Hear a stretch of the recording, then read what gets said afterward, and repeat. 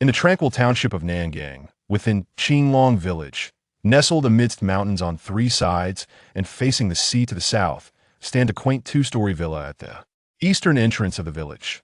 The weathered walls of the house are adorned with the passage of time, while a modest courtyard of approximately 50 square meters lies in front, graced by a fragrant osmanthus tree, its canopy spreading like an umbrella, perfuming the air with its delightful aroma. Beneath the osmanthus tree rests a vintage chaise longue, where a strikingly handsome youth languidly closes his eyes, gently swaying in the embrace of the chair as the sea breeze whispers softly around him, bringing a sense of utter contentment. Stepping beyond the courtyard, a dual-lane concrete road stretches out from east to west for 5 meters, leading down 67 steps to a stretch of pale golden beach.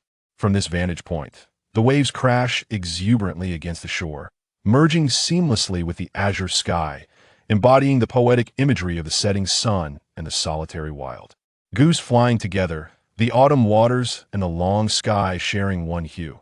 After a considerable pause, the young man slowly opens his eyes. So I've been reborn. Thankfully, like other travelers, I too have awakened a golden finger of fortune.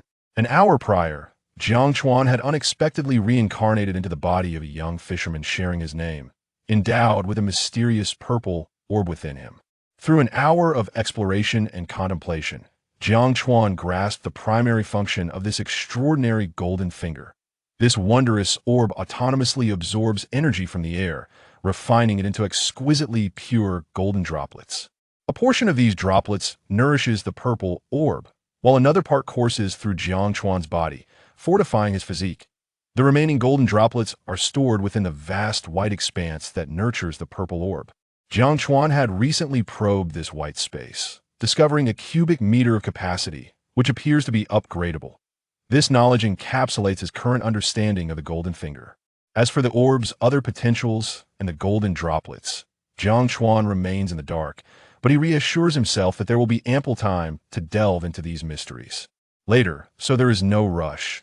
Having thoroughly examined the orb within him, Jiang Chuan rises from the chaise longue, dons a straw hat, and retrieves a sand shovel, a plastic bucket, and a crab-catching clamp from the house, preparing to venture out to the shore. According to the memories of this body, he is but another unfortunate soul, with a household registration book barely spanning 2 thin pages, one page listing the head of the household and the other, himself. Though it is said that one can fill the belly of the entire family with a single meal, the prerequisite for this is self-sufficiency.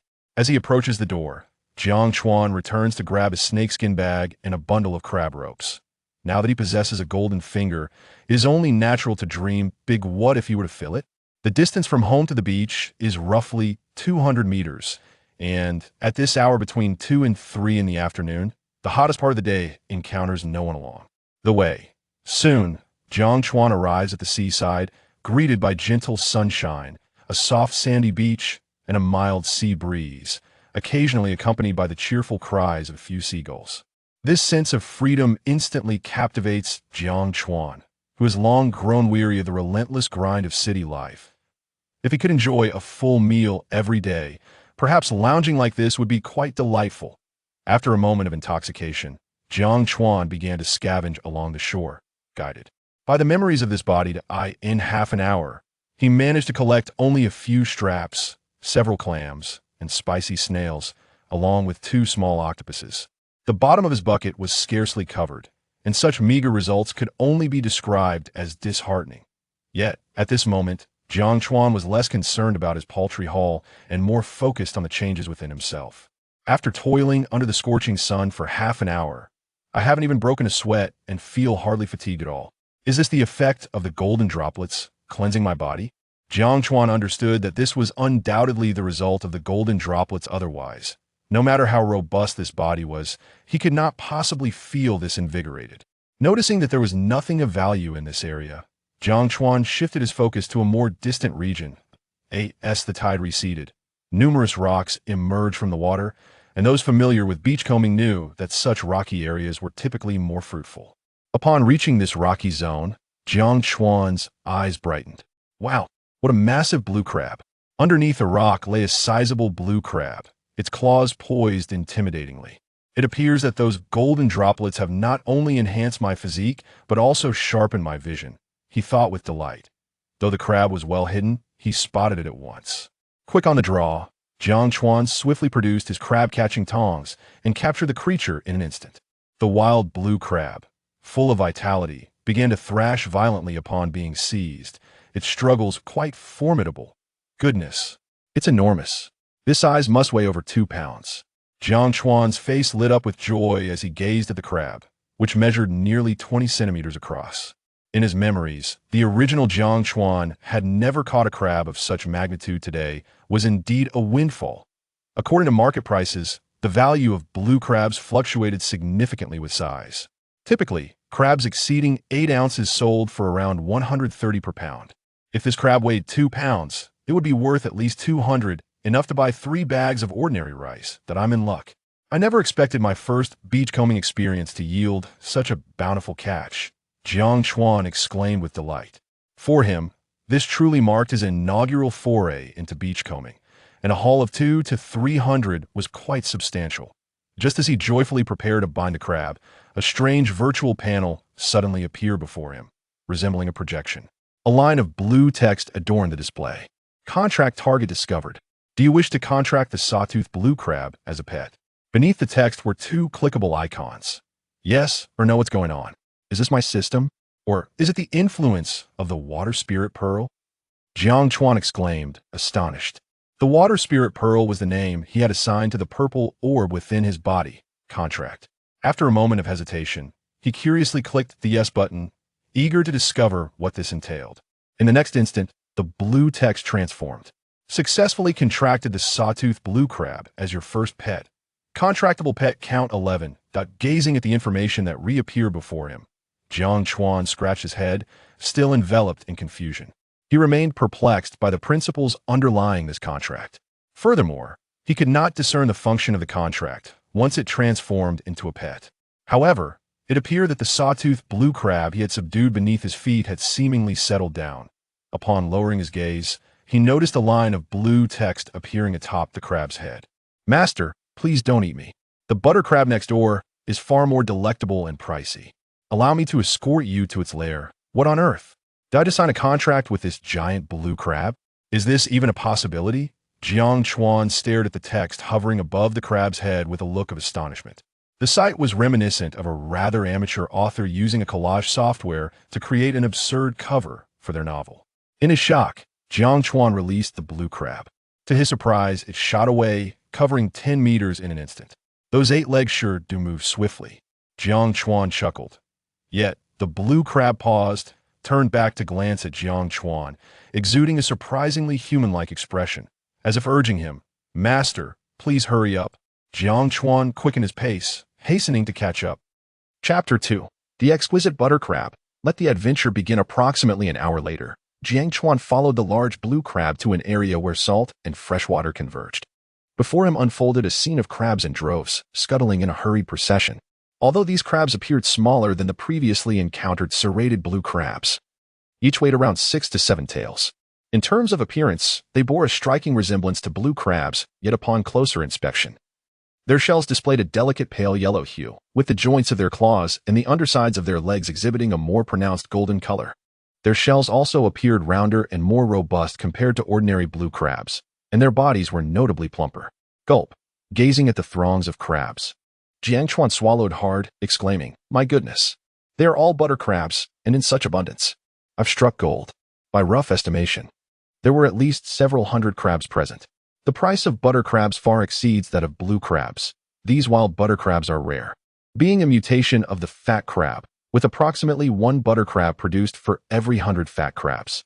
Moreover, the lifespan of butter crabs is notably short, making them uncommon even in many coastal regions, and their prices are exorbitantly high. Certainly, factors determining the price of butter crabs include not only size and weight but also quality, which is of paramount importance. Butter crabs are generally classified into 4 grades: head crabs, second-hand crabs, oil crabs, and water oil crabs. The multitude of butter crabs before him was evidently of the highest quality, head butter crabs, since under the sun's rays, Jiang Chuan could distinctly observe the oil yellow coloration of their joints and legs. This is the hallmark of head butter crabs, which are often referred to as all-oil crabs. These premium head butter crabs, each weighing 6 to 7 tails, could command prices upwards of 1,000 yuan per crab, and when presented to discerning customers, the price might even double.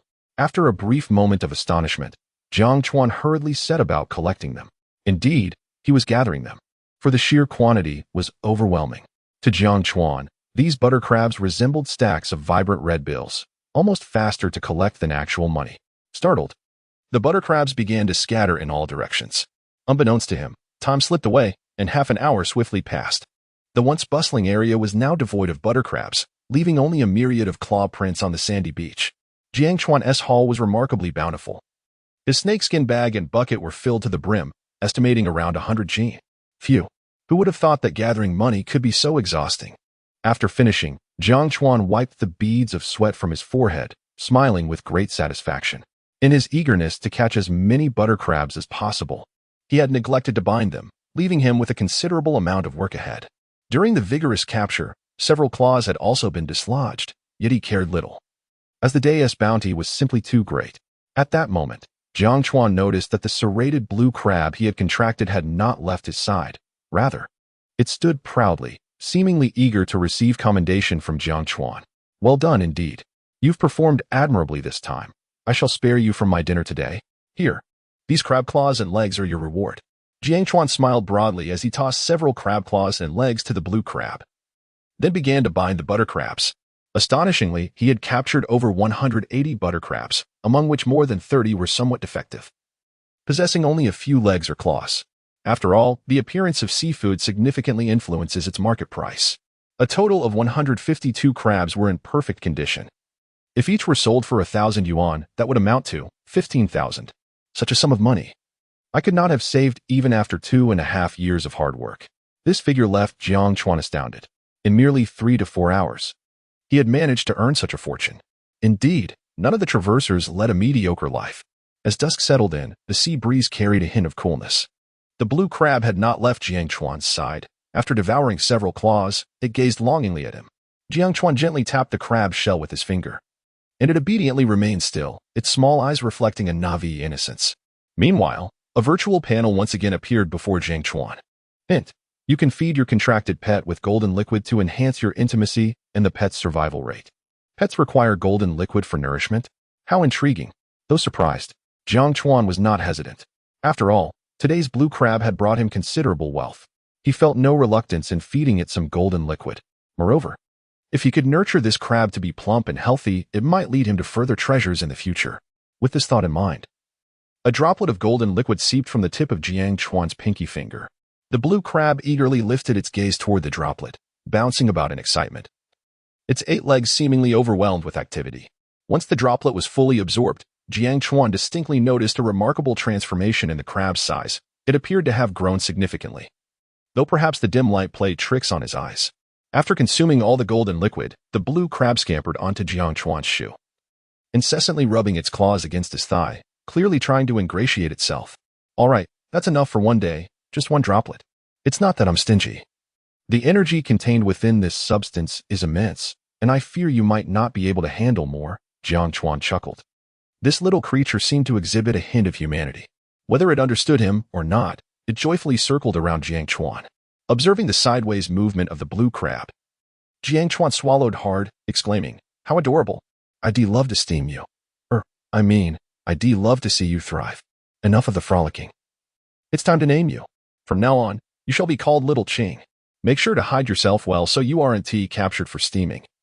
You are now my golden goose. Indeed, should I encounter such delightful treasures again in the future, I shall guard them diligently. Once the butter crabs are sold tomorrow, I shall procure for you a portion of pork liver. Off you go." Xiao Qing, with her pair of clear, innocent sesame eyes, gazed intently at Jiang Chuan. Perhaps due to the bond they had formed, she appeared rather endearing at that moment. After frolicking joyfully around Jiang Chuan a few times, Xiao Qing swiftly vanished from the beach. As the sun set in the west, the dimming orb aligned perfectly with the horizon, resembling a giant hand cradling a resplendent pearl.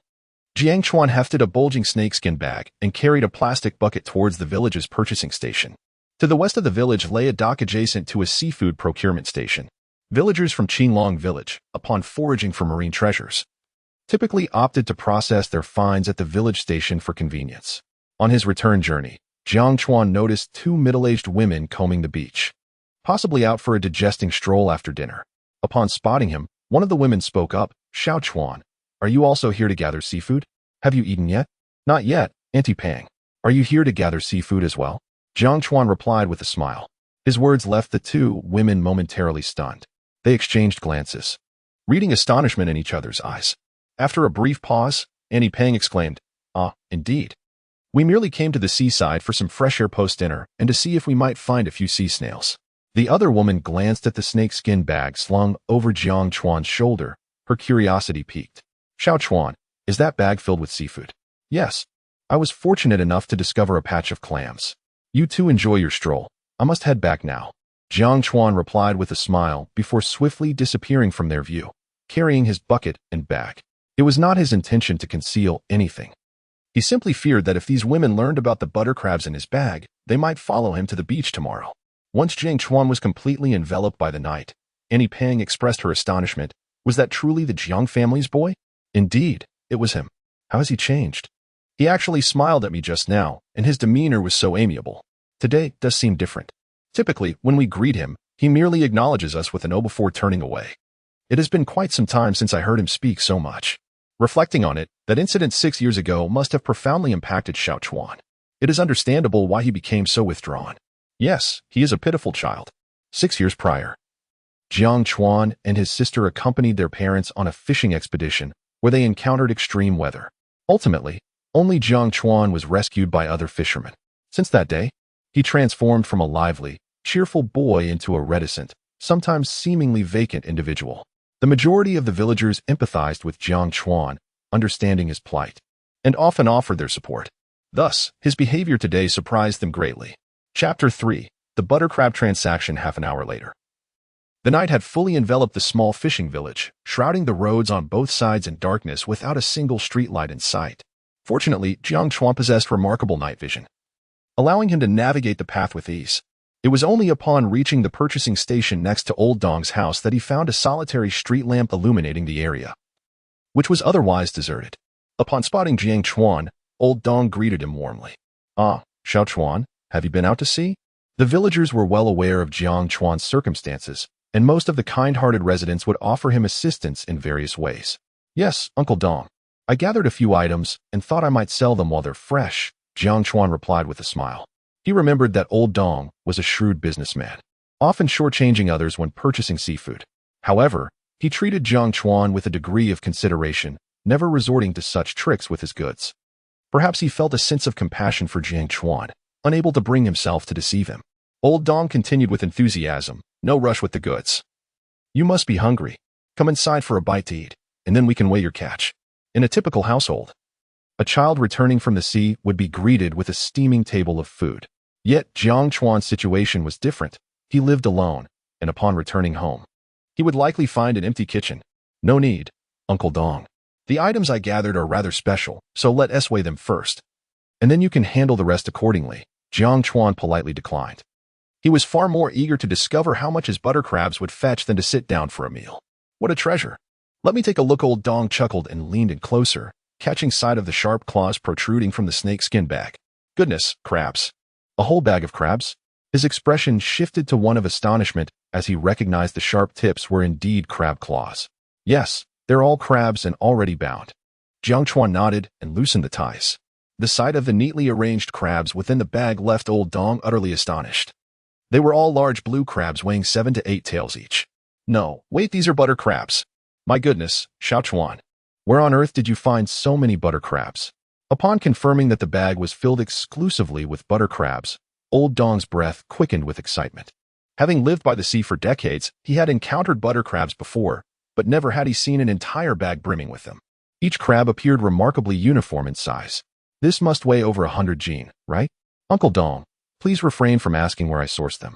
If you are willing to purchase, just quote a price. If it's satisfactory, we can finalize the deal," Jiang Chuan stated earnestly. "If Dong Laosan cannot consume the more than 100 pounds of butter crabs, he will have to borrow a tricycle to head to the town. Should these butter crabs perish, their value would significantly diminish. Of course I will take them. Such a rare treasure," Dong Laosan thought, his excitement evident as he nodded fervently. Such a splendid find should not be offered cheaply to others. Regaining his composure, he picked up 2 crabs, scrutinizing them under the light for a moment, his expression growing even more animated. He then turned his eager gaze towards Jiang Chuan, remarking, "These butter crabs of yours are all top quality, exceptionally plump, and uniformly sized. How about you propose a price?" Dong Laosan inquired first about Jiang Chuan's expectations. After all, Jiang Chuan had grown up by the sea and was well aware of seafood prices. After a moment of contemplation, Jiang Chuan refrained from revealing his anticipated price, recognizing the rarity of butter crabs and the volatility of their market value, making it difficult for him to estimate. He then stated earnestly, "Uncle Dong, you should set the price, as you are the one in this business and certainly more knowledgeable in this area. However, let us keep our dealings clear, as even brothers must maintain transparency. If you offer a reasonable price, our transaction can be a steady stream. If you aim for a quick deal, then I shall have no choice but to take such fine goods to the procurement station in town next time." Jiang Chuan's words were polite yet unmistakably clear. Although Dong Laosan had shown some care towards Jiang Chuan in the past, he understood that matters of profit required clarity. Only when both parties felt comfortable could future interactions flourish. Discomfort might strain their relationship. Dong Laosan looked at Jiang Chuan in astonishment, evidently taken aback by his words. Today, Jiang Chuan seemed entirely different from before, speaking with clarity and confidence, devoid of the previous dullness and indifference. After a brief pause, Dong Laosan gritted his teeth and proposed, "How about this? Let us settle on an integer. I will pay you 1,000 per crab, regardless of size, although they may fetch a higher price when sold. You understand the inherent risks involved with such valuable items. If you find this price agreeable, we can count them immediately. If not, I can take you to the procurement station in town right now." Dong Laosan spoke sincerely and pragmatically. Indeed, butter crabs are precious, and the procurement process carries its own risks. If even a few were to die, it would result in a significant loss. "All right, Uncle Dong, you are generous. I won't dawdle any longer. Let us proceed with the counting." Jiang Chuan nodded without hesitation. The price of 1,000 yuan per crab aligned closely with his expectations. While these butter crabs might command a higher price elsewhere, selling them at a more distant procurement station would be overly troublesome. Moreover, losing a few along the way would incur significant losses. After meticulous counting, there were a total of 151 yellow crabs in the burlap sack, amounting to 151,000 yuan. Once the counting was complete, Dong Laosan promptly transferred the money to Jiang Chuan. With the transaction settled, Dong Laosan beamed with delight. "Xiao Chuan, you have struck it rich today. The value of these yellow crabs is likely equivalent to a month's income from the fishing boats in the village. After all, once this batch of yellow crabs is sold, I will also enjoy a handsome profit. Haha, it's merely luck. By the way, Uncle Dong, I have a few crabs that are missing legs and claws. Can you estimate their value?" Jiang Chuan smiled as he brought over another bucket containing yellow crabs. There were about 30 crabs inside, but due to varying degrees of damage, their price would naturally fall short of those intact crabs. Many buyers place great emphasis on the appearance of the goods, thus crabs with missing legs and claws would see a substantial depreciation in value. "My goodness, are there more in the bucket?" Dong Laosan was once again taken aback. The previous count of over 150 had already stunned him, and he was astonished to discover more within the bucket. He hurried over to take a look, indeed finding around 30 more. However, as Jiang Chuan had mentioned, the majority of the crabs in the bucket were indeed damaged and of inferior appearance. "Xiao Chuan, for these, I can offer you a maximum of 300 yuan each. What do you think?" After much contemplation, Dong Laosan spoke earnestly. In truth, this price was already quite generous. He wasn't sure if these yellow crabs could even fetch that much. After all, those who could afford such exquisite seafood were typically affluent and discerning individuals, placing great importance on the presentation of food. "All right, no problem." Jiang Chuan nodded in agreement, finding this offer to be higher than he had anticipated. After all, if these imperfect crabs were unsold, they would be a burden. The 30 defective crabs ultimately sold for a total of 9,000 yuan.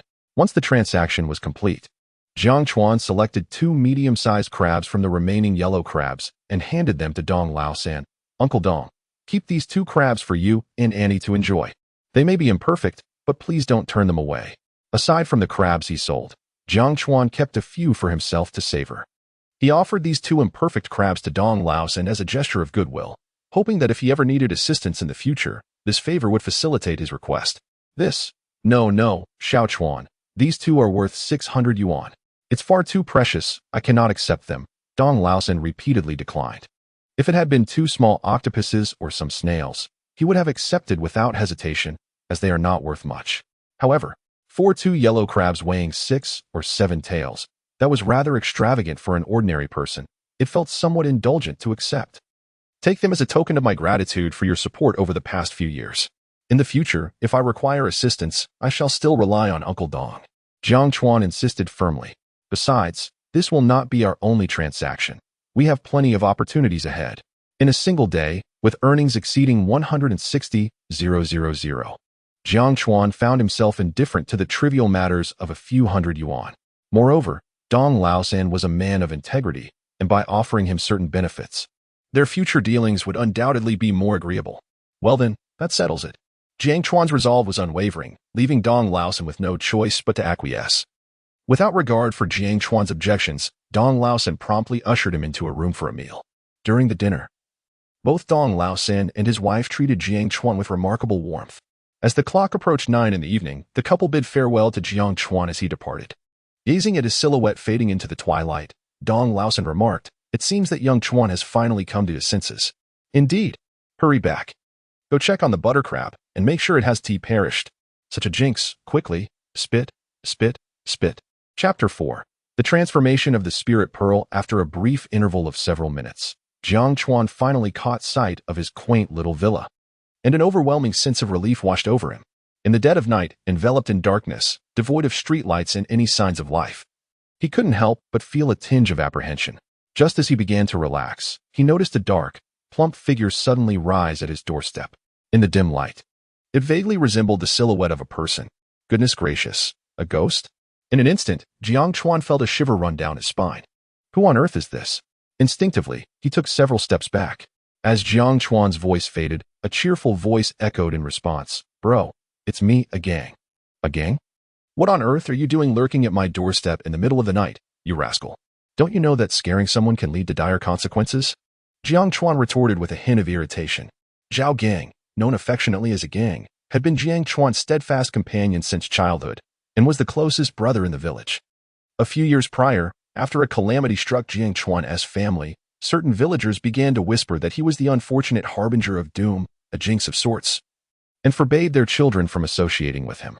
Although some adults were more progressive and allowed their children to play with Jiang Chuan, the 12 or 13-year-olds possessed their own thoughts and were not easily swayed. The rumors spread like wildfire through the village and neighboring communities, leading children from far and wide to keep their distance from Jiang Chuan. Perhaps the transformation in the original character's demeanor stemmed not solely from the familial tragedy, but also from the subsequent experiences of isolation. Yet, a gang had never shunned Jiang Chuan nor spoken ill of him. On several occasions, he had even resorted to physical confrontation with those unruly children who dared to label Jiang Chuan a jinx, which inevitably brought trouble to his own household. Thus, in the recesses of the original character's memory, a gang stood as Jiang Chuan's sole genuine friend. "Bro, my grandma slaughtered a chicken tonight, and I secretly brought you some to taste. Where have you been all this time? Why did it take you so long to return?" A gang proudly waved a lunchbox, then looked at Jiang Chuan with a puzzled expression. He was aware that since that incident 6 years ago, Jiang Chuan had developed a fear of the dark and typically returned home early in the evenings. "I went to the beach this afternoon to collect some seafood and just sold it at Uncle Dong's," Jiang Chuan replied, feeling deeply moved by a gang's thoughtfulness. This young lad was truly commendable. Every time his family prepared a delicious meal, he would discreetly bring some to Jiang Chuan. In truth, this version of Jiang Chuan was more fortunate than he had been in the past, for he had a gang, a true friend who genuinely cared for him. "Out late to catch seafood? Aren't you terrified of going to the beach at night?" A gang inquired, bewildered. "All right, let us go inside and talk," Jiang Chuan said as he retrieved his keys to unlock the door and stepped into the house. Upon entering, the first floor revealed a cozy living room, with the kitchen to the left and a spacious bedroom to the right. The second floor housed 2 additional large bedrooms. However, ever since the incident 6 years ago, Jiang Chuan had chosen to reside in the room on the first floor. That was once the room where Jiang Chuan's parents resided. Perhaps it was only in this space that he found solace in slumber. "Brother, hurry and enjoy some chicken. It's so fragrant." Oh dear, it's already cold. Let me heat it up for you, a gang said as he prepared to carry the lunchbox to the kitchen. No need for trouble. What you brought is delicious even when cold. Jiang Chuan accepted the lunchbox and took a bite of chicken leg. It was evident that a gang had deliberately saved this piece for himself. Earlier at Uncle Dong's house, he had refrained from indulging, leaving him still hungry. The chicken was delectable, but what truly mattered to Jiang Chuan was the sentiment behind it. Despite the hardships faced by a gang and his grandmother, he always thought of Jiang Chuan whenever there was something good to share. As he savored the tender, fragrant chicken, Jiang Chuan resolutely declared, "Rest assured, I will repay the kindness you owe. I will ensure a gang leads a better life soon. All goodness in the world deserves gentle care. This should be your wish, no? It is our shared wish." A gang scanned the room, seemingly unable to locate what he sought, and then inquired, "Brother, where is Lele?"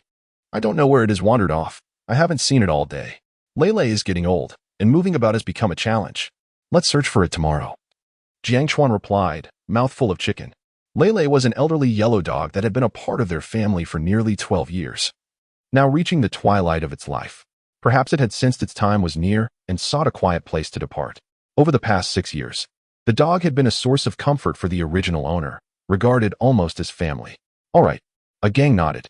After finishing the chicken, he adeptly tidied up the lunchbox. "Brother, I'll head back now. Let us look for De Huang tomorrow morning," he said, heading toward the door. "Wait a moment.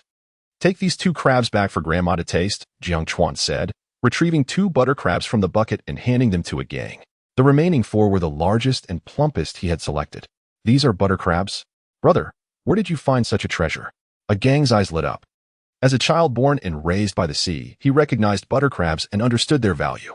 "I caught them while beachcombing. By the way, come over with your gear at 5 tomorrow morning. We'll go beachcombing," Jiang Chuan instructed earnestly. "Beachcombing? Oh, all right. I'll follow your lead." A gang nodded straightforwardly, trusting that whatever Jiang Chuan suggested was undoubtedly right. After bidding farewell to a gang, Jiang Chuan lay on his bed, reveling in the system's advantages. In just a few hours, he had earned 160,000. He wondered if fortune would favor him again the following day. He felt a surge of satisfaction. Earning such a sum would have taken him at least 2.5 years of labor in his previous life.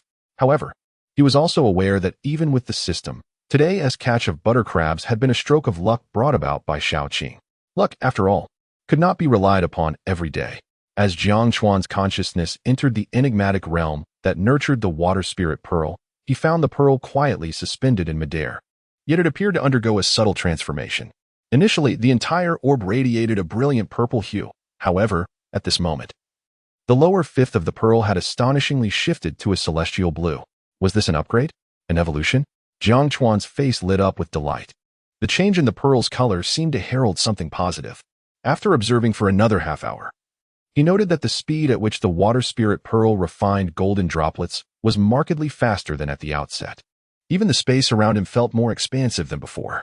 Unbeknownst to him, Jiang Chuan drifted into a deep slumber. Coo-coo-coo. The crowing of roosters in the village coincided almost perfectly with the ringing of Jiang Chuan's phone. As he opened his eyes, he heard the voice of A Gang outside the door. "Brother, are you awake?" Still groggy, Jiang Chuan glanced at his phone. It was precisely 5 o'clock. That mischievous lad was even more punctual than the roosters. Jiang Chuan chuckled, feeling fully alert now. He opened the door to find A Gang, brimming with energy, carrying a plastic bucket and a few sea-gathering tools. "Have you had breakfast yet?" Jiang Chuan inquired. "Not yet. Grandma sent me with 6 buns for us to eat on the way," A Gang replied, pulling out a black plastic bag from the bucket, revealing 6 palm-sized white vegetable buns. "Grandma truly thought ahead. Let me wash my face, and then we can set off," Jiang Chuan said, hurrying to the bathroom for a quick freshen up. With a water bottle in hand and the plastic bucket and snakeskin bag in tow, the two embarked on their journey, munching on the still-warm vegetable buns as they walked. Chapter 5. The Extraordinary Crab Brother. "Where are we heading?" A Gang inquired as they walked along. The bounty from their coastal foraging had long since diminished compared to the past. In his childhood, it was not uncommon to stumble upon remarkable treasures, but now, due to rampant overfishing and extensive gathering, the marine resources in these waters had become increasingly depleted. Venturing out to sea might yield some fortunate finds. Yet foraging along the shore could only yield meager pickings, perhaps some clams, mussels, and other low-value shellfish, while it might suffice for subsistence. The notion of striking it rich through coastal foraging was utterly implausible. Jiang Chuan casually replied, "Let's head to the rocky area on the west coast. I have a hunch we might find something good there." Uh-huh. A gang nodded, refraining from further inquiries. Jiang Chuan chuckled to himself, pleased that the boy was so obedient. After walking for about an hour, they finally arrived at the rocky region. Jiang Chuan's gaze swept the surroundings. "Brother, what are you looking for?" A gang asked. "Nothing in particular. Just let us get to work," Jiang Chuan responded. They began to wander around the area. At that moment, Shaoqing unexpectedly appeared at Jiang Chuan's feet, joyfully circling around him. Merely one night had passed, yet Jiang Chuan noticed that Shaoqing seemed to have grown considerably. Yesterday, it weighed around 2 pounds, but today it appeared to have gained at least 7 or 8 ounces. Wow, is it possible that a drop of the golden dew has such miraculous effects? Jiang Chuan marveled internally, filled with anticipation. If he were to nurture Shaoqing further, could it transform into a monstrous creature? The thought of riding such a magnificent beast brought a smile to his face. Wow, Weevee struck gold, brother. Look at that enormous crab. A gang exclaimed upon spotting Shaoqing. His dark, round face lit up with a radiant smile. This sizable crab appeared to weigh 2 or 3 pounds. Finding such quality catches during coastal foraging was becoming increasingly rare. They had unexpectedly encountered such a delightful specimen today, likely worth at least 100 to 200 yuan. As he spoke, a gang prepared to stomp down on Shaoqing. Jiang Chuan quickly intervened. "A gang, be careful not to harm the crab." Puzzled, a gang looked at Jiang Chuan and asked, "What's wrong, brother?" "This crab is exceptionally intelligent. It is not an ordinary blue crab," Jiang Chuan explained. "Really? It looks just like any other blue crab to me," a gang replied, bewildered. No matter how he examined it, it appeared to be just a slightly larger than usual blue crab. "Trust me on this. I encountered this crab here yesterday. It seems to have a special connection with me. It's not afraid and seems quite attached. The butter crabs from yesterday were discovered with its help." Although Jiang Chuan did not wish to conceal anything from a gang, considering him his closest friend, he felt a certain bond with Shaoqing that he wanted to protect. However, the matters concerning the water spirit pearl and the ability to contract with sea beasts must remain a closely guarded secret, even from the dearest of companions. Thus, it can only be said that this little blue crab is remarkably astute, and that the bond between the two is quite extraordinary. A gang expressed his astonishment. "Is it truly that marvelous?" "Indeed, it is nothing short of miraculous." Jiang Chuan turned his gaze toward the little blue crab and inquired, "Little Blue, have you discovered any treasures today?" As soon as Jiang Chuan's words fell, Little Blue began to fervently wave its claws, displaying evident excitement. After circling Jiang Chuan a few times, it sprang into action, boldly scuttling farther away. "A gang, hurry up," Jiang Chuan urged as he quickened his pace to catch up with the gang. Following Little Blue for over half an hour, they encountered a more expansive rocky area. When they were still 10 meters away from the rocks, Jiang Chuan spotted a large mass of something dark. This was clearly not the natural color of the rocks, but rather a type of organism clinging to them. A gang, increasing his speed, turned back to Jiang Chuan with excitement, exclaiming, "Come quickly, brother, there are plenty of black-headed fellows over here." The locals referred to these as black-headed fellows, while their scientific name is green-lipped mussels, which are considered relatively inexpensive seafood. They typically cost around 2 to 3 yuan per pound, making them quite affordable. Fortunately, there was a substantial quantity, dark masses covering the rocky crevices, likely amounting to 100 pounds. If they managed to collect all of it, they could sell it for several hundred yuan, a significant gain for an ordinary beachcomber.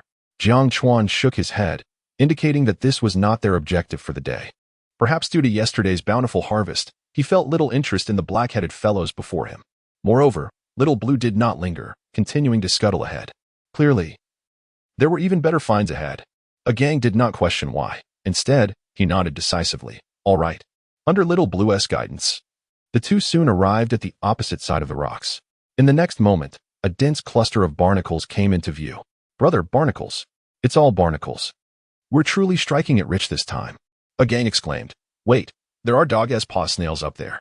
My goodness, how can there be so many?" A look of incoherent joy spread across a gang's face, and even his round belly quivered with excitement.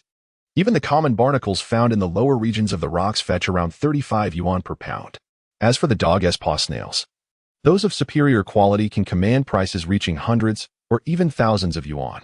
Observing the multitude of dog-ass paw snails above, they must weigh at least dozens of pounds. "Indeed, they are dog-ass paw snails. Little Blue has truly not disappointed me," Jiang Chuan remarked, his face brimming with delight.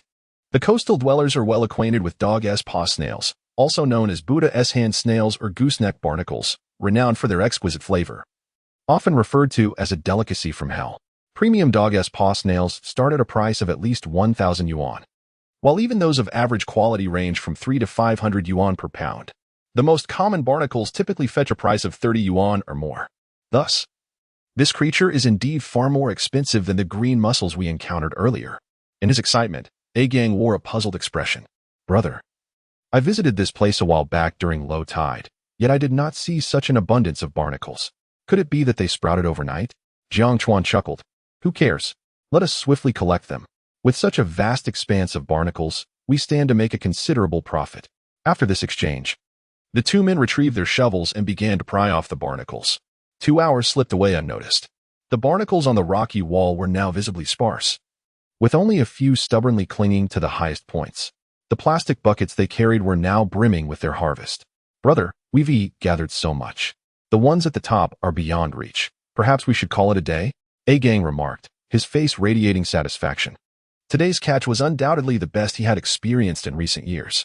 The 2 buckets of barnacles weighed at least 60 to 70 pounds. Even at 100 yuan per pound, that would amount to several thousand yuan. For families like theirs, struggling financially, this sum represented several months' worth of living expenses. All right, let us conclude our efforts for today. Jiang Chuan glanced at the barnacles above and nodded. Although those barnacles were of superior quality, their lofty position made retrieval perilous. In the wet, slippery rocks posed a risk of injury. Agang, please categorize these barnacles by size and quality. I'll take a moment to relieve myself. Sure thing, brother. After Jiang Chuan spoke, he led Xiaoqing to a nearby spot.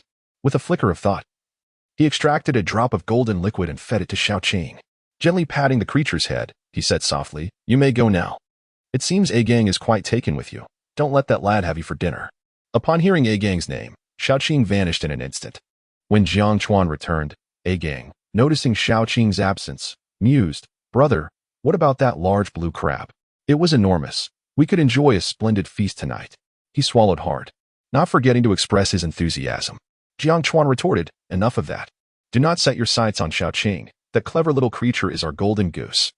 Chapter 6. Earning a modest sum of 20,000 after categorizing all the barnacles according to their specifications and qualities.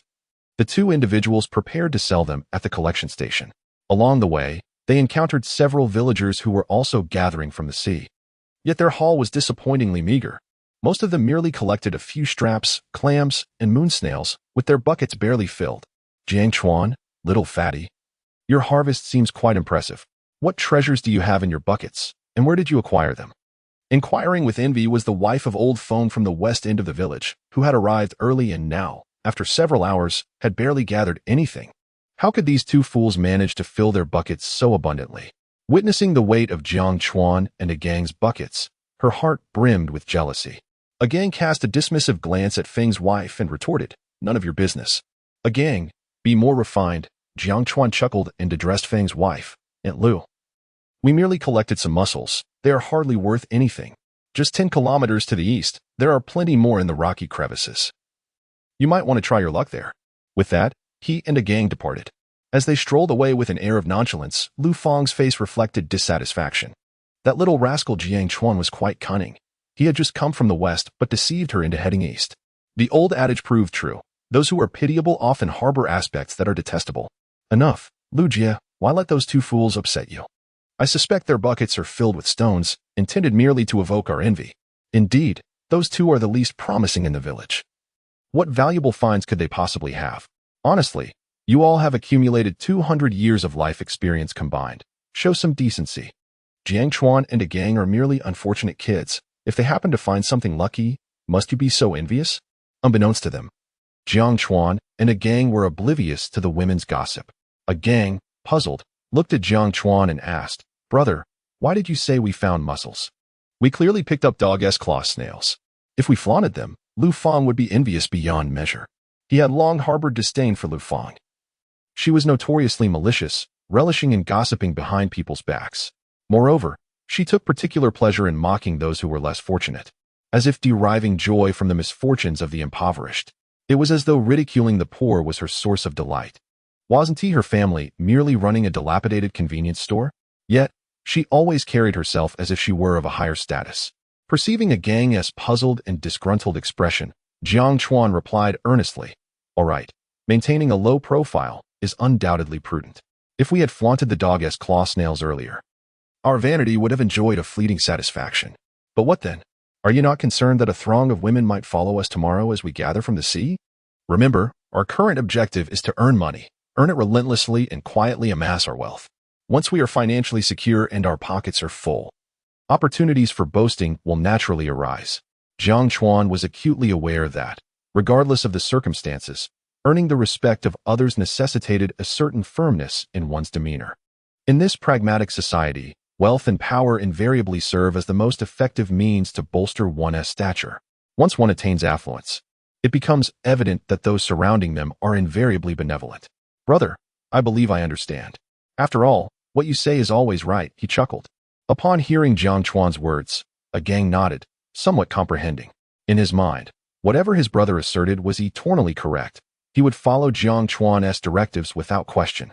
Half an hour later, the two arrived at Dong Laosan's purchasing station. Upon seeing Jiang Chuan, Dong Laosan quickly approached with a beaming smile. "Xiao Chuan, have you returned from the sea so early?" His smile was radiant. Just 2 hours prior, the batch of butter crabs Jiang Chuan had brought the previous night had already been sold. Over 100 pounds of butter crabs had earned him nearly 20,000 yuan, a substantial profit in a matter of merely 10 hours. "Indeed, Uncle Dong, seeing your bright countenance, it seems the butter crabs sold well last night?" Jiang Chuan inquired with a smile. Dong Laosan replied cheerfully, "Hee, they sold swiftly, a modest profit." It was then that he noticed the 2 heavy plastic buckets that Jiang Chuan and a Gang were carrying and exclaimed in surprise, "Could it be that you've managed to procure more treasures today?" "Haha, not quite like yesterday. A Gang and I merely gathered some barnacles," Jiang Chuan said. "Barnacles? Of course. We will buy them." Dong Laosan nodded vigorously.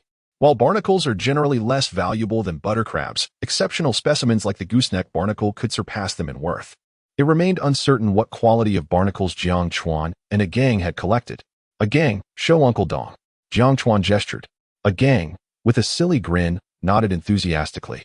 "Hiki, Uncle Dong, these are indeed fine treasures. Don't think of taking advantage of us. My brother is quite shrewd. Look at you, cheeky lad." "I, Dong Laosan, would never take advantage of anyone, let alone 2 poor children. If I were to exploit even the smallest of children, would I still be human?" Upon unveiling the goods, Dong Laosan was left utterly astounded. Gulp. He swallowed hard, unable to contain his exclamation. "What the heck? Dog's claw snail. And they are this large? You two didn't step in dog droppings on your way out, did you? All right, Uncle Dong, please give us a price. As I said, if the price is fair, we shall trade immediately. We are rather famished," Jiang Chuan prompted with a smile. After a morning of consuming merely 3 vegetable buns, his stomach indeed felt a bit empty. Dong Laosan chuckled. All right, you young ones are quite impatient." He quickly began weighing the snails. The largest weighed a total of 12 pounds. "I'll price them at 800 yuan per pound," he stated. "You both know these are sizable, but they cannot be considered the finest quality. The inferior quality shellfish weighed a total of 41 jin, for which I could only offer 280 yuan per jin. Finally, there are these ordinary barnacles, totaling 17 jin, calculated at 60 yuan each." After weighing, Dong Laosan glanced at Jiang Chuan and Xiao Chuan, asking, "Are you satisfied with my offer? If you are, we can settle the payment now. If not, I can lend you my tricycle, and you can sell them in town." Dong Laosan's demeanor remained genuinely earnest. "All right, let's proceed with this," Jiang Chuan replied, acknowledging Dong Shu's integrity, believing he would not deceive him or a Gang. Jiang Chuan nodded, finding the price reasonable and within an acceptable range. Selling in town might yield an additional 200 or 300 yuan, but the round trip would take over 2 hours, and he was reluctant to endure the hassle. "Ah, I appreciate your straightforwardness," Dong Shu remarked. "Now, let me calculate. The highest quality dog conch weighs 12 jin at 800 yuan per jin, totaling 9,600 yuan. The medium quality at 41 jin is 280 yuan per jin, amounting to 11,480 yuan. The ordinary barnacles at 18 jin, priced at 60 yuan each, total 1,080 yuan. Thus, the overall price comes to 22,160 yuan. To round it off, let's say 22,200 yuan, please confirm." In no time, Dong Laosen completed the transaction, handing a thick bundle of red banknotes to Jiang Chuan. With the hefty stack of cash in hand, both Jiang Chuan and Gang were visibly exhilarated, since mobile payments had become commonplace. It had been a long while since Jiang Chuan had held such a significant amount of cash. Indeed, the impact of cash was far more profound. No need to count it, Dong Shu. I trust you. Let us go, Jiang Chuan said, slipping the money directly into his pocket. Chapter 7. Brothers settle accounts. Clearly after leaving the acquisition station, Gang spoke up. Brother, Grandma mentioned this morning that she returned from gathering shellfish and invited you to dinner at home. Sure. I also wish to visit Grandma. Jiang Chuan nodded in agreement. The money earned from selling dog claws and barnacles was a result of both his and Gang's efforts. So it was essential to settle this account clearly with Gang and the elderly lady in person. Before long, the two arrived at Gang's home. The courtyard was modest, flanked by a low, simple stone house on the east and north sides. Surrounding it was a stone wall, only as high as a person. The main gate faced south, and upon entering, to the right stood a lush lychee tree. To the left, a small vegetable garden thrived with fresh produce. A pebble-paved pathway ran through the center. Compared to Jiang Chuan's home, Gang's situation was evidently more humble, but the small courtyard exuded warmth and charm. Grandma, my brother and I are back. Upon entering, Gang called out to the house. In response, a kind-faced elderly lady with graying hair emerged. Though she appeared to be nearing 70, her spirit was vibrant, and her health seemed robust. This was Gang's grandmother, Wang Hohat. Upon seeing Jiang Chuan, she smiled gently. Xiao Chuan, come in quickly. All right, Grandma. Jiang Chuan replied with a cheerful nod. Stepping into the north room, they were greeted by a table laden with an array of dishes: braised meat, homemade tofu, 2 stir-fried vegetables, and a plate of cold cucumber salad. While not extravagant, such a meal was quite delightful for rural folk. Grandma, why are there so many delicious dishes today? Gang exclaimed, astonished and delighted. It had been quite some time since they had indulged in such lavishness. Usually, their meals consisted mainly of stir-fried vegetables, and only during their excursions to the coast could they occasionally savor some seafood. Braised meat was considered a luxury, typically reserved for festive occasions when they might splurge on a few pounds to satisfy their cravings. After all, their primary source of income came from Grandma's pension and the meager allowance from the 5 Guarantees program. Although Gang sometimes went to gather shellfish or helped others, the earnings were pitifully scant. Most of that money was saved by Grandma, who insisted it was meant for his future bride. Naturally, Gang understood his grandmother's good intentions. For a rural woman, her grandson's marriage was a matter of utmost importance. The continuation of the family line through marriage and children was paramount, transcending all else. By the way, Xiao Chuan brought you 2 crabs last night. Those are quite a rarity, expensive and meager in meat. I sold them, Wang Hohat said with a smile. To her, selling the 2 crabs was the most prudent decision. The money from selling them could nearly buy a pig. Grandma, those were meant for you to taste. Why did you sell them? As Gang gazed upon the smile adorning his grandmother's face, a sense of discomfort washed over him, stirring an unsettling feeling within. Ever since he could remember, his grandmother had never indulged in fine food, primarily because she could never bear to treat herself. She either reserved all the good things for herself or exchanged them for money to procure more rice and flour. Rather than anger, he felt a pang of guilt over his own incapacity. Wang Hohat retorted, "You little rascal, what do you know? Those 2 crabs are far too precious. And there isn't much meat on them. The money from selling them could buy a hefty pig." Gang was about to respond, but was interrupted by Jiang Chuan. All right, Gang, the elderly have lived their lives with frugality, so naturally, they are reluctant to splurge on such expensive treats. To be honest, I should have considered this better last night. Had I known, I would have suggested you bring a pig along instead. His words instantly brought laughter to the trio, transforming the atmosphere into one of warmth. All right, you 2 have worked hard all morning at the beach. Sit down and eat more. Once seated, Wang Hohat busily served both of them dishes. A plate of braised meat was mostly transferred to their bowls. Gang, with a carefree chuckle, said, "Brother, it's rare for Grandma to be so generous. Hurry up and eat. I'm absolutely starving." Jiang Chuan lightly tapped his head, finally understanding why Gang was so plump. All the good food at home had ended up in his belly. No wonder he was overweight. Then Jiang Chuan said earnestly, "Wait a moment, Gang. Before we eat, let us divide the money we earned from today's beach excursion." With that, he retrieved 2 stacks of red bills. "What is this? Did you both earn this money from the beach?" Wang Hohat looked at the bills in disbelief. her astonishment palpable as she glanced between the two boys. Clearly, she had never encountered such a sum of cash before and was momentarily overwhelmed. Indeed, Grandma. This is the money from the dog-claw snails that brother took me to dig up and sell, Gang proudly proclaimed, tilting his head back. He then turned to Jiang Chuan, a hint of annoyance in his voice. Brother, are you not considering me a brother if you're dividing the money like this? You discovered those dog-claw snails. I merely assisted.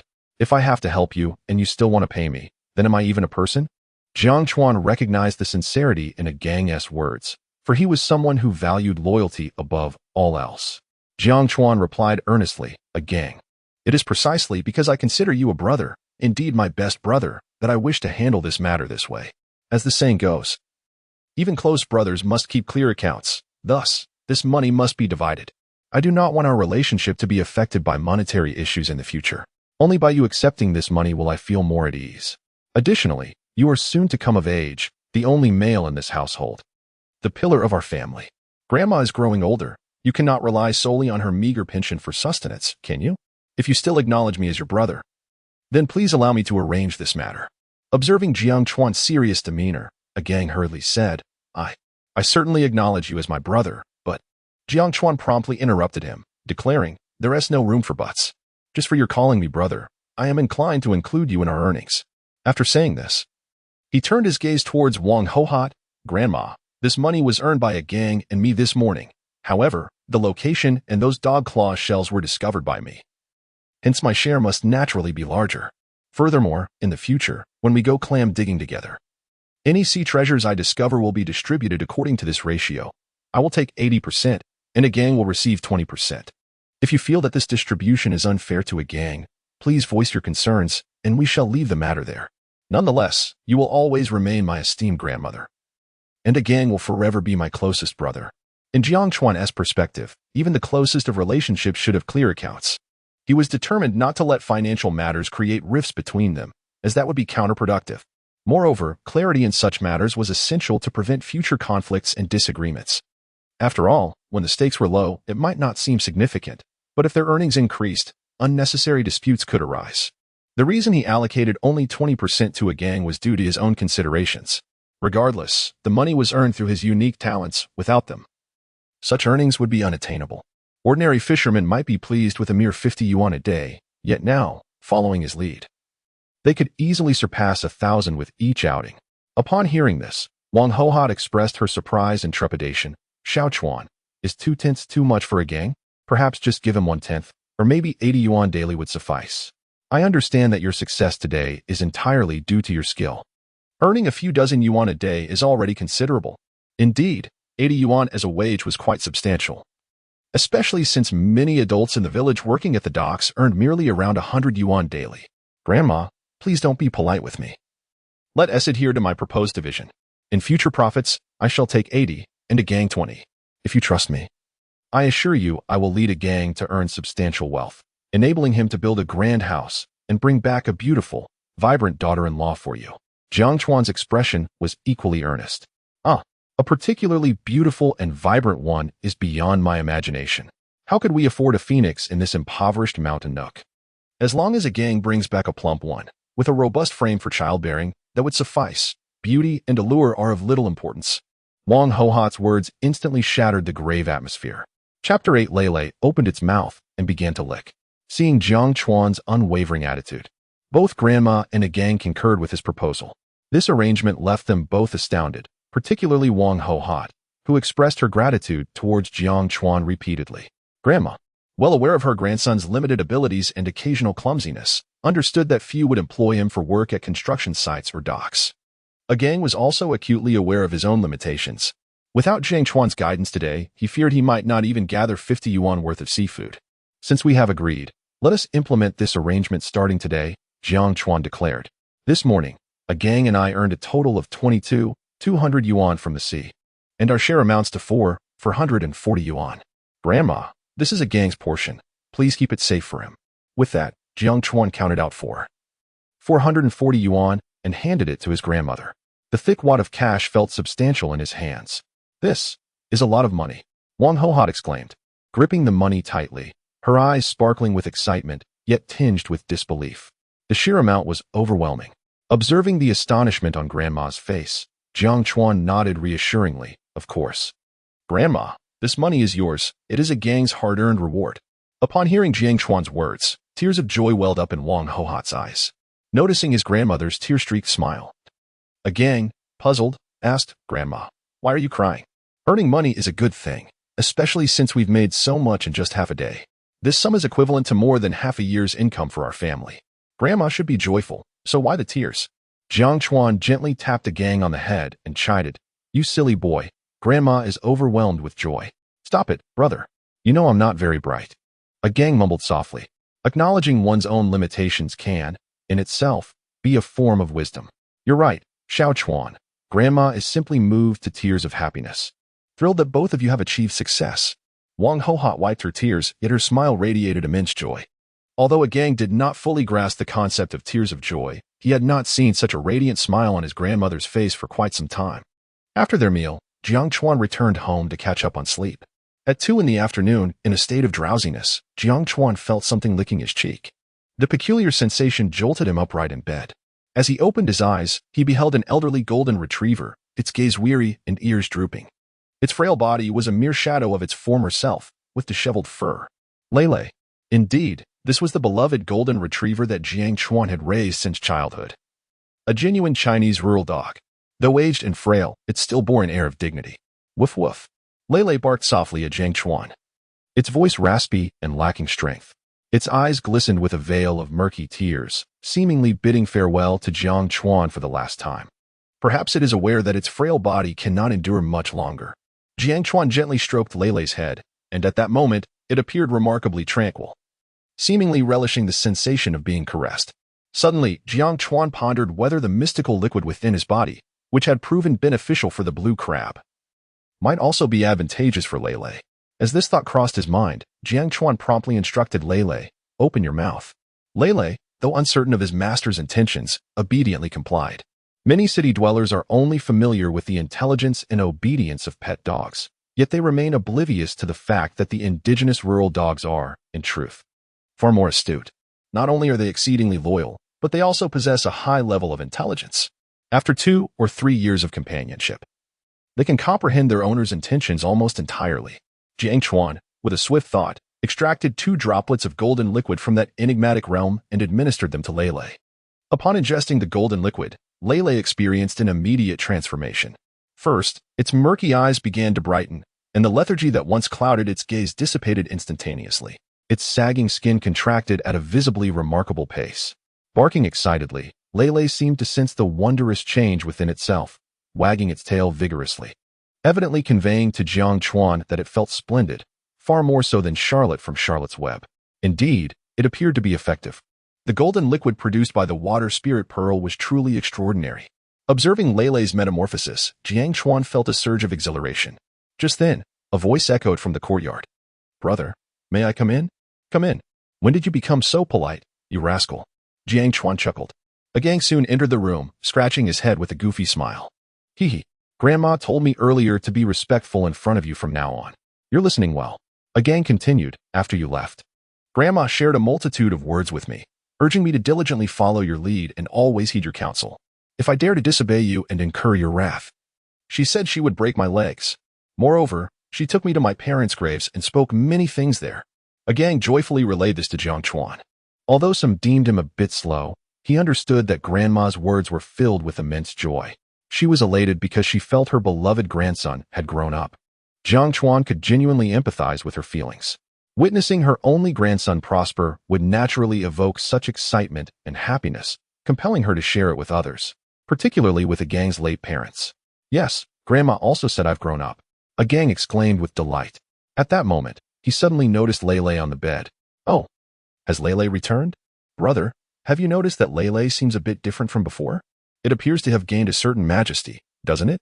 A-Gang gazed in astonishment at Lele on the bed, finding it somewhat unbelievable.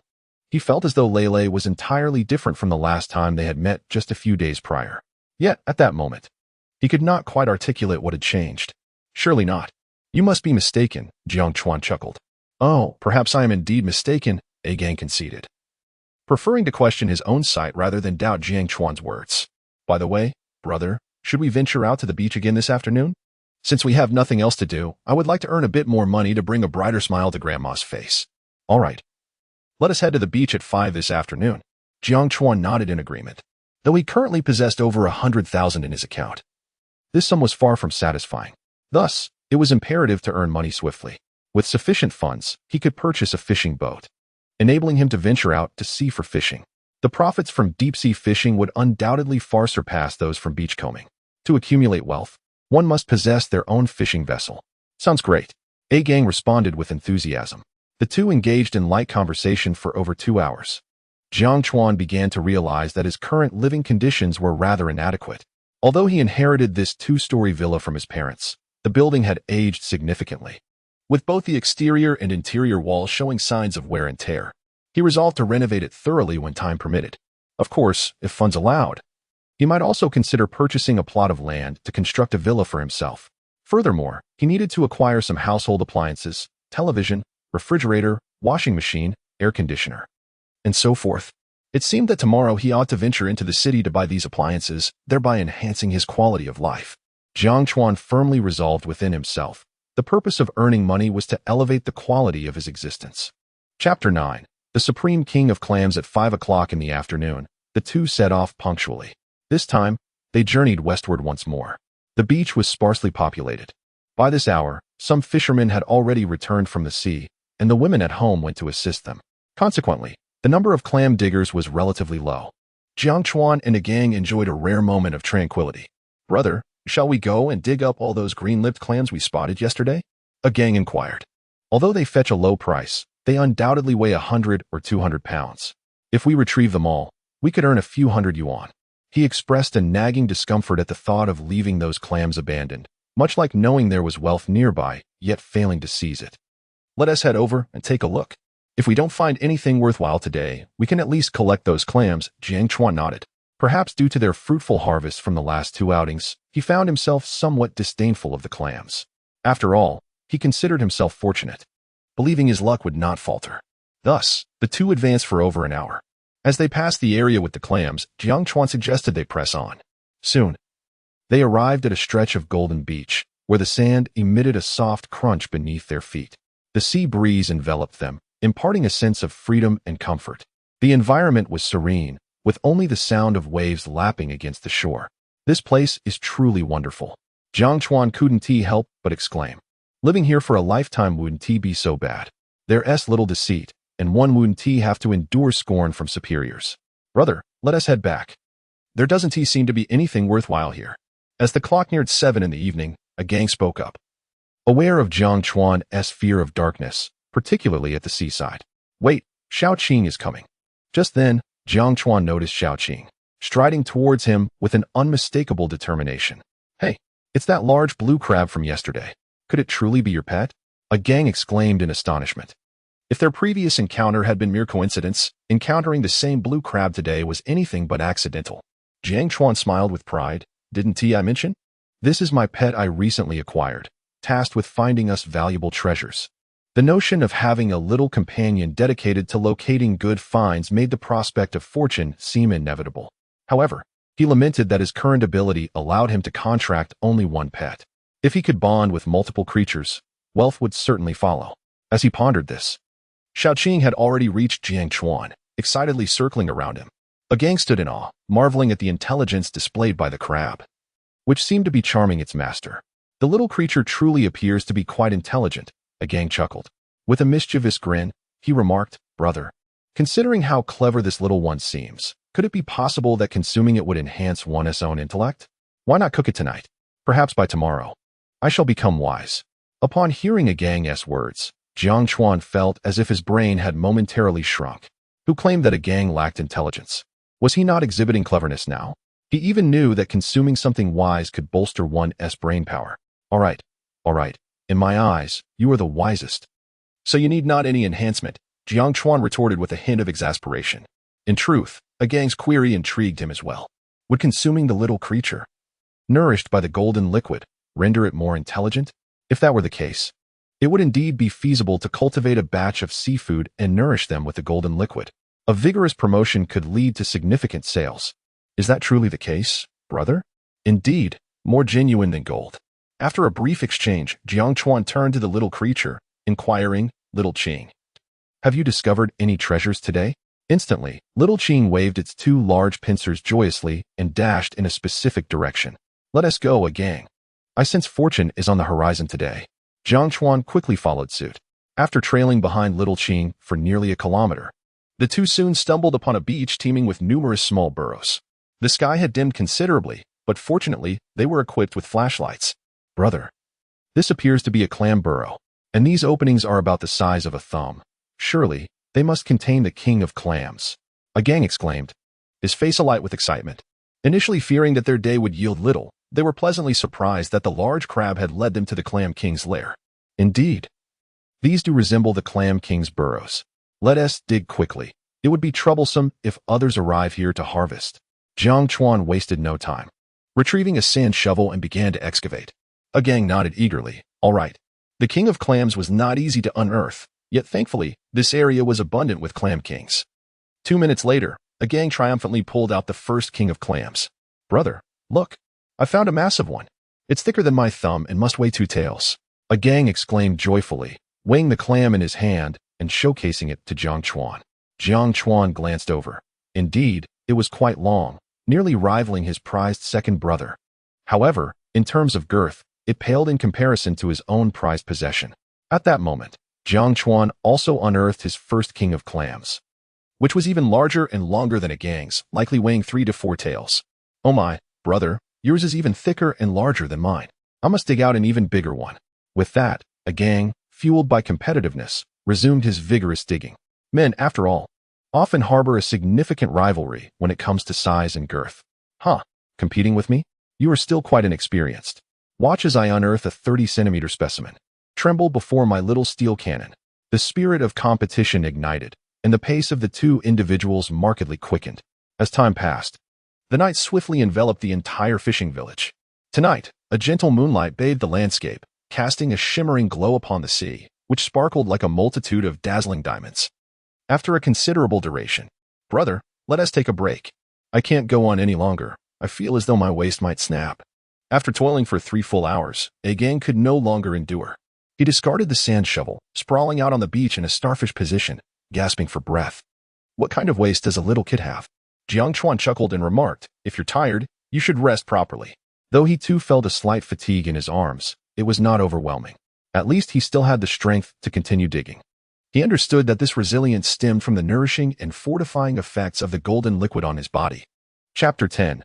Significant gains. The waning moon hung high in the sky as time stealthily approached the midnight hour. On the beach lay 2 plastic buckets brimming with bountiful catches, while Jiang Chuan and a gang reclined nearby, their faces weary, surrendering to the midnight sea breeze that caressed their skin. "Brother, I am utterly exhausted. I truly feel as though my waist might snap from fatigue," a gang lamented, eyes closed as he basked in the wind, his tone languid. "Do not speak of it. I can hardly feel my waist at all," Jiang Chuan replied, his voice heavy with languor and fatigue. A gang had taken 2 or 3 breaks along the way. Yet Jiang Chuan had pressed on without pause, only halting when the area devoid of clam caves was finally reached.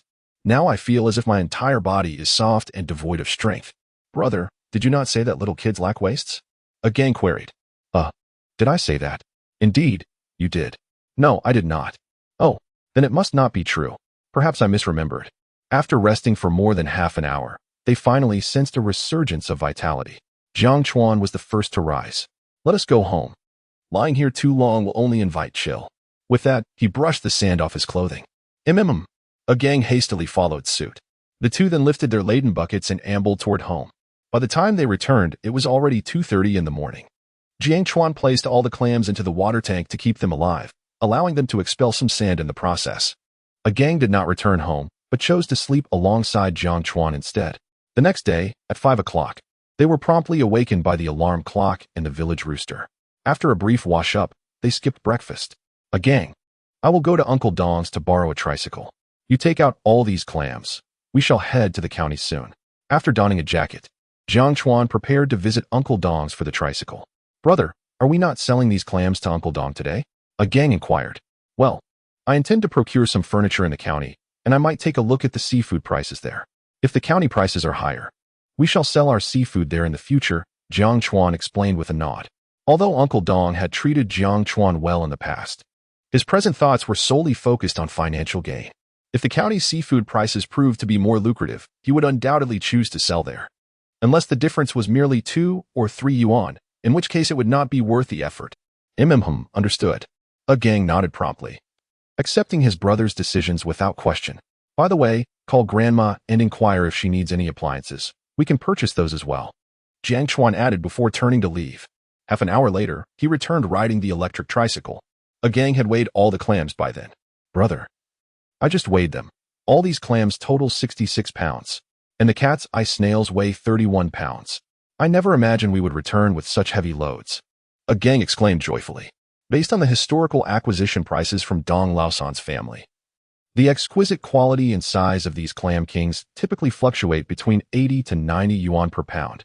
The cat's eye snails, on the other hand, are slightly more economical, priced at 22 yuan per pound. Calculating this, it seems that last night, the two of them earned several thousand yuan. All right, enough celebrating, let's hurry and load the goods. We need to set off early, Jiang Chuan remarked with a smile.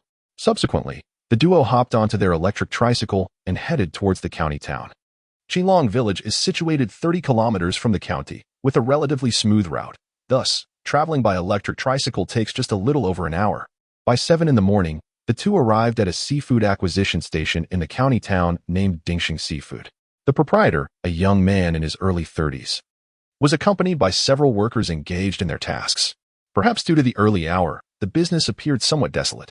Jiang Chuan directly inquired, Boss, do you buy clam kings and cat's eye snails? Indeed. Let me see the quality, the owner responded, nodding as he approached. Gang lifted the snakeskin bag covering the barrel. Upon seeing the clam kings inside, the owner's face instantly lit up with excitement. Wow. These clam kings are quite substantial. Each one appeared to weigh around 2 to 3 taels, even surpassing his prized artifacts in length and size. Boss, these are top-notch goods. My brother and I dug them up until dawn last night, Jiang Chuan said, sensing confidence as he noticed the owner's delighted expression. Such sizable clam kings are seldom found. Even if occasionally unearthed, it would be no more than 3 or 4. To uncover dozens of pounds at once is likely an unprecedented occurrence for the owner. He nodded in agreement. Yes, you are correct. These are indeed exceptional clam kings. Boss, we are pressed for time. Please quote a price. If we are satisfied, we can weigh and unload immediately, Jiang Chuan asserted, unwilling to dilly-dally. You're quite straightforward, young man. If the remaining clam kings are of similar quality, I can offer you a price of 120 yuan per pound, the owner stated, clearly a man of his word.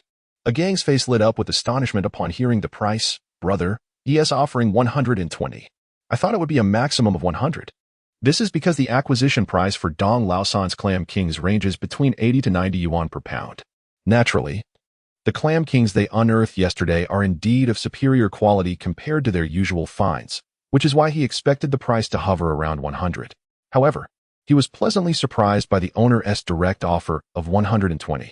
An additional 20 yuan per pound translates to over 1,000 yuan for 60 pounds, surpassing his grandmother's annual pension.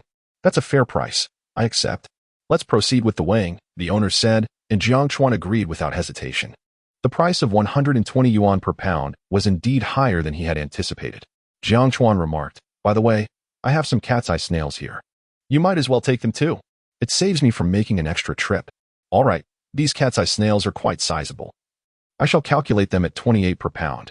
Once the price was settled, several workers promptly proceeded to weigh the clam king and the cat's eye snails.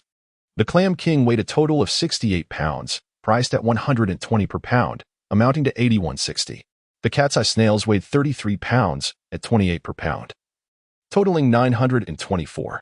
Altogether, that amounts to, reset, 8,160,924 equals 9,084, my young brother. The total comes to 9,084. Let me round it off for you. I will give you 9,100. Please count it again, brother. This year, the boss directly produced a stack of cash, withdrawing 9 bills and handing the rest to Jiang Chuan. Jiang Chuan accepted the money and carefully counted it, as it was his first encounter with such transactions, and it was prudent to verify the amount in person. A total of 9,100, neither more nor less. After placing the money in his pocket, Jiang Chuan smiled and said, Thank you, boss. Although the boss only gave him an additional 16 yuan, it was sufficient for him and A Gang to enjoy a breakfast together. Brother, my name is Xia Chun. Here is my business card. If you come across such good goods in the future, make sure to bring them to me. The prices I offer are absolutely fair. Saying this, the young boss produced a business card and handed it to Jiang Chuan. Very well. Jiang Chuan accepted the card and nodded with a smile. By the way, may I ask how to address you two brothers? I am Jiang Chuan, and you may call me Xiao Chuan. This is my younger brother Zhao Gang, Jiang Chuan introduced. A Gang also mimicked Jiang Chuan's tone, grinning, just call me A Gang.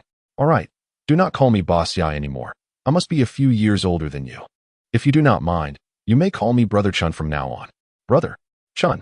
Jiang Chuan was momentarily at a loss for words. Why does that name sound so awkward? Haha. Although I am called Brother Chun, I too cannot attain immortality, Xia Chun chuckled. Unexpectedly. This fellow has quite a sense of humor. Very well, Brother Chun, we have some matters to attend to, so we shall take our leave. Okay, take care. I look forward to our next collaboration. Chapter 11. Acquiring new appliances after departing from the procurement station, A Gang expressed his frustration. Brother, that scoundrel Dong Laosen is truly unscrupulous.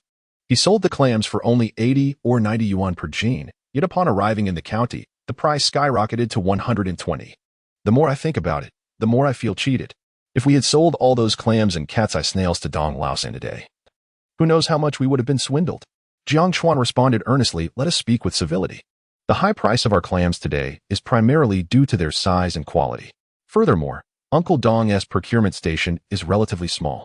He likely sells the seafood to the county's procurement station, which is only natural for him to make a profit. He has also looked after us in the past, so we ought not to speak ill of him behind his back. A Gang could only nod in agreement.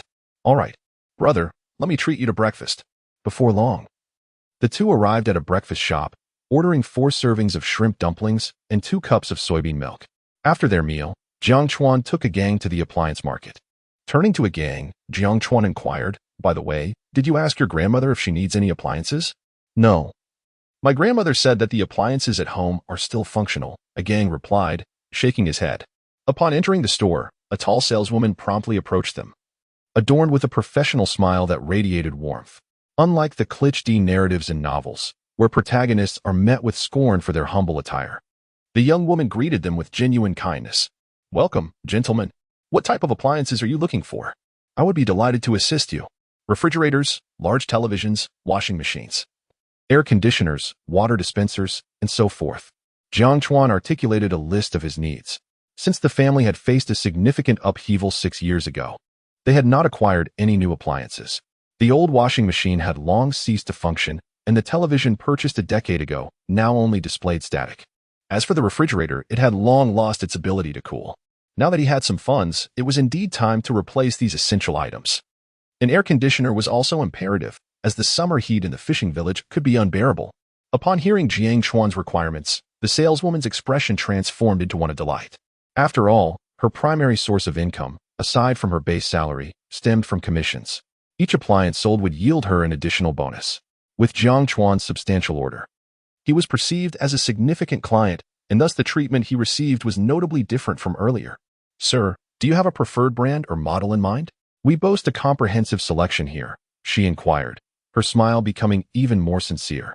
Jiang Chuan, lacking extensive knowledge of appliances, casually replied, I have no specific brand in mind. A mid-range price would suffice. Please recommend some options for me. Certainly. Allow me to introduce you to our offerings. The saleswoman enthusiastically began to present each product. Time passed by in the blink of an eye. It was a full hour before Jiang Chuan finalized all the home appliances he needed.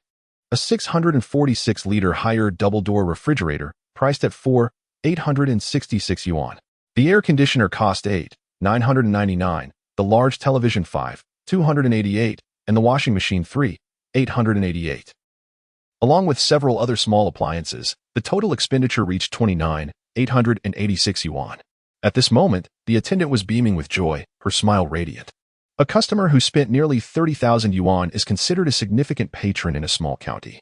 Mr. Jiang, may I have your contact information and home address?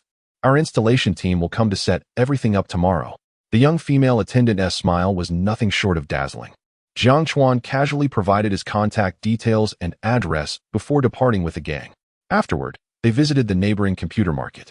He intended to purchase a computer for leisure and perhaps indulge in some gaming. He also replaced both his and a gang's phones. The devices they were currently using were cheap smartphones from several years ago, costing around 600 yuan. Although they could handle calls and video chats, their performance was excruciatingly slow. Sometimes, accessing WeChat or websites required a wait of 1 or 2 minutes. Especially when browsing certain intriguing sites, the speed was akin to that of a snail. More arduous than scrambling for train tickets during the Spring Festival. Moreover, downloading even a small movie of merely a few dozen megabytes often resulted in the embarrassing situation of insufficient storage. Brother, we've bought everything we needed. Shouldn't we head back now? You've nearly spent 50,000 yuan on this outing. A gang looked at Jiang Chuan with a hint of pain, as if his own flesh was bleeding while witnessing the continuous spending. To him, 5,000 yuan spent in just a few hours felt astronomically high. Jiang Chuan shook his head. Wait, we still need to buy an ice maker and a fresh-keeping box. Oh, and we also need a tricycle. We may frequently need to deliver goods to the county, and it's not ideal to keep borrowing Uncle Dong's tricycle. These items were essential for the future. Particularly the ice maker and fresh-keeping box would be vital for preserving good products that required refrigeration. A tricycle was equally necessary, as relying on others would surely lead to discontent over time. More importantly, Jiang Chuan felt a sense of discomfort. All right then. A gang nodded in agreement upon hearing Jiang Chuan's words. The two remained busy until 3 o'clock in the afternoon. They successfully purchased the ice maker, fresh-keeping box, and tricycle. The large fresh-keeping box cost 500 yuan, while the quality ice maker was nearly 5,000 yuan. The tricycle, a dual-fuel model, was larger and amounted to 8,000 yuan. While wandering, they also acquired 2 fishing sets and 2 decent scuba diving kits. Only then did Jiang Chuan feel a sense of satisfaction as they prepared to return. On their way back, they also bought a few chickens and several dozen pounds of meat. 2 individuals, one driving a tricycle, made their way towards the village. It was not until 5 in the afternoon that they returned home. Upon arriving at the doorstep, Jiang Chuan spotted Wang Hohot standing outside her home, holding a string of firecrackers. Upon seeing the two return, she hurriedly ignited the firecrackers. "Grandma, what is this?" Jiang Chuan inquired, perplexed, after disembarking from the vehicle.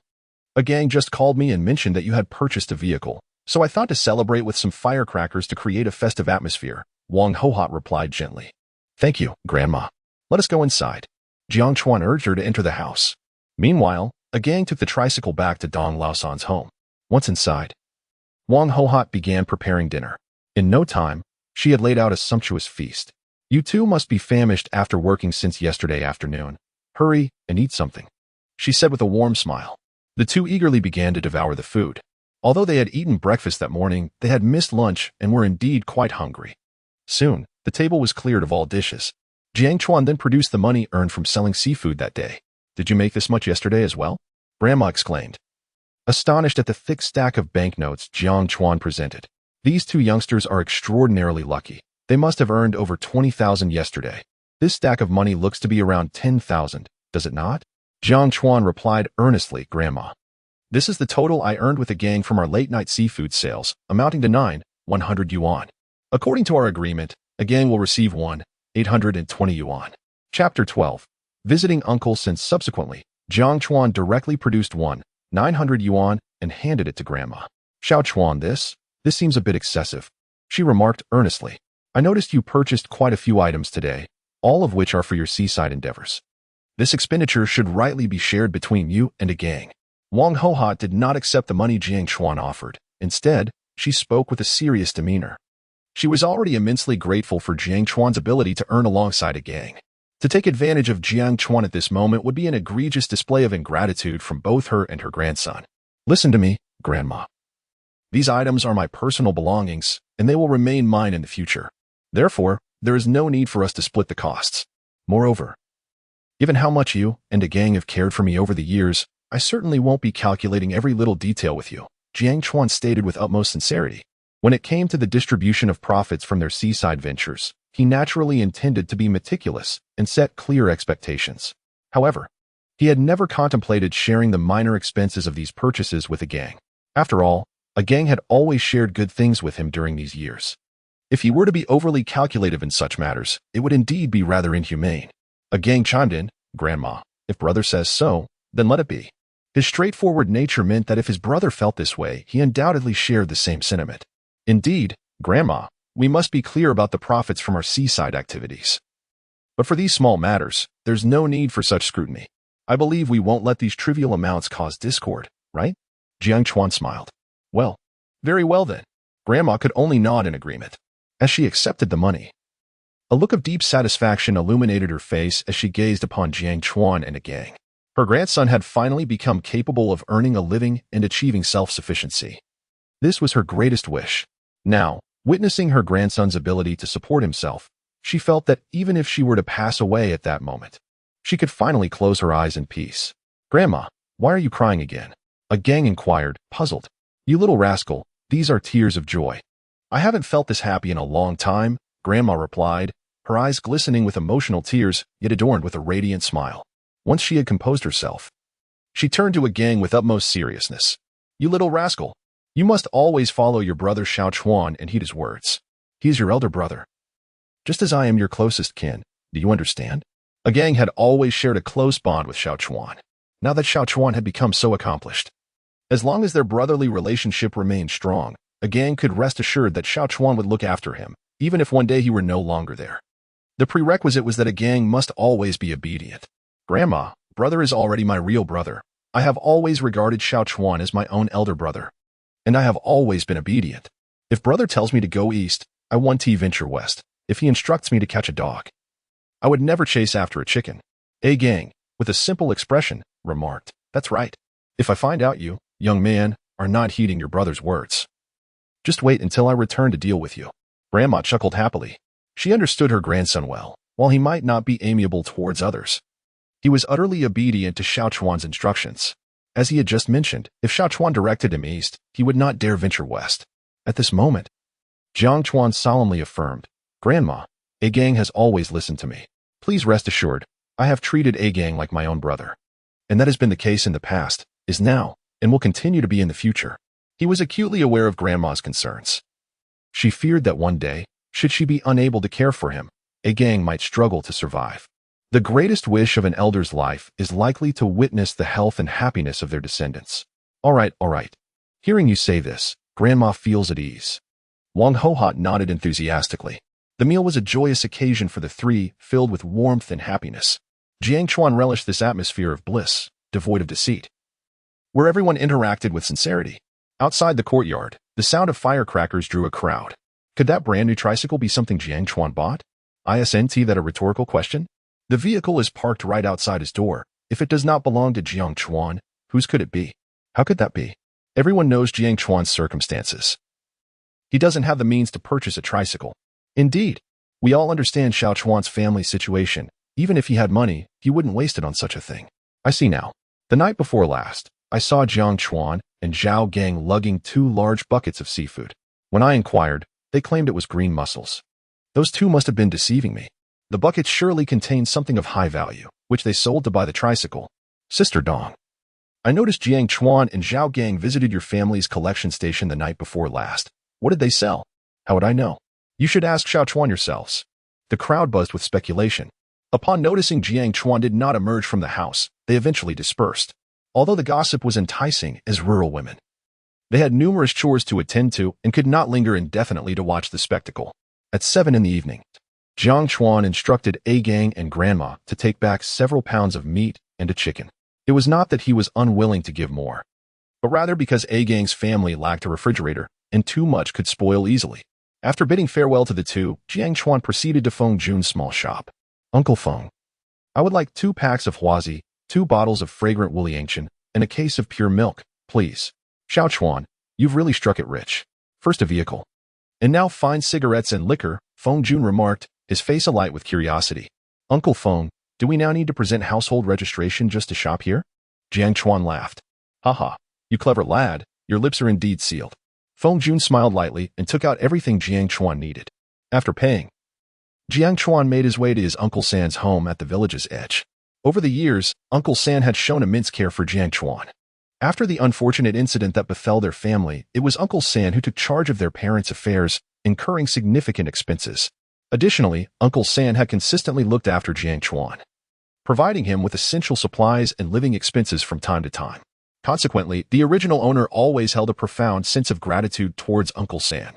Although the current Jiang Chuan was no longer the same person he once was, having inherited this body, he felt compelled to repay this kindness. Upon arriving at Uncle San's doorstep, he overheard a conversation between Uncle San and Aunt San. Today, I heard from Fat Aunt and the chatty ones that Xiao Chuan seems to have changed suddenly. He actively greets people now and smiles warmly. It seems he has emerged from the shadows of the past, remarked Aunt San. Indeed, I've heard that Xiao Chuan has endured much hardship. The events of that time were an immense blow to him. Now that he has moved on as his uncle, I feel a weight lifted from my heart. Alas, Xiao Chuan's issues have found resolution, but we still have yet to secure the tuition for Xiao Long's next semester. He mentioned that the school has been pressing for it repeatedly. Well, I shall find a way. If not, I will borrow some from the village tomorrow. For now, this will have to suffice. Once Xiao Long starts working, everything will surely improve. As they spoke of Jiang Long, the couple's tone noticeably grew heavy. When their son had been accepted into university, it had brought them immense joy. Yet now, the burden of tuition and living expenses, amounting to tens of thousands each year, weighed heavily upon them. Just then, Jiang Chuan's voice rang out at the door. Ahem, Uncle San, Aunt San, have you gone to bed? Uncle San and Aunt San quickly changed the subject. Xiao Chuan, come in quickly. Upon entering the house, Jiang Chuan set down the items he had brought. The couple's faces displayed astonishment. Over the years, Xiao Chuan had visited their home numerous times but had never brought anything. Naturally, they had never minded, as they understood Xiao Chuan's circumstances better than anyone. It was precisely because he had never brought anything before that they were so taken aback by this display.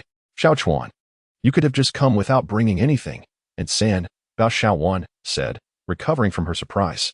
Aunt San, you and Uncle San have cared for me so much over the years. This is just a small token of my appreciation.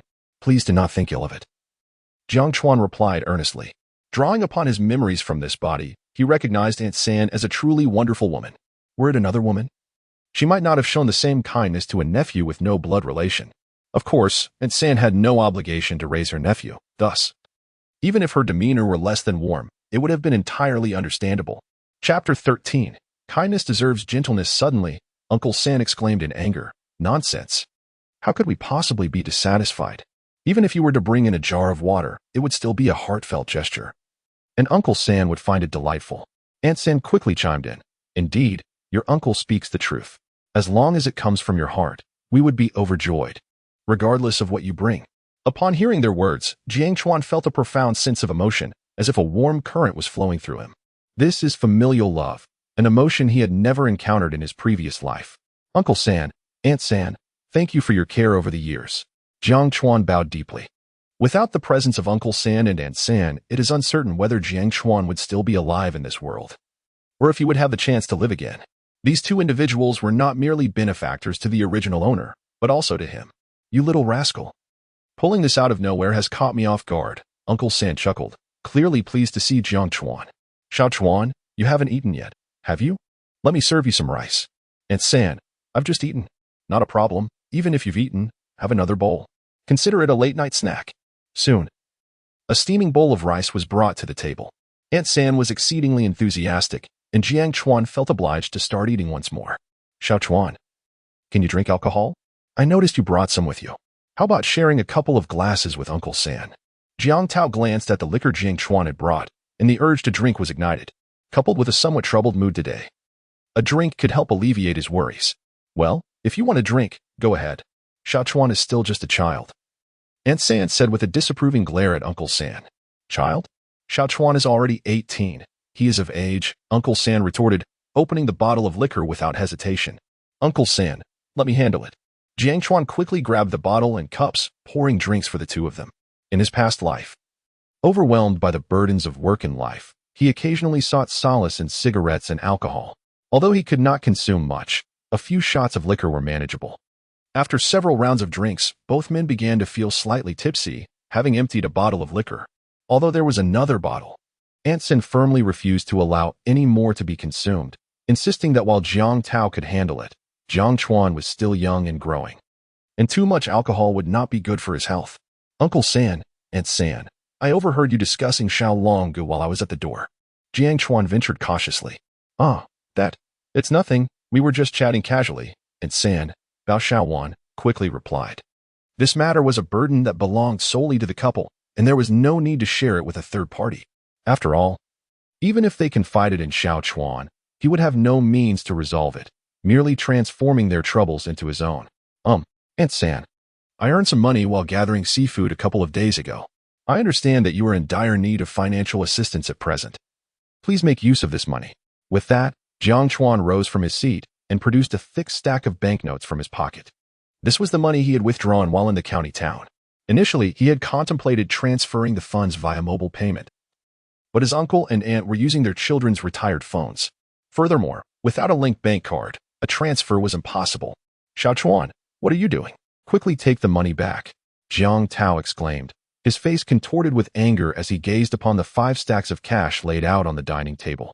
This time, however, his aunt remained silent. Although reason dictated that they should not accept Jiang Chuan's money, the household was indeed in desperate need of these funds.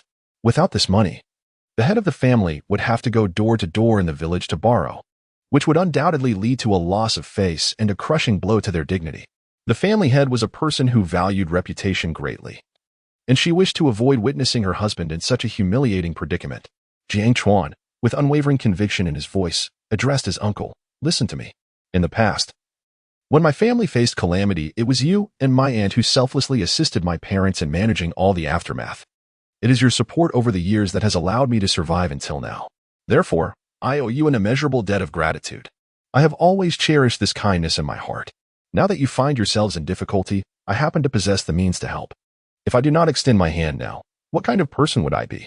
A person who lacks gratitude is no better than a beast." At that moment, Jiang Chuan demonstrated himself to be a person who understood the importance of gratitude and reciprocity. He believed that kind-hearted individuals deserve to be treated with gentleness. To him, his uncle, aunt, grandmother, and a gang were all virtuous souls. Xiao Chuan, this. Jiang Tao, confronted with Jiang Chuan's resolute demeanor, began to waver. Their family truly required this money, desperately so. He loathed the thought of bowing and scraping to others for a loan. That experience was profoundly unpleasant. Simultaneously, he felt a sense of relief, realizing that Xiao Chuan had finally awakened to his sense of obligation and had become so remarkably compassionate. "Husband, since Xiao Chuan has expressed himself in this manner, you should cease your refusals." Bao Xiaoan interjected. "Be quiet. What I did back then was merely my duty as a younger brother. I never expected any repayment from Xiao Chuan, nor did I ever anticipate gaining any benefits from him," Jiang Tao retorted sharply. Seeing that emotional appeals and rational arguments had failed to sway his uncle, Jiang Chuan raised his voice firmly. "Uncle, if you refuse to accept this money, do you believe I want to throw it in the trash outside? You little rascal. Do you dare? Fine, I will accept this money from you, but consider it a loan. I shall repay you in due course, no matter what." Jiang Tao conceded, fearing that this mischievous boy might indeed discard the several thousand yuan into a garbage bin. "Indeed, it is as it should be. Hee." Upon hearing the third uncle's agreement, Jiang Chuan couldn't help but smile, feeling a wave of relief wash over him. At that moment, the third aunt, with tears of gratitude glistening in her eyes, looked at Jiang Chuan and said, "Dear Chuan, please do not hold it against me for my earlier greed. Let this sum be regarded as a loan from us. Rest assured, your third uncle and I shall repay you, even if it means sacrificing everything we possess." Third aunt, "If you continue to be so courteous, I might hesitate to visit in the future," Jiang Chuan jested. "Very well, I shall cease my formalities.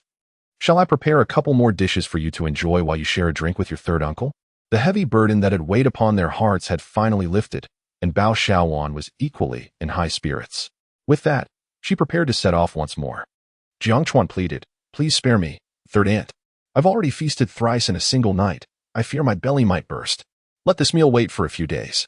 I didn't rest well last night while gathering seafood, so I shall take my leave now." With a wave, Jiang Chuan departed with a flourish.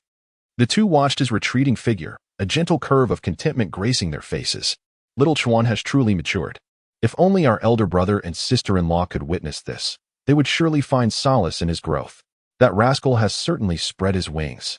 Was he not just threatening me earlier?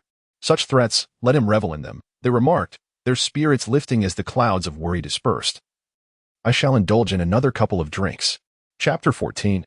Why worry when we are all impoverished? Upon returning home, Jiang Chuan did not hasten to sleep. Instead, he took a moment to reflect on his recent earnings and expenditures.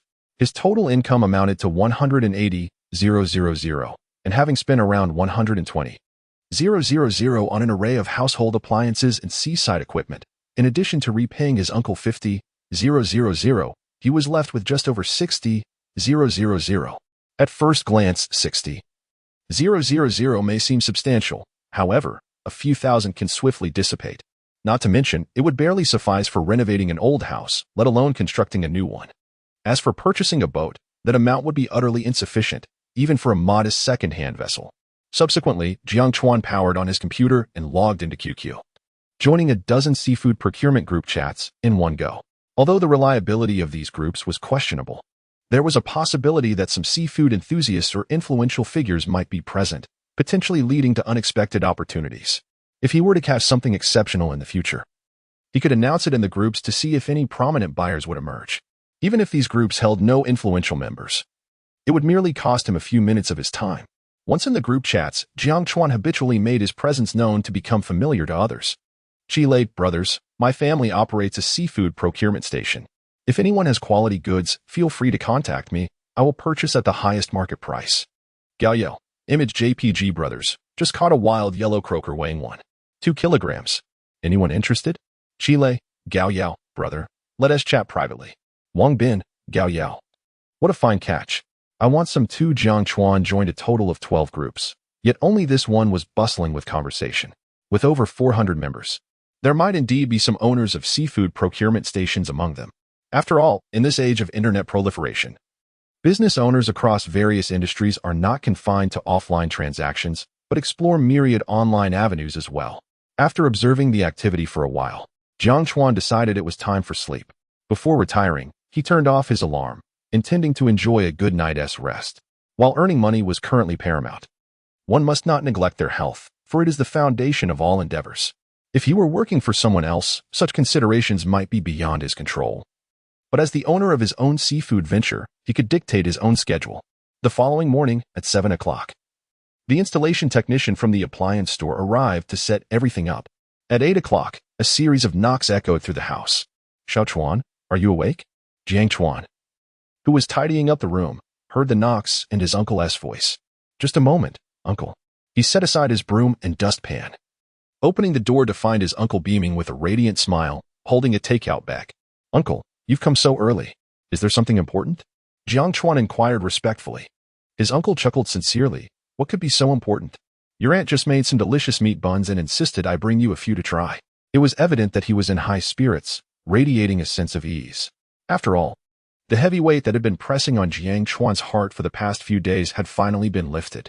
He inhaled deeply, the enticing aroma of steamed buns wafting through the air, causing him to swallow involuntarily.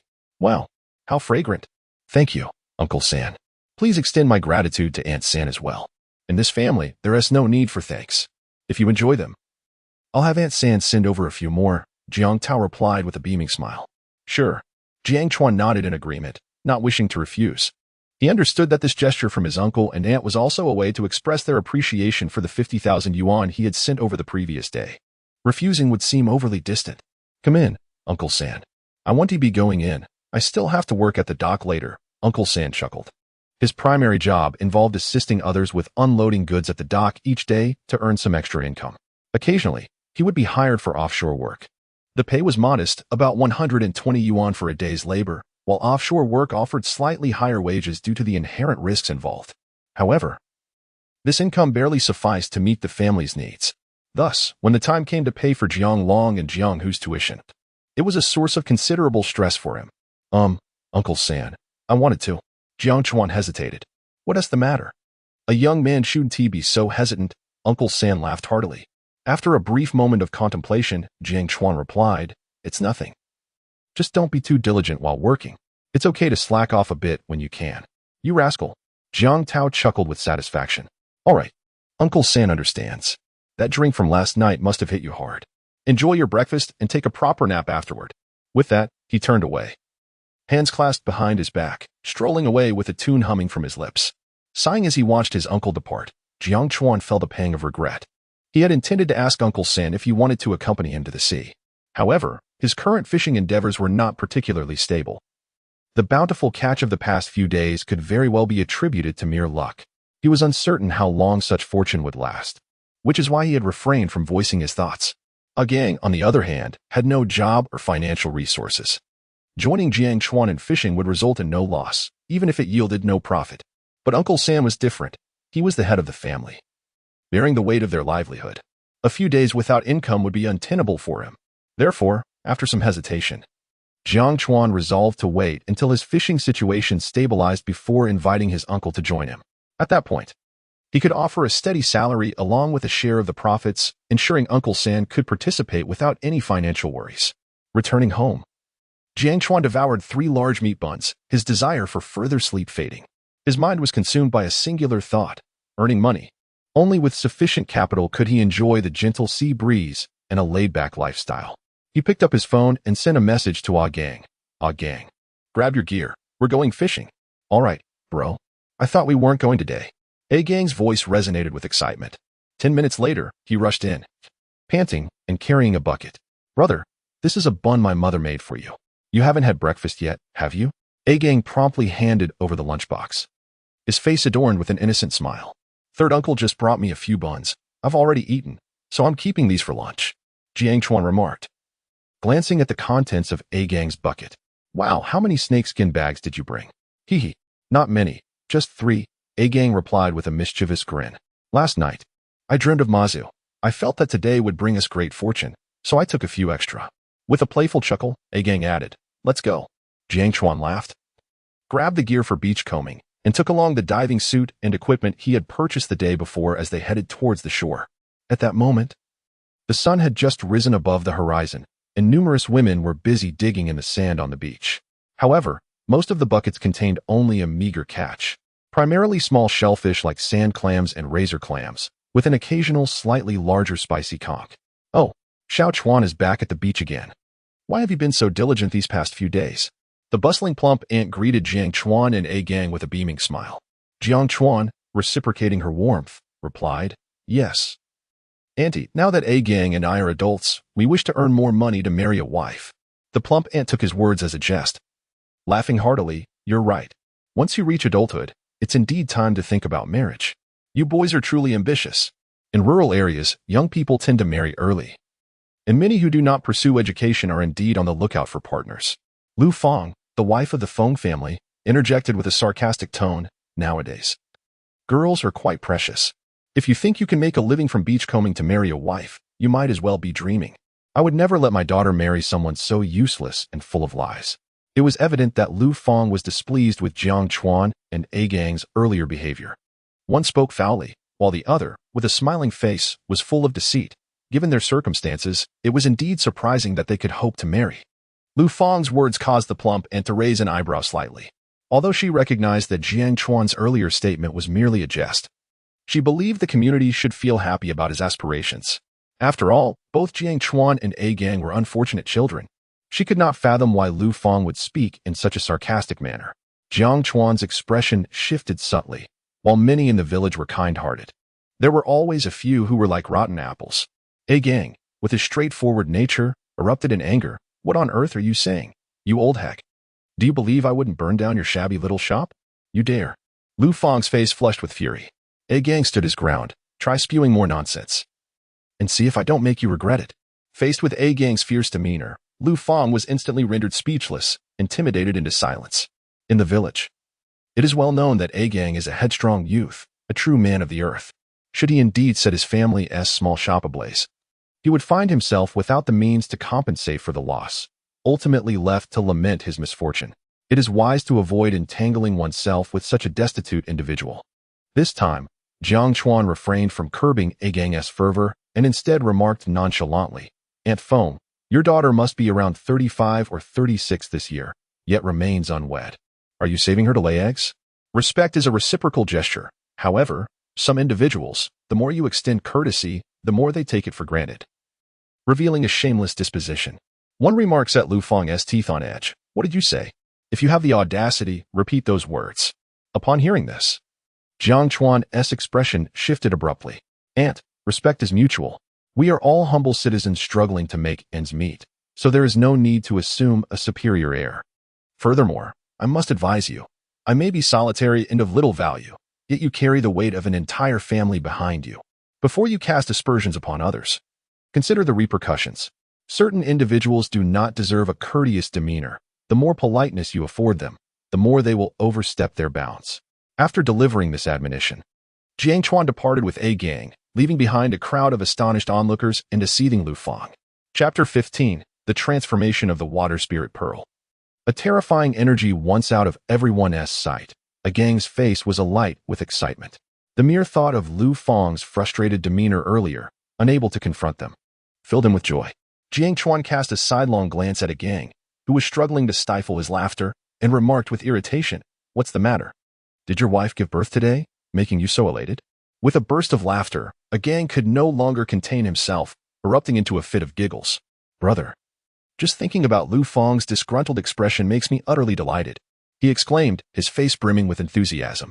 He then queried, "But brother, didn't you say we should conduct ourselves more civilly? Yet your words just now carried even greater weight than mine. What was it again? Shrimp. What was it?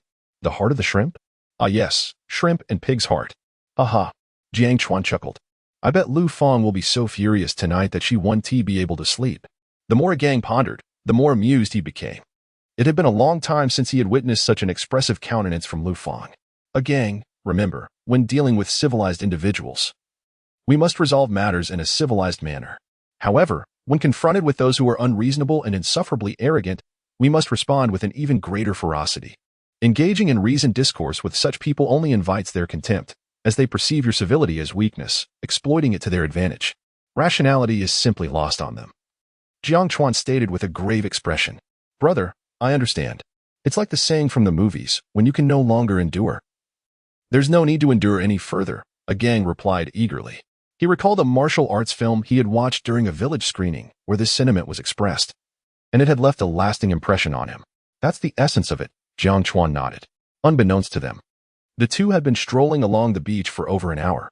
Shaoqing had not made an appearance this time, and they had not encountered anything of value in the vicinity, which left Jiang Chuan feeling somewhat disheartened.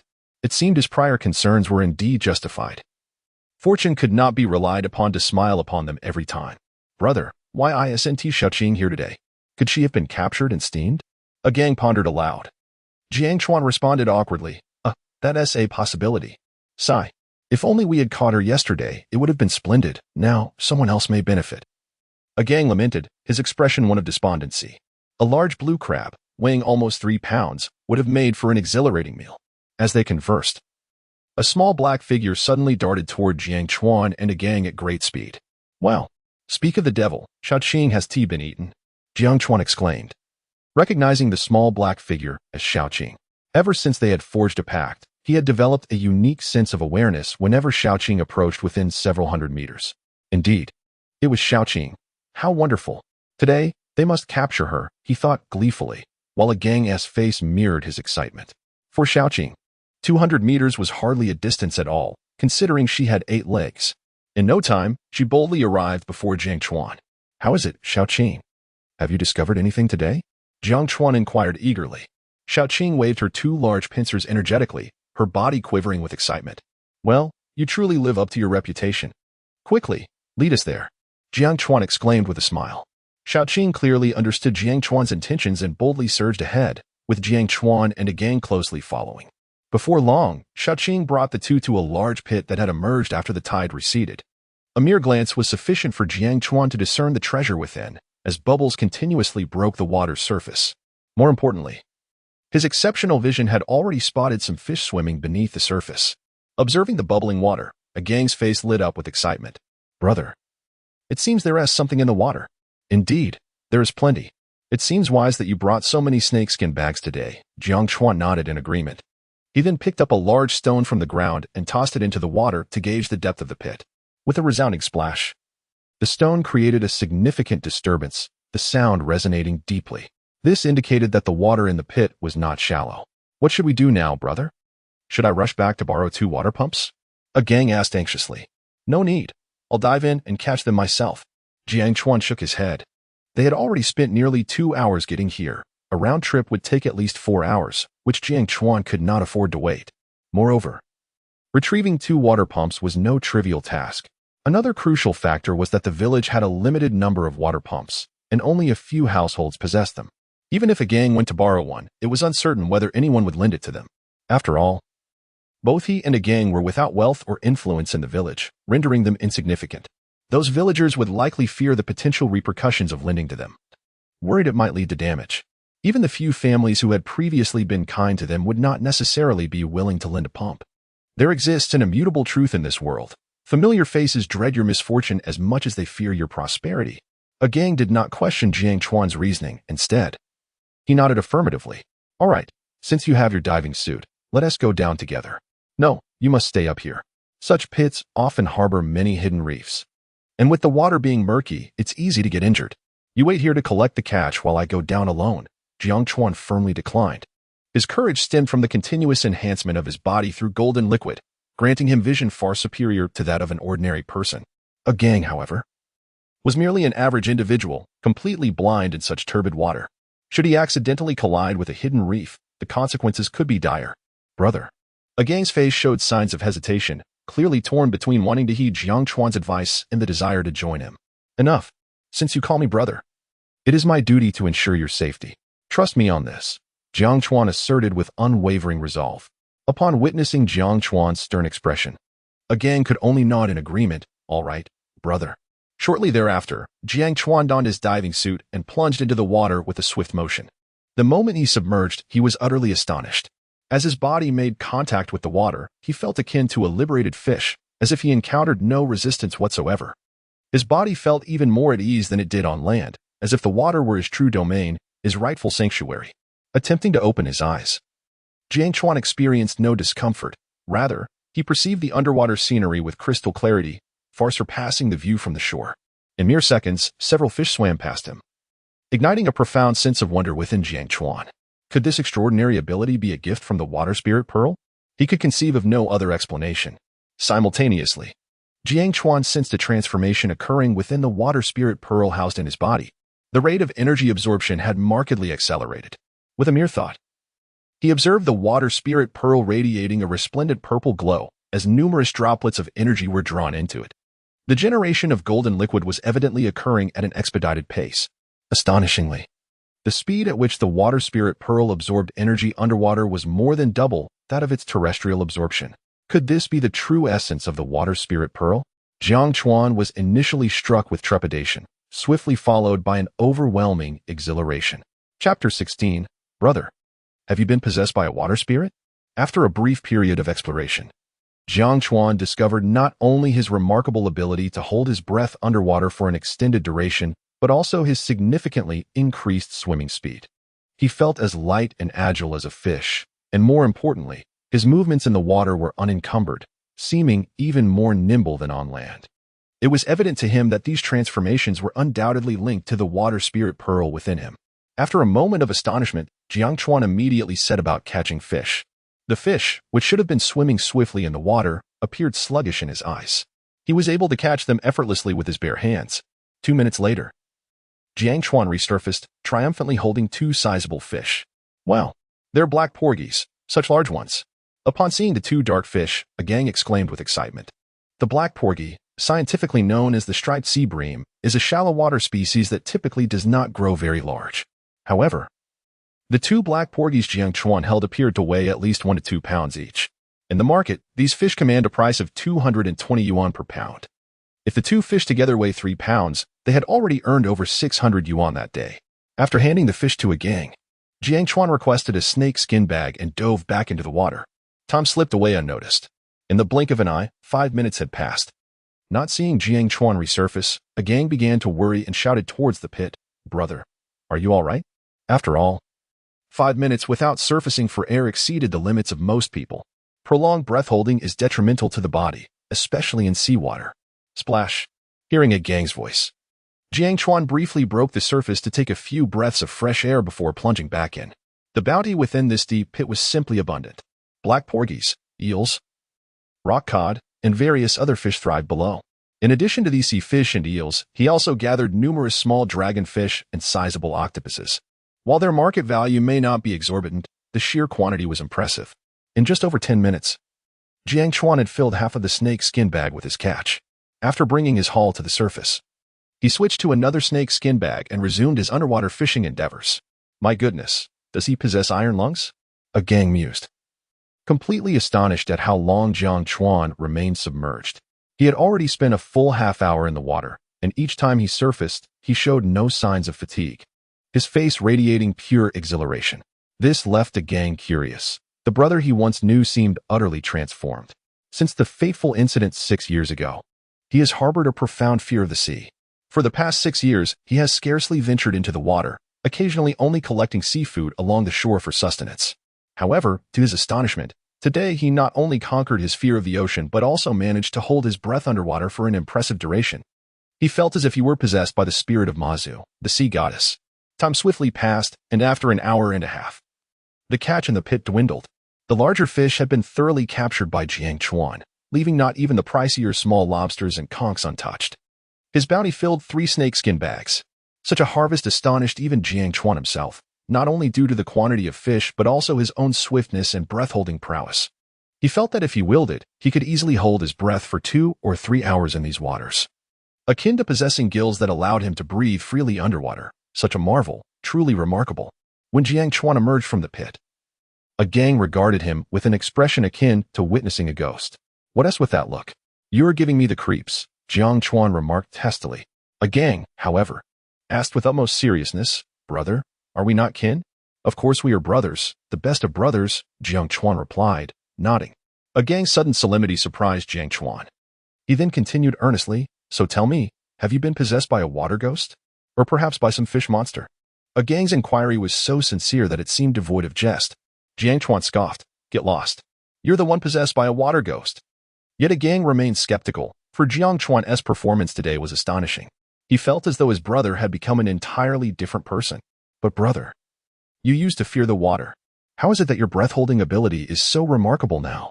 I believe even the Guinness World Records wouldn't match your capacity. Jiang Chuan was momentarily speechless. After pondering for a moment, he began to spin a fanciful tale. Actually, after I was rescued 6 years ago, I discovered that my ability to hold my breath had significantly improved. Perhaps the heavens deemed my previous ordeal too cruel, and thus bestowed upon me this extraordinary gift. I never utilized this ability before because I had not conquered my fear of the ocean, but now I have merely overcome it. Jiang Chuan's explanation was indeed far-fetched, and anyone with a modicum of rational thought would find it implausible. However, a gang's eyes lit up upon hearing this, and he exclaimed with a newfound understanding, so, brother, does this mean you are the chosen one? I knew it. My brother Zhao Gang is certainly no ordinary person. While this fellow was extolling Jiang Chuan, he simultaneously sang his own praises. Jiang Chuan gazed at a gang in silence, bemused by his unwavering belief. He could only continue, your perspective is not without merit. Once the doubts in his heart were dispelled, a gang eagerly turned his attention to the day's bounty. The haul was quite eclectic, featuring not only a variety of fish but also an assortment of shrimp, octopus, eels, small lobsters, and various types of sea snails. Remarkably, they had even gathered some sea urchins and abalone. Earlier, while fishing in the water, Jiang Chuan had felt a sense of puzzlement. For some of the seafood did not typically belong to such shallow waters. Yet, they had appeared before him with an air of the extraordinary. Were he to broadcast the event live or create a short video, many would likely deem it a fabrication at first glance. Nevertheless, the day's catch was indeed authentic, entirely untainted by the pre-purchased traps from the previous night. Unable to comprehend the mystery, Jiang Chuan could only attribute all his unanswered questions to the enigmatic water spirit pearl. Chapter 17. A modest profit of 60,000. My uncle is stunned after Jiang Chuan had gathered all the seafood. A gang placed them into a small pit. Most seafood perishes quickly once removed from the ocean, and if not stored in a cooler promptly, they can spoil and even develop toxins in a short span. Thus, they must be temporarily kept in seawater. At this moment, the two gazed at the overflowing 3 snakeskin bags filled with seafood, lost in contemplation. They were still a 2-hour journey from home, and the seafood weighed at least 300 pounds. The prospect of carrying it back seemed daunting. Brother, we've really caught too much today. I doubt we can manage to take it all back ourselves. What should we do? A gang asked, his face etched with worry. It seemed that sometimes, an abundance of harvest could be a troublesome affair. Wait a moment. I'll call my uncle and see if he can take half a day off to come pick us up with the tricycle. Jiang Chuan replied, pulling out his phone to dial his uncle's number. Jiang Tao was busy at the dock when he received Jiang Chuan's call and quickly answered. What's up? Xiao Chuan. Uncle, a gang and I have caught quite a bit of seafood here at Chihai Bay, and it's too much for the two of us to carry back. Could you possibly take half a day off and bring our tricycle to pick us up? Also, please bring some plastic bags and the oxygenator. Jiang Chuan stated directly. In the entire village, the two individuals Jiang Chuan trusted the most were his uncle and aunt. Hence, when he needed assistance, his uncle was the first person to come to mind. All right, I'll be there right away, Jiang Tao replied without hesitation.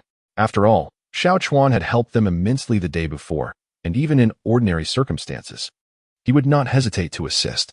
It was merely a day's wages. If the boss could manage it, he would grant him half a day's pay. And if not, so be it. An hour after hanging up, Jiang Tao arrived swiftly on the tricycle. You two rascals, why did you venture so far to catch seafood? Well, are all 3 bags filled with seafood? Upon seeing the 3 overflowing snakeskin bags, astonishment washed over Jiang Tao's face. Indeed, Jiang Chuan nodded. Uncle, please help us process this. You are an experienced fisherman, and your expertise is invaluable. Jiang Tao hurried over to assist. As time passed, the two listened to Jiang Tao's exclamations of astonishment. You two little brats, how could you place such large mantis shrimp together with the blue crabs? If the tentacles break, it will affect their appearance. My heavens, what a massive grouper. This must weigh around 2 pounds. And there's even a rare eastern starry grouper. Aren't those typically found in deep waters? Goodness. A coconut crab weighing 7 or 8 pounds. This one must be extraordinary. After meticulously sorting through the marine delicacies, the 3 of them squeezed onto a tricycle and made their way home. Once back, Jiang Tao hurriedly placed the more delicate seafood into the aquaculture pool located in the yard. Subsequently, they began to meticulously sort through all the goods. It was prudent to categorize the items by type and size before heading to the procurement station. Thus, they toiled diligently until 5 in the afternoon, finally completing the sorting of all the seafood. This particular harvest was exceedingly diverse, rendering the sorting process rather time-consuming. After weighing all the seafood, the trio proceeded to the county town. By the time they arrived, it was nearly 7 in the evening. Upon reaching the Dingxing procurement station, Xia Chun eagerly inquired, Xiao Chuan, have you managed to procure some fine goods again? Let me have a look. The previous day, Jiang Chuan's delivery of several dozen pounds of colossal clams had netted him a substantial profit. Little did he expect that today, the young man had brought even more goods. Brother Chun, this batch is rather mixed and lacks anything of exceptional quality, Jiang Chuan replied with a smile as he alighted from the vehicle. No worries, after all. Prime goods like those giant clams are not an everyday occurrence, Xia Chun responded with a dismissive smile. The nature of foraging at sea inherently involves an element of luck. On fortunate days, one might stumble upon remarkable finds, while on less fortunate days, even the most inexpensive shells could elude one's grasp. Of course, in recent years, overfishing and relentless foraging had led to the depletion of coastal resources. Jiang Tao and a gang unloaded all the items and began to display them one by one. Goodness! East Star Grouper, such sizable mantis shrimp, and stone perch, black hair. Xia Chun exclaimed, bemused as he looked at Jiang Chuan. Are you jesting? Is this your idea of no good goods? Among the seafood they brought, several varieties had unit prices exceeding that of the previous giant clam. If the East Star Grouper and black hair fish were not considered good, then the ocean's bounty must indeed be scarce. Jiang Chuan chuckled without responding. You are truly fortunate. Well then, as per tradition, let me give you a valuation. With that, Xia Chun began to quote prices. After all, in business, one cannot shy away from the intricacies involved. The East Star Grouper was notably large, weighing in at over 3 pounds, so it would not be sold by the pound. Instead, he offered a price of 3,000 yuan for this fish, while the East Star Grouper typically fluctuates around 300 yuan per pound. But larger specimens are generally sold by the piece. The black hair fish were also quite substantial, and he quoted a price of 200 yuan per pound. The mantis shrimp were priced at 210 yuan per pound, and these few with 3 knives weighed about a pound each, thus priced at 630 yuan per pound. Xia Chun was quite pleased as he quoted the prices for all the seafood. Jiang Chuan was relatively satisfied with these figures and then glanced at his uncle, who had worked at the dock for years and therefore possessed a more profound understanding of seafood pricing than Jiang Chuan himself. Sanshu merely nodded gently, which instilled a sense of determination within Jiang Chuan. With a hearty laugh, he declared, All right, I trust Brother Chun's character. The price you have offered is undoubtedly the most reasonable. Let us proceed to weigh the goods. Soon, all the remaining stock was weighed. Xiao Chuan. Let us now verify the specific weights and prices of all the seafood. The East Star grouper weighs 3,000 yuan each. The black hair weighs 12 jin, totaling 2,400 yuan. The little green dragon weighs 9 jin, amounting to 1,890 yuan. The three knives weigh 28 jin, totaling 17,640 yuan. The sea eel weighs 18 jin, amounting to 116 yuan. The ringing gong weighs 22 jin. Before long, Xia Chun had meticulously recorded all the weights and prices. The total sales amounted to 61,258 yuan. Xia Chun directly settled the amount at 61,300 yuan. As he handed the money to Jiang Chuan, Jiang Tao's heart raced incessantly. With each weighing and every price announced by Xia Chun, he found himself unable to suppress a deep swallow. Goodness, these two rascals have earned over 60,000 in just half a day, surpassing my annual income. Jiang Tao marveled. Both delighted for Jiang Chuan and utterly astonished. In his mind, earning 200 to 300 yuan in a day while collecting seafood was already considered a significant income. To earn over 60,000 in merely one morning had truly exceeded his wildest imagination. It appeared that poverty had indeed constrained his capacity for envisioning possibilities. Chapter 18. Dividing the money. Inviting Uncle San to join Chenggu. We shall take our leave now. After settling the accounts, Jiang Chuan was eager to find a meal. Having only consumed a few steamed buns in the morning and some vegetable buns at lunch, his stomach was now growling in protest. All right. Do remember to contact me when you have good goods. If there is a large quantity or if they require prompt preservation, feel free to call me. And I shall come to your village to pick them up, Xia Chun replied with a cheerful smile. He had sensed that Jiang Chuan possessed remarkable luck. It would be wise to cultivate a good relationship with this young man. Perhaps he too could enjoy a slice of fortune. No problem, let's go, Chenggu. Jiang Chuan waved goodbye to Xia Chun. He then drove his tricycle to a relatively upscale Chinese restaurant in the county, where the three indulged in a lavish meal. After all, in Jiang Chuan's perspective, earning money was primarily for the purpose of enhancing one's enjoyment of life. If one did not know how to relish life and was reluctant to spend, then money sitting in the bank was merely useless paper. As he gazed at the exquisite dishes, Jiang Tao felt a pang of regret. They had spent over 1,600 on just one meal. However, since the money was earned by Jiang Chuan and a gang, he refrained from voicing any complaints. After their meal, the trio returned to the village. At Jiang Chuan's doorstep stood a gang's grandmother, holding a lunchbox as if she had been waiting for quite some time. As they approached, her face broke into a radiant smile. You three haven't eaten yet, have you? I cooked the ribs from yesterday. Hurry inside and enjoy them while they're hot. Wang Hohot said kindly, her face beaming with joy. A gang jumped down from the tricycle, patting his round, protruding belly with pride. Hee, we have already eaten, Aunt. We dined at a grand restaurant in the county. Look at my belly. I'm stuffed. By the way, these are the leftovers that my brother asked me to pack for you and Aunt San. Today's dishes were indeed a novelty for him. It must be said that the flavors crafted in the grand restaurant were simply delectable. Ah, a grand restaurant? That must have cost quite a bit, Wang Hohot remarked, only to realize the inappropriateness of her comment. She quickly added, dining at a grand restaurant is fine. You three have worked hard, and you deserve a treat. But I haven't done anything at home, so why bring me anything? I'm not accustomed to restaurant food. Aunt, let us head inside first, Jiang Chuan said with a smile. Having earned over 60,000 today, his spirits were high. Xiao Chuan, Aunt, please head back inside. I will return home first. Jiang Tao stood up, preparing to leave. His initial purpose was to assist Xiao Chuan, and having completed his tasks, it was time for him to go. Uncle San, let us go in together. I have a few things to discuss with you, Jiang Chuan called out to his uncle. Today, Uncle San had rendered him significant assistance. Without him, Jiang Chuan and a gang would have struggled to carry back those seafood treasures. Even if they managed, it would have been quite the ordeal. Some seafood is not suitable for prolonged storage and is likely to perish along the way. Such losses would be considerable. Uncle San did not hesitate and nodded in agreement. Upon returning home, the four gathered around the tea table, and the ribs in the lunchbox were still warm. Jiang Chuan refrained from idle chatter and directly produced the earnings from today's seafood sales from his pocket. He looked at Wang Hohot earnestly and said, Mother, the total sales from today's catch amounted to 61,300 yuan. We spent 1,600 yuan dining at the restaurant, leaving us with 59,700 yuan. A gang's share is 20, which totals 11,940 yuan. Here is a complete 12,000 yuan for you. As he spoke, Jiang Chuan took out a stack of cash and counted out an additional 2,000 yuan from another bundle, handing it all to Wang Hohot. This. So much money. How's there so much this time? Wang Hohot cradled the cash in her hands, her weathered palms trembling. Tears of gratitude welled in her eyes. Such a substantial amount of money was once beyond her wildest dreams.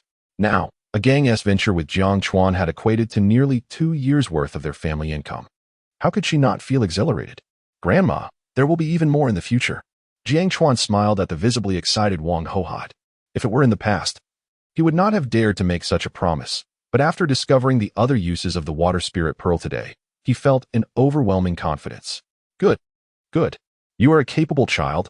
I believe in you. Wang Hohot nodded enthusiastically. Meanwhile, Jiang Tao observed the thick stack of cash in Wang Hohot's hands and couldn't help but swallow hard. Jiang Chuan then turned his gaze toward Jiang Tao. Uncle, this 2,000 yuan is your payment for today's hard work.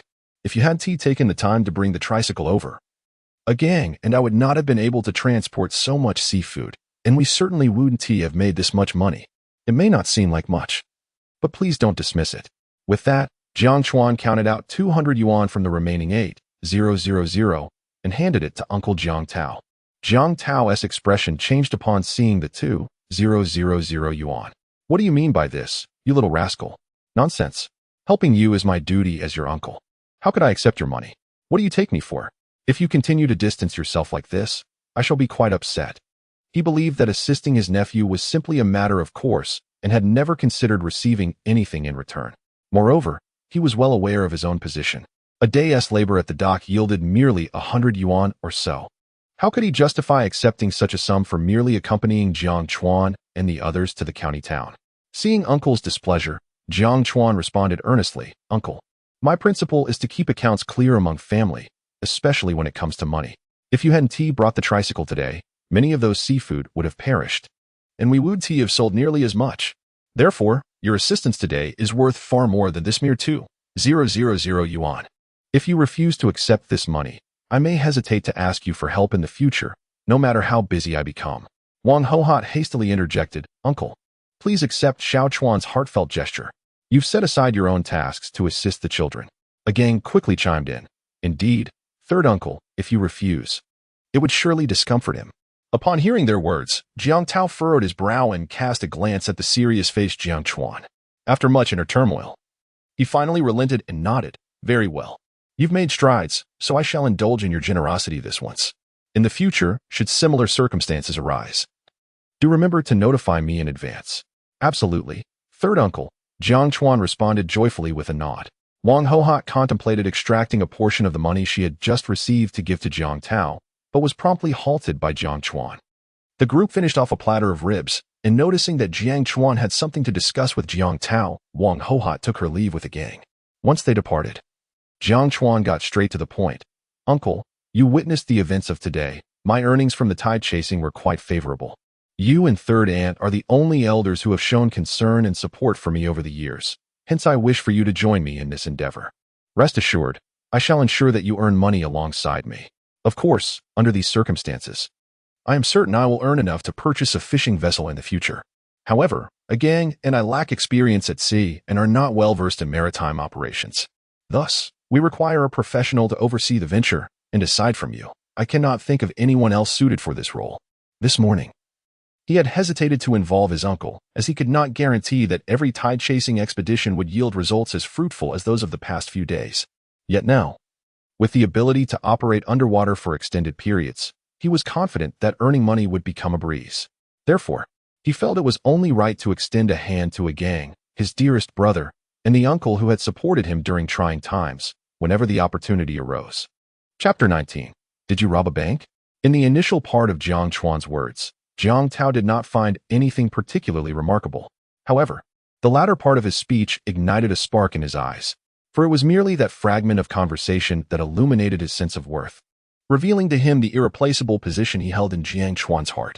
Noticing that his uncle was somewhat intrigued, Jiang Chuan continued, Uncle, I understand that you bear the responsibility for a large family, so if you are willing to join us, I have 2 profit-sharing proposals for you. The first option is akin to what a gang receives, where you would likewise earn 20% from each voyage. The second option entails a monthly salary of 10,000, along with a 10% share of all profits. Should you need time to deliberate, you can discuss it thoroughly with Aunt San upon your return. Regardless of your final decision, whether in agreement or not, I shall respect your choice. Indeed, the mere prospect of a 10,000 salary was enticing enough.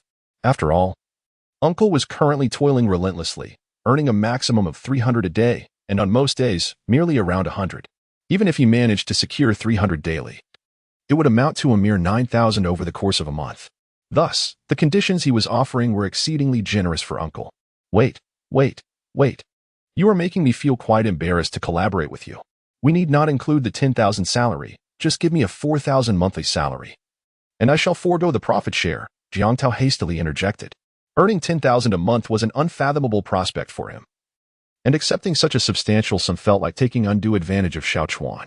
Jiang Chuan immediately responded earnestly, Uncle, a 10,000 salary is not excessive. If you are willing to work with us, we should proceed with the distribution method I just proposed. In fact, I would prefer you to opt for the first option, as it would yield a greater monthly income. The reason he offered Uncle the second option was to alleviate any concerns he might have. After all, as the pillar of the family, venturing without a base salary was akin to taking a risk. A guaranteed salary provided a safety net, instilling a sense of security. Young individuals tend to embrace exploration and risk, but for someone like Uncle, stability is paramount. Very well, let us proceed as you suggest. However, if my monthly income does not exceed 100,000, I cannot accept such a sum. Jiang Tao nodded and presented his thoughts. This time, Jiang Chuan did not contest further but smiled and nodded. Uncle, do you hold me in such low regard? You have seen today's earnings. We surpassed 60,000 in a single day. Then, I shall take my leave and rest early, Jiang Tao remarked before heading home. Upon returning, he found Bao Xiaojun waiting at the door for her husband. Observing Jiang Tao approach with a beaming smile, she inquired, What were you up to this afternoon? I heard from the dock workers that you didn't go to work today? Jiang Tao did not respond directly to his wife's words. Instead, he retrieved 2,000 yuan from the inner pocket of his clothing. Here, take it. I'm feeling joyous today, so bring out that bottle of Nolinchin from home. Oh, and don't forget to prepare a dish of peanuts. With that, he strode into the main house, displaying a carefree demeanor. Bao Xiaowen gazed at the thick stack of cash, her face a mixture of astonishment and disbelief. Nevertheless, she complied with Jiang Tao's instructions, fetching the liquor and preparing some appetizers. Unable to contain her curiosity, she asked, Did you go on strike this afternoon to rob a bank? This question left Jiang Tao momentarily speechless. After a brief pause, he retorted, Do you think so little of me, or the bank? If I were to rob a bank, it wouldn't be for a mere 2,000 yuan. I'd aim for at least 100,000. And where did this money actually come from? Bao Xiaowen pressed on, her astonishment growing. 2,000 yuan was equivalent to nearly 10 days of her husband's earnings. Jiang Tao, with no intention of concealing the truth, proudly explained, Earlier today, Xiao Chuan caught quite a haul at Shihai Bay and called me to bring the tricycle over. This 2,000 is his payment to me. Upon hearing Jiang Tao's words, Bao Xiaochuan's eyes widened in disbelief. Was it truly possible to earn 2,000 yuan for just an afternoon's help? Had Xiao Chuan captured the Dragon King of the Sea? It took her a full half-minute to regain her composure from the shock. Then, with a serious expression, she remarked, Xiao Chuan is indeed destined for greatness. I have a feeling we will be relying on his support in the future. But why would you accept his money for helping him? She questioned, somewhat amused yet genuinely curious. After seeing Xiao Chuan yesterday, she sensed he had completely transformed. He was now enthusiastic, sensible, cheerful, and exuded confidence, qualities he had previously lacked. I didn't want it, but Xiao Chuan insisted on giving it to me. I was afraid that if I refused, he would be upset, Jiang Tao explained. He even plans to bring me along to earn more money. In the following moments, Jiang Tao recounted everything Xiao Chuan had shared with him. After listening intently, Bao Xiaowan nodded in agreement. Since working with Xiao Chuan at sea is so profitable, and considering a gang has chosen a profit-sharing method of 2 parts, we should do the same. This way, when it comes time to distribute the profits, everyone will feel satisfied, and it will be fairer. However, if Xiao Chuan doesn't earn much in a month, we can't claim such a high base salary, understood? Do I need to tell you that? Jiang Tao replied. All right. We'll likely be heading out to sea tomorrow morning, so we should get to bed early. After saying this, he added, from now on, we should also foster a closer relationship with the Gang S family. The old lady is getting on in years and finds many tasks challenging. If there is anything she needs help with, you should lend a hand. Bao Shaoan nodded in understanding. Yes, I get it. You should drink less and hurry to sleep. We shouldn't delay Xiao Chuan's plans. At this moment, Jiang Chuan had not yet succumbed to slumber. He was engrossed in examining the water spirit pearl within his possession. Compared to the previous 2 days, the water spirit pearl exhibited a notable transformation. The once purple orb had now transformed to a striking blue, with 3/4 of its surface radiating a gentle azure glow. The rate of golden liquid production had evidently accelerated, surpassing its earlier pace. It appeared that the alteration in the pearl's hue signified its progression or evolution. Each time he ventured to the sea and returned with a bountiful harvest, the pearl's color would shift, and today, the change was particularly pronounced, suggesting that the energy contained within the seafood and the seawater was significantly more abundant. Jiang Chuan found himself speculating on the implications of the water spirit pearl's transformations over the past few days. He surmised that after tomorrow's expedition to the sea, the pearl would completely assume its blue form.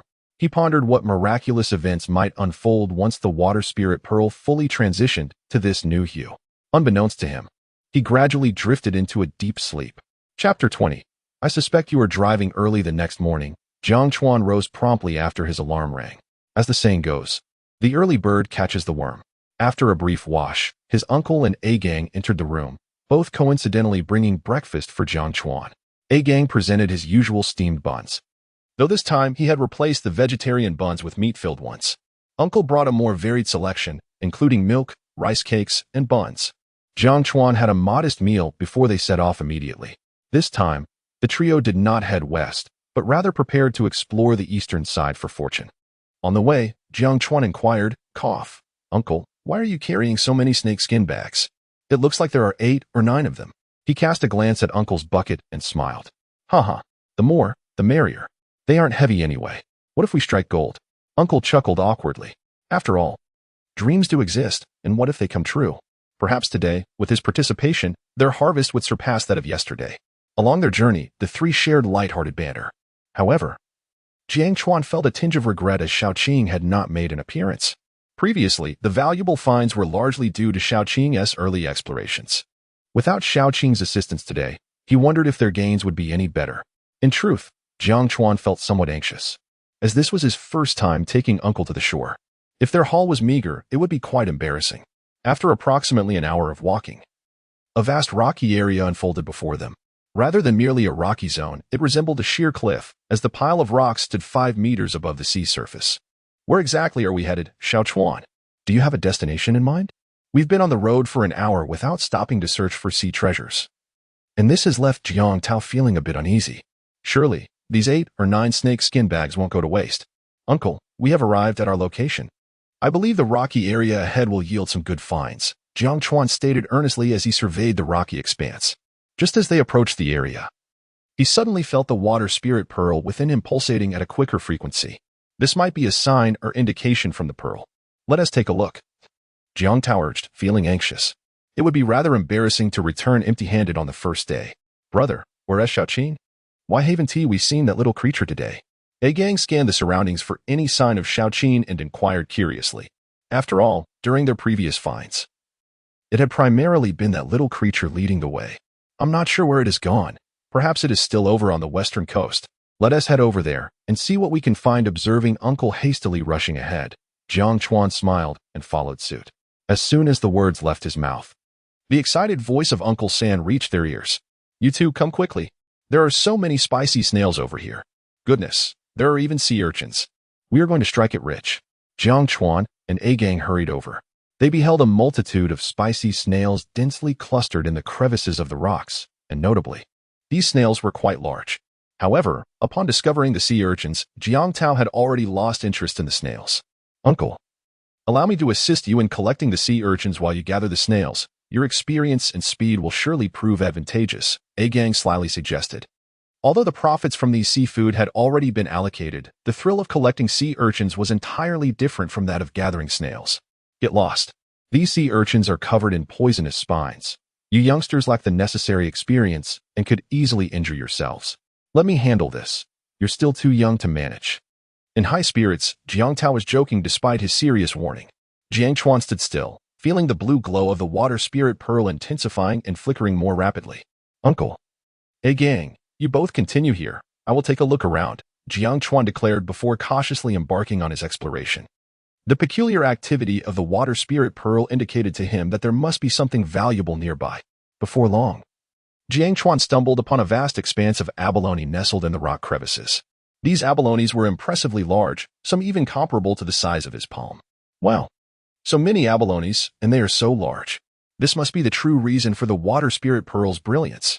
Jiang Chuan was overwhelmed with excitement at the sight of the abundant abalones. The weight of these abalones could easily exceed dozens of pounds. Along with the earlier sea urchins and spicy snails, today's haul might effortlessly surpass yesterday's earnings. Without hesitation, he promptly grabbed a bucket and a sand shovel to begin prying up the abalones. Time swiftly passed. Half an hour later, Jiang Tao glanced around but did not see Jiang Chuan and asked A Gang, where's your brother? I don't know, uncle, A Gang replied, shaking his head. They had been so engrossed in collecting sea urchins and spicy snails that they had overlooked Jiang Chuan. Perhaps you should go look for him, Jiang Tao suggested.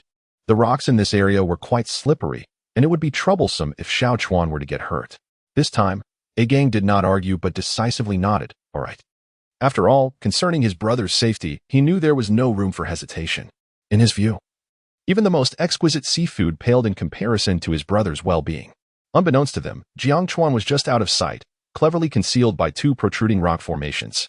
Wow! Brother, how are there so many abalones? Upon spotting Jiang Chuan, A Gang was equally astonished by the vast number of abalones, half of which had already been unearthed by Jiang Chuan. However, the remaining abalones still weighed at least 20 to 30 pounds. I don't know. Perhaps it's our good fortune. Let us hurry and dig. Jiang Chuan replied with a smile. At this moment, he increasingly felt that his remarkable fortune was directly linked to the water spirit pearl. After all, it was quite rare for abalones to congregate in a single area, much like spicy snails. However, he did not wish to overthink the matter. As long as he earned money each day, that sufficed. Excellent. A Gang nodded with exuberance. How's the collection going on your uncle's side? Jiang Chuan inquired, while his hands remained unhurried in their task. A Gang chuckled innocently. Hee. Uncle is still engaged in an intense battle with those spicy snails. Intense battle? Jiang Chuan's lips curled in disbelief. Why did these four words always evoke such vivid imagery? Brother, what does this abalone resemble? Jiang Chuan felt a wave of frustration.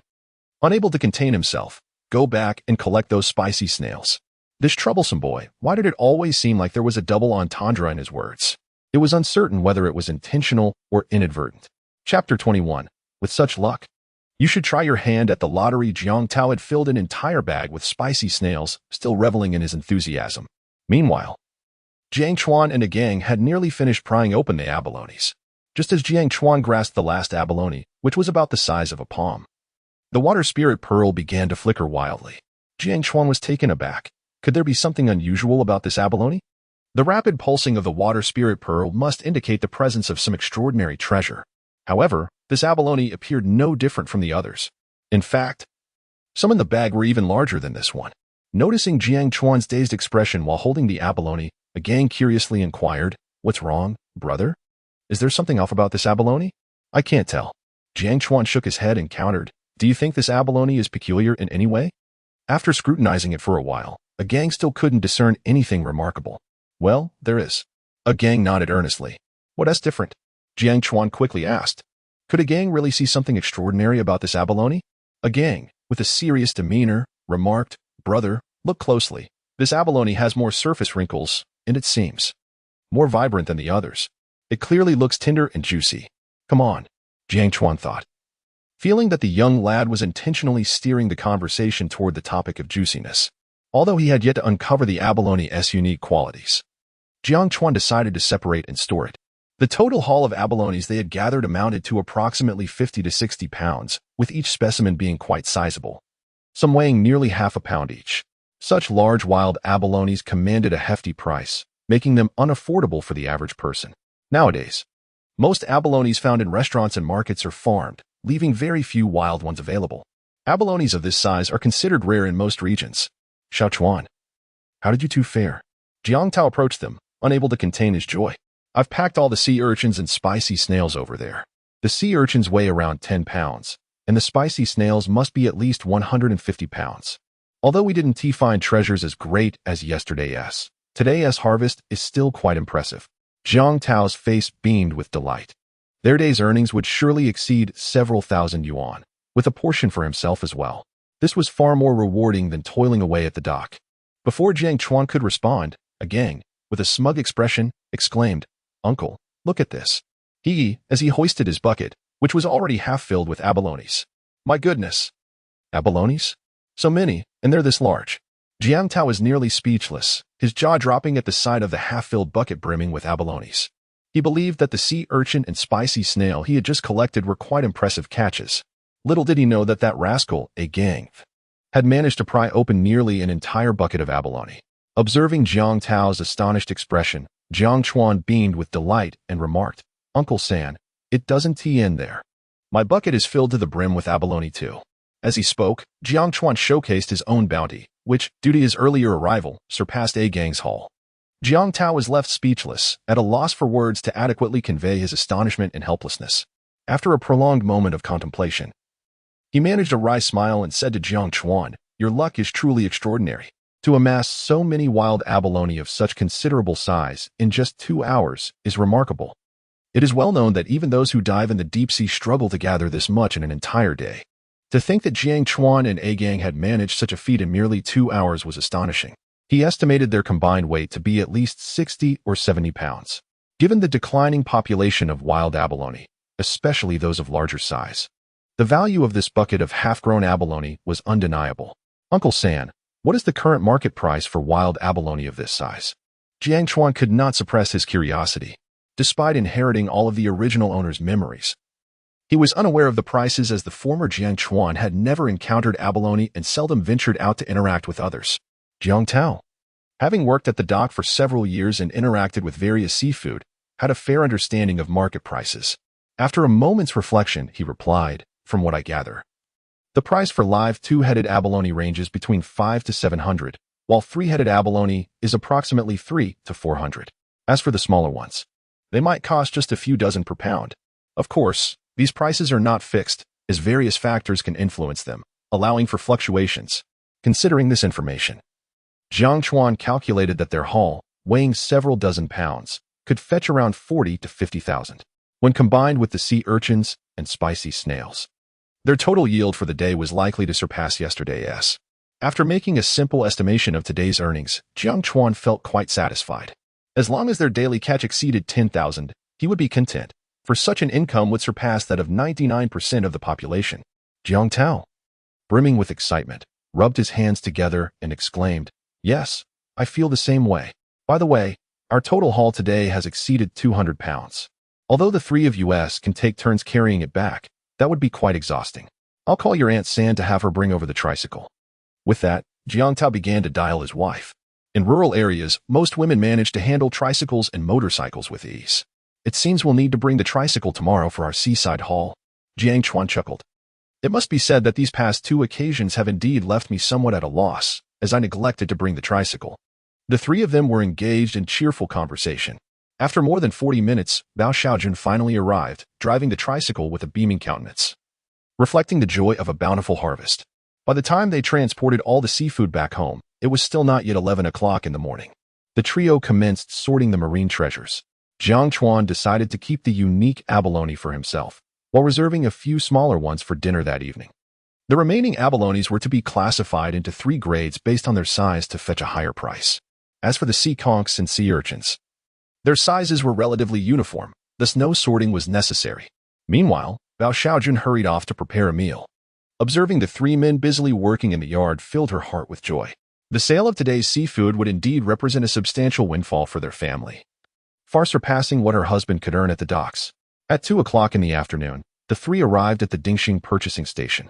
"Wow, why are you all here so early? Did you go to the beach in the dead of night?" Summer Chun exclaimed, his face a picture of astonishment upon seeing Jiang Chuan and his companions. His surprise deepened as he glanced at the 2 bags of goods in the tricycle's cargo area. It was a rare sight to witness such good fortune for several consecutive days.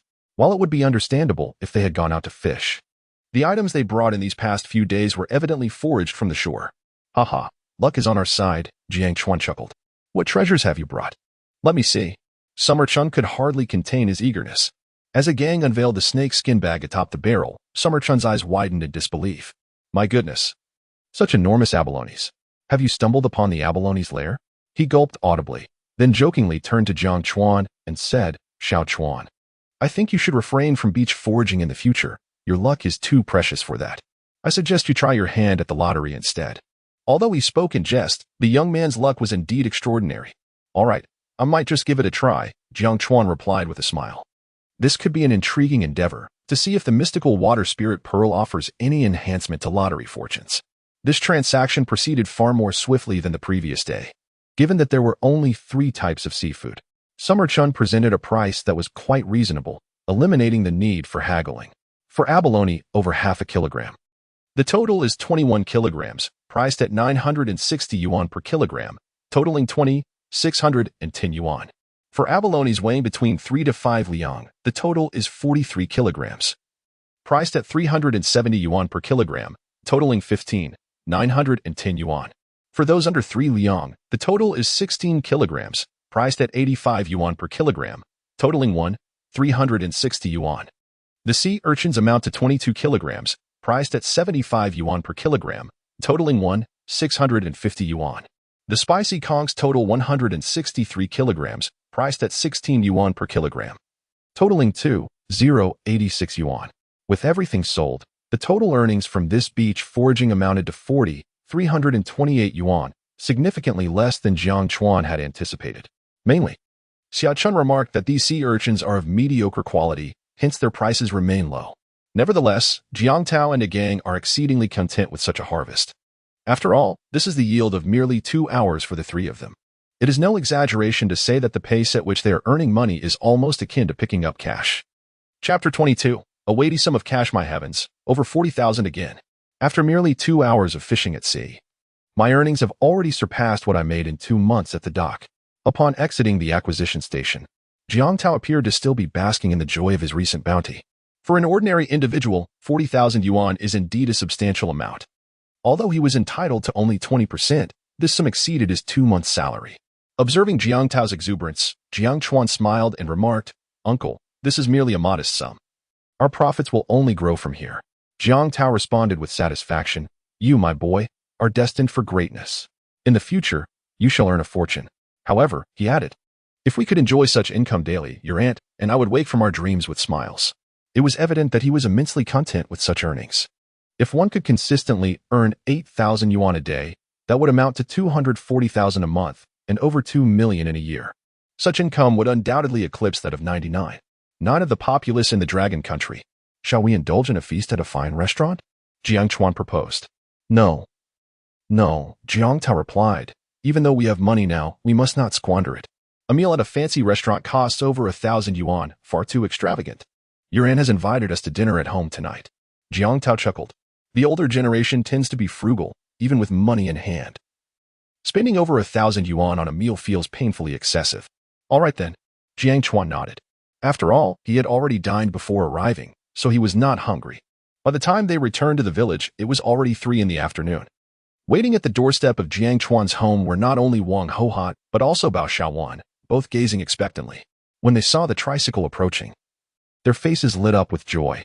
Once inside, the first order of business was, of course, the distribution of the earnings. Grandma, Aunt. Our total earnings from today's fishing expedition amount to 328 yuan. I shall round it down to 40,000 for simplicity, Jiang Chuan announced with a smile. Excellent. Wang Hohot and Bao Xiaowan nodded enthusiastically. To earn such a sum in a single day of fishing, what more could one desire? Jiang Chuan continued, Grandma. Here's a gang's share, totaling 8,000 yuan. Please, do count it. And Aunt, this is Uncle's share, also 8,000 yuan. Jiang Chuan neatly separated the stacks of money into 2 portions. Following the previously agreed distribution, each received 20% of the total earnings, while Jiang Chuan retained the remaining 60%. Although these were his relatives and close friends, Jiang Chuan believed this arrangement was entirely justifiable. The remarkable income from their fishing expedition was primarily due to his unique advantage, the water spirit pearl. Without it, the trio would be fortunate to gather even 400 yuan in a day. As they accepted the money, the 2 women were visibly moved, their hands trembling with excitement. In truth, Jiang Chuan could have opted for mobile payment, yet he insisted that Xia Chun pay him in cash. The reason was simple. Only by holding that heavy cash could he truly stimulate his desire to earn and his enthusiasm for the sea. However, should his earnings increase significantly in the future, it would be impractical to rely on cash payments each time, as it could become cumbersome and unsafe to carry large sums. Xiao Chuan, I truly do not know how to express my gratitude. Wang Hohat exclaimed, her face brimming with appreciation as she gazed at Jiang Chuan. Her murky eyes filled with gratitude and joy. She understood that such feelings could not be adequately repaid with words alone, but in that moment, it seemed that aside from sincerely thanking Jiang Chuan, they had no means to reciprocate. Grandma, have I not already told you? A gang is my closest brother. If I do not bring him along to earn money, who else would I? Jiang Chuan responded earnestly. Moreover, a gang was both intelligent and diligent. He would not feel secure allowing anyone else to accompany him. Furthermore, we are now in a partnership, so please refrain from such polite remarks in the future. Jiang Chuan spoke with conviction. His decision to bring a gang along was not driven by a desire for gratitude from Wang Hohat, but rather stemmed from a heartfelt wish to assist his childhood friend, enabling him to earn alongside him and lead a better, happier life. All right. I shall say no more, Wang Hohat nodded repeatedly. Bao Shaoan quickly chimed in, Okay. Auntie, you and the gang must stay with us tonight. I just slaughtered 2 chickens at home. We shall feast at my place. Today is a day of great harvest, and it deserves a proper celebration. Very well. We shall intrude upon your home tonight. And tomorrow evening, do come to my house as well. We must finish the meat before it spoils. Agreed. It is settled then. Chapter 23. Excitement. The abalone pearls, the 5 of them arrived at Uncle San's home, and Jiang Chuan brought along several abalones he had set aside for today. Naturally, the abalone that induced a unique transformation in the water spirit pearl was kept for himself. In addition, there were a few sea urchins and spicy snails. Aunt Wang. Xiao Chuan, you all sit down. I will prepare the meal. Aunt San cheerfully exclaimed as she hurried to the kitchen. Today was a significant day for their family. It marked a momentous occasion as the head of the household had never earned such a considerable sum in a single day, warranting a proper celebration. I'll help you, Aunt. Wang Hohat quickly rose to assist in the kitchen. After all, 2 women working together would expedite the process. Xiao Chuan, those abalones and sea urchins should have been sold. 7 or 8 abalones could fetch over 100 yuan. It feels wasteful to keep them for ourselves, Jiang Tao remarked, feeling a pang at the thought of indulging in such an expensive treat. 100 yuan was equivalent to his entire day's wages. Jiang Chuan smiled and replied, Uncle, why do we earn money? Isn't it to improve our lives? Therefore, anything that graces our plates should not be considered wasteful. To him, earning was merely a means to enhance enjoyment. If one were to neglect self-care despite financial comfort, what would be the point of earning at all? Indeed, my brother speaks wisely. It has been ages since I last savored abalone, a gang chimed in with a grin. Although they lived as fishermen by the sea, their reality was far from the glamorous portrayal found in short videos, where fresh seafood was a daily luxury. Delicacies like abalone, often referred to as soft gold, were rarely consumed by ordinary fishermen. The money from a single abalone could provide several meals of plain rice. Alas, it seems my thoughts have indeed diverged from yours, young ones, Jiang Tao chuckled. Perhaps this was the essence of a generational gap. Before long, a table brimming with tantalizing dishes was presented. There were braised pork ribs, yellow bean stewed pig's trotters, oyster sauce vegetables, saltwater spicy snails, scallion oil abalone, and steaming sea urchin fried rice. To top it off, a large bowl of shrimp and seaweed soup awaited. Wow, how sumptuous! A gang exclaimed, gazing hungrily at the feast before him. Jiang Tao, too, felt his throat involuntarily swallow. It had been ages since they enjoyed such a lavish dinner. This meal was worth several hundred yuan, a luxury that most ordinary families would begrudge themselves. We're all family. No need for thanks. Let us eat while it's hot, Bao Shaoan said with a smile. Jiang Chuan, also grinning, addressed the 2 women, Grandma and San. Thank you for your hard work. Let us sit down and eat together. What hard work? The real laborers are you 3. Wang Hohat joyfully replied. It had been quite some time since they had shared a lively meal with so many people. Even during past New Year celebrations, it had only been the 2 of them, the grandmother and grandson. The atmosphere today is even more exuberant than during the New Year celebrations, primarily because of the immense joy within. My dear wife, please bring out the half bottle of wine we left unfinished the other day. I intend to enjoy a couple of drinks with Xiao Chuan. Jiang Tao, seizing the moment, reveled in the company. All right, let us all raise a glass in celebration today. Without hesitation, Bao Shaoan nodded in agreement. retrieving the wine and pouring a glass for each of the five. Most rural women do indulge in drinking, although circumstances may not always allow for it, resulting in infrequent consumption. Once the glasses were filled, Jiang Tao and Wang Hohot turned their gaze towards Jiang Chuan. "Xiao Chuan, you are our lucky star. We toast to you," Jiang Tao declared with sincerity, and before Jiang Chuan could respond, he downed his drink in one go. "Apo, third uncle, third aunt. I shall refrain from lengthy speeches. Let us raise our glasses and drink to our future prosperity and happiness." After Jiang Chuan spoke, everyone clinked their glasses and drank heartily. Outside, the night had enveloped the fishing village, while inside, the room was brightly lit with laughter and joy, creating an atmosphere of bliss and camaraderie. By the time they returned home, it was already 11 in the evening. The 8 liang of wine had nearly been consumed by Jiang Chuan and Jiang Tao, leaving them in a slightly tipsy state. Nevertheless, Jiang Chuan had no inclination to sleep just yet. He picked up the leftover abalone to examine it. Each time he held the abalone, the water spirit pearl within him shimmered fervently. Could it be that this abalone contains a pearl? Jiang Chuan pondered aloud. Indeed, there exists such a possibility, as abalones are known to produce pearls. However, among the over 100 species of abalones worldwide, only 8 are capable of producing abalone pearls. Moreover, the likelihood of obtaining a pearl from an abalone is a staggering 1 in 250,000. This means that perhaps only one pearl might emerge from every 250,000 abalones. While the rarity of abalone pearls does not rival that of exquisite pearls like mellow pearls and conch pearls, they are still considerably more uncommon. This is primarily because abalone pearls can be cultivated, unlike mellow and conch pearls. With a sense of curiosity, Jiang Chuan opened the abalone. Instantly, he became fully alert, his body trembling with excitement. For within the interior of the shell lay a dazzling, multicolored pearl, roughly the size of a fingernail. This pearl was not a regular shape, nor the commonly found irregular, elongated form of abalone pearls, but rather a finely crafted heart-shaped gem. Could it be true that there is indeed an abalone pearl? Jiang Chuan rubbed his eyes vigorously, ensuring that this was not merely a figment of his intoxicated imagination. As joy surged within him, he marveled at the capabilities of his water spirit pearl. Not only could it forge contracts with small creatures, but it also had the extraordinary ability to discover treasures. The water spirit pearl possessed such remarkable powers. How incredible! Suppressing his excitement, Jiang Chuan immediately turned to his computer to investigate the market value of abalone pearls. The price of abalone pearls indeed pales in comparison to that of mellow pearls. One contributing factor may be the irregular shapes of natural abalone pearls, which lack the uniformity and smoothness characteristic of mellow and conch pearls.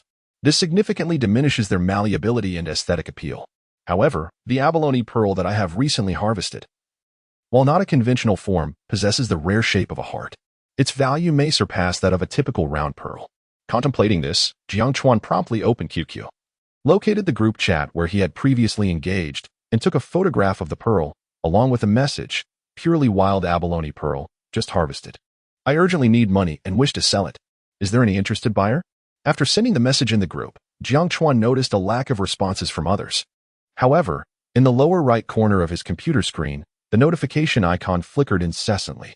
Ahem, ahem, ahem, ahem, followed by a series of raspy coughs. Jiang Chuan clicked on the flashing icon and observed that a dozen individuals were simultaneously adding him as a friend. Wow, so many people are adding me.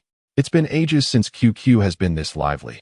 It appears that the allure of my abalone pearl is indeed undeniable. Although surprised, Jiang Chuan quickly accepted all the friend requests, as any one of these individuals might be a generous buyer. Beep, beep, beep, beep. Beep, beep, beep, beep. After accepting the requests, a flurry of notifications ensued. The individuals from earlier sent multiple messages. Chile, bro, was that truly a wild abalone pearl? Just tell me how much. I am very interested in that pearl. Little Xiaoying. Hello, I am very intrigued by this pearl. Can we meet? Buy da jewelry Xiaoli. Dove, this pearl is so beautiful. I absolutely adore it. Can I give it to my sister? As long as money isn't mentioned. I am willing to do anything for you. Upon reading the last message, Jiang Chuan's expression darkened. He retorted sharply, Gunhichui, and promptly deleted and blocked the individual in one swift motion. Chapter 24. Upgrading the Water Spirit Pearl, Contract Slot 2 after a preliminary selection. Among the dozen individuals I just added, it was ultimately determined that only 3 were genuinely interested in purchasing this abalone pearl. The first was Chile. the most active member in the group. Jiang Chuan felt that this fellow was perpetually idle, spending his days as the self-proclaimed Dragon King of the group. The second was a friend of Little Xiao Xiao, who appeared to be a woman based on her profile. The third, named Flourishing Blossoms, seemed to be an elderly individual judging by their username. Jiang Chuan promptly created a group chat, inviting the three individuals. Ladies and gentlemen, I assure you that this abalone pearl is indeed produced from wild abalone, entirely unprocessed, and it is a recent find. If you are genuinely interested, please share your proposed price. Jiang Chuan was not well versed in the market value of abalone pearls and wished to gauge the offers from these three individuals. He had found no useful information online. If the price was right, he would sell it. After all, this item served little purpose for him. And given his current financial standing, possessing such a luxury felt excessive. It would collect dust in his home, and selling it for cash seemed far more pragmatic. Chile was the first to respond. Brother, if you can confirm that this is indeed a genuine wild abalone pearl, I am willing to offer 50,000. This price is undoubtedly fair and just. Flourishing Blossoms interjected, young man, do not jest with such a price. Even a swindler would call you an ancestor for that. It is apparent that this is a bona fide wild abalone pearl. If this is not just a picture from the internet, I am prepared to offer 150,000. Little Xiaoxiao asked, Mr. Jiang, how many grams does this abalone pearl weigh? Jiang Chuan replied, I haven't weighed it, but it appears to be roughly the size of my fingernail. Little Xiaoxiao responded, if it truly is that size, I am willing to pay 300,000. If agreeable, I will come to you for the transaction tomorrow morning. Flourishing Blossoms remarked, well, it seems we've encountered a little wealthy lady. That price is too steep. I shall bow out for now. With that, Flourishing Blossoms exited the group chat. Chile commented, Little Xiaoxiao, my dear, are you not concerned that this gentleman might have a fungal infection with a nail that size? Haha. He too voluntarily left the group chat. The price of this pearl exceeded his expectations significantly, thus there was no longer any need for further bidding. Jiang Chuan stated, I reside in Qinglong Village, Southport Town. My home is the first house on the east side of the village. I will be waiting for you until 8 o'clock tomorrow morning. After that, I must set out to sea. Additionally, I want to clarify that 300,000 is not the final price. We will negotiate the final amount face to face. The ultimate transaction price may exceed 300,000, so I hope you prepare mentally and financially in advance. Little Xiaoxiao replied, understood. Negotiating prices is entirely normal as long as it remains reasonable. I will ensure to arrive punctually tomorrow. As the conversation concluded, Jiang Chuan felt a surge of anticipation. The prospect of selling an abalone pearl for 300,000 was a price that he found quite satisfactory. Certainly. Tomorrow I shall observe the expressions of the other party to discern any potential for price increases. Engaging in business is inherently a process of negotiation. She may haggle, and I too can raise my prices. Storing the abalone shells carefully, Jiang Chuan began to delve into the mysteries of the water spirit pearl. Without this miraculous orb, I would undoubtedly not have experienced such fortuitous circumstances during this period. Upon entering the enigmatic realm, Jiang Chuan was utterly astonished. The once immaculate white expanse of mystery appeared significantly larger than before. Initially confined to a cubic meter, it had now astonishingly expanded to 2 cubic meters, a full doubling of the space. More importantly, the formerly violet pearl had completely transformed into a celestial azure, radiating a gentle blue luminescence from its surface. The speed of generating the golden liquid had also markedly increased compared to the initial stages. Could it be that the water spirit pearl has completed its upgrade? Jiang Chuan felt a profound joy swell within him. In just a few short days, the water spirit pearl had astonishingly undergone an upgrade. However, he pondered whether there were additional benefits beyond the enlarged space and accelerated liquid production. After dedicating half an hour to his research, upon exiting the mystical realm, a virtual panel materialized before Jiang Chuan. Contracted pet, sawtooth crab. Available pet slots, 1-3. Upon seeing the virtual panel and its inscriptions, Jiang Chuan's excitement surged anew. Indeed, following the upgrade of the water spirit pearl, the number of pets that could be contracted had increased, now allowing for 2 additional slots. The previously contracted large crab had already assisted him in discovering numerous treasures. If he could contract several more pets, his earnings would surely flourish. Jiang Chuan chuckled with delight. Suddenly, a spark of inspiration struck him as he noticed Lele beside him. Contract Lele? The current level of the water spirit pearl is too low to contract terrestrial creatures. Only marine beasts can be contracted. As this thought crossed Jiang Chuan's mind, the virtual panel promptly issued a notification. Unable to contract Lele?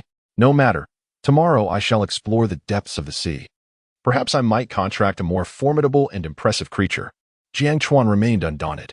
The earlier notification indicated that the water spirit pearl's low level was the reason for the inability to contract terrestrial beings. Thus, it implied that should the water spirit pearl's level rise in the future, contracting land creatures would become feasible. There was no need to rush. Unbeknownst to him, Jiang Chuan drifted into a deep slumber. The following morning, a gentle knocking echoed through his dreamlike state. Thud, thud, thud. Groggily, Jiang Chuan heard the sound of someone at the door. Wait. Indifferently responding, he glanced at his phone only to find it was merely 6 o'clock in the morning. After donning his clothes and rubbing his cheeks to awaken his senses, he proceeded to open the door. The moment he swung the door wide, he was greeted by the sight of a tall, stunningly beautiful woman. My goodness! Am I dreaming? How could such a breathtaking beauty appear before me? Should I return to sleep? Jiang Chuan immediately began to doubt whether the alcohol he consumed the previous night had been genuine, suspecting he was merely experiencing an illusion in the early hours of the morning. In the entire Qilong village, such a vivacious maiden is indeed a rarity. Behind the stunning beauty before me, a pink BMW M3 stands parked, a luxury vehicle valued at over $1 million. As Jiang Chuan pondered whether he had indulged too much in counterfeit liquor and was merely hallucinating, the captivating beauty spoke first, greeting him with a charming smile. Hello. You must be Mr. Jiang Chuan. Are you the little Xiao from the group chat last night? Jiang Chuan inquired, his curiosity piqued. Yes, indeed. I am Su Xiao. She replied, extending her milk-white delicate hand. During their chat the previous evening, Jiang Chuan had sensed that the person behind the username Little Xiao was a woman. Yet he had never anticipated she would be such a remarkable beauty. Her appearance, figure, and poise were utterly impeccable. She is rather well endowed, Jiang Chuan murmured. Excuse me? Su Xiao asked, her brow slightly raised. Nothing, please come in. Jiang Chuan replied, a hint of embarrassment coloring his cheeks. Upon her entry, he noticed another woman following closely behind her. Though her looks were commendable, they paled in comparison to Su Xiao's stunning allure. The difference was as stark as that between a maid and a lady in a historical drama, easily discernible at a glance. Once both entered, a familiar face suddenly poked through the door. Goodness! And Kuai, why are you hiding here? You startled me, Jiang Chuan exclaimed at the sight of Zhang Kuaizie. His annoyance evident.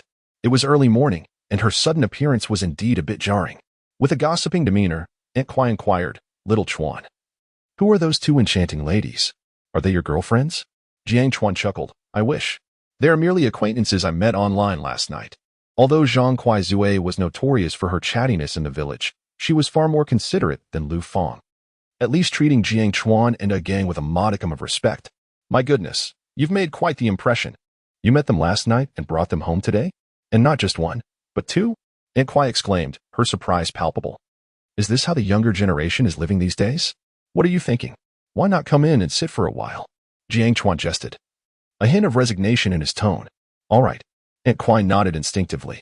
Such an unexpected appearance of two radiant beauties in the village was indeed a rarity. However, she quickly shook her head.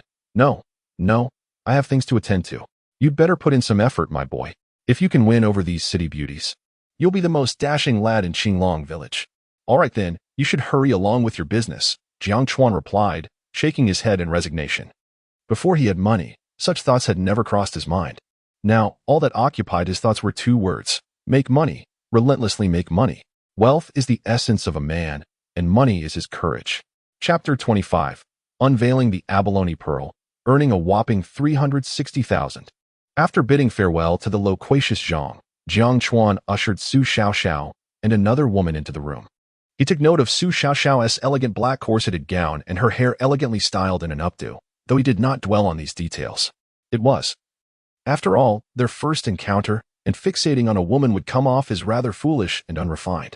Moreover, Jiang Chuan held no extravagant thoughts about women at this moment. In his current circumstance, they merely served to impede his financial pursuits. Mr. Jiang, may I see the Abalone Pearl?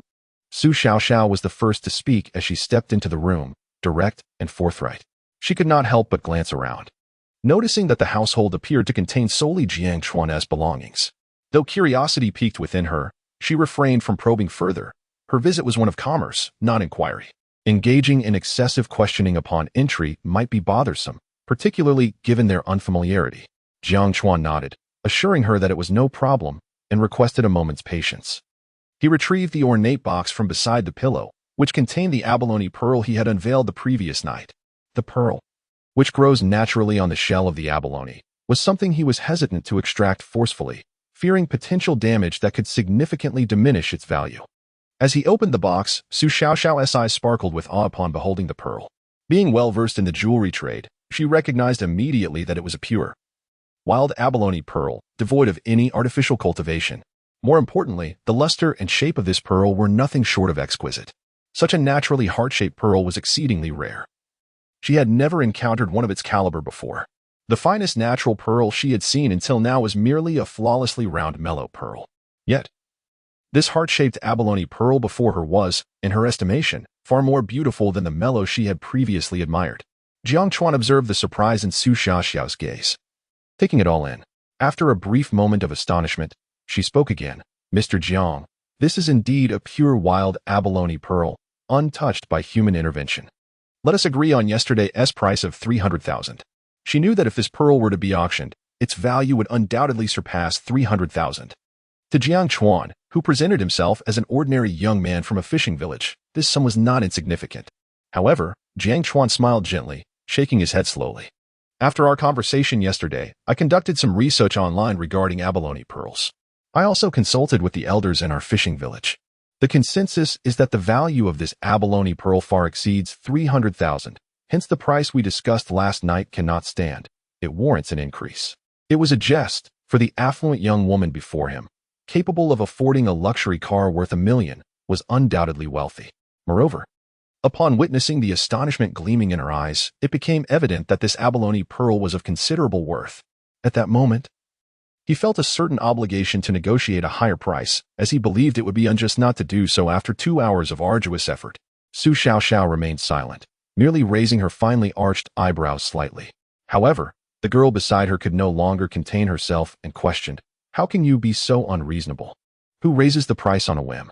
Jiang Chuan chose to disregard the maid, recognizing that she held no authority, and turned to Su Xiaoxiao, saying, "Miss Su, I trust you comprehend the value of this abalone pearl. I'm not being greedy. I propose a firm price of 400,000. If you believe the pearl is worth this amount, we can finalize the transaction. Should you think I am being exorbitant or unreasonable, then let us end our negotiations here." Upon hearing Jiang Chuan's words, Su Xiaoxiao was taken aback by the tenacity of this rural fellow. Nevertheless, even if she were to spend 400,000 to acquire this pearl, should she encounter someone who truly appreciated it, she would undoubtedly profit. Furthermore, unlike seafood, pearls do not easily deteriorate. They can withstand the passage of time. After a moment of contemplation, Su Xiaoxiao bit her crimson lip and resolutely stated, "Mr. Jiang, we too are assuming a risk in acquiring this pearl. You are undoubtedly aware that for those who cherish pearls, this is indeed a rare gem, potentially worth more than 400,000. However, if luck does not favor us and we fail to find a buyer who appreciates it, it would merely be an ordinary bead. Hence, I shall present my bottom line, 360,000. If you deem this price reasonable, let us conclude our deal. If not, we shall part ways." Su Xiaoxiao's perspective was indeed valid. The potential value of this abalone pearl hinged greatly on fortune and serendipity. To enthusiasts of wild pearls, it was a treasure, yet to those indifferent, it was merely an extravagant trinket. Thus, acquiring a pearl worth hundreds of thousands certainly posed a risk for her. Observing Su Xiaoxiao's stance, Jiang Chuan recognized that this was likely her maximum offer. The price also exceeded his initial expectations, prompting him to nod in agreement. "Very well. I shall accept a slight loss. 360,000 it is." "What do you mean by a slight loss?" the maid interjected, visibly dissatisfied. "All right, Xiaoying. Transfer the money," Su Xiaoxiao instructed decisively. Soon, Jiang Chuan's bank account reflected an addition of 360,000. He felt a surge of delight. Who would have imagined that a seemingly ordinary abalone could yield a pearl valued over 300,000? If he could earn such profits daily from his coastal endeavors, he would surely amass a fortune. Noticing that Su Xiaoxiao and the other girl had no intention of departing, Jiang Chuan inquired, "Ladies, do you have any further matters to discuss?" Su Xiaoxiao was taken aback. Did this fellow not intend to invite them for a meal? Even a simple glass of water would suffice. Why was he so oblivious? "There is nothing particularly pressing at the moment. But we arrived early in search of you, and we have yet to partake in breakfast," Su Xiaoxiao remarked, patting her stomach.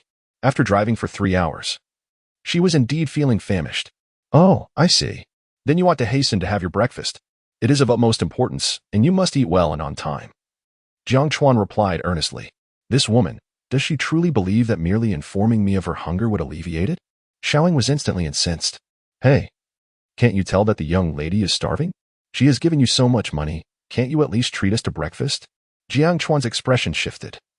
His gaze fixed on Xiaoying. Allow me to correct your earlier statement, miss. That money was intended for purchasing my pearls, not a donation from you. Therefore, neither of us is indebted to the other. Turning back to Su Xiaoxiao, he spread his hands and spoke in a gentle tone, Miss Su. It is not that I am unwilling to provide a meal, but rather I am a solitary soul, relying on others for sustenance. Regrettably, I have nothing to offer you. I must soon attend to my duties by the sea, so I cannot linger with you. By the way, there is a breakfast shop called Ajing in the county town, known for its authentic flavors and reasonable prices. You should certainly pay it a visit. It is not that he is unwilling to treat them to breakfast. The truth lies in the fact that he presently has no ingredients at home, merely a handful of meat and a single chicken, which would be too cumbersome to prepare. Moreover, those ingredients are not suitable for breakfast. With preparations to make and to see to attend to, he naturally could not afford to delay their departure. Upon hearing Jiang Chuan's explanation, a smile graced Su Xiaoxiao's face. Thank you, Mr. Jiang, for your guidance. Should there be more pearls in the future, please do not hesitate to contact me. Certainly. After bidding farewell to the two, Jiang Chuan commenced his morning routine. One feels invigorated by joyful tidings. With 360,000, one could procure a modest yet quality fishing boat. Once Su Xiaoxiao and Sun Xiaoying were settled in the car, Sun Xiaoying huffed with indignation. That fellow is truly a steadfast and unyielding man. Not only did he ignore me, but he didn't even spare a glance at you. Mississippi.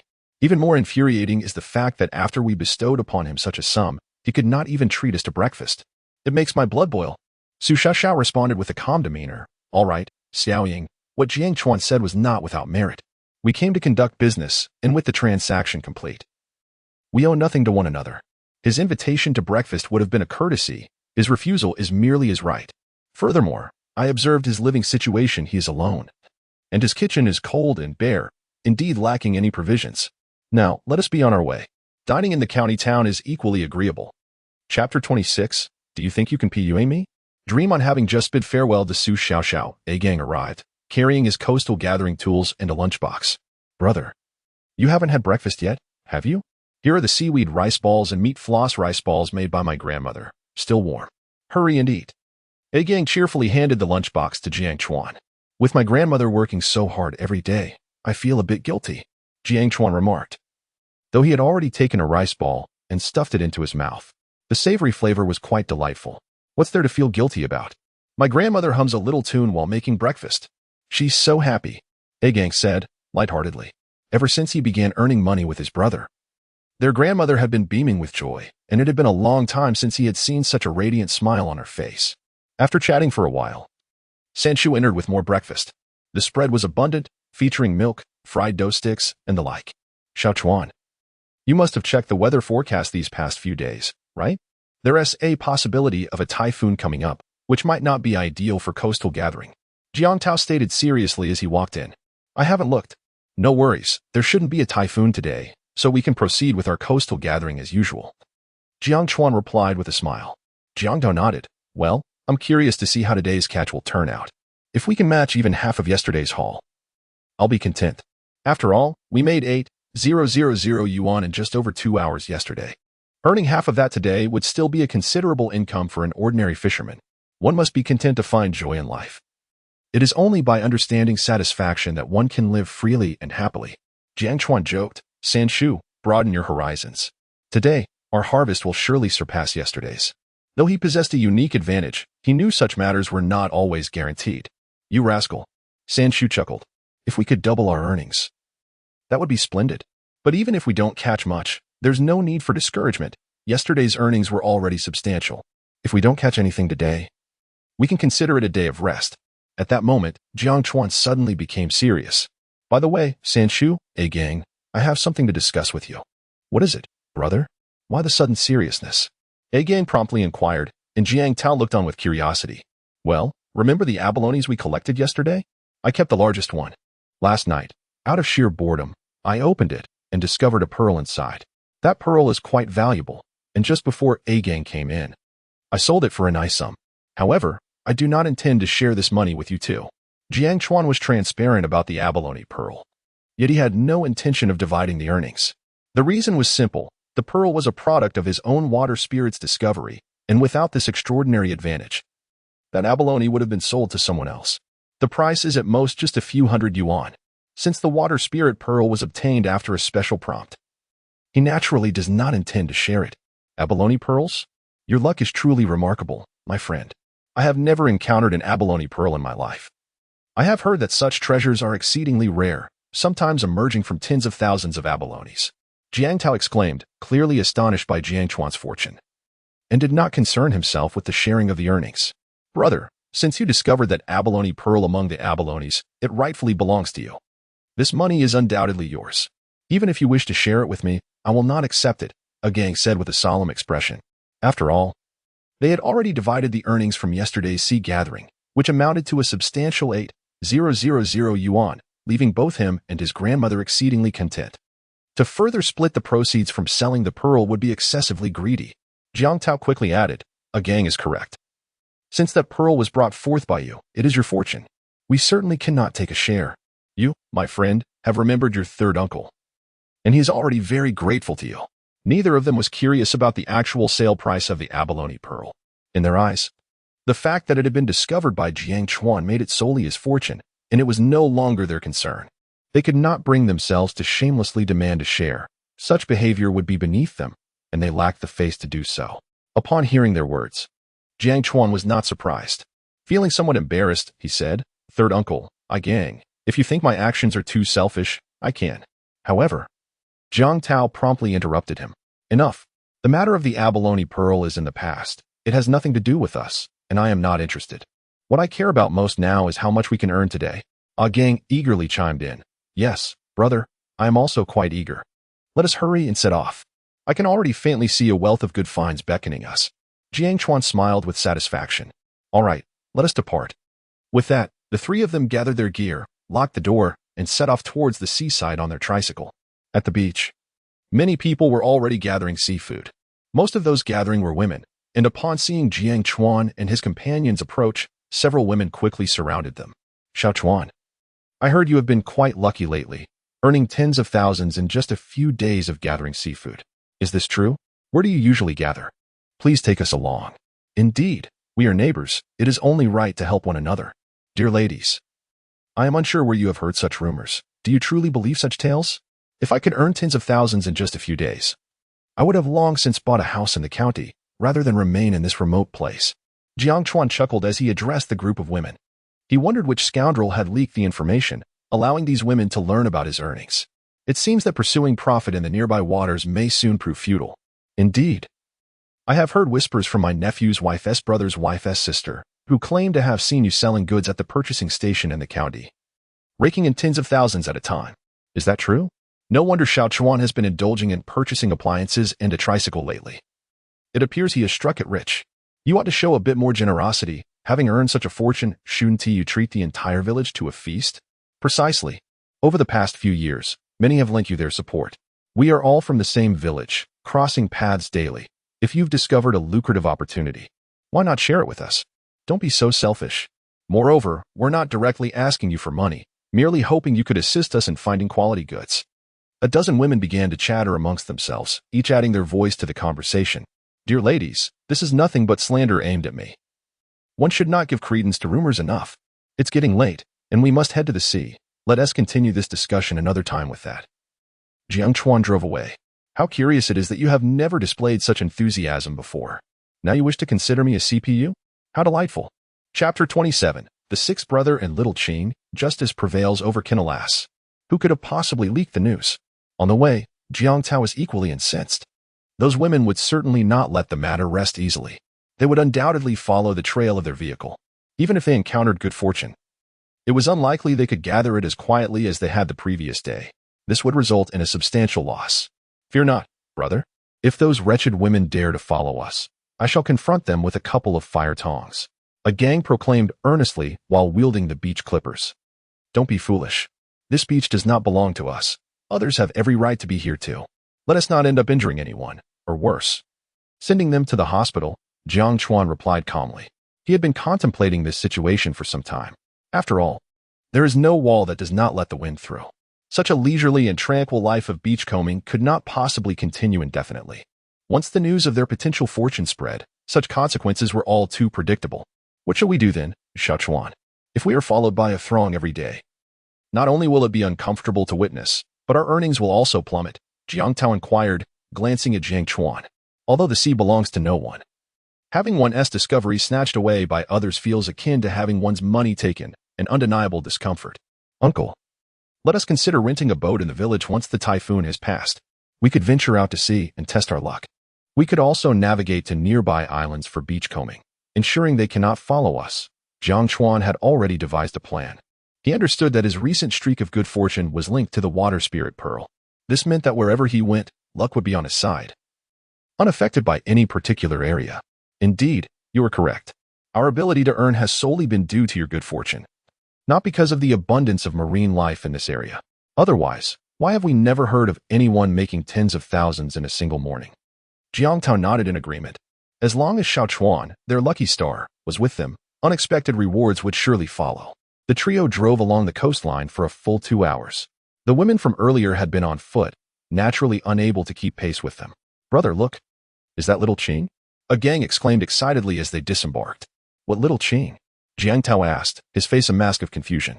Turning around, they beheld a hefty blue crab, weighing over 3 pounds, scuttling towards them with unrestrained enthusiasm. Ah, it is little Qing. Jiang Chuan nodded.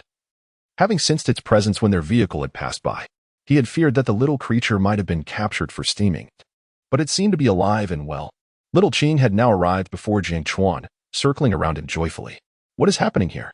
A large blue crab is circling around Xiao Chuan? Was I dreaming, or was this a sudden burst of reality? Jiang Tao rubbed his eyes vigorously, convinced he was hallucinating. Normally, when a blue crab encounters a human, it should hastily bury itself in the soil or scamper away, shouldn't it? How could this one be so foolish as to present itself willingly? Was it akin to an old sage hanging himself, weary of a long life? Uncle, you are not dreaming. This blue crab is inexplicably connected to me. For some reason, I have felt an undeniable affinity with this marine creature lately. It seems to comprehend my words, displaying remarkable intelligence, which is why I have named it Little Qing.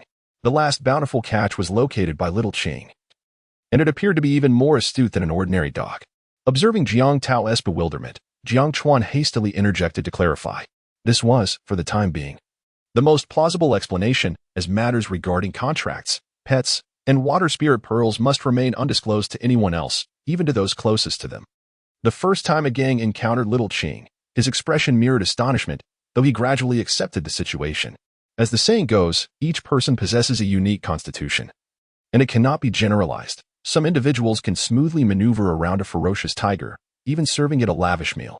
Thus, it seems reasonable for a blue crab to exhibit a modicum of intelligence, does it not? Really? Is there truly such an intelligent crab in existence? I have never heard of such a thing. Jiang Tao expressed his skepticism, turning his gaze towards Jiang Chuan. Jiang Chuan merely smiled and shrugged. Third uncle, I cannot clarify this matter in a moment. But the truth remains, this blue crab is indeed clever. Consider it the sage of the crab world. Jiang Chuan chose not to elaborate further. Sometimes, the more one explains, the more apparent the gaps become.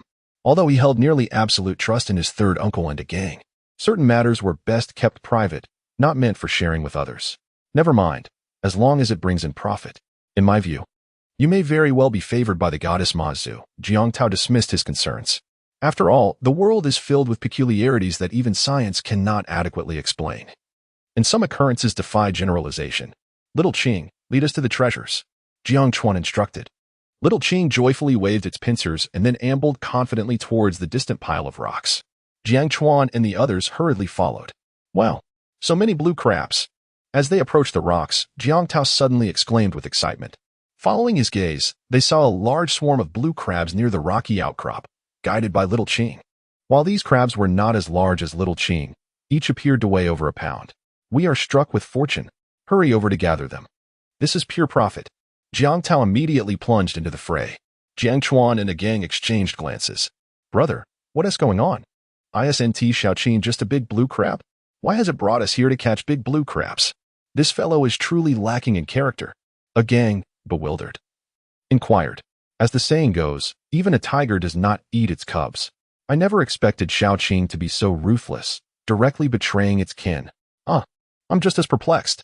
Come to think of it, last time it let me to capture its cousin, the yellow crab, and now this betrayal is somewhat understandable. Jiang Chuan was equally confounded. However, this incident does illustrate Xiaoqing's unwavering loyalty to its own kind. Brother, listen to me. This old trickster, Xiaoqing, is too merciless. Today it dares to turn on its own. Tomorrow it might even steal a robe. Tomorrow it might betray you. A gang declared indignantly.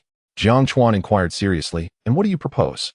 In my opinion, this crab must not be spared. Let us steam it. A gang said with a solemn expression. Jiang Chuan struggled to suppress his amusement. Sometimes, this lad truly possesses a serious comedic flair. Just then, the anxious voice of Uncle San resonated nearby. Hey, what are you two dawdling for? Hurry up and collect the crabs. If those women come over, they'll snatch away all this white cash all right. The two nodded hurriedly and swiftly set about gathering crabs. The abundance of large blue crabs in this area was astonishing. Within a short span, the three had each filled nearly half a bag. There must be at least 100 pounds. Beep, beep, beep. At that moment, two tricycles followed the tracks left by Jiang Chuan and the others. The vehicles were laden with the same group of women from earlier. My goodness! So many big blue crabs. Hurry over, there are blue crabs everywhere. Quick, quick, this is worth far more than clams. Each one fetches 40 to 50 bucks. They're so large, we struck it rich. I told you following that Jiang kid would be a wise choice. Xiao Chuan, you're quite ungrateful. Encountering so many big blue crabs without giving us a call. Exactly, with so many crabs, you three can't possibly gather them all. The dozen or so women buzzed around Jiang Chuan like a swarm of wasps. Jiang Chuan retorted, Auntie, if you find something good, hurry up and collect it. Why chatter so much? I owe you nothing, right? Damn it, this group of annoying women. I really want to poke 1,000 transparent holes in each of them with my fire tongs. A gang glared at the women with irritation. Observing Jiang Chuan and a gang's displeasure, Jiang Tao whispered, all right, let us hurry up and collect. Sigh, if only we could bring your third aunt along. Chapter 28, The Sea Centipede, a remarkable find. After a span of mere minutes, the crabs in the rocky area had vanished without a trace. Most had been caught, while others had long since scuttled away. Aunt Lu, how was your haul? Not much, just 8. Oh my, they are quite sizable. That must be worth 300 to 500, wouldn't you say? And you? I did reasonably well, managing to catch 11, though they are not as large as yours. What a splendid catch. Tonight, we must indulge ourselves with a delightful feast.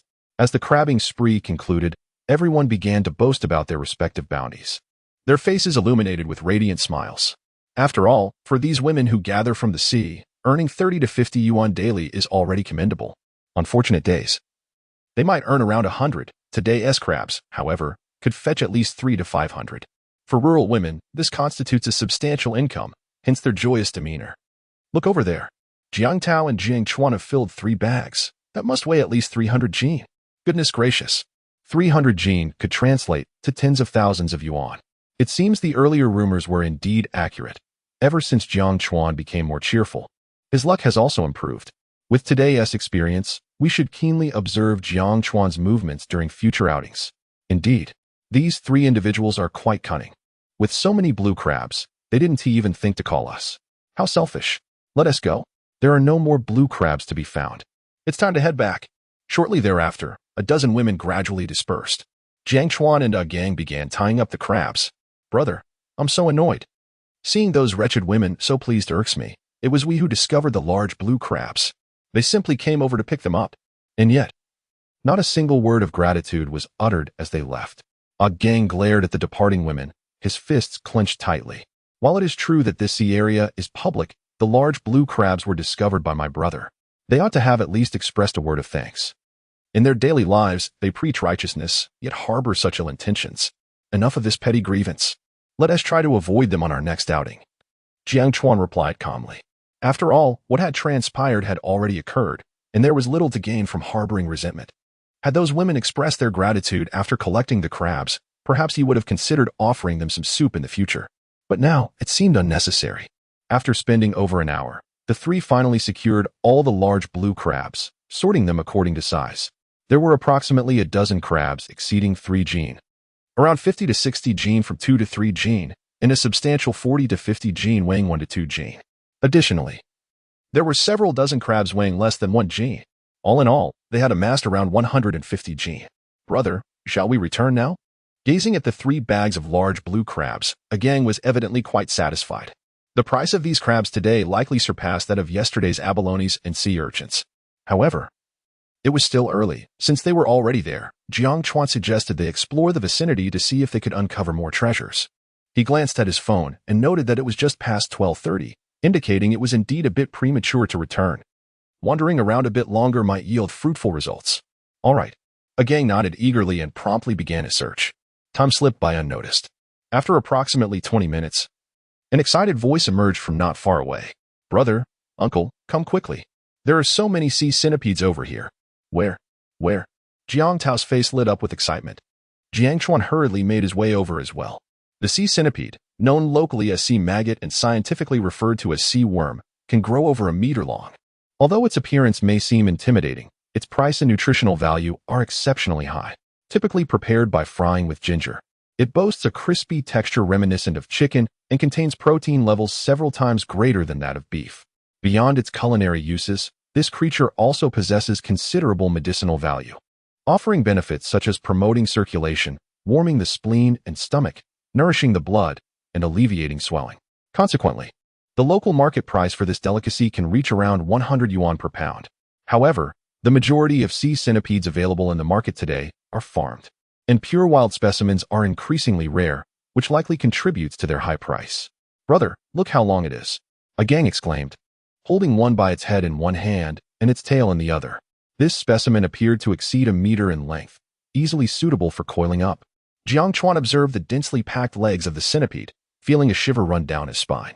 While it may not appear as terrifying as a common centipede, the multitude of legs can be quite unsettling for those with a fear of clusters. All right, a gang, stop joking around and grab it quickly.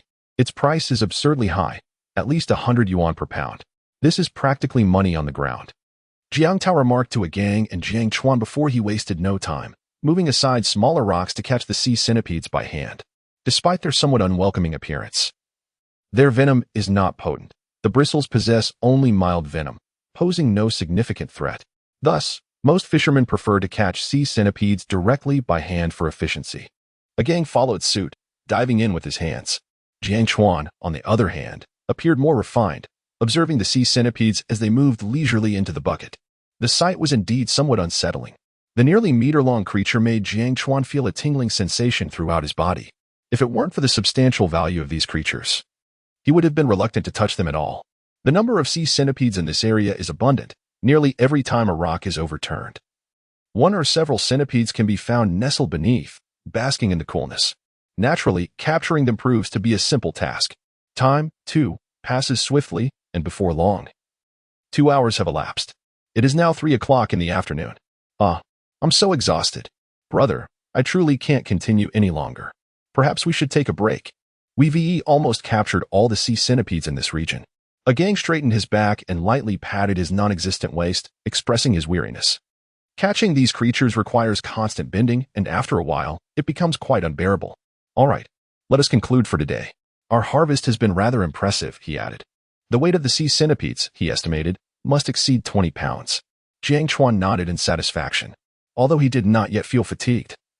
It was evident that the number of sea centipedes was dwindling in this area. At the outset, every rock they moved revealed one or even several centipedes. But now several rocks must be shifted before encountering even one. Such efficiency proved too slow for his liking. Very well, let us return. Today's bounty is quite commendable and should surpass yesterday's record, Jiang Tao chimed in cheerfully. With over 100 pounds of large crabs, alongside 20 or 30 pounds of sea centipedes, this harvest would surely evoke envy in anyone who beheld it. He then expressed relief. Fortunately, those women have departed. Otherwise, we would have incurred a significant loss. Chapter 29. The greater the tempest, the pricier the catch, having loaded all their gains into the vehicle.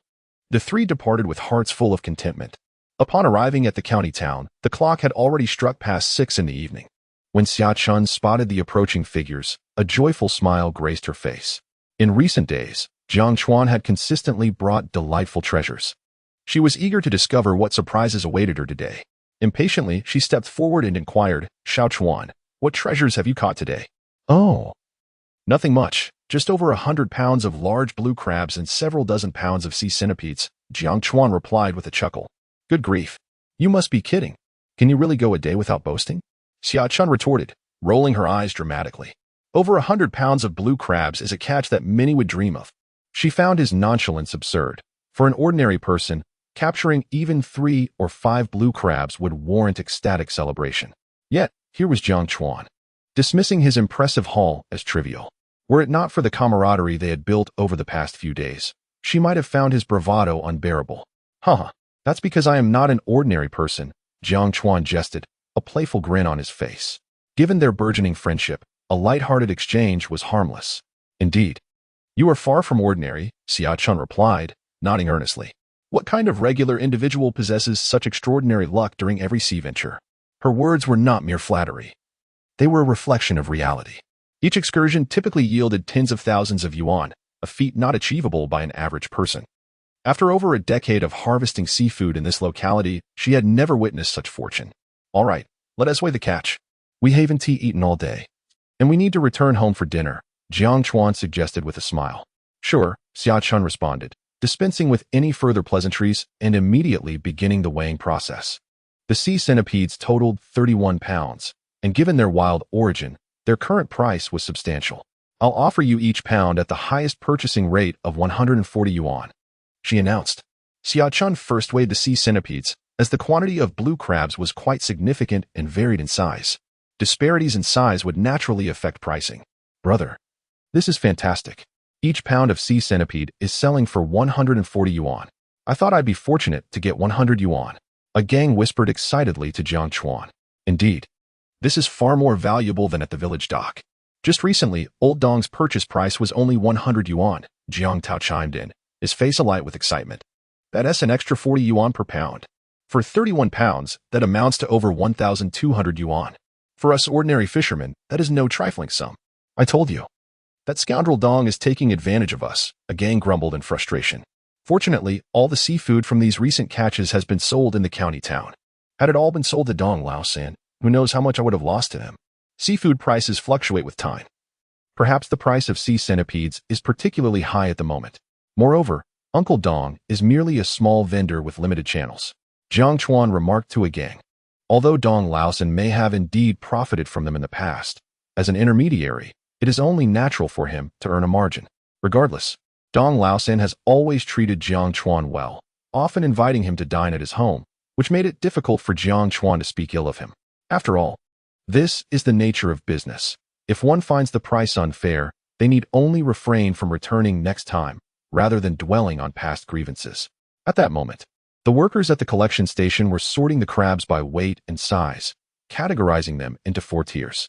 First were those exceeding 3 pounds, followed by those weighing between 2 to 3 pounds, then 1 to 2 pounds, and finally, those under 1 pound. Once all the crabs were sorted, Xia Chun spoke up. "Xiao Chuan, all the crabs have been sorted. There are 14 crabs over 3 pounds, and for this premium weight, I can offer you 1,000 yuan each. For those between 2 to 3 pounds, I can offer 600 yuan each. For the 1 to 2 pound crabs, it's 400 yuan each. Lastly, for those under 1 pound, I will calculate at 125 yuan per pound. What do you think?" Such prices indeed reflected the highest he could offer. Having conducted several transactions with Jiang Chuan, he perceived him as a generous individual, hence providing the best price without hesitation. "All right, let's go with this price. I trust that Brother Chun would not deceive me," Jiang Chuan replied with a smile. "Of course, I would never deceive you. You are my golden goose, and I rely on you to bring in quality goods in the future." Xia Chun responded joyfully. After all, everyone enjoys receiving compliments. And hearing Jiang Chuan express such trust brought him great joy. That phrase sounds oddly familiar," a gang muttered, and they proceeded to calculate the earnings.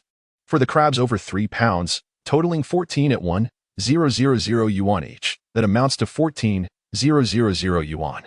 For the crabs between 2 to 3 pounds, totaling 25 at 600 yuan each, that sums to 15,000 yuan. For those between 1 to 2 pounds, totaling 27 at 400 yuan each, that totals 10,800 yuan. As for the crabs under 1 pound, totaling 21 pounds at 125 yuan per pound, that comes to 2,650 yuan. The sea centipedes weigh a total of 31 pounds at 140 yuan per pound, totaling 340 yuan. Calculating it all together. 14, 00015, 00010. 802, 654, 340 equals 46, 790.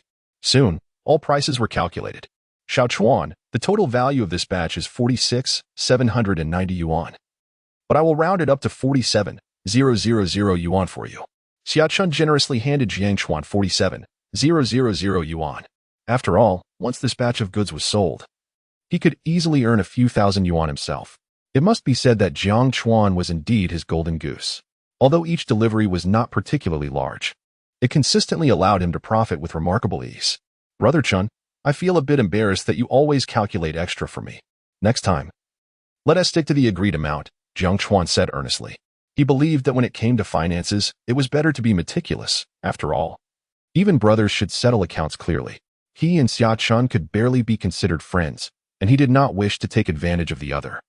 Agreeing on a fixed sum made him feel more at ease. Come now, it's just a couple of 100 yuan. I can resell this merchandise for much more than that. Of course, if you truly feel uncomfortable, the next time, just treat me to a drink, Xia Chun replied nonchalantly. To him, a few 100 yuan was trivial, especially if spending it on Jiangchuan could ensure that the latter willingly sold him all his goods in the future. That would be a tremendous gain. All right, I will definitely treat you to a drink when I have the chance, Jiangchuan readily nodded. As if recalling something, he then asked, by the way, Brother Chun, do you know anyone at the shipyard? What? Are you feeling bored with shore fishing and considering venturing out to sea? Xia Chun exclaimed in surprise. Going out to sea carries significant risks. You might not even have returns as good as your shore catches. He had witnessed the profits Jiangchuan and his companions made over the past few days, bringing in tens of thousands of yuan daily. This was far more comfortable than what many fishermen experienced at sea. Shore fishing posed minimal danger and required no elaborate tools, thus keeping costs low. However, venturing out to sea for fishing was an entirely different matter. Firstly, it inherently involved certain risks. Secondly, nearly every step incurred expenses. The costs included various fishing gear on the boat, annual charter fees, labor costs, fuel expenses, and loading and unloading fees, all of which added up significantly. Moreover, experience at sea was crucial. Lacking sufficient experience often resulted in guaranteed losses. Some individuals, when luck was against them, could even end up unable to recoup their fuel costs. Thus, he found it puzzling why Jiangchuan and his companions, who were currently enjoying great success on shore, would choose to risk going out to sea. Indeed, I do have such thoughts. Didn't Lao Gao say that the bigger the waves, the more valuable the fish? Jiangchuan nodded without concealing his intentions. Indeed, his recent catches had been quite impressive, yet he noticed that the women in the village had started paying attention to him as they prepared for shore fishing. He anticipated that peace would soon elude him. Additionally, venturing out to sea was a necessary endeavor, since it had to be done. It was best to do it sooner rather than later. Chapter 30. Plans for setting sail. Young man, it seems you harbor great ambitions.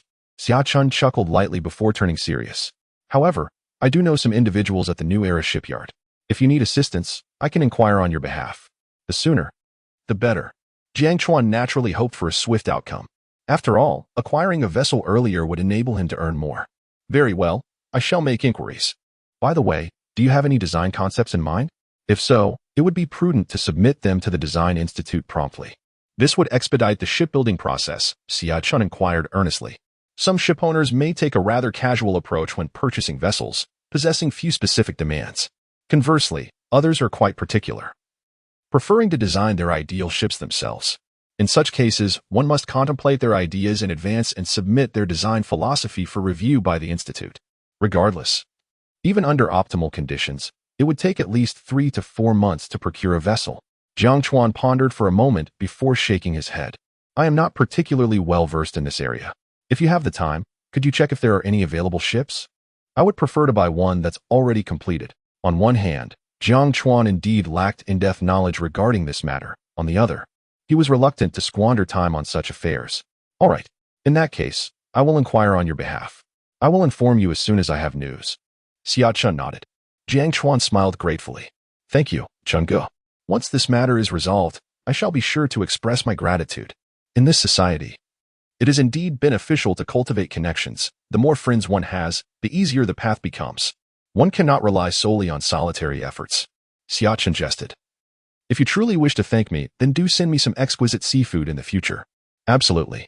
After exchanging a few more casual pleasantries, Jiang Chuan and his companions returned home. At the entrance, Wang Hohat and Bao Xiaojun had been waiting eagerly. Lei was also by their side, wagging its tail excitedly upon seeing Jiang Chuan. Wang Hohat and Bao Xiaojun hurried forward to greet him. Xiao Chuan, come dine at my home tonight. Xiaojun and I have already prepared the meal. We are just waiting for you to arrive, Wang Hohat urged promptly. All right, then I shall trouble you, Appa. Jiang Chuan did not decline. After a long day's work, he was not keen on cooking upon returning home. Trouble? This is merely my duty. My abilities are limited, so I can only contribute in this manner. As long as you do not find me bothersome, Wang Hohat said joyfully. It is indeed a source of happiness to feel one still has some utility at this age. If one could not be of any assistance, it would truly feel as though they were of no value.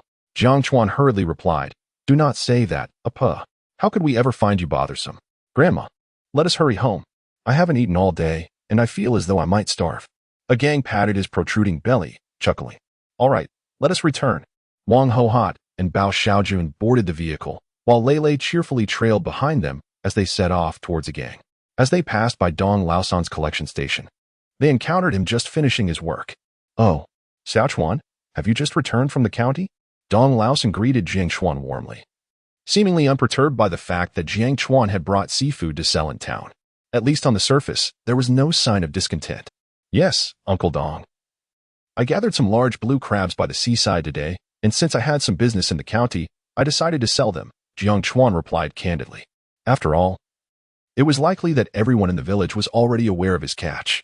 Moreover, since he neither stole nor cheated, there was little to conceal. Oh, I see.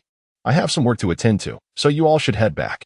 Come by for a meal sometime, Dong Laosan replied with a smile, not broaching the topic of the blue crabs again. Absolutely, Jiang Chuan nodded, then drove away. Upon returning home, Jiang Chuan first divided the earnings belonging to the two of them before dinner. He distributed the funds in a 2-to-1 ratio, resulting in a total of 9,358 yuan. Jiang Chuan rounded it up to 9,400 yuan for each, a minor difference he was not particularly concerned about. With a hefty bundle of cash in hand, both Wang Hohat and Bao Xiaojun wore radiant smiles of happiness. After all, the earnings from just these few days nearly equaled their annual savings. Witnessing the satisfaction and joy on their faces filled Jiang Chuan's heart with delight. Life, evidently, was progressing in a more promising direction. Xiu Chuan, do you truly wish to purchase a boat? Jiang Tao inquired earnestly after dinner. A new vessel does not come cheaply. Any boat exceeding 10 meters would typically cost between 300,000 to 400,000 yuan. Moreover, as Xia Chun had previously mentioned, the expenses associated with owning a boat extend beyond the initial purchase, encompassing ongoing maintenance and investments. If luck were not on their side, recouping the costs in a short time frame could prove challenging. Yes, Jiang Chuan nodded, responding with equal seriousness. You witnessed the situation yesterday. Unless we set out for the sea in the dead of night, we are bound to be followed by a throng of people. Even if we do encounter some good catches, we would still have to compete with a large crowd. Therefore, I wish to expedite the purchase of a boat, as it is necessary for our future endeavors. With my unique advantages, I am not worried about incurring losses. With the water spirit pearl and golden liquid, I have no concerns about a scarcity of fish. Well, since you have made up your mind, you must have your own thoughts on the matter. I shall invest as well, Jiang Tao chuckled. Had it been the old Xiao Chuan, he might have offered some caution, urging him to tread carefully. However, the current Xiao Chuan seemed inscrutable, and since he held such intentions, it was clear that he was resolute in his decision. Jiang Chuan nodded, expressing his agreement. Indeed, that is my thought as well. When the time comes, both you and A Gang should each invest in 2 shares, and you shall each receive 20% of the profits from our maritime endeavors. After all, even a modest fishing vessel cannot be managed by a single individual. At least 3 people are necessary. Furthermore, even if we were to purchase the boat now, we lack the maritime certification, whereas my uncle happens to possess one. This will save us the time required to obtain the certification ourselves. By the way, uncle, even if we were to order a boat today, I believe it would take at least a month to acquire it. Therefore, during this interim period, Could we possibly rent a boat to acclimatize ourselves? Jiang Chuan inquired. In the past, Jiang Chuan had often secluded himself at home, rarely venturing out to gather information regarding the village. Thus, he remained unaware of any idle fishing boats in the vicinity. However, his uncle, who frequently roamed the village, undoubtedly possessed more knowledge than he did. After contemplating Jiang Chuan's words for a moment, his uncle stroked his chin and replied, "Most of the better fishing boats are currently in use. However, I am aware that the fishing boat belonging to Go Lao Air is idle, although it is merely a 6-meter wooden vessel and its engine has aged considerably. I suspect the fishing nets and other equipment may have long since been discarded. I am uncertain whether it is still operational. This is a fishing village, and most middle-aged men make their living by going out to sea, leaving little in the way of idle boats. Go Lao Air's boat has remained in use because, a few years ago, he sustained injuries that prevent him from going to sea. Is it Go's family's boat? Let us go and take a look tomorrow. If the engine is still functional, perhaps we can arrange to rent it," Jiang Chuan pondered aloud. Chapter 31. Lele, my master, you truly are a rogue. Upon returning home, Jiang Chuan fell into a deep slumber until the early hours of the following day. In truth, it was Lele, that insufferable creature, who roused him with its incessant licking. Being subjected to such fervent affection was undeniably ticklish. "Come along, Lele, today I shall treat you to some seafood." After completing his morning rituals, Jiang Chuan set out with Lele. Since being enhanced by the golden drops, Lele had undergone a remarkable transformation, seemingly rejuvenated by several years. The dog continued to lick Jiang Chuan's hand with its tongue, and aware of the allure the golden drops held for such pets. Jiang Chuan indulged Lele with a couple more drops. Only after both its physical and spiritual needs were satisfied did Lele cease its affectionate antics. Following a simple breakfast at his uncle's home, Jiang Chuan called upon a gang, and they headed to the residence of Go Lao. Go Lao, whose full name was Go Fugue, was rumored among the villagers to possess a somewhat unstable mind. Despite this, he was quite articulate when engaging with others and occasionally offered profound insights. In his leisure, he enjoyed conversing with fellow villagers, often discussing international affairs. Logically, one would consider such a person rather astute, yet the villagers collectively deemed him not particularly intelligent. Perhaps every village harbors such characters, akin to a guardian of the community. In the past, he had married a simple-minded wife with assistance from others, but a few years ago, while gathering seafood, he was swept into the sea by a wave. In his attempt to rescue her, he sustained a leg injury from the rocks, leaving him unable to provide for himself.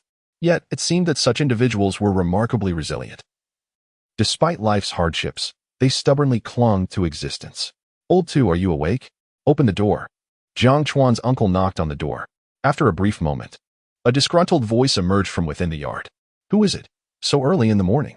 "It is I, Jiang Tao," his uncle replied. "Just a moment." Before long, the door creaked open, revealing Go Lao, whose weathered face bore the marks of time, his unkempt beard and wrinkles telling tales of hardship. His hair resembled a bird's nest, and his clothing, perhaps long overdue for a wash, glimmered faintly in the soft moonlight. Go Lao yawned, absent-mindedly scratching his tangled hair. Whether in an attempt to tidy it or merely due to itchiness remained unclear. "Third brother, what brings you here so early?" "I was just dreaming of chicken legs," he mumbled, yet his gaze wandered aimlessly around, seemingly avoiding eye contact with Jiang Chuan and the others. "Old Two, I see you're still half asleep. So I want to beat around the bush. We've come to inquire about renting your wooden boat. Name your price." Jiang Tao stated straightforwardly. "You mean that rickety boat? What is the point in renting it? Just take it. We're from the same village. Renting feels too formal." Go Lao scratched his head nonchalantly. "Uncle, here. Have a smoke first." Jiang Chuan hurriedly approached and offered Go Lao a pack of cigarettes.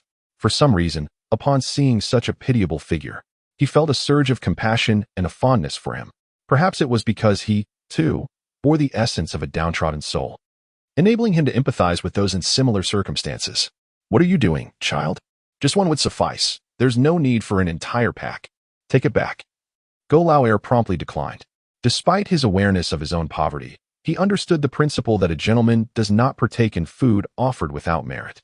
Jiang Chuan, however, insisted on returning the cigarettes, smiling as he said, "Uncle, please don't refuse. We are here to seek your assistance.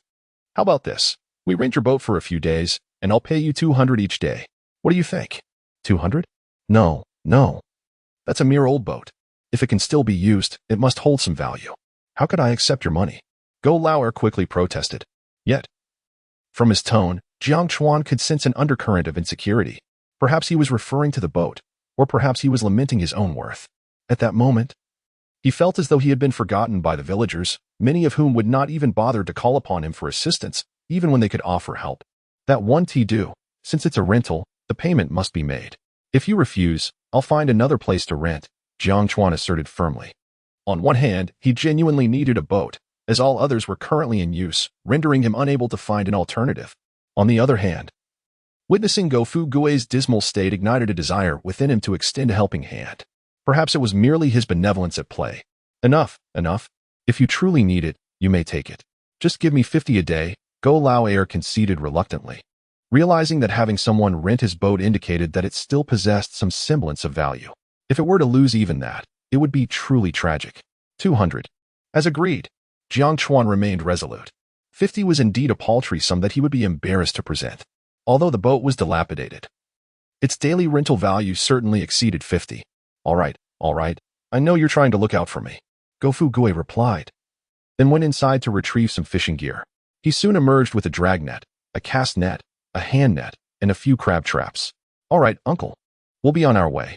I'll settle the payment with you later, Jiang Chuan said, directing a gang to load the items onto the tricycle as they made their way to the dock.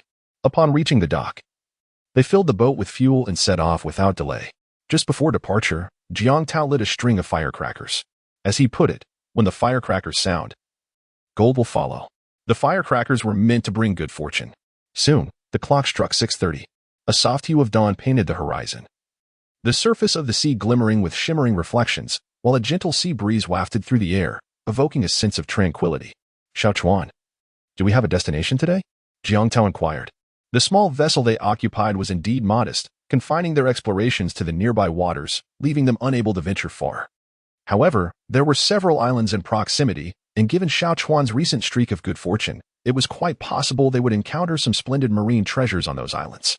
Let us head directly to that small island to the south. I recall it possesses a pleasant environment, along with numerous rocky reefs nearby, which may well conceal valuable finds. Jiang Chuan casually proposed. His primary intent for this excursion was to explore the underwater realm and allow the water spirit pearl to absorb energy, hoping to expedite its next evolution. Very well, we shall proceed to Popo Island, Jiang Tao remarked, evidently familiar with the area. Jiang Chuan contentedly stroked Lele. Brother, you should have brought a fishing rod on this trip. It's rather dull sitting idle on the boat, a gang lamented. Haha, a misstep. I shall remember next time. Jiang Chuan chuckled before rising to the side of the boat. Since they were still in shallow waters, he could not see the fish beneath. Time swiftly passed, and after more than an hour, Lele appeared disoriented and lethargic, swaying unsteadily, clearly suffering from seasickness. Oh dear, Lele, you're not faring well, Jiang Chuan teased, only to be surprised by Lele's unexpected sensitivity. Suddenly, Lele rushed to the edge of the boat and began to heave violently. Goodness, when did Lele become so refined? Knowing not to vomit inside the boat? A gang exclaimed in disbelief. Lele had certainly not exhibited such decorum before, so it was perplexing that today it refrained from polluting the vessel. Wait, a gang, look. So many fish. At that moment, Jiang Chuan spotted a school of shimmering fish rapidly approaching them, some exhibiting frenzied behavior, seemingly drawn to Lele's regurgitated remnants. My word, those are silver pomfrets, countless silver pomfrets. There must be hundreds. A gang's face instantly reflected astonishment upon witnessing the luminous school of fish. Although these pomfrets typically inhabited shallow waters, the sight of such a large gathering was unprecedented for him. If we cast a net, we could easily haul in 100 pounds.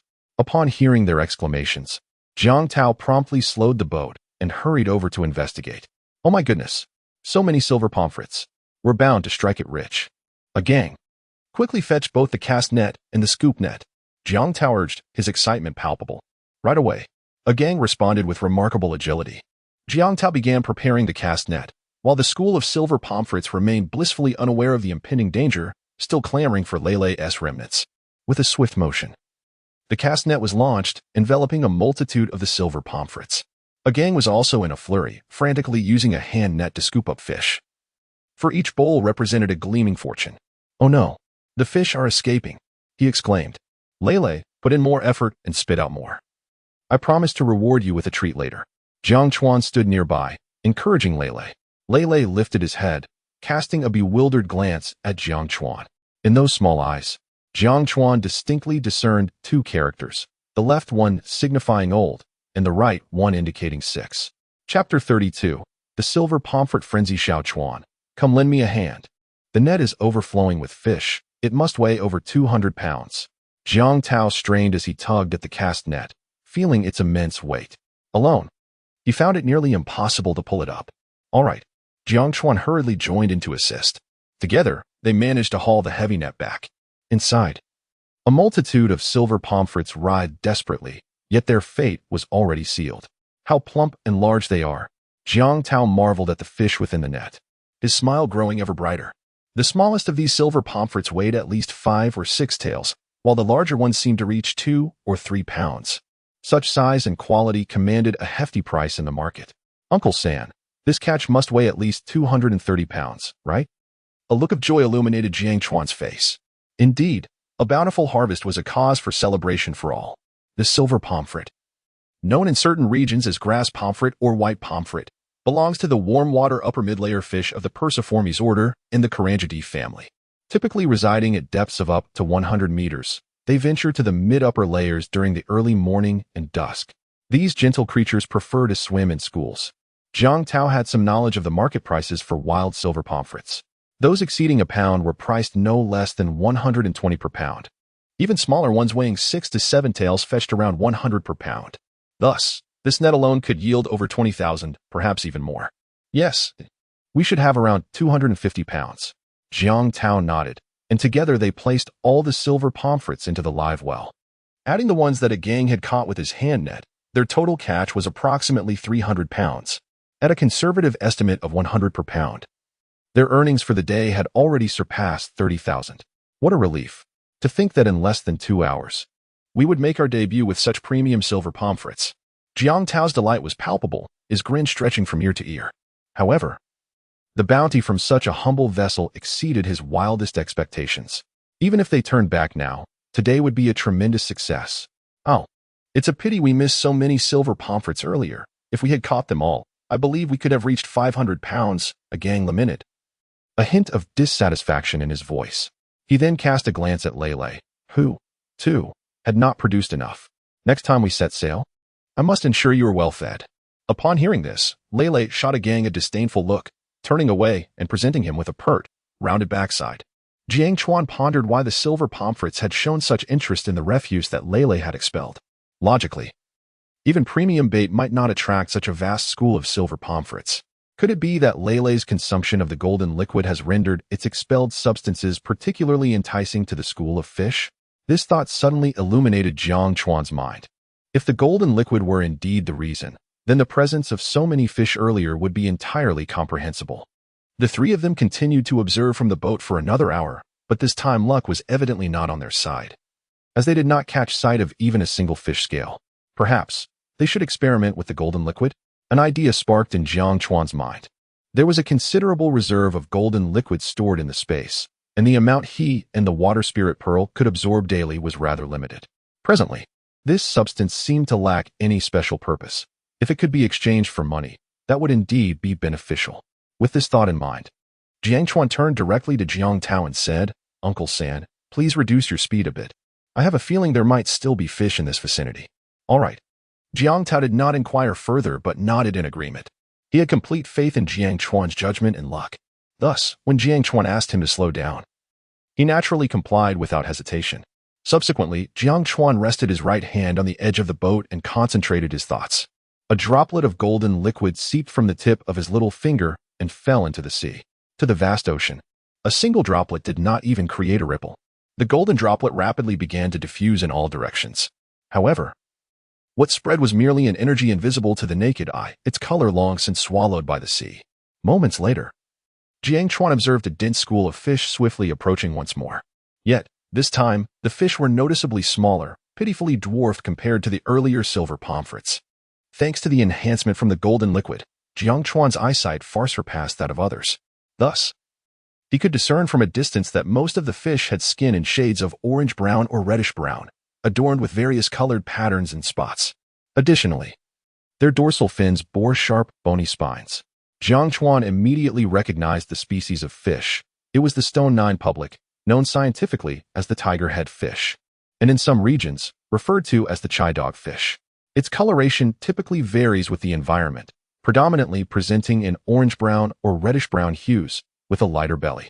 The body features distinct black or dark brown transverse stripes, and its fins are scattered with patches of varying sizes, making it easily identifiable. This fish possesses exceptionally tender and delicious meat, making it a superb choice whether steamed or used in soups. Moreover, as a small fish species, it commands a relatively high price, often reaching around 100 yuan per kilogram in most places. My goodness! It's all stone 9 public. How fortunate we are today! Exclaimed Jiang Tao in delight, while his hands remained in motion. He had already retrieved the throw net once again and, with perfect form, cast it into the water. A Gang was not idle either, fervently casting his net and hauling in an abundant catch with each throw. The net was bursting at the seams. At such a moment, Jiang Chuan was equally engaged, hastening to assist his uncle in pulling the net. The weight of this haul was likely greater than the previous catch of silver pomfret. Jiang Chuan could distinctly feel it. It must have weighed around 300 pounds. Ultimately, it took the combined efforts of the three of them to pull the net ashore. We've struck it rich, brother. Between the silver pomfret and these stone crabs, our earnings must surely surpass yesterday's, A Gang exclaimed, his face alight with excitement. Indeed, I never anticipated that our maiden voyage would be so prosperous, Jiang Chuan thought to himself, even more exhilarated. It seemed that the golden liquid produced by the water spirit pearl exerted an irresistible allure over the fish. As long as the water spirit pearl continued to yield its golden essence, fishing would undoubtedly pose no challenge in the future. Haha. I've been to sea countless times before, yet I never realized how plentiful the fish could be. Jiang Tao chuckled, his joy evident in his smile. It was worth noting that, for ordinary fishermen, catching 4 or 5 silver pomfret would be cause for celebration. While they had managed to net nearly 300 pounds in one haul, others would surely envy them if they witnessed such a bounty. Kiki, uncle, this is all thanks to my good fortune. Otherwise, we certainly wouldn't have caught so many fish, A Gang said, grinning innocently. Indeed, the lad's luck was extraordinary, and Jiang Tao nodded in agreement. The previous beachcombing adventures, coupled with today's abundant harvest, clearly demonstrated how fortunate Xiao Chuan was. One couldn't help but wonder why his luck had suddenly turned so favorable. After a brief exchange, the three began sorting through their catch. Although the majority of this haul consisted of stone crabs, it also included a smattering of other marine delicacies, some banana prawns, manna shrimp, and a few small fish. These could be taken home for a delightful meal. Chapter 33. The colorful lobster and the peacock mantis shrimp time swiftly slipped into noon. Jiang Chuan had just utilized a drop of golden liquid, which, although it attracted some fish, appeared rather meager compared to his previous attempt. Xiao Chuan, A Gang, cease your labors and come over for a bite to eat.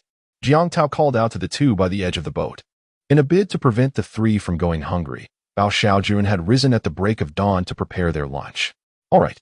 The two nodded in agreement and approached, opening the lunchboxes. Upon gazing at the sumptuous spread, their hearts swelled with delight. After a bustling half-day of toil, indulging in a lavish meal not only satiated their hunger but also uplifted their spirits. Wow. Braised pork, sweet and sour ribs, and braised eggplant. Along with blanched greens, these are all my favorites. In addition to the 2 meat and 2 vegetable dishes, each box also contained a heart-shaped fried egg. A testament to the meticulous preparation. A Gang's face lit up with a joyful smile as he beheld the delectable offerings. At home, such a bountiful lunch was a rarity. Thank you, Jiang Chuan echoed his satisfaction. Indeed, a household benefits immensely from the presence of a woman. Otherwise, many matters become rather inconvenient. After the meal, Jiang Tao looked at Jiang Chuan and remarked, Xiao Chuan, our catch today has been quite satisfactory. Shall we forego the trip to Granny Island? It would be wiser to wait until tomorrow when we can procure more diesel and venture forth then. Their hasty departure left them with insufficient diesel, and returning could pose complications. All right, Jiang Chuan nodded. Then, seemingly recalling something, he added, Third uncle. A few days ago when A Gang and I visited the county town, we purchased 2 sets of diving suits. Since we have no cargo at the moment, I thought I might take a dip to see if I can find some treasures. Dive. Are you certain? Jiang Tao's expression instantly grew serious. He was aware of Jiang Chuan's lingering trepidation towards the ocean and seawater ever since the incident 6 years ago. While he may have overcome some of his fears, the prospect of diving still raised concerns. Rest assured, third uncle, I discovered last time that I am quite adept at diving. You can ask a gang if you doubt it, Jiang Chuan replied with a smile. This time, he had two objectives for his underwater excursion. First, to explore the marine world and perhaps uncover some valuable finds. With the acquisition of the water spirit pearl, he could now navigate the depths freely, unaffected even without an oxygen tank.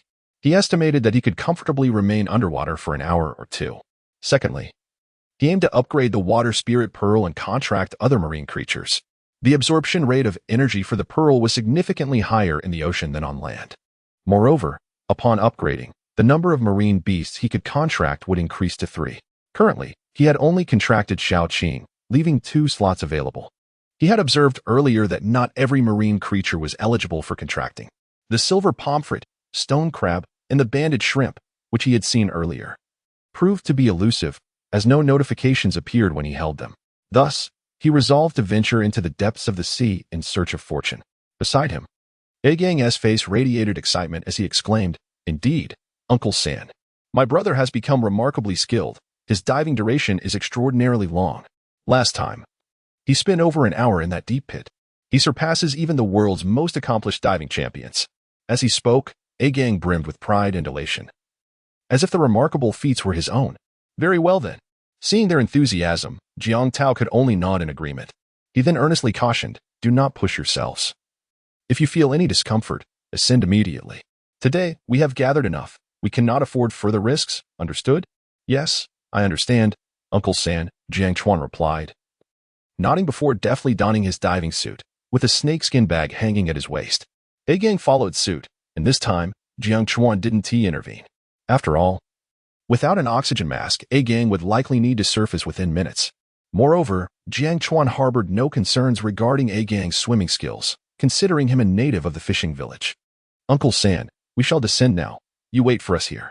With that, Jiang Chuan plunged headfirst into the ocean with a splash, followed closely by Agang. The moment he entered the water, Jiang Chuan felt an exhilarating sense of freedom, as if he were inherently part of the vast sea. With a gentle sweep of his arms, he glided through the water, his body agile like a fish, diving deeper into the ocean's embrace. A glance back revealed Agang abandoning his descent halfway, opting to swim upwards. Before long, a vibrant array of coral reefs came into view, teeming with a multitude of small, colorful fish resembling ornamental varieties. Jiang Chuan's gaze wandered until it fixated on a particular spot. "Goodness, is that not a spiny lobster?" His heart raced with delight as he swam toward the coral harboring the lobster. At that moment, a spiny lobster had nearly concealed itself within the coral, but its lengthy, 1-meter-long antennae betrayed its hiding place. Quick as a flash, Jiang Chuan seized the lobster's antennae. At such a size, the lobster's antennae were not easily torn away. So Jiang Chuan felt assured. The instant it was captured, the spiny lobster began to thrash its legs in a frenzy. While its struggle was vigorous, it proved futile against Jiang Chuan's overwhelming strength. Within half a minute, the lobster was safely stowed in the snakeskin bag. Jiang Chuan felt a surge of joy. That spiny lobster weighed at least 4 pounds, and such a large wild specimen should fetch a price exceeding 100,000. Just as he was about to revel in his triumph, in a crevice of the coral reef, Jiang Chuan once again spotted 2 antenna-like lobster antennae. Although these appendages were not as lengthy as the previous ones, they still measured around 80 to 90 centimeters, indicating a substantial lobster size. After a grueling half-minute of intense struggle, the 3-pound colorful lobster ultimately capitulated, obediently slipping into the snakeskin bag. For the next several minutes, he did not encounter any more colorful lobsters, but he did collect several large sea snails. Additionally, he seized a stone grouper, weighing approximately 10 pounds, which was not particularly valuable. It appeared that it was time to ascend. Uncle Sam would soon grow anxious. Though this brief moment of breath-holding was far from Jiang Chuan's limit, he felt compelled to surface to alleviate any worries from Uncle San and Agang. Just as he was about to turn away, a vibrant object in the coral crevice caught his eye, measuring a full 20 centimeters in length and resplendent in color. Jiang Chuan immediately pivoted to investigate. In a flash, the small creature seemed to sense danger and propelled itself backward, stirring up a cloud of sand around it. In an instant, it had darted out to a distance of 10 meters. At that moment, Jiang Chuan finally discerned its form, and elation surged through him, astonishingly. It was a peacock mantis shrimp, also known as the rainbow mantis shrimp. Its scientific name is Odontodactylus cillaris. Although it belongs to the same family as the mantis shrimp, it is undoubtedly the most striking member of that lineage. Its armor is adorned in a myriad of vibrant hues, resembling a peacock displaying its feathers, hence the flamboyant name. However, this creature is not merely a beautiful ornament. It is a formidable boxer of the ocean depths. The peacock mantis shrimp possesses a pair of incredibly powerful claws, referred to as raptorial appendages, capable of shattering crab shells and even the tough exteriors of sea snails with ease. Even more astonishing is the speed at which it strikes, requiring merely 0.0004 seconds, 1/50th of the time it takes for a human to blink. Even fish several times its size would succumb instantly to such a blow. It is evident that, when matched in size, this creature's formidable claws are truly an invincible force. Chapter 34. The Contract. From now on, I shall call you Hammer. This creature is indeed a remarkable find. Not only is it edible, but its vibrant colors have led many to keep it as a pet. A specimen as splendid and sizable as this one commands a market price of no less than 1,000 yuan. For those particularly enamored with the peacock mantis shrimp, even 2,000 yuan would seem a modest sum. Without a hint of hesitation, Jiang Chuan commenced the capture of this colorful mantis shrimp. This little creature, aside from its inherently aggressive nature, possesses an astonishing speed, surpassing that of most marine fish. With a mere flick of its legs, it can dart away several meters for an ordinary person. Attempting to catch it barehanded would prove quite the challenge. However, for Jiang Chuan, it was a trivial endeavor. After a few minutes of exertion, he firmly grasped the mantis shrimp by its throat, sealing its fate. Indeed, another 1,000 yuan was about to grace his hands, lifting his spirits significantly. Although the price of this mantis shrimp is considerably lower than that of the previously captured lobster, it would still make for a delightful pet, pleasing to the eye. Just then, a virtual panel materialized before Jiang Chuan once more, accompanied by a line of blue text, detected a potential contract target. Would you like to contract the peacock mantis shrimp as a pet? As before, two options appeared beneath the text: no on the left and yes on the right. Could this creature truly be contracted? A flicker of surprise crossed Jiang Chuan's face, but he swiftly chose to proceed with the contract. After all, selling this mantis shrimp would yield at most 1,000 yuan, which he deemed a trifling sum. It seemed far more prudent to contract it as a pet, as it might yield unexpected rewards. Conveniently, he had 2 contract slots available. Successfully contracted the peacock mantis shrimp as your second pet. Remaining contract slots 2-3. In that instant, the mantis shrimp, which had been thrashing about desperately, suddenly fell silent. A line of small text appeared above its head. Master, do not eat me. My flesh is not palatable, but my iron fists can assist you in capturing more valuable prey. This little creature possesses quite the charm. Jiang Chuan released the peacock mantis shrimp, and it began to circle around him excitedly. Then, with a swift motion, it darted off toward a nearby location. Master, come quickly. There are many camouflaged stonefish over here. Do not be deceived by their unappealing appearance. They are quite delicious. Upon seeing the text above the mantis shrimp's head again, Jiang Chuan earnestly turned his gaze in that direction. Indeed, he spotted several vividly colored stones that resembled coral reefs perfectly, and nestled among them, that would seamlessly blend in. Without careful scrutiny or prior experience, one might easily be misled. Stonefish. This is indeed a remarkable treasure, exceedingly valuable. A glimmer of joy flickered in Jiang Chuan's eyes as he gazed upon the vividly colored stones. The stonefish, belonging to the order Scorpioniformes and family Scorpionidae, is scientifically known as Synencia. In certain regions, it is colloquially referred to as stone dog. The stonefish possesses notably prominent eyes and chin, with uneven dorsal fins that resemble a pockmarked rock, rendering it rather grotesque, hence its name. Despite its sluggish movements in the sea, the dorsal fin harbors 9 venomous spines, making it one of the deadliest fish known to mankind. A careless encounter with these spines during capture could result in a grim fate, leaving family and friends to mourn. Although the stonefish is regarded as one of nature's ugliest and most toxic creatures, its flesh has been revered since ancient times as a delicacy. The meat is tender, smooth in texture, devoid of fine bones, and exceptionally nutritious. Whether steamed or used in soup, its flavor is unparalleled. These attributes compel many fishermen to risk their lives to catch this elusive stonefish. The price is equally alluring. In most places, it can fetch between 200 to 300 yuan per pound. At times, a single fish can command prices as high as 500 or 600 yuan. Jiang Chuan, with utmost care, had already placed all the surrounding stonefish into a snakeskin bag. This area yielded a total of 6 stonefish, each weighing over 2 pounds, translating to an income of 2 to 3,000 yuan. Bravo, you performed splendidly today. By the way, Little Qing already has a name. Let me bestow one upon you as well. After securing all the stonefish in the snakeskin bag, Jiang Chuan shifted his gaze to the vibrant mantis shrimp. It would be cumbersome to refer to it without a name. The mantis shrimp joyfully circled around Jiang Chuan. After pondering for a moment, an idea struck Jiang Chuan. Look at you, adorned in a dazzling array of colors, so flamboyant. Henceforth, your name shall be Hammer. This creature's formidable claws wield tremendous power, and such a bold name befits its mighty pincers and combative nature. At the instant the name was uttered, Jiang Chuan observed the previously lively Hammer momentarily freeze, its beady green eyes sparkling with a naive clarity. So be it. Hammer, henceforth, diligently seek treasures for me in the sea. Now, as you're my pet, to safeguard you from other marine predators, I shall grant you a precious drop. Open your mouth. As Jiang Chuan spoke, he focused his thoughts and began to manipulate the golden liquid. Though Hammer was unaware of what was to transpire, it obediently opened its mouth. The moment the golden liquid entered, Hammer began to whirl with excitement. Its gaze towards Jiang Chuan now radiated a more affectionate gleam, continually rubbing against his hand. That's sufficient for your size. Just a drop will do. In a couple of days, I shall return to seek you out. Remember, this is a reward for discovering something remarkable. Should you fail to find anything of worth, the reward shall be forfeited. Gently caressing the body of the Hammer, Jiang Chuan turned and made his way toward the surface of the sea. With a splash, he emerged, his head breaking through the water's surface. Xiao Chuan, you mischievous lad. Where have you been? Why have you taken so long to resurface? Jiang Tao inquired, his face etched with concern, tinged with a hint of reproach. The sight of Jiang Chuan submerged for over 10 minutes had indeed caused him considerable anxiety. Third uncle, I discovered an abundance of treasures beneath the sea, which is why I lingered a bit longer.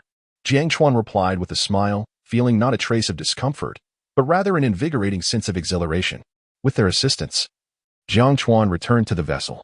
A gang, observing the bulging snake skin bag, inquired with curiosity, "Brother, your bag is nearly full. What treasures lie within?" He felt rather embarrassed as he recalled his own experience of resurfacing after merely 3 minutes. The waters here were quite deep, and without proper diving equipment, he could not venture far below. He pondered how his brother had managed to reach such depths.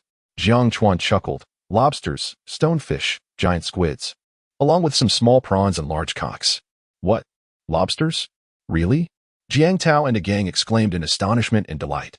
Over the years, lobsters in this region had become increasingly rare. Even in the deep sea, it was challenging to catch them. To think that Jiang Chuan had managed to catch lobsters by hand in these waters left them both utterly astounded. Indeed, they are quite substantial. The largest one weighs, I estimate, around 4 pounds. By the way, third uncle, you must take them out promptly and keep them alive. Should they perish, their value will diminish significantly. Jiang Chuan hurriedly advised. A live lobster commands an exorbitant price, yet once deceased, its worth dwindles drastically. A lobster that could originally fetch over 100,000 might be worth barely a few thousand if sold dead. All right, I shall take care of it. We must ensure that the lobster's antennae remain intact. A 5-pound lobster can have an antenna worth several thousand, Jiang Tao said, taking the snake skin bag with utmost care as he began his delicate task. The presentation of seafood becomes increasingly vital as its price escalates.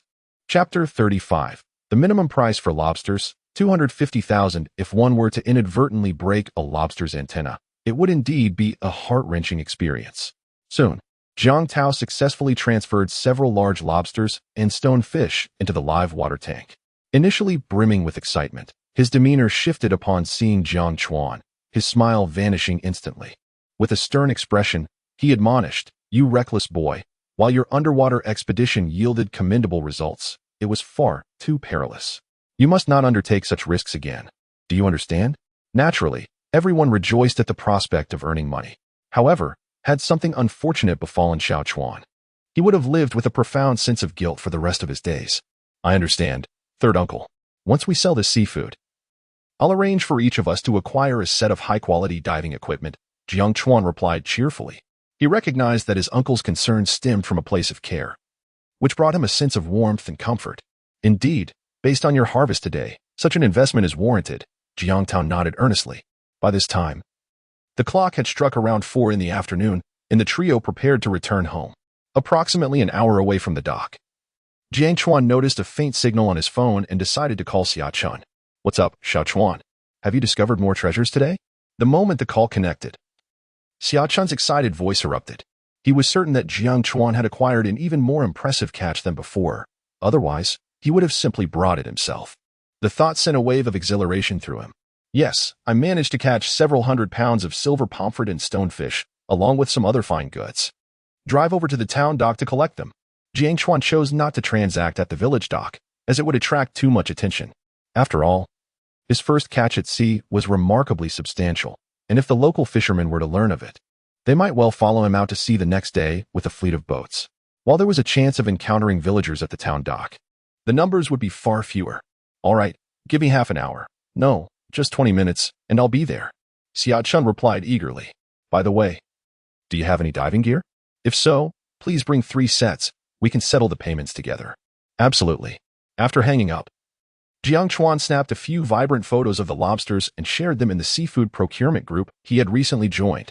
This group included owners of nearby purchasing stations. And should they offer a higher price than Xia Chun, he was inclined to sell the 2 large lobsters to someone else. His motivation was straightforward: profit. He intended to sell to whoever offered the best price. As for friendship, he had only conducted a few transactions with Xia Chun, barely qualifying as friends. And in times of financial need, camaraderie does not fill one's stomach. Only when money fills one's pockets can one enjoy a hearty meal and sleep soundly. Goodness, a vibrant lobster, and such a large one. It must weigh at least 3 pounds, right? 3 pounds. You must be jesting. It looks to be at least 5 pounds. My word, a 5-pound wild vibrant lobster. This is a fortune. Why is it that I never have such good luck? The moment the photograph was shared in the group chat, excitement surged through the members. Those who had previously been silent began to chime in, their words filled with astonishment and envy. Jiang Chuan remarked, "Everyone, I just caught this vibrant lobster barehanded from the sea. One weighs 5 pounds, and the other approximately 3. Feel free to make offers if you're interested." Chile responded, "Brother, my family runs a seafood procurement station. These 2 vibrant lobsters are indeed exceptional. I'll offer you 120,000 for both. What do you say?" Gao Yao added, 120,000 is quite generous. I was initially thinking of offering 70,000. Xia Jiashan interjected, "Is that all? Just a while ago, 3-pound lobsters sold for 80,000 here. These 2 should fetch at least 200,000, don't you think?" Many in the group were discussing fervently. If you were making serious offers, Chile's bid was indeed the highest at 120,000. However, Jiang Chuan sensed that this price might not reflect the true value of the 2 lobsters. He decided to log off QQ and head to the dock to inquire about prices from Xia Chun. Selling and buying are essentially the same. One must always compare offerings. By 7:30 p.m., Jiang Chuan and his companions arrived at the dock. Xia Chun had been waiting anxiously, and his face lit up upon seeing them. "Brother Chun, have you been waiting long?" After disembarking, Jiang Chuan greeted him warmly. "Not at all. It's worth the wait for a few hundred pounds of quality goods."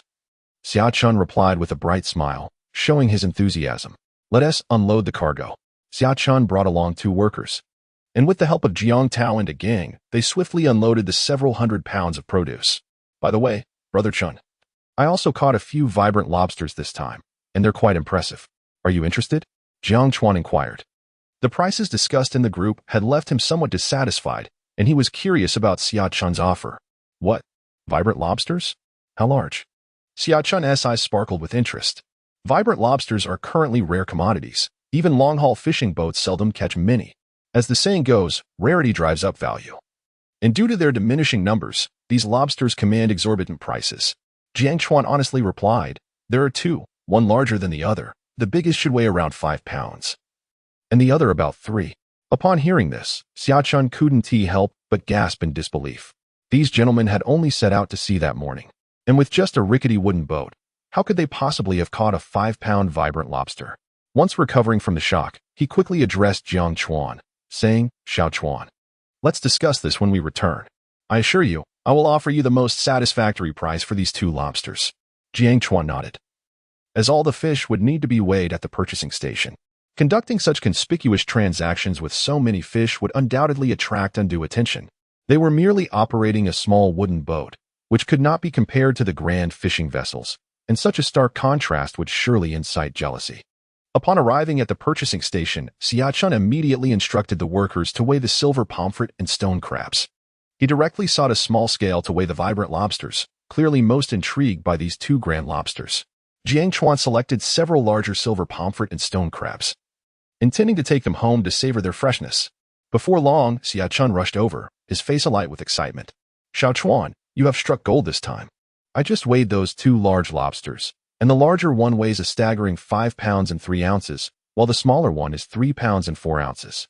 Recently, I sold a vibrant lobster weighing 2 pounds and 9 ounces for 70,000. These two lobsters are worth at least 250,000. 250,000? This figure left Jiang Tao and the gang utterly astonished. Just moments ago, the highest price quoted in the group Xiao Chuan had joined was merely 120,000. They hadn't anticipated that Xiachun's offer would be double that amount. Noticing Jiang Chuan's silence, Xiachun added, "Of course, the final price may even be higher. What are your plans for these two lobsters? Will you sell them directly to me, or?" Jiang Chuan gently shook his head and replied, "Brother Chun, you must know some owners who appreciate such exquisite items, right? Perhaps you could invite a few more owners to come and bid fairly. This way, the price for these two lobsters will certainly rise." He continued, "Of course, as brothers, I want to let you work for nothing, regardless of the final sale price. I will give you a 10% share." "Brother, we think alike," Xiachun said, joyfully patting Jiang Chuan on the shoulder. He did not decline the offer of the 10% commission.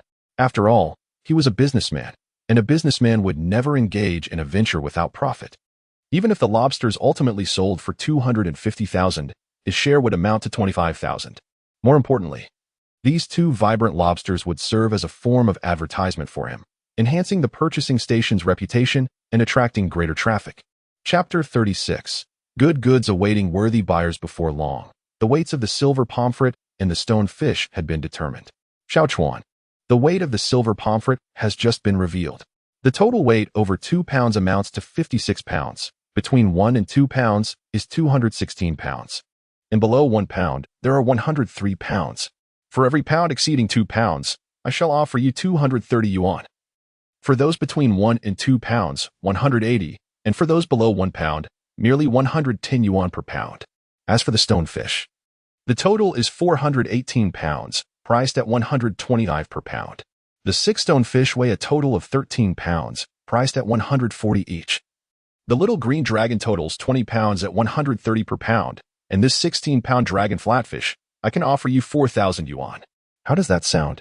Xiachun had also weighed all the major fish caught and presented the corresponding prices. This was the highest price he could offer Jiang Chuan. It was estimated that even within the whole county, such prices were considered exceptionally high. "All right, I still believe Brother Chun won't let me down." Jiang Chuan nodded in agreement. The overall weight of the fish was slightly more than they had anticipated, and the prices were not far off from what he expected. "Good. Let us first calculate the prices of these fish. Once the other buyers arrive, we can then assess the price of the colorful lobster." After speaking, Xiachun took out a calculator and began his calculations. Reset. 56 multiplied by 230 equals 12,880. 216 multiplied by 180 equals 38,800. Before long, all the prices of the fish had been compiled, including those lesser-known fish and shrimp for which prices had not been explicitly stated. As these were fewer in number, their prices amounted to only a few hundred yuan. Reset. 12,880 plus 38,800 plus 11,330 plus 5,250. The calculator was almost smoking from the intensity of the calculations. Xiao Chuan, after compiling all the seafood, the total comes to 121,260 yuan. Hiss. Upon hearing the final price calculated by Xiachun, Jiang Chuan maintained a relatively calm demeanor. After all, this price was within his expectations. He had roughly calculated it while still on the boat, with only a 2,000 to 3,000 yuan difference. However, beside him, Jiang Tao and a gang were nearly jumping with excitement. They hadn't anticipated such an astonishing yield on their first voyage. A small, humble boat had brought in over 100,000 yuan, surpassing the yields of most large fishing vessels, possibly even equaling what those vessels would earn in a month or two. "Uncle, we've struck gold. We actually sold for over 100,000, murmured the two, their voices trembling with excitement, clearly overwhelmed by the moment. Xiaochuan, this amount is rather substantial. My current cash on hand is insufficient. I may need to transfer the payment to you later. Xiaochun smiled as he spoke. If it were merely tens of thousands of yuan, he could manage to gather that sum. However, the fish are now selling for over 120,000.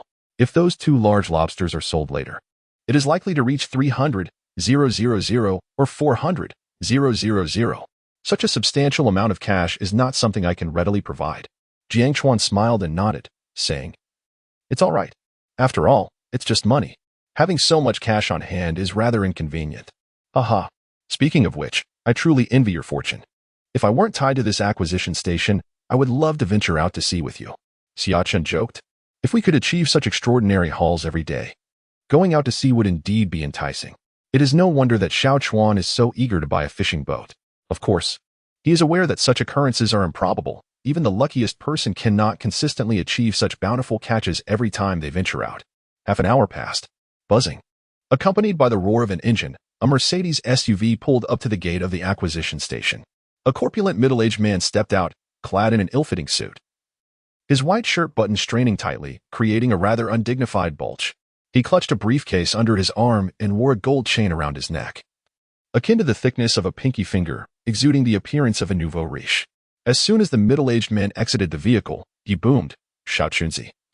Where are the vibrant lobsters? Show me quickly. Lu Gu, come, have a smoke first. The vibrant lobsters are right here. Xiaochun quickly pulled out a cigarette and approached him. After all, Lu Bo was a regular patron here, and they were keen to offer him a warm reception. Upon receiving the cigarette, Lu Bo began to scrutinize the 2 vibrant lobsters intently. Taking a deep drag and exhaling a smoke ring, he nodded. Not bad, not bad. These are indeed genuine wild vibrant lobsters. This one looks like it weighs around 5 pounds. Such fine goods are truly rare. He then raised his gaze to Xiaochun and said, Xiaochunzi, I'll take both lobsters. How much do you want? Xiaochun's expression turned awkward as he chuckled. Lu Gu, that might not be feasible. These 2 vibrant lobsters actually belong to my little brother. I have also informed the other bosses, who will be coming by to take a look. Upon hearing Xiaochun's words, Lu Bo did not seem angry. Instead, he laughed and said, You little rascal. You are full of tricks. Are you trying to incite a bidding war? He chuckled. Such fine goods certainly deserve to find a fated owner. Xiaochun smiled apologetically. Lu Bo retorted jokingly, You mean a yuan person, right? However, such situations are quite common. Rare and valuable items typically employ a bidding method for sale. After all, merchants aim to profit, and this approach undoubtedly allows them to earn more. Hence he fully comprehended this as a businessman. A few minutes later, several luxury cars worth millions arrived at the acquisition station. A total of 6 bosses gathered, one of whom was a stunningly beautiful woman. Xiao boss, is everyone here? Once everyone has arrived, let us commence, as I still have some matters to attend to in the shop. The speaker was a stunning woman clad in a flowing white gown, her voice cool, and her demeanor radiating an aura that discouraged approach. Xiaochun promptly nodded, affirming, Of course, we can start. As for these 2 splendid lobsters, esteemed guests, you have all had the opportunity to inspect them. Their appearance and quality are beyond reproach.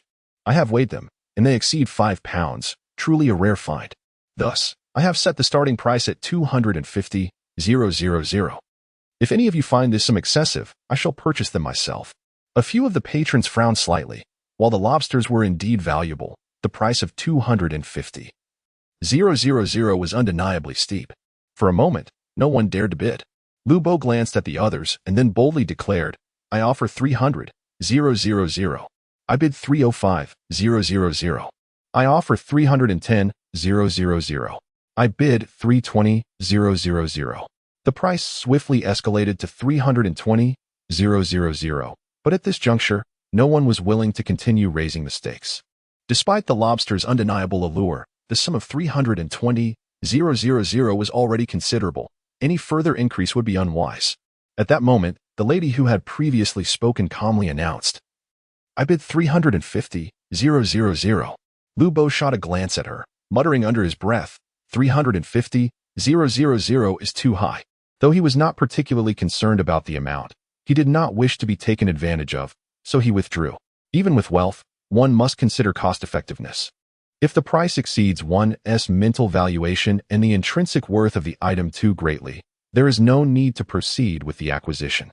The other patrons shook their heads, clearly losing interest in the lobsters, primarily because the current price surpassed their expectations by a considerable margin. Hence, the two splendid lobsters would belong to Miss Qin. Xia Chun, beaming with joy, assisted Qin Xiaoxue in loading the lobsters into her vehicle. Qin Xiaoxue, undeterred, promptly settled the payment and departed with purpose. Lu Bo, disheartened, lamented, "What a wasted trip." Xia Chun, feeling somewhat awkward, turned to Lu Bo and said, "I apologize, Brother Lu. Had those lobsters belonged to me, I would have certainly let you have them, even at a reduced profit. However, they were not mine to give." "You rascal! If those lobsters truly were yours, I doubt you would have uttered such words." "Never mind. It seems I am not destined to acquire those lobsters." Lu Bo, displaying his usual magnanimity, waved his hand and prepared to leave. "Wait a moment, Brother Lu, and esteemed guests, please hold on," Xia Chun implored. "You have all traveled a great distance. I cannot let you leave empty-handed. Coincidentally, my younger brother has just delivered some fresh silver pomfret and stone fish. Please, take a few home to savor. It is but a small token of my appreciation." With that, Xia Chun hurriedly packaged 2 silver pomfret and 4 or 5 stone fish for each of the patrons. To the likes of Xia Chun and the present proprietors, these few fish are of little significance. However, such an approach is capable of winning the favor of these business owners. One must concede that this individual possesses quite a sharp commercial acumen. Chapter 37, 470,000? Both Grandma and Aunt San were utterly astonished. Lu Bo accepted a few fish handed over by Xia Chun and approached Jiang Chuan with a smile, introducing himself. "Young brother, my name is Lu Bo. Here is my business card. Should you come across such treasures in the future, please contact me immediately. I assure you, my offer will never be lower than Xia Chun's." "Absolutely, I will," Jiang Chuan replied with a smile, taking the card. Upon glancing at it, he was surprised to discover that this ostentatiously dressed individual was actually the general manager of Lonting Hotel, a reputable national chain of 5-star establishments. Once everyone had left, Xia Chun let out a long sigh of relief, exhilarated. "Goodness, I can't believe it sold for 350,000, far exceeding my expectations. I thought the maximum price would be around 280,000. Although the patrons who had just visited were wealthy individuals, it is essential to remember that their fortunes did not come effortlessly. Thus, they might be even more discerning regarding value when making purchases compared to the average person, unless one is a lavish spender like Wang Decoming. Therefore, even if an ordinary business owner is fond of an item, they would hesitate to purchase it if the price surpasses their psychological threshold. The fact that these 2 lobsters fetched such a high price of 350,000 was indeed beyond Xia Chun's anticipation. Meanwhile, Jiang Tao and the gang had been left in a state of shock upon hearing the earlier price. "Xiao Chuan, I will transfer the money to you right now." After regaining his composure, Xia Chun hurriedly prepared to send the funds to Jiang Chuan. "All right. However, Brother Chun, among this amount, 35,000 belongs to you. Also, please calculate the total for the 3 sets of diving equipment you provided us." Jiang Chuan nodded earnestly. Always meticulous when it comes to finances, he preferred not to take advantage of others, nor did he wish to be taken advantage of himself. "Oh, it's merely 3 sets of diving equipment. Consider it a gift from me to you." Xia Chun waved his hand grandiosely. Jiang Chuan resolutely shook his head, insisting, "That won't do. Among close friends, it is essential to keep accounts clear. What is owed must be settled. Only by maintaining transparency will our future collaborations be more enjoyable." His stance was not born from a lack of gratitude towards Xia Chun's kindness, but rather from the understanding that the most challenging debt to repay is a favor. Thus it is best to avoid such obligations to prevent future conflicts, which would be detrimental to all involved. "You are indeed quite persistent. However, I admire your earnest attitude." Xia Chun nodded in agreement. The price for each set of diving equipment was 7,500, totaling 22,500. Initially, he had hoped to leverage this amount to create a sense of indebtedness, but he was taken aback by Jiang Chuan's unwavering resolve. After deducting the previous share from the colorful lobsters and the cost of the diving equipment, Xia Chun ultimately transferred 292,500 to Jiang Chuan. The 3 of them then returned home in high spirits. Passing by the butcher's shop, Jiang Chuan also bought a few pounds of premium ribs for Lele, along with 2 bags of high-quality dog food. After all, today Lele's company during the sea outing proved to be quite beneficial. Furthermore, the little one suffered from seasickness and has been vomiting the entire day, necessitating a proper recuperation. "Goodness, Is money truly so devalued these days? Two large lobsters astonishingly sold for 350,000. Such an immense sum, something I had never even dared to dream of. Sitting in the back compartment of the tricycle, a gang seemed to have just emerged from a state of astonishment. The total earnings from all the seafood today amounted to over 400,000. Indeed, the harvest today was utterly outrageous, so substantial that it felt almost surreal. As though I were caught in a dream, Jiangtao nodded in agreement. A fortune exceeding 400,000. How many families across the nation would struggle to amass such savings? And yet, they had managed to earn such a staggering amount in just one day. Of course, both of them were acutely aware that this remarkable financial gain was entirely due to Jiang Chuan's fortunate luck. Moreover, the two lobsters were solely attributable to Jiang Chuan's efforts, having no connection to either of them. Uncle San, a gang, try not to be too excited. I've mentioned that our future earnings will only increase. Today it's 400,000. Next time, we might earn 800,000 or even 1,000,000. Although Jiang Chuan appeared calm on the surface, he was inwardly elated. From his first foray into gathering seafood until now, he had already accumulated an income of 1,000,000. 1,000,000. If he were to toil in a 9-to-5 job, it would likely take him 20 years to achieve such a sum. In the past, I would never have dared to contemplate such wealth, but now it truly seems possible. Jiangtao chuckled heartily. The trio chatted and laughed, soon spotting the small Western-style house at the village entrance. Wang Hohat and Bao Xiaojun were anxiously waiting in front, and upon seeing the familiar tricycle, they hurriedly approached with joy. Grandma, Aunt San. Jiang Chuan greeted them with a smile. Don't bother getting off. Hurry to my house for a meal. The food is ready and just waiting for the three of you to return. With that, Aunt San and Grandma hopped onto the tricycle. In no time, they arrived at Uncle San's home at Shanks Wangtu. Upon entering, they discovered the table laden with an array of dishes. There was lamb, beef, pork, and various vegetables, including okra and snow peas, ingredients rarely enjoyed on ordinary days. Grandma, Aunt, aren't you curious about our earnings today? A gang inquired with a cheerful grin directed at the two. His expression clearly conveyed the message. We struck it rich today, so hurry and ask us how much we made. Aunt San, serving rice, turned back with a gentle smile. I estimate today's earnings must have surpassed 100,000, right? Grandma chimed in, half an hour ago. We encountered the second son of the Pei family returning from the sea. He mentioned that you had a bountiful harvest, collecting several hundred pounds of silver pomfret and stone base, and guessed it would sell for around 100,000. Aunt Sen echoed, yes, indeed. When Pei Xiangdong shared this news with us, his tone and expression were filled with envy. It was evident he was quite envious. Perhaps it was due to the prior release of their exhilaration and joy that they now appeared relatively composed.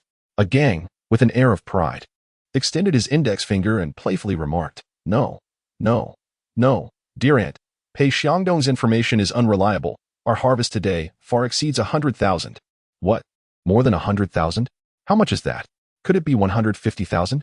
Aunt Sen gazed at the three with wide eyes, swallowing hard as her heart, which had just settled, began to race once more. The mere mention of 100,000 had left them astonished for a full 2 hours. And now a gang was asserting that their gains surpassed that sum. Jiangtao, equally triumphant, added, 150,000? Higi, dare to guess higher. 200,000? Guess again. My goodness. It can't be 300,000, can it? The tone of both grandmother and Aunt San was tinged with palpable trepidation. 300,000 was an astronomical figure they could scarcely fathom. Enough, Uncle San. Stop keeping us in suspense. Why are you behaving like this little rascal, gang? Jiang Chuan smiled, then turned to grandmother and Aunt San, stating earnestly, Grandmother, Aunt San, our total earnings today amount to 471,260. What? 470,000? Xiaowan, am I hearing this incorrectly? Wang Hohat's excitement caused her frail body to tremble. Jiang Chuan was somewhat concerned that the elderly lady might become overwhelmed. Surely, I can't be mistaken. My heavens, is it really over 470,000? Bao Xiaochuan's voice quivered in disbelief. Yes, indeed. Jiang Chuan nodded solemnly. After a considerable time, the two women finally managed to rein in their ecstatic emotions. Jiang Chuan, accustomed to the moment, began the process of distributing the profits. Chapter 38. Beware of backbiting, or you may face divine retribution subsequently. Jiang Chuan diligently commenced the meticulous verification of each income, expenditure, and the final distribution of earnings. Grandma, and San, although our total profit this time exceeds 470,000, 30,000. We also provided over 30,000 in dividends to the owner of the acquired store for his assistance today. Furthermore, each of us purchased a set of diving equipment, totaling 22,500. After deducting these amounts, we are left with 413,760. Today, Lele accompanied us and played a crucial role. So I bought him 2 bags of premium dog food and several pounds of ribs, in addition to the transportation costs.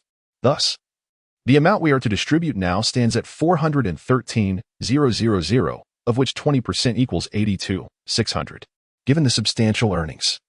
The acquisition station cannot readily provide such a large sum in cash, hence, we have opted for mobile payment. Grandma and San, kindly hand me your bank cards, and I shall transfer the funds directly to your accounts. Upon hearing Jiang Chuan's words, Wang Hohot and Bao Shaoan trembled as they presented their bank cards. Wang Hohot's card was securely wrapped in a white handkerchief and concealed in the innermost pocket of her clothing, a method common among the elderly for safeguarding money or valuables. To them, keeping important items close at hand is the safest approach. Having previously been astonished, Jiang Tao and a gang now found their breaths quickening with excitement. To earn over 80,000 in a single day was an astounding feat, surpassing their 2 years of income combined. Xiao Chuan, thank you. Thank you for bringing a gang into this venture. After the distribution of the funds, Wang Hohot was moved to tears once more. The money they had earned together was sufficient to secure a bride for her grandson. This sum was an astronomical figure she had never dared to imagine before, and she understood that it was all thanks to Jiang Chuan. The gratitude she felt was beyond the scope of mere words of thanks. At this moment, however, apart from expressing her heartfelt appreciation, she felt there was no other way to repay Jiang Chuan. Grandma, you truly need not stand on ceremony with me. You have cared for me so well in the past, and a gang is my brother, ever obedient and diligent. Thus, this money is rightfully yours. Jiang Chuan replied with a warm smile. Witnessing the gratitude and joy on the elderly faces filled Jiang Chuan's heart with happiness. The essence of earning money is to elicit the most genuine smiles from those you cherish. After a lively family dinner, Wang Hohot and a gang departed. Jiang Chuan lingered for a while longer before gathering some seafood and preparing to return with Lele. On his way back, he made a brief stop at Feng Jun's convenience store, purchasing 2 packs of Hong Shuangxi cigarettes and 2 bottles of moderately priced liquor for Go Fugui. It was not that he wished to buy expensive cigarettes and alcohol. Rather, this selection was perfectly suited for Go Fugui. Upon arriving at the doorstep, Jiang Chuan overheard voices chatting in the courtyard. A voice suddenly interjected, Ergo, do you know how much money Jiang Tao and those 2 young lads made today using your boat? This voice belonged to Pei Xiangdong, the second son of the Pei family, a man nearing 50. Given that there were only about 200 households in the village and Jiang Chuan had never ventured outside, he was quite familiar with the villagers. I have no idea, Guo Fugui replied. Let me tell you, they loaded several hundred pounds of fine goods on your boat today. I saw it was all silver pomfret and stone base, estimating they could easily make at least 100,000 yuan. How can you not feel upset and angry about the money made using your boat? Pei Xiangdong continued to instigate. Upset? Why would I be angry? Guo Fugui retorted. If Lao San and Xiao Chuan earned that much money, it is due to their good fortune and capabilities. I should be happy for them, not angry. Pei Xiangdong, exasperated, exclaimed, you truly are as dense as a piece of wood. They made so much money using your boat. Shouldn't you receive at least half of it? Surely. Anyone with a semblance of humanity would agree that if someone profits greatly from another's property, they ought to share the spoils. Don't you see the logic in what I'm saying? Guo Fugui shook his head decisively. No, I find no merit in your argument. I rented the boat to Lao San and Xiao Chuan. Their earnings are theirs alone, and it has nothing to do with me. Furthermore, stop calling me a fool. Your words make you seem even more foolish, and I can't help but feel you are the one lacking in humanity. Upon hearing this, Pei Xiangdong sprang to his feet. Ergo, what do you mean by that? Do you think I am saying all this for whom? It's for your own good. You truly are like a dog biting Lu Dongbin, unable to recognize a good person's intentions. Let me ask you, how much do they pay you to rent your boat for a day? At most, it can't exceed 100 yuan, right? Yet they earned 100,000 yuan in a single day, 1,000 times the boat rental. Are you not tempted? I have never encountered someone as foolish as you. Ergo, if Jiang Tao and Jiang Chuan had rented their own boat and made such a significant catch, they would certainly have allocated themselves 50,000 yuan. This situation is utterly unjust. His feelings of imbalance over Jiang Tao and Jiang Chuan's substantial gains spurred him to provoke Guo Fugui. Guofugue maintained his usual calm demeanor. Pei Laoduo, you all call me a fool, yet I can't help but feel that you are inferior even to this so-called fool. The money Lao San and Xiao Chuan earned is a testament to their own skills, and it has no bearing on me. Moreover, I must clarify that Xiao Chuan paid me 200 yuan to rent my boat for a day. I initially didn't want to accept it, but he insisted. I comprehend that their intentions are to assist me, a solitary individual, for they are genuinely benevolent souls. However, I find myself perplexed by your late-night visit and the lengthy discourse you present. What ulterior motive do you harbor? Is it that witnessing the prosperity of Lao San and Xiao Chuan stirs a sense of inadequacy within you? Though many may label themselves as foolish, they still grasp the concepts of propriety and integrity. In my days of watching television, I learned the essence of the spirit of contracts. Yet, it is the character of Pei Laodong that evokes a profound aversion within me. While Jiang Chuan and the others remain untroubled by their earnings, he appears excessively anxious. It is akin to the adage that states, the emperor is not in a hurry, yet the eunuch is. The words of Guofugue incited a fierce ire in Pei Xiangdong, rendering him irrational. Truly, your inability to comprehend is astounding, and your foolishness knows no bounds. They merely offered you 200 yuan, yet profited a staggering 100,000 from your vessel. Allow me to advise you, now is the opportune moment to raise your price. Should they wish to rent your boat again, demand 10,000 yuan daily. I cannot shake the feeling that not providing Jiang Tao and Jiang Chuan with some tasks leaves my heart unsettled. It is disheartening to witness those three impoverished individuals earning money while I suffer losses. Enough. Depart from my presence. You are not welcome here. I assure you that Lao San and Xiao Chuan renting my boat is a testament to their respect for me, as I recognize their genuine desire to help. In contrast, you are merely envious of their success. You claim my dilapidated boat warrants a daily rental of 10,000 yuan. Why not rent it then? I would accept a mere 1,000 from you each day. With that, Guofugue pushed Pei Xiangdong toward the door. Though not particularly astute, he was aware that his rickety boat held little value. While Jiang Tao and Jiang Chuan may have sought into profit, they likely intended to assist him as well. As for Pei Xiangdong, he is simply consumed by jealousy, unwilling to see others thrive. Such individuals must be kept at a distance, lest one be caught in their misfortune when the heavens strike. Why would I rent your decrepit boat? You dare ask for 1,000 per day for that hovel? Have you lost your senses? Insanity. Pei Xiangdong retreated, cursing under his breath.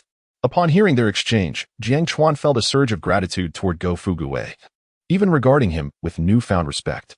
The villagers often deemed him simple-minded, even referring to him as silly ergo. Yet, the wisdom he displayed moments ago was a testament to profound intelligence veiled in simplicity. In contrast, Pei Xiangdong's remarks resonated as comically foolish. Creak. The courtyard door swung open, revealing Jiang Chuan standing outside. Xiao Chuan, you've arrived. Guofugue exclaimed with cheerful enthusiasm. I came to deliver the rental payment for the boat as promised, Jiang Chuan replied with a smile.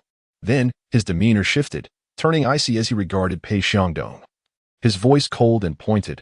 Uncle Pei, is it not a tad unethical to engage in such behavior behind closed doors? One should strive to perform good deeds. Or at the very least, refrain from committing acts of insincerity in secret. Committing numerous misdeeds may invite divine wrath. One should beware of provoking a thunderous retribution. Chapter 39 Lele, I truly admire your audacity. You. Pei Xiangdong cast a sullen gaze at Jiang Chuan. Indeed. Jiang Chuan's earlier words had incited a surge of anger within him. Yet, upon reflecting on his own remarks, which Jiang Chuan likely overheard, he forcibly swallowed the retort that lingered on his lips. After all, speaking ill of others in private was undeniably a disreputable act. And he could not deny his envy of Jiang Chuan and his companion's fortunes. Jiang Laosan, despite appearing amiable, possessed an inherent stubbornness and fierceness. He was fiercely protective of Jiang Chuan, the so-called harbinger of misfortune, and if provoked, he might retaliate with fervor. Humph. With a slight snort, he slinked away, tail between his legs. Xiao Chuan, do not mind that fellow. He is simply envious of your superior accomplishments today. Such a person is petty. I have no desire to engage with him. Guofugue, with a smile, hurriedly ushered Jiang Chuan into the house. Uncle, here's the 200 yuan for today's boat rental.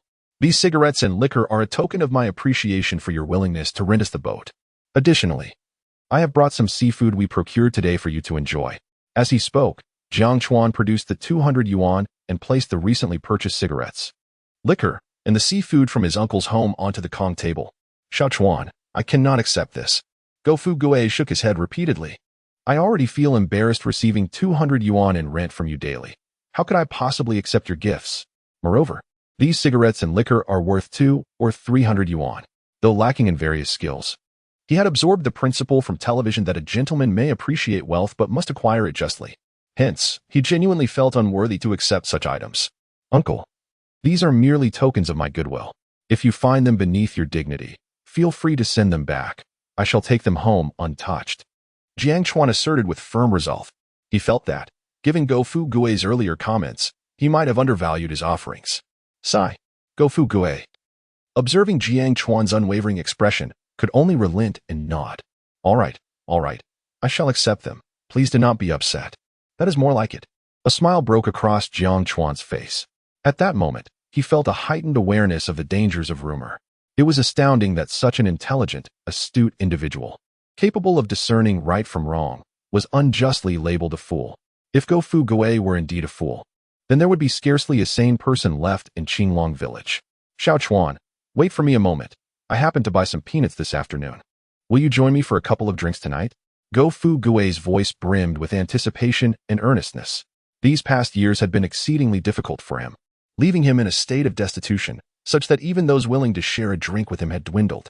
There were times when he found himself drinking alone, feeling a profound sense of desolation and sorrow. But what could he do? No one would choose to drink with someone like oneself, for in the eyes of others, one is merely a burden, a being devoid of value, even for exploitation. In this harsh reality, who would willingly share a drink with such an individual? Yet, of course, it is indeed possible. Tonight, I shall have the pleasure of disturbing you, Uncle Go. Allow me to prepare these cuttlefish as well. I have heard they make for delightful snacks.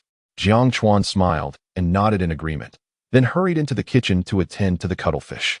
Time flew by, and before long, midnight had arrived. In the northern room of Go Fu Gui's home, the lights remained aglow, and the air was filled with laughter and merriment. A bottle of wine was swiftly consumed by the two. Jiang Chuan felt a pleasant haze enveloping him, while Go Fu Gui's face bore a long-lost smile of joy. Deep within his eyes, Jiang Chuan could distinctly perceive his gratitude. Uncle, I truly cannot drink anymore. If I continue, I fear I may not make it back home. Let us call it a night for now. We shall drink together properly when time permits, Jiang Chuan remarked with a chuckle, shaking his head. He sensed that if he drank further, he might be dragged back by Lei. All right, I am simply overjoyed today. Go Fu Gui nodded vigorously, his face radiant with delight, as if every hair on his head was blooming with joy. The wrinkles on his face seemed to diminish significantly in response to his happiness. By the way, Uncle, I still wish to discuss the matter of renting the boat with you.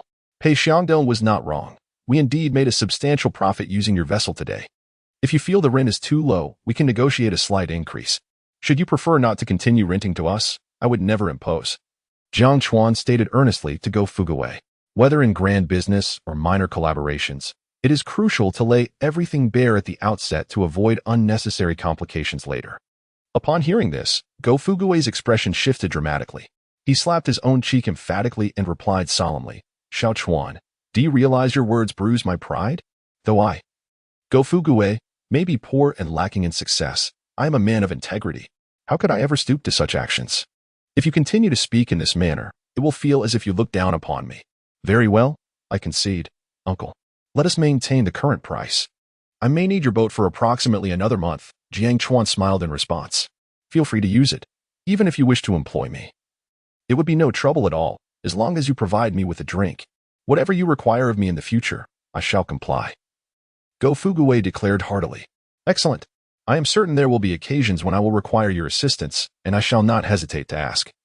Jiang Chuan thought highly of Go Fu Gui's integrity and loyalty, believing he would be of great use in the future.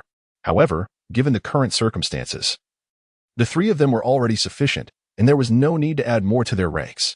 After exchanging a few more words, Jiang Chuan made his way home. Accompanied by Lei, he did not feel lonely in the enveloping darkness of the night. In the hazy twilight, Jiang Chuan could hear the howling sea winds outside, rustling the osmanthus trees with a gentle whisper. The sound was remarkably loud, evidently related to the current typhoon. Even from within my room, the crashing of waves against the rocks could be distinctly heard. Glancing at my phone, I noted that it was merely 5 o'clock. Turning over, Jiang Chuan continued to slumber. When I awakened once more, it was already past 9 in the morning. Outside, rain poured down heavily. Jiang Chuan hastily splashed some water on his face, preparing to make himself breakfast. Meanwhile, Lele began barking beside him, occasionally glancing toward the front door, woofing incessantly. "What is the matter? Is someone outside?" Jiang Chuan inquired, looking at the tightly shut door and then at Lele. The dog barked a couple of times and cleverly nodded in response. Jiang Chuan swiftly went to open the door. Upon doing so, he found a gang standing in the rain, unprotected by an umbrella, merely draped in a makeshift cover made from a snakeskin bag. His head was relatively dry, yet his clothes were thoroughly soaked. "Gang, why are you standing at my door in such heavy rain?" Jiang Chuan asked, puzzled. "Brother, my grandma asked me to bring you breakfast. Look, I'm completely dry," Gang exclaimed proudly, pulling out a takeout bag to show off, his face adorned with a silly grin. At Gang's words, Jiang Chuan felt a warmth in his eyes, deeply moved. In such torrential rain, his grandmother and Gang had risen early to bring him breakfast. "You silly boy, why didn't you wait for the rain to stop before coming? And since you're here, why didn't you knock or call out to me?" Jiang Chuan playfully thumped Gang's chest a couple of times. "This silly lad is so thoughtful. Hee. I was afraid you hadn't woken up yet, so I didn't knock," Gang replied, still wearing his goofy smile. Noticing the glimmer of tears in Jiang Chuan's eyes, Gang asked in confusion, "Brother, it seems you were crying. Why are you crying like my grandma?" "Nonsense.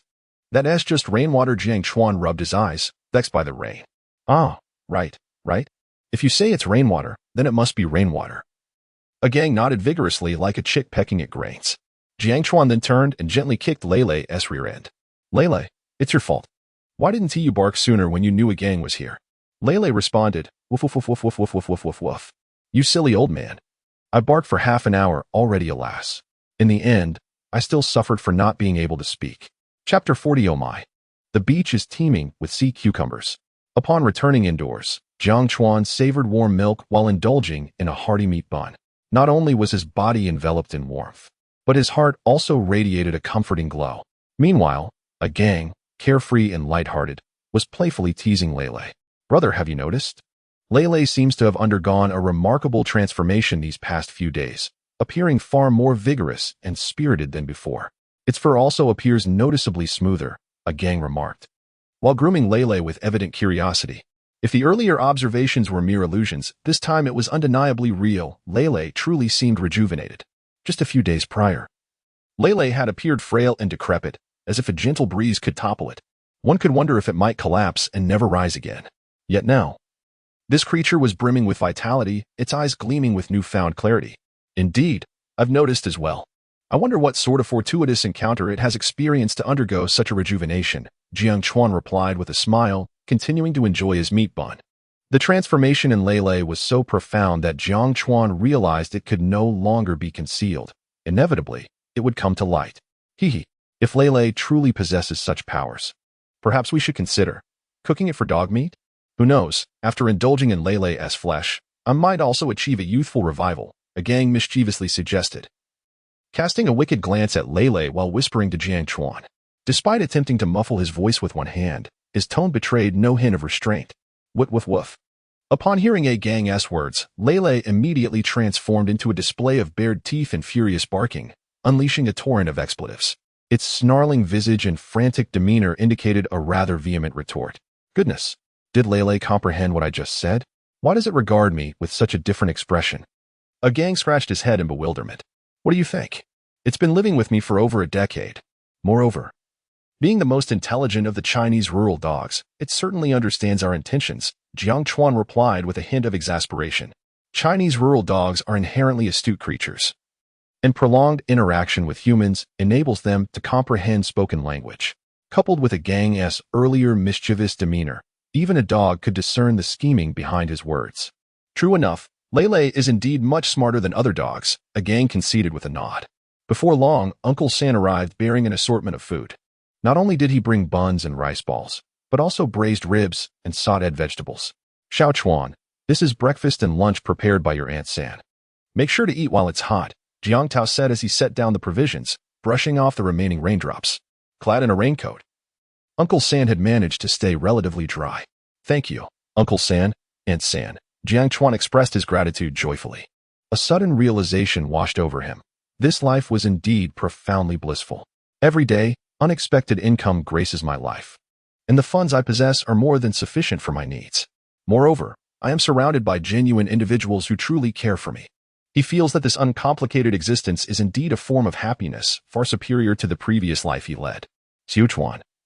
It seems we may not be able to venture out to sea in the next couple of days, Jiang Tao remarked. His voice tinged with melancholy as he gazed at the weather outside. After all, their earnings over the past few days had been astonishing, rendering the thought of remaining indoors unbearable. Particularly when he looked towards the shore, it felt as if countless banknotes were beckoning him. Indeed, the weather these days is not conducive for sailing. The risks are simply too high. Jiang Chuan nodded in agreement. He continued, however, once the rain subsides and the weather improves slightly, we can head to the beach to gather what the tide has washed ashore. When the water recedes, there will surely be treasures left behind. Most fishermen residing by the sea understand this principle, yet few dare to brave the dangers posed by typhoon conditions. Throughout history, numerous tales abound of those who have perished in the depths of the ocean. This is not advisable. The typhoon has not fully dissipated. Venturing out now would be perilous. Jiang Tao cautioned Jiang Chuan. While many might share this sentiment, few possess the courage to act upon it. Let us wait until the rain ceases. Jiang Chuan replied with a smile. Old Gao once said, the greater the wind and waves, the more valuable the catch.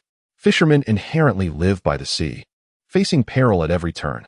The three friends shared a few more words before, around 11 in the morning, the rain finally ceased, although the wind remained fierce. The waves at the shore crashed relentlessly, appearing tumultuous. Uncle San, a gang, the rain has stopped. I intend to check the situation at the beach. Would you two care to join me? If you feel it's too dangerous, I can go alone. Jiang Chuan turned to the two, eager to assess the aftermath of the storm. After all, with his unique abilities, he had no reason to fear danger. Even if swept away by the waves, it would pose no threat to him. His agility in the water exceeded that on land. A gang immediately exclaimed, Brother, wherever you go, I shall follow. Don't mention the beach. I would accompany you even to a volcano. One could not help but admire the young man's unwavering trust in Jiang Chuan. I will join as well. As the old saying goes, danger and opportunity coexist. Let us take a gamble, Jiang Tao resolved, nodding in agreement. Very well. Let us depart now. I have a premonition that today's haul will be exceptionally rewarding. Jiang Chuan exclaimed with a smile. Beginning to gather the supplies for their expedition, a plastic bucket, a sand shovel, a beach rake, and several snakeskin bags. Upon arriving at the beach, he observed the waves advancing in layers, crashing tumultuously. In such moments, one can truly feel the insignificance of humanity in the face of nature's grandeur.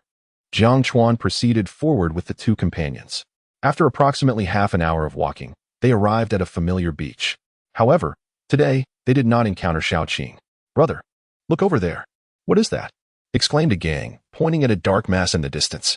At that moment, an immense, shadowy formation suddenly appeared on the beach. Though the exact nature of the objects was unclear, it was undoubtedly seafood washed ashore by the waves.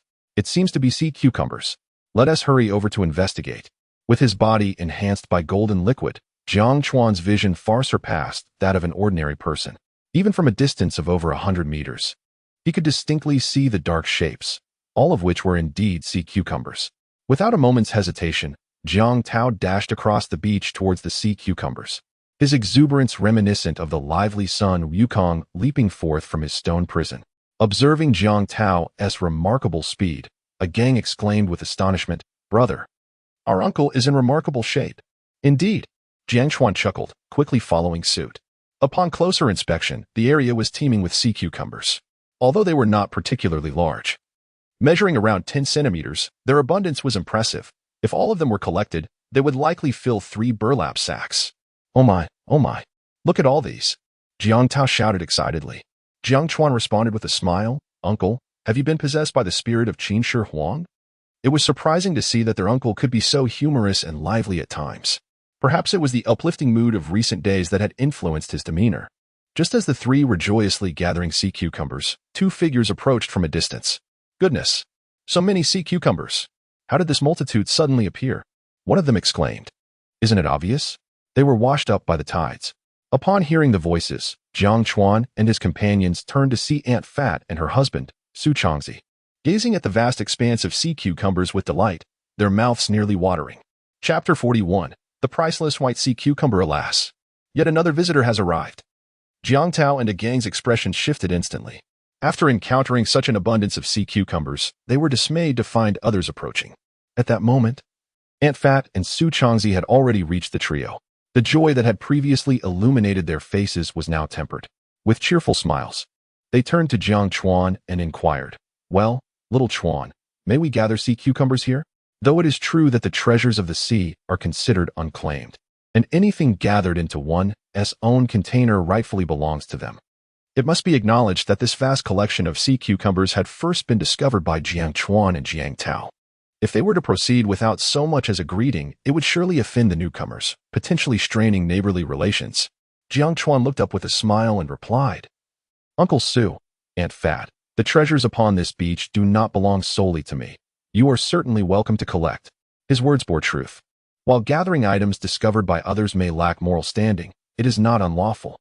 Thus, even without formal acknowledgement, they were free to gather at their leisure. The pair exchanged pleasantries with him, which lightened Jiang Chuan's heart considerably. "Excellent, thank you, little Chuan." Upon hearing Jiang Chuan's agreeable response, Aunt Fat and Su Changzi's faces blossomed with joy. With such a wealth of sea cucumbers, even collecting just 2 buckets would likely yield a handsome profit. Indeed, the rumors circulating about Jiang Chuan had proven accurate. Accompanying him led to fortuitous discoveries. Jiang Chuan chose not to continue the conversation, but instead swiftly began gathering sea cucumbers. Aunt Fat and Su Changzi promptly followed suit, diligently scouring the shore. Time slipped quietly away, and before long, an hour had passed. The once densely populated area, teeming with sea cucumbers, had become sparse. The 3 of them had nearly filled their snakeskin bags, estimating a weight of around 300 to 400 pounds. Aunt Fat and Su Changzi had also filled 2 large buckets, likely totaling about 100 pounds. "Oh dear, I miscalculated.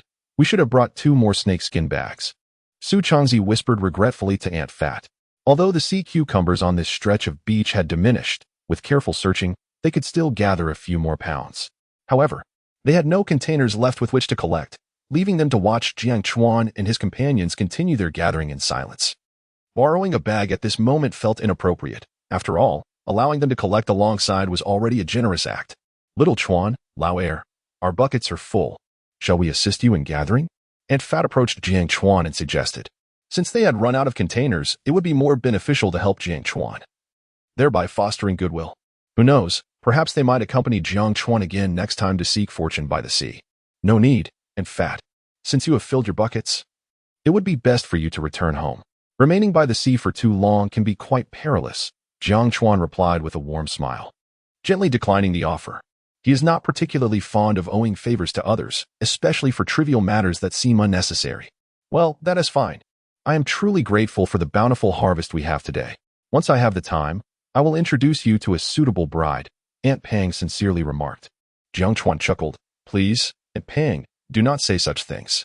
The weather today is merely conducive to finding good treasures. You all have braved risks to come here, and that has nothing to do with me, so there is no need for gratitude. As for a bride, let us not discuss that. I can barely support myself at the moment." After speaking, Jiang Chuan ventured further into the distance. He had a persistent feeling that there were more treasures to be found nearby, as just moments ago, the water spirit pearl within him began to shimmer faintly. Though it was not as vibrant as when he encountered the abalone pearls before, it nonetheless indicated that there were indeed more treasures in the vicinity. Aunt Pang and Su Changzi departed with 2 large buckets of sea cucumbers. Jiang Chuan explored along the coastline for several minutes when a startlingly white object came into view. "Goodness, is that a white jade sea cucumber?" Jiang Chuan exclaimed in astonishment upon recognizing the extraordinary sea cucumber. Known as the Cr mi de la Sarmi among sea cucumbers, a treasure of unparalleled value. There exists a popular saying regarding sea cucumbers: 100 years for black, 1,000 years for white, which aptly reflects the esteemed status of the white jade sea cucumber.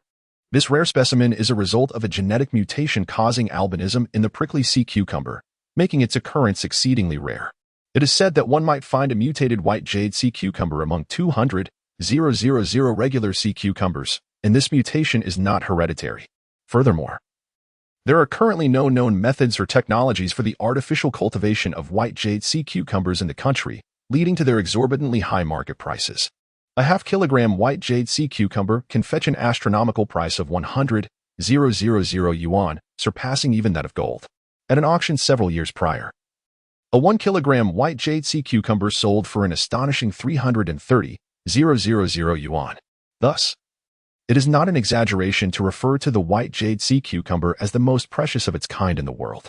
Additionally, there are rumors that the white jade sea cucumber possesses potent anti-cancer properties, though it remains uncertain whether this is fact or mere speculation. After a brief moment of astonishment, Jiang Chuan quickly collected the white jade sea cucumber. Weighing it gently in his hands, he estimated it to be at least a pound. If sold at the auction price, this sea cucumber could potentially be worth as much as 150,000 yuan. Upon discovering the white jade sea cucumber, Jiang Chuan noticed that the water spirit pearl had ceased its shimmering, confirming that the earlier flicker was indeed a response to this treasure.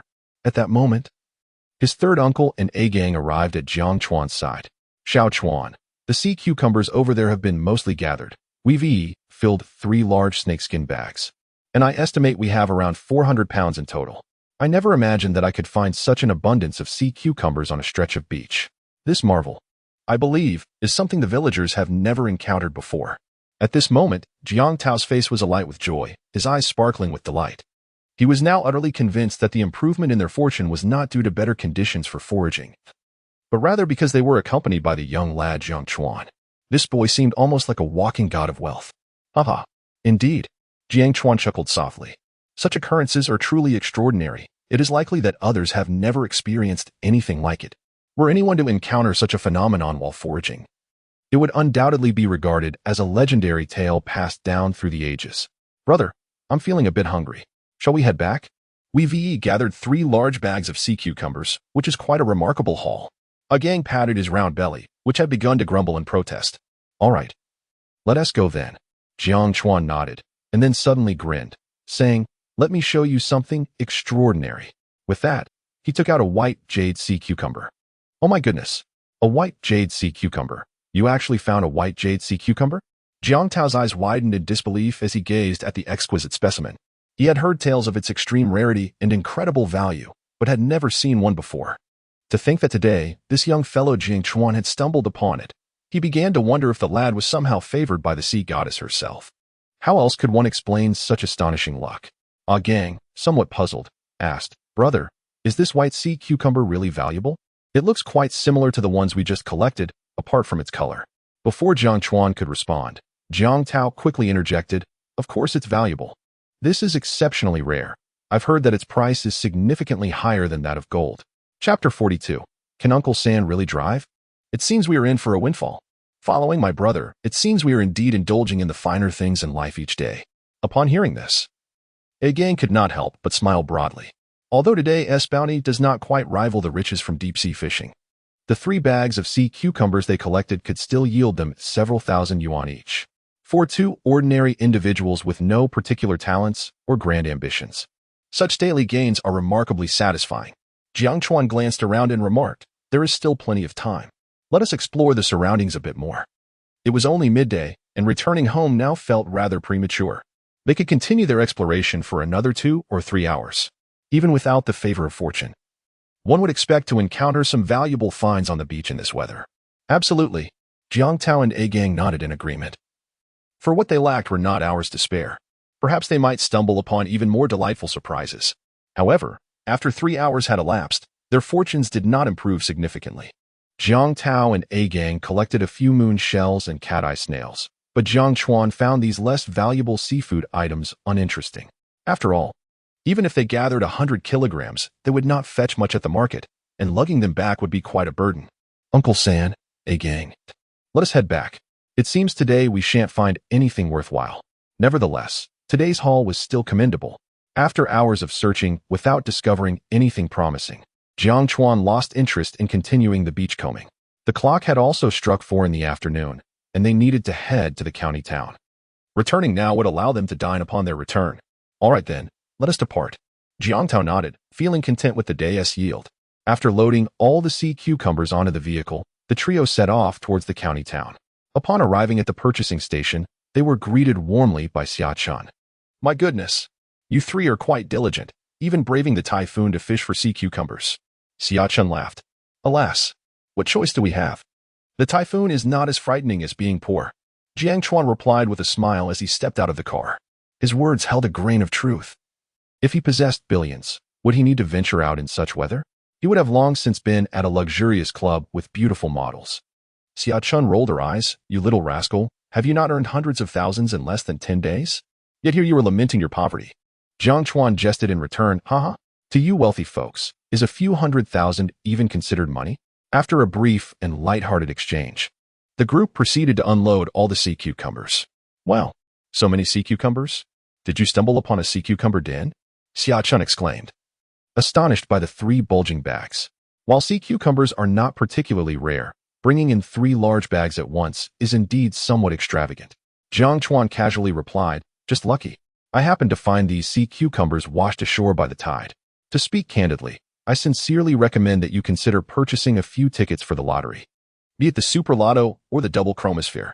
Who knows, the next billionaire might very well be you. Although Xia Chun's words were uttered in jest, his tone bore an earnestness that was hard to ignore. Frankly, it would indeed be a pity not to take advantage of such good fortune and try one's luck at the lottery. All right, I shall definitely go. Jiang Chuan harbored similar thoughts. It seemed fortuitous that today was an opportune moment to visit the lottery shop and ascertain whether luck would favor him in this endeavor as well.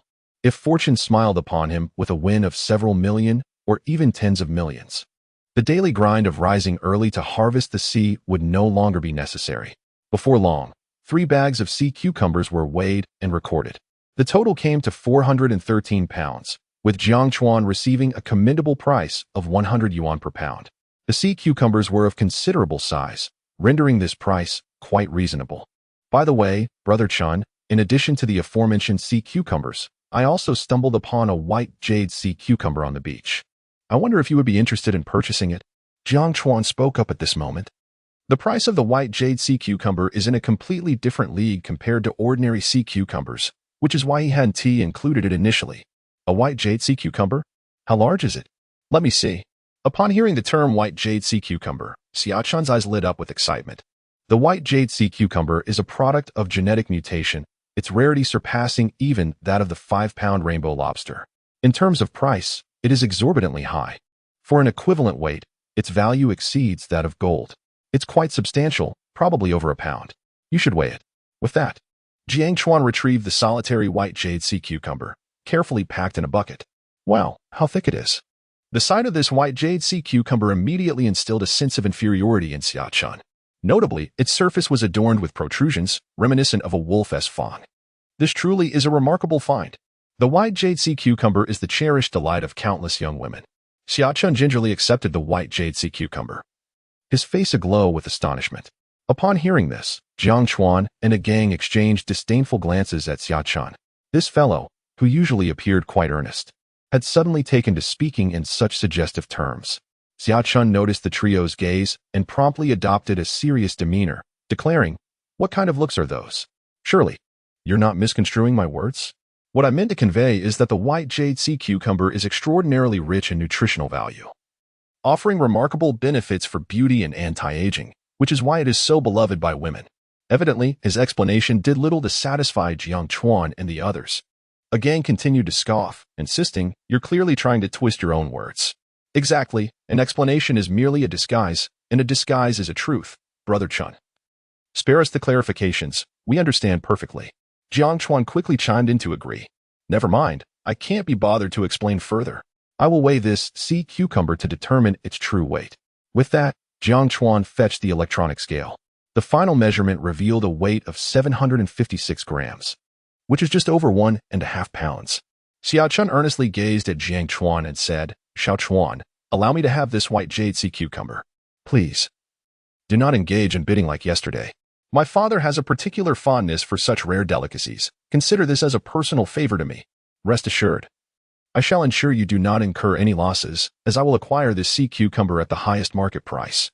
This genetically mutated sea cucumber is quite as rare and exquisite as those wild conch pearls. Hence, I wish to honor my father with it." "Very well. Since Brother Chun has spoken so, I cannot possibly refuse," Jiang Chuan replied with a generous nod. After all, selling to others might not yield a price as favorable as what Xia Chun offered, and it would be a pleasant opportunity to return a favor. "I truly admire your generous character," Xia Chun exclaimed, excitedly patting Jiang Chuan's shoulder, then seriously proposed the price. "Xiao Chuan, I shall offer you 180. 000 for this white jade sea cucumber. This sum was already quite substantial. A couple of years prior, at an auction, a 2-kilogram white jade sea cucumber fetched a staggering 330,000. Thus, the price I am offering now surpasses that auction sea cucumber's price per unit. In Xiaochun's eyes, this price was exceedingly reasonable, perhaps even slightly inflated. However, there was no alternative. He wished to cultivate a good relationship with Jiang Chuan. This lad was exceptionally fortunate. The man's intuition suggested that fostering a bond with Jiang Chuan was undoubtedly a sagacious decision. A hint of joy illuminated Jiang Chuan's face as he nodded. Very well. Let it be as Brother Chun says. According to his previous estimations, selling the white jade sea cucumber for 150,000 would have been splendid. The additional 30,000 was certainly satisfying. This time, the total sale of all the white jade sea cucumbers and sea urchins amounted to over 220,000, far exceeding their initial expectations. Goodness gracious, is this truly worth so much?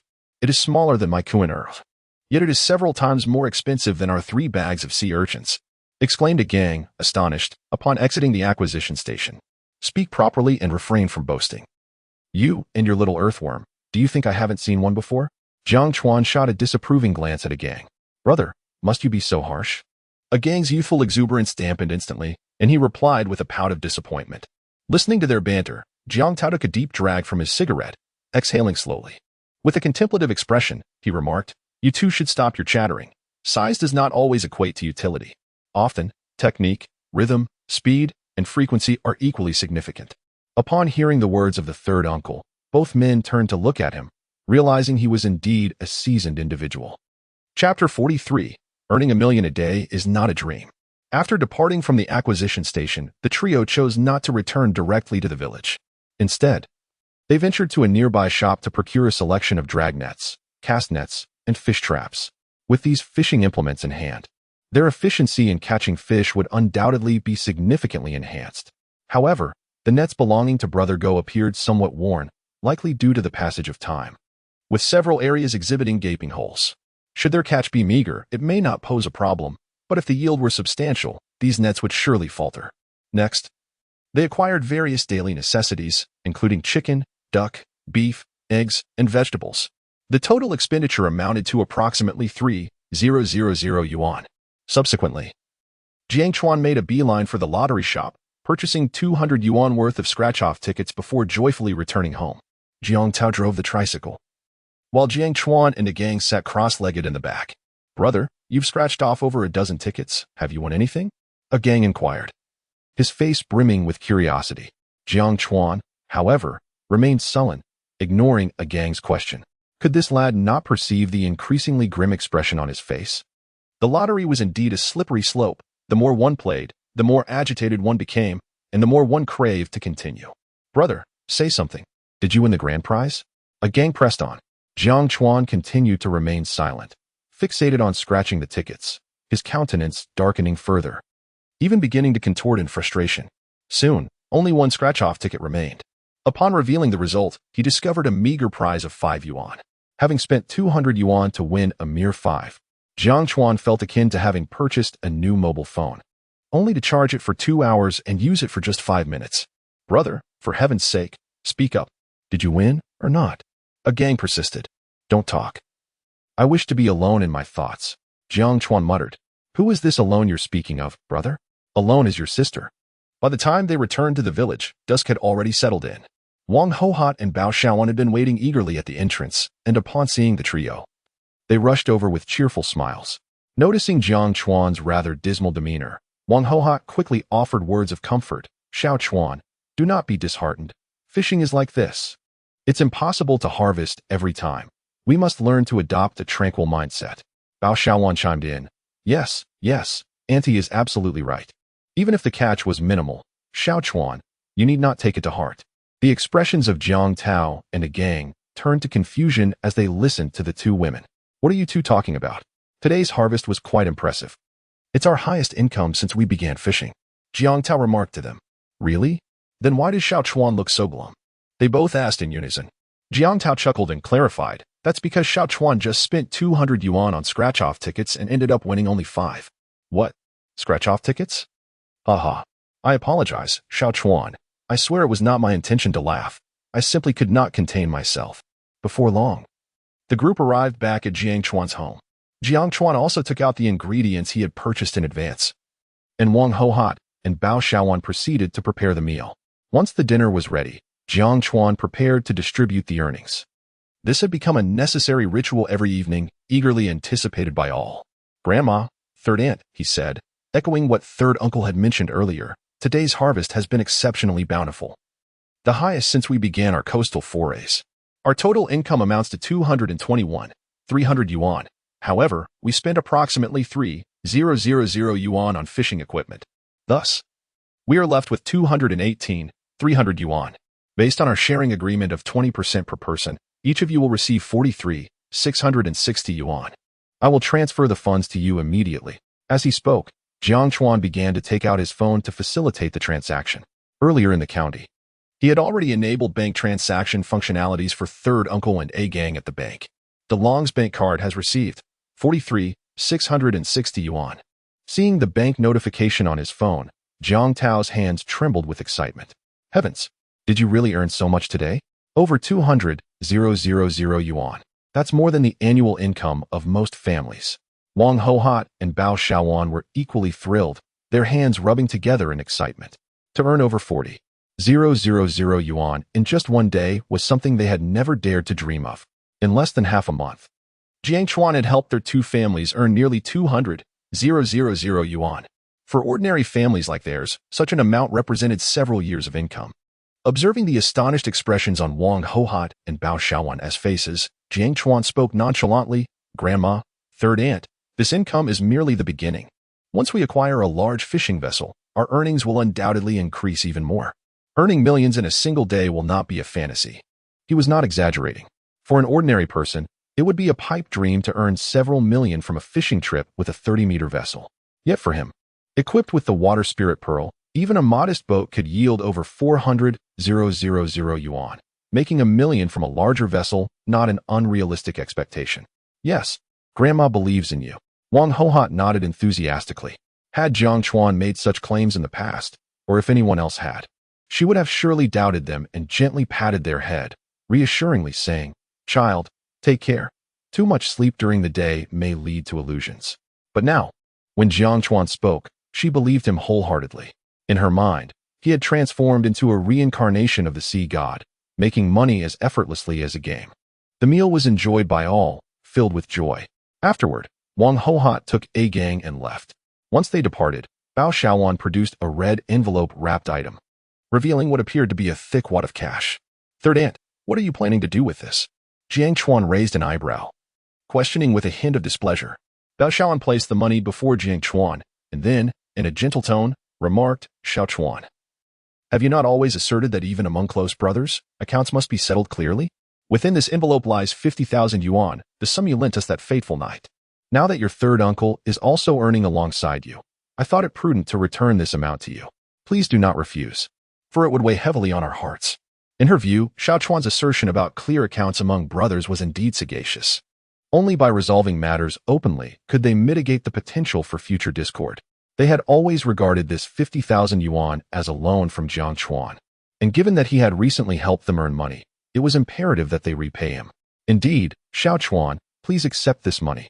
During this period, you have guided us to considerable profits, and we are filled with nothing but gratitude. Should you decline this amount, both your third aunt and I would feel quite uneasy. At that moment, Jiang Tao, with a serious expression, fixed his gaze on Jiang Chuan. Jiang Chuan, equally solemn, met their eyes and resolutely stated, Third uncle, third aunt, you still do not regard me as family. In our collaboration, it is essential to keep meticulous accounts. However, I previously made it clear that this 50,000 yuan was to express my gratitude for your tireless efforts on behalf of my family 6 years ago, as well as for your care over the years. I shall not reclaim this money. If you do not consider me family, then I have nothing more to say. He was a person of deep gratitude.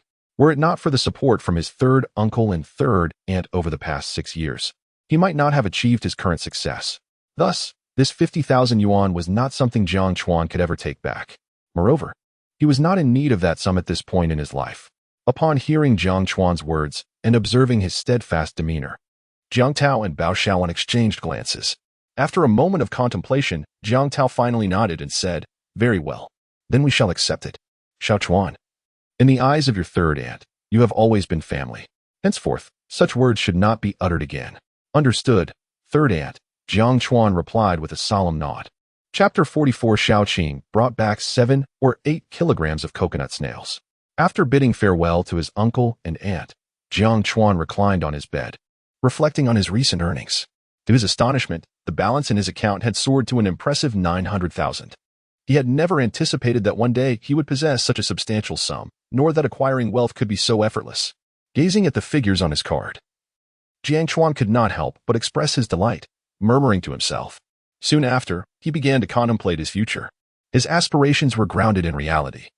Earning money was primarily to provide a better life for himself and those he cherished. With a considerable amount of money now accumulated, he resolved to not only focus on earning but also to savor the pleasures of life. After all, possessing wealth without enjoyment rendered it merely a cold string of numbers in a bank account. His immediate plan was to purchase a boat, ensuring a more secure future for his financial endeavors. Additionally, there was the matter of housing. Although the family resided in a modest 2-story home, it was quite old and in dire need of renovation, or perhaps even a complete rebuild. Jiang Chuan lifted his gaze to the ceiling, which had grown somewhat discolored over time, its once pristine surface now marred by fine cracks resembling spider webs. While it was unlikely to collapse, a renovation was indeed necessary. Living by the sea, where the weather was unpredictable, it was prudent to take precautions. As for acquiring a vehicle, Jiang Chuan had also contemplated this. Being merely in his 20s, the allure of luxury cars was undeniable. However, at present, purchasing an extravagant vehicle seemed futile, serving only to flaunt status in the village and satisfy vanity, perhaps even less practical than the electric tricycle he had recently acquired. Thus, he dismissed the notion. Jiang Chuan pondered until the early hours of the morning, formulating a plan in his mind. He recalled several abandoned plots of land on the western edge of the village, directly facing the sea across the road. These properties had become vacant as their former owners, having improved their livelihoods, moved to the city for better opportunities, partly due to the excessive noise from the nearby ordinary houses. If he could acquire those plots, he envisioned constructing a true seaside villa there. Life would surely be delightful in such a setting. For a small, impoverished fishing village, building a villa would not require exorbitant expenses. A 3-story villa, along with a garden, could be constructed and furnished for approximately 600,000 to 700,000. Even if the cost exceeded his expectations by a modest sum of around 100,000, it would still be manageable. The most pressing concern now was how to secure the purchase of those plots. Having spent some time in this world, Jiang Chuan had gained a certain understanding of this parallel reality, which, while similar to his previous one, possessed its own distinct differences. For instance, if one wishes to purchase a homestead from another, it is essential that both parties are at least 18 years of age and possess a certain level of legal capacity, at which point the transaction can proceed. Naturally, the sale must be notarized at the village committee. However, compared to his previous world, acquiring a homestead has indeed become considerably more convenient. Tomorrow, I shall visit the village committee to see if I can contact those families and secure the purchase of these homesteads. After some time, once I have earned additional funds, I can contemplate the construction of a villa. Lost in these thoughts, Jiang Chuan drifted into slumber. Before falling asleep, he informed his uncle and a gang that he would not be going to the sea the following morning and requested they refrain from bringing him breakfast. The next morning, he awoke at 7, roused by the incessant barking of Lele. Bark, bark, bark. Whimper, whimper. Oh, Lele, why are you being such a nuisance so early in the day? If you continue to disturb my dreams like this, I might just build a doghouse for you, and we shall sleep apart from now on. Jiang Chuan sat up in bed, rubbing his eyes and responding with irritation. Though he understood that he should not be vexed with a dog, being awakened at such an early hour was undeniably unpleasant. Lele emitted a pitiful sound, seemingly tinged with a hint of pain. Jiang Chuan, still bleary-eyed, looked over, and what he beheld made him burst into laughter. Lele was clutching a large blue crab, weighing around 3 to 4 pounds, in its mouth, and the crab was clearly no pushover. Its powerful pincers gripped Lele's jowls tightly, creating the impression that Lele was forcing a smile. The comical tableau of the dog and the crab appeared as if they were engaged in a playful kiss. Jiang Chuan couldn't help but chuckle heartily. However, after a brief moment of amusement, he realized that something was amiss. The crab entwined with Lele was none other than his pet, Xiao Qing. How did this little creature end up in his home?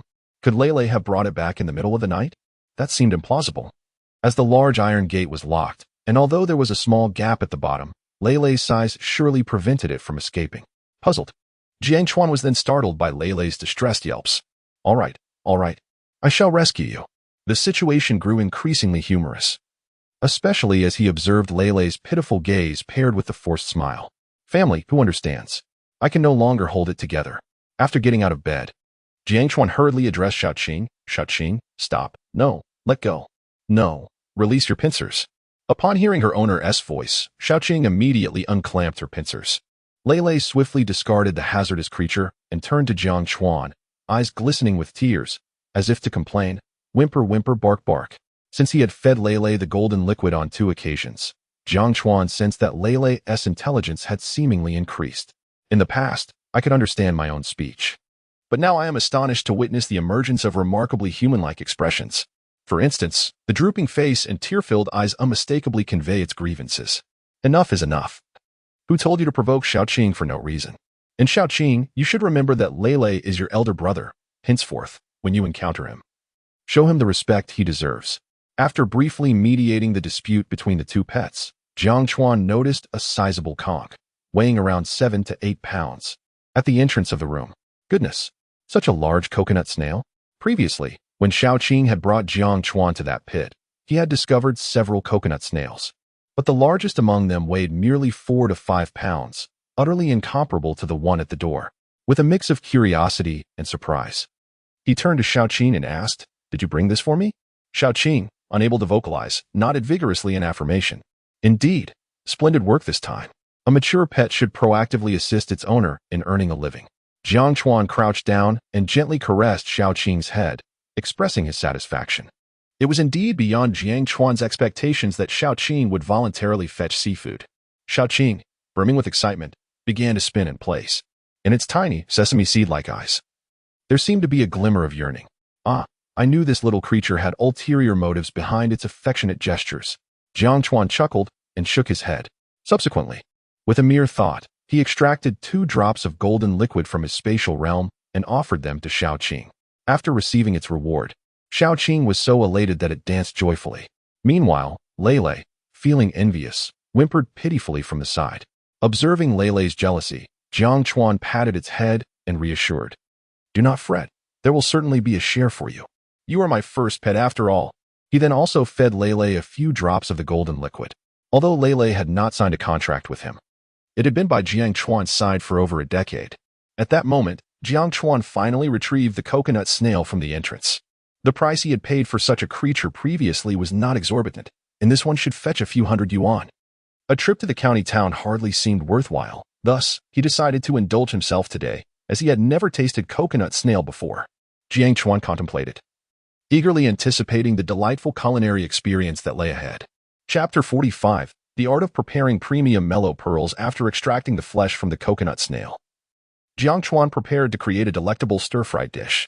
He began by slicing the snail meat into thin pieces and gathered scallions, ginger, and minced garlic, along with essential condiments, the banjiang, oyster sauce, light soy sauce, and cooking wine. Although Jiang Chuan was not an avid cook, he had the fundamental seasonings on hand. Once everything was ready, he commenced his culinary display. He briefly blanched the sliced snail meat to ensure it was partially cooked. Heating oil in a pan until it reached the perfect temperature, he added the scallions, ginger, and garlic, sautéing them until their aromas wafted through the air. Next, he introduced the banjiang, creating an enticing fragrance that permeated the room. Wow, this aroma is simply divine. I must be a hidden culinary genius, Jiang Chuan mused, reveling in the delightful scent that enveloped the space. Despite his lack of cooking experience, this dish was a resounding triumph. The enticing fragrance rivaled that of any restaurant's fare. He promptly added the blanched snail meat to the pan, stirring it over high heat. Once the meat was fully cooked, he incorporated the pre-prepared segments of scallions and bell peppers. After a quick stir-fry, the dish was ready to be plated. In just half an hour, a fragrant dish of stir-fried snail meat emerged. Wow, what an exquisite aroma. It would be a tremendous loss for the culinary world if I didn't pursue a career as a chef. After a moment of reflection, Jiang Chuan grabbed 2 steamed buns and brewed a cup of hot tea, ready to enjoy his breakfast. He savored the dish, noting its perfect balance of salty and savory flavors, complemented by a delightful spiciness. The snail meat was expertly cooked, tender yet crisp, providing a delightful texture. Half an hour later, he had polished off the entire plate, leaving only a few dried chilies and a tempting red oil residue at the bottom. He had often heard that the flesh of the coconut snail was tough and chewy, difficult to consume. However, this information seemed somewhat inaccurate. Jiang Chuan had never tasted coconut snail meat before, only hearing claims of its toughness, which had kept the price relatively low. After this experience, he found the meat to be quite enjoyable, crisp, and refreshing, with no chewiness whatsoever. After cleaning the pan, Xiaoqing suddenly tugged at Jiang Chuan's trousers with her large pincers, appearing eager to communicate something. "What's wrong? Do you wish to try the snail meat too?" Jiang Chuan inquired, somewhat puzzled. Xiaoqing continued to wave her pincers animatedly. Noticing Jiang Chuan's confusion, she dashed over to the coconut snail shells and began to clamp down forcefully on one. Could it be? Was there something valuable within the shell? Realization dawned upon Jiang Chuan. He recognized that these coconut snails could indeed produce pearls, specifically the highly coveted mellow pearls. My Lanzhu is an exceedingly rare and purely wild pearl, one that cannot be cultivated. Consequently, it commands a price far surpassing that of abalone pearls. Upon realizing this, Jiang Chuan's face illuminated with immense joy, and he promptly crouched before Xiaoqing, eagerly anticipating her actions. If a My Lanzhu could indeed be discovered within this coconut snail, it would signify a tremendous fortune. According to Jiang Chuan's research, 3 years prior, a 4.6-gram My Lanzhu fetched a staggering price of 100,000 yuan. There was another instance, reportedly in Hong Kong, where a 20-gram My Lanzhu was sold for over 2 million yuan. Of course, Jiang Chuan was uncertain of the veracity of these claims, nor was he aware of the current market price for My Lanzhu. The prices of such pearls are indeed fantastical, akin to jade and gemstones, which may be considered priceless treasures in the eyes of some, yet regarded as mere intelligence tax by others. Moreover, their price fluctuations are as unpredictable as the stock market. Just as Jiang Chuan was lost in thought, a crisp sound echoed as Xiaoqing's formidable pincers shattered the hard shell of the coconut snail. My goodness, has this little creature such immense strength? Jiang Chuan gazed at Xiaoqing in astonishment. Logically, while the pincers of a large crab possess considerable power, it would be inconceivable for them to crush such a sturdy coconut snail shell. Xiaoqing's ability to do so was undoubtedly due to her body being reinforced by the golden liquid. Before Jiang Chuan could fully recover from his surprise, Xiaoqing had already unearthed a perfectly round orange-red bead from the shell fragments and presented it before him. Oh my, is that truly a My Lanzhu? The moment Jiang Chuan beheld the orange bead, his eyes widened in disbelief, and his pupils slightly constricted. This bead appeared to be roughly the size of a 1-cent coin, weighing undeniably over 10 grams, and exhibiting a remarkably pure orange-red hue, indicative of the finest quality My Lanzhu. Its spherical shape is also the most sought after. Xiaoqing, you are incredible! This is such a delightful surprise. As he gazed at the almost flawless My Lanzhu before him, and then turned to Xiaoqing, Jiang Chuan felt an irresistible urge to seize Xiaoqing and planned a couple of enthusiastic kisses on her. This My Lanzhu was exceedingly precious, its value far exceeding that of the previous abalone pearl, also known as dragon pearl or flame pearl. My Lanzhu is a naturally occurring pearl formed within the coconut snail and cannot be artificially cultivated.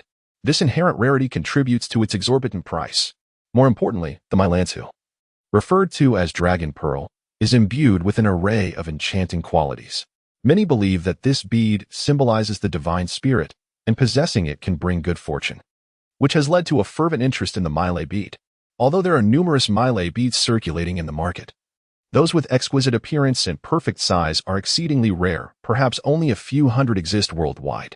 Jiang Chuan exhaled deeply, striving to calm his excited heart.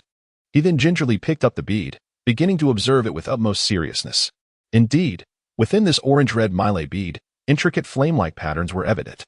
No wonder this type of bead is referred to as the flame bead. He pondered whether this bead could fetch 1 million, with an additional 1 million. His plans for constructing a villa could be swiftly realized, and he could also afford a more substantial fishing vessel. Jiang Chuan delightedly entertained these thoughts. Though this Mile bead is exceedingly precious and, according to legend, can confer good luck, Jiang Chuan, who possesses a golden touch, is not overly concerned with the luck it might bring. After all, such matters are steeped in mysticism. Who truly knows if it will bring good fortune? Thus, he felt it more pragmatic to sell it directly for cash. With a decision made, Jiang Chuan promptly retrieved Su Xiaoxiao's QQ and snapped a picture of the Miley bead.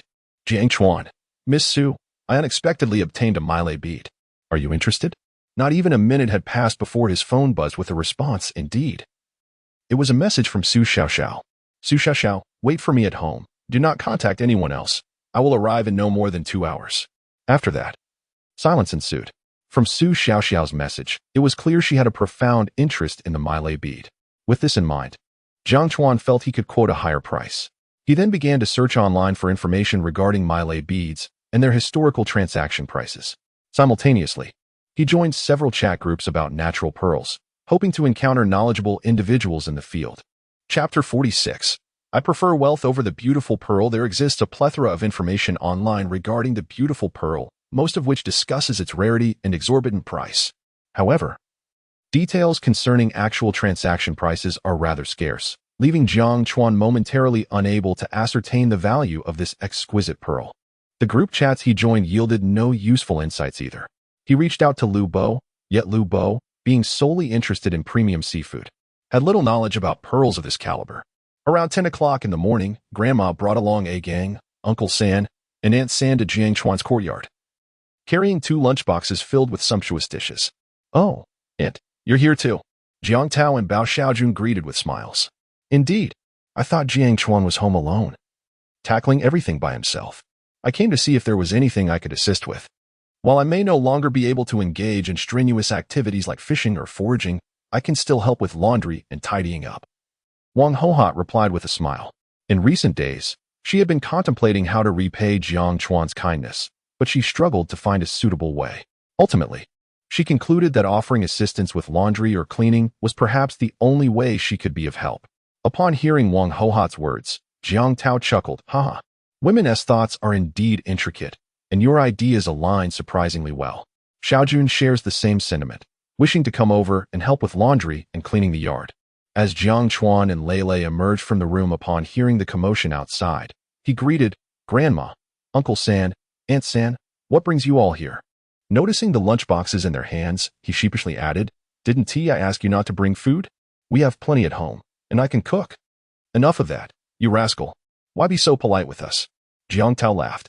Once inside, Grandma and Aunt San requested that Jiang Chuan bring out his laundry that needed washing. Although he felt a bit embarrassed, he ultimately relented, recognizing their insistence. He understood that this would likely bring them some comfort as well. By noon, the clothesline in the courtyard was already laden with freshly washed garments. Indeed, he had been excessively busy lately, often returning home well past midnight, leaving him little energy for laundry. Today, Grandma and Aunt San had been a tremendous help. After sharing a delightful lunch together, they gradually departed. Shortly after Grandma and Uncle San left, the rumble of an engine echoed from outside the courtyard. Woof, woof.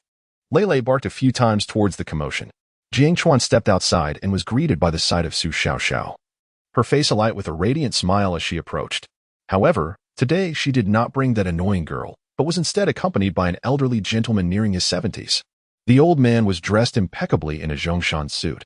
Although his hair had turned gray, he stood tall and appeared quite spirited. Miss Su, may I ask who this is? Jiang Chuan inquired. Mr. Jiang, allow me to introduce my grandfather, who runs an antique shop on the city's antique street. Su Xiaoxiao replied gently. This morning, I mentioned that I would be coming to see your beautiful Miley pearl, and he expressed a desire to join me. I hope you do not mind. Hello, Mr. Jiang. I am Su Jingtian, the manager of the Su antique shop. I apologize for coming uninvited. Su Jingtian introduced himself with a warm smile. The amiable smile of Su Jingtian radiated kindness. There's no need for such formality, Mr. Su. Please come in. Jiang Chuan replied with a nod, welcoming both of them inside. As the saying goes, a guest is a guest, and one should not strike a smiling face. Jiang Chuan understood this simple principle well. Once inside, he prepared a cup of tea for the 2 guests. Previously, he had hosted only Su Xiaoxiao and that girl he was not particularly fond of, and there was no need for excessive courtesy among peers. However, given the age of the elderly gentleman, Jiang Chuan's actions were naturally rooted in respect for his elder. Mr. Jiang, I see you are about the same age as Xiaoxiao. From now on, may I call you Xiao Chuan? Su Jingtian remarked with a smile. Certainly, it is merely a form of address. I am indifferent to titles. Jiang Chuan replied amiably. After all, it was quite normal for a grandfather nearing 70 to refer to him as Xiao Chuan, and he took no offense. Mr. Jiang, May I see the melee pearl? Su Xiaoxiao asked, her face alight with anticipation. After all, their purpose for visiting was indeed to behold that precious pearl. Of course. Please wait a moment, Jiang Chuan nodded. He then retrieved the melee pearl, carefully wrapped in white cotton cloth.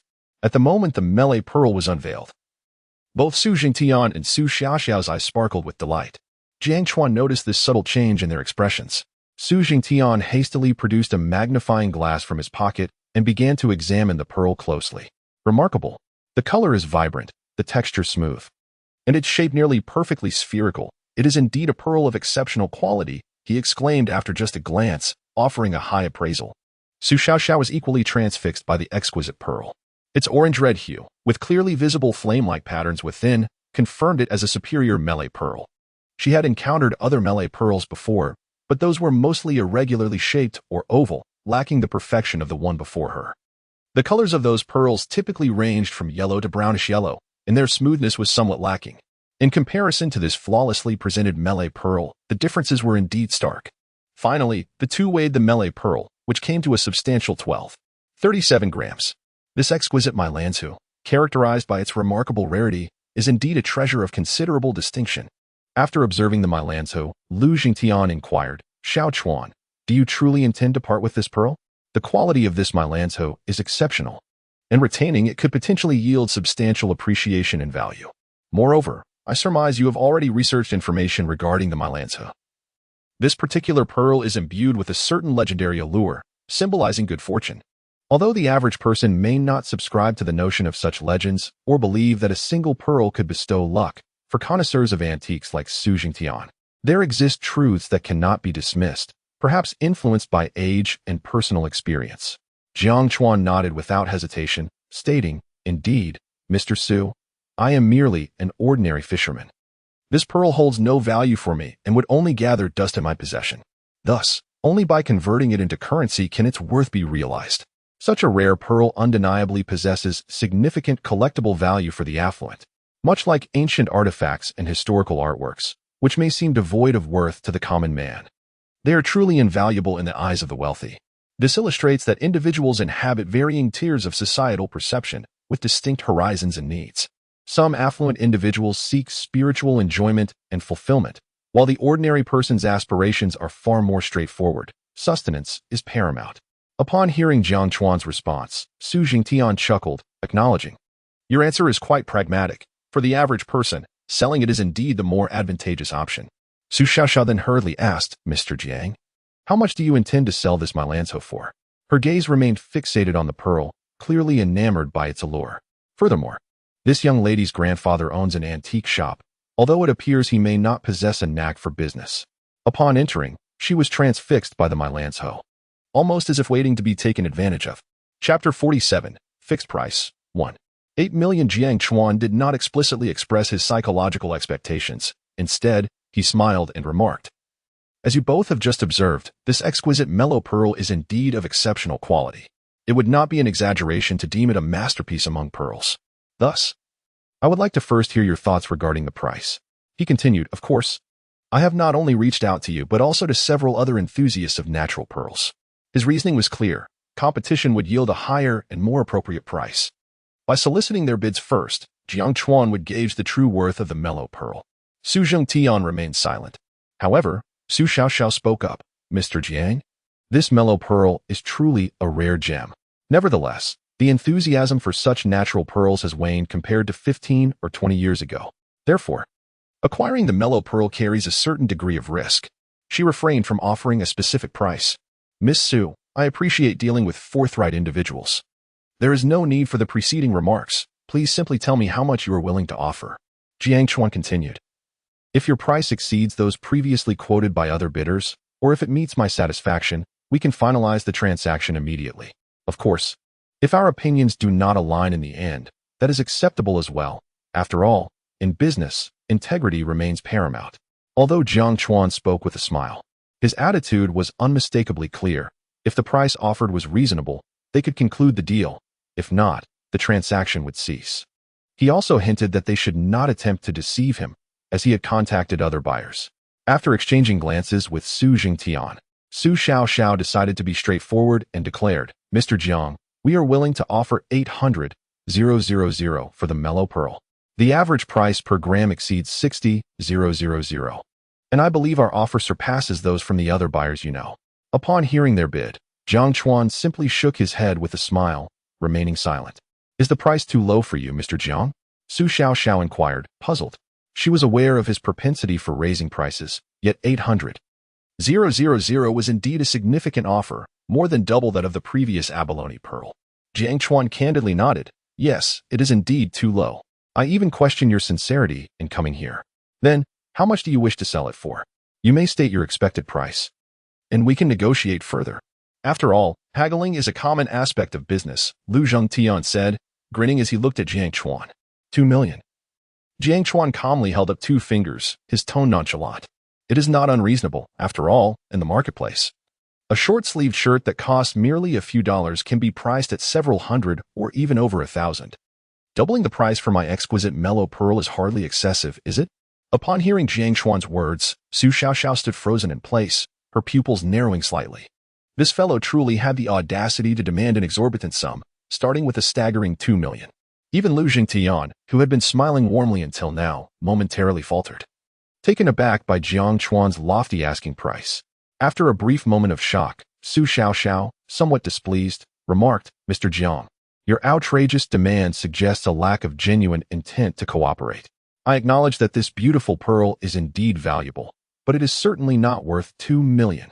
Jiang Chuan remained silent, a faint smile gracing his face as he observed the two. He recognized that Lu Zhengtian held more influence in this conversation. Lu's silence indicated that there was still room for negotiation.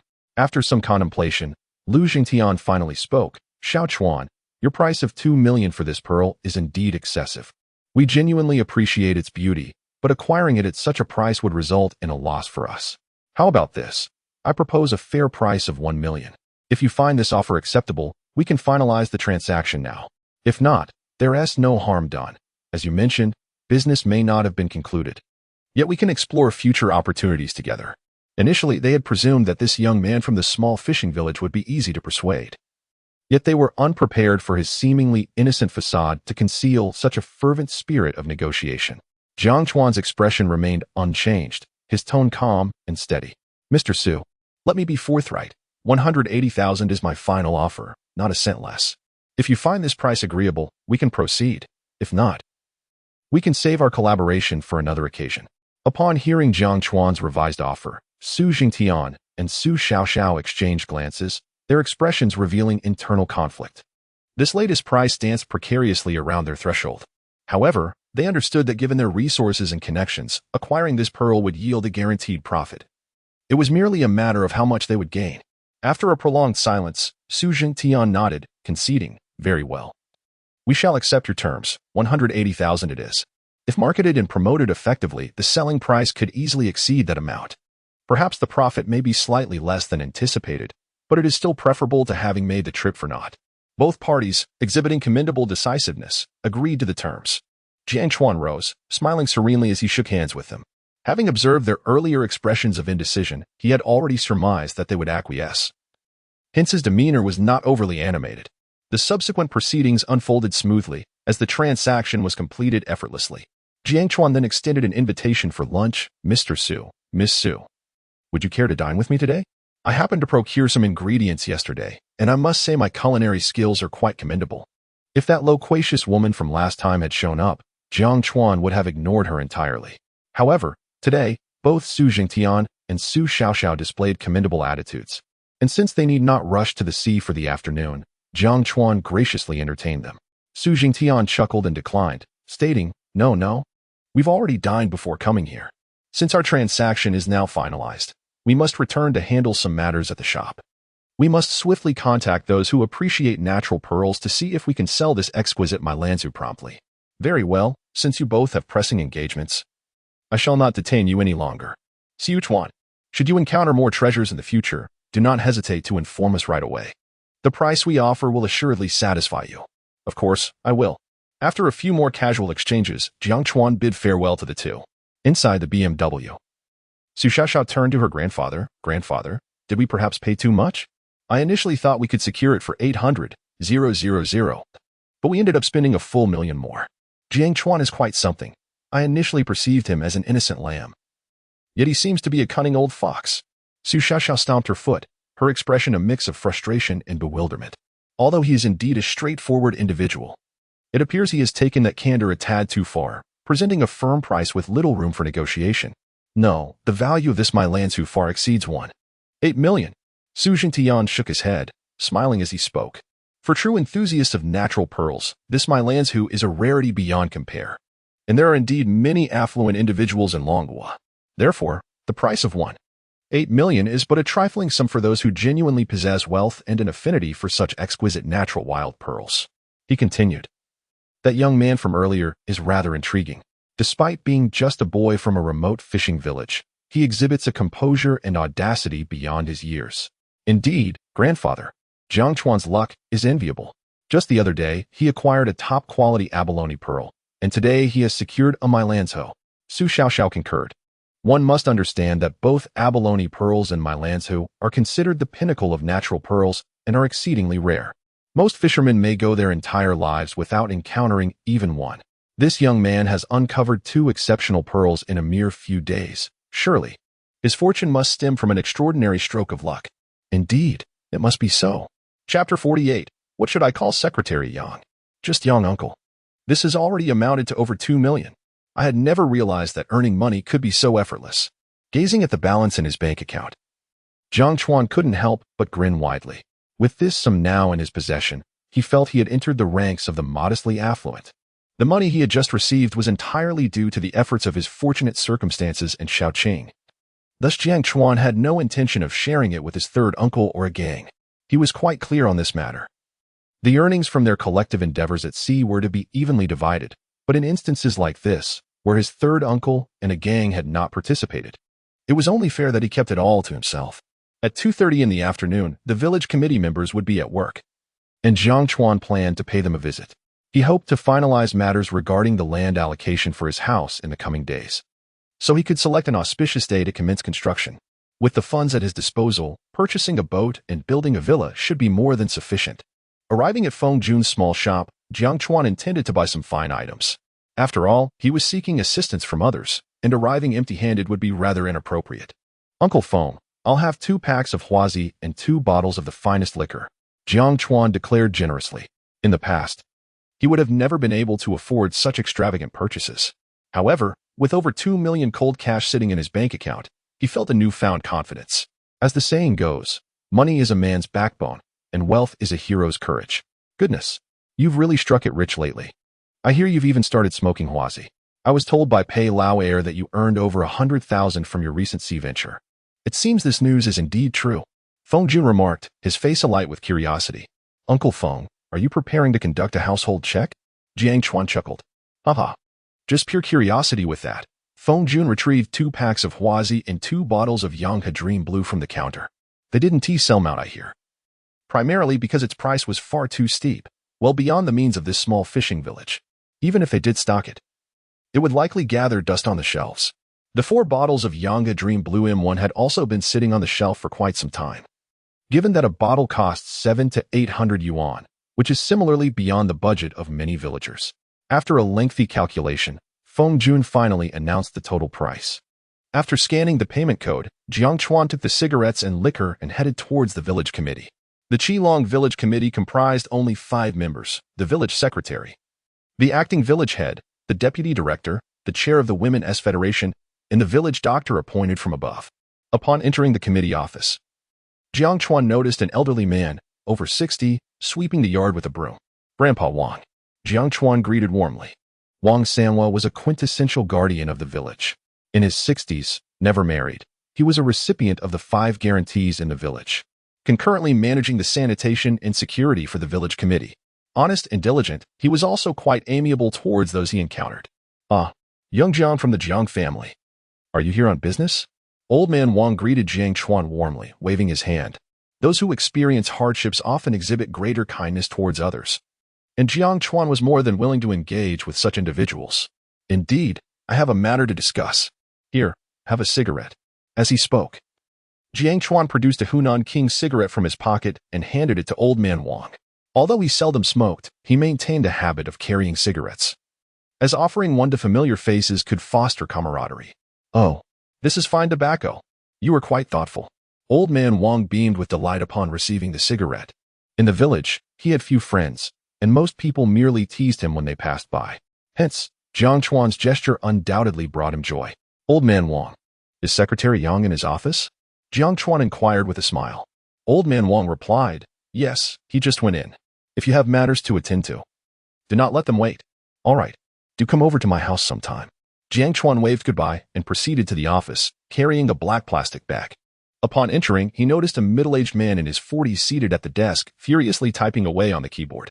Jiang Chuan lightly tapped on the door as a formality. "Come in." Yang Yaoxiang glanced up apathetically at Jiang Chuan, uttering a brief acknowledgement before returning to his typing. Jiang Chuan took a seat opposite him, refraining from interrupting his work. After several minutes, Yang Yaoxiang finally paused and turned his attention to Jiang Chuan, asking in a neutral tone, Jiang Chuan, what brings you here?" Typically, Jiang Chuan possessed a rather introverted demeanor, seldom initiating greetings with villagers, resulting in a lack of familiarity with most, particularly the older generation. "Secretary Yang, I heard you recently moved into a new home. I regret not having received the news sooner, and thus did not visit to offer my congratulations. Lately, the thought has weighed heavily on my conscience, so I came to rectify my oversight. Please do not refuse, or I fear I shall lose sleep over it." With that, Jiang Chuan placed 2 black plastic bags onto the desk. He was aware that this office was devoid of surveillance, and while there were 2 cameras outside, they had long fallen into disrepair. This knowledge emboldened him to bring the items so openly. "Our new residence? Isn't that from early March? It has been half a year already," Yang Yaoxiang exclaimed, his eyes widening as he caught sight of the Hunan King's and Dream blue peeking from the bags. In that fleeting moment, a glimmer of excitement sparked in his eyes, as he instantly recognized the value of the gifts: 2 packs of Hunan Kings and 2 bottles of Dream Blue, amounting to a staggering 3,000 yuan. This young man exhibits remarkable ambition. When Yang Yaoxiang lifted his gaze towards Jiang Chuan once more, the indifference that had previously lingered in his eyes had vanished, replaced instead by a newfound warmth. Jiang Chuan, maintaining his smile, remarked, "Secretary Yang, you wouldn't deny me the chance for redress, would you? I would surely lose sleep over that." Yang Yaoxiang, wearing a congenial expression typical of an elder, replied, "You rascal, why call me Secretary Yang? That's rather formal. When we're alone, just call me Uncle Yang." "All right then, Uncle Yang." Jiang Chuan nodded, secretly thinking, money is indeed a powerful asset. The instantaneous shift in Yang Yaoxiang's demeanor could easily serve as a case study in film schools. No wonder the adage says that money can move mountains. It truly holds weight. "What brings you to Uncle Yang today?" Yang Yaoxiang inquired, still smiling. In contrast to the rugged men in the village, who often lacked Jiang Chuan's awareness, many would fail to grasp subtle hints, leaving one to wonder if their ignorance was genuine or merely feigned. It is young individuals like Jiang Chuan who possess such insight, requiring no prompting to act. Such astute individuals are invariably well regarded, no matter where they find themselves. Speaking of which, I do have a matter I seek Uncle Yang's assistance with," Jiang Chuan admitted, scratching his head awkwardly. He continued, "Uncle Yang, the families across the street from the west side of our village have all moved to the big city or to the township, haven't they? I was contemplating purchasing their plots of land. However, I worry that if I approach them myself, those uncles might take advantage of my youth. So I thought it best to ask for your help." "Oh, so that's the matter at hand? Those families will likely not return to those properties. But why do you wish to buy that land?" "It's south too close to the seaside. Building there would mean enduring considerable noise at night." "Are you planning to establish a pig farm?" Yang Yaoxiang queried, puzzled. "The family's likely left due to some level of discomfort." Jiang Chuan lowered his voice and replied, "Uncle Yang, I'll clarify its purpose later. If you could persuade those families to sell to me at a reasonable price, I would gladly offer you a fee of 50 yuan per square meter for your efforts." Upon hearing the latter part of Jiang Chuan's proposition, a glimmer of excitement sparked in Yang Yaoxiang's eyes. The total area of that land was at least 500 square meters. Earning 50 yuan per square meter would yield a generous profit of 25,000 yuan, and all that for merely using his words. One would be foolish to pass up such an opportunity. He nodded vigorously, saying, "Rest assured, your matters are my matters. Uncle Yang will ensure this is handled splendidly." "Thank you, Uncle Yang." Jiang Chuan beamed with joy.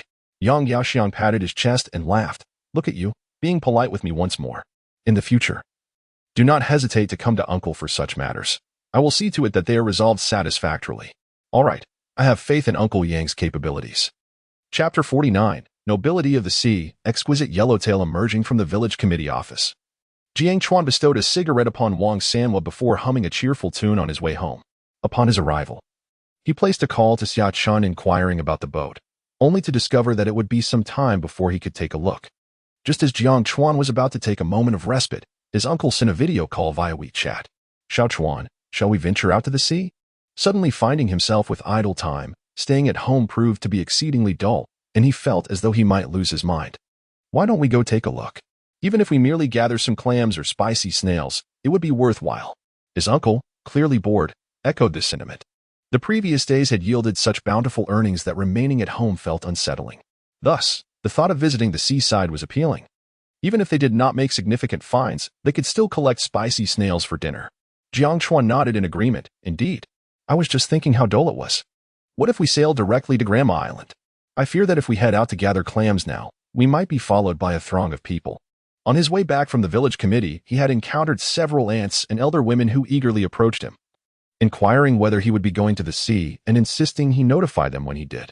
Moreover, there were still a few women lingering at their doorsteps, resembling agents of a mysterious organization, casting furtive glances as they awaited Jiang Chuan's departure to follow in pursuit of bargains. That's fine, Jiang Tao nodded, acknowledging Xiao Chuan's reasoning. He too had noticed several women in the village asking when they would be going to gather clams. It was evident they had plans of their own. However, with the clock nearing 4 in the afternoon, it would take them around 2 hours to reach Grandma Island, making it unlikely they would return before nightfall.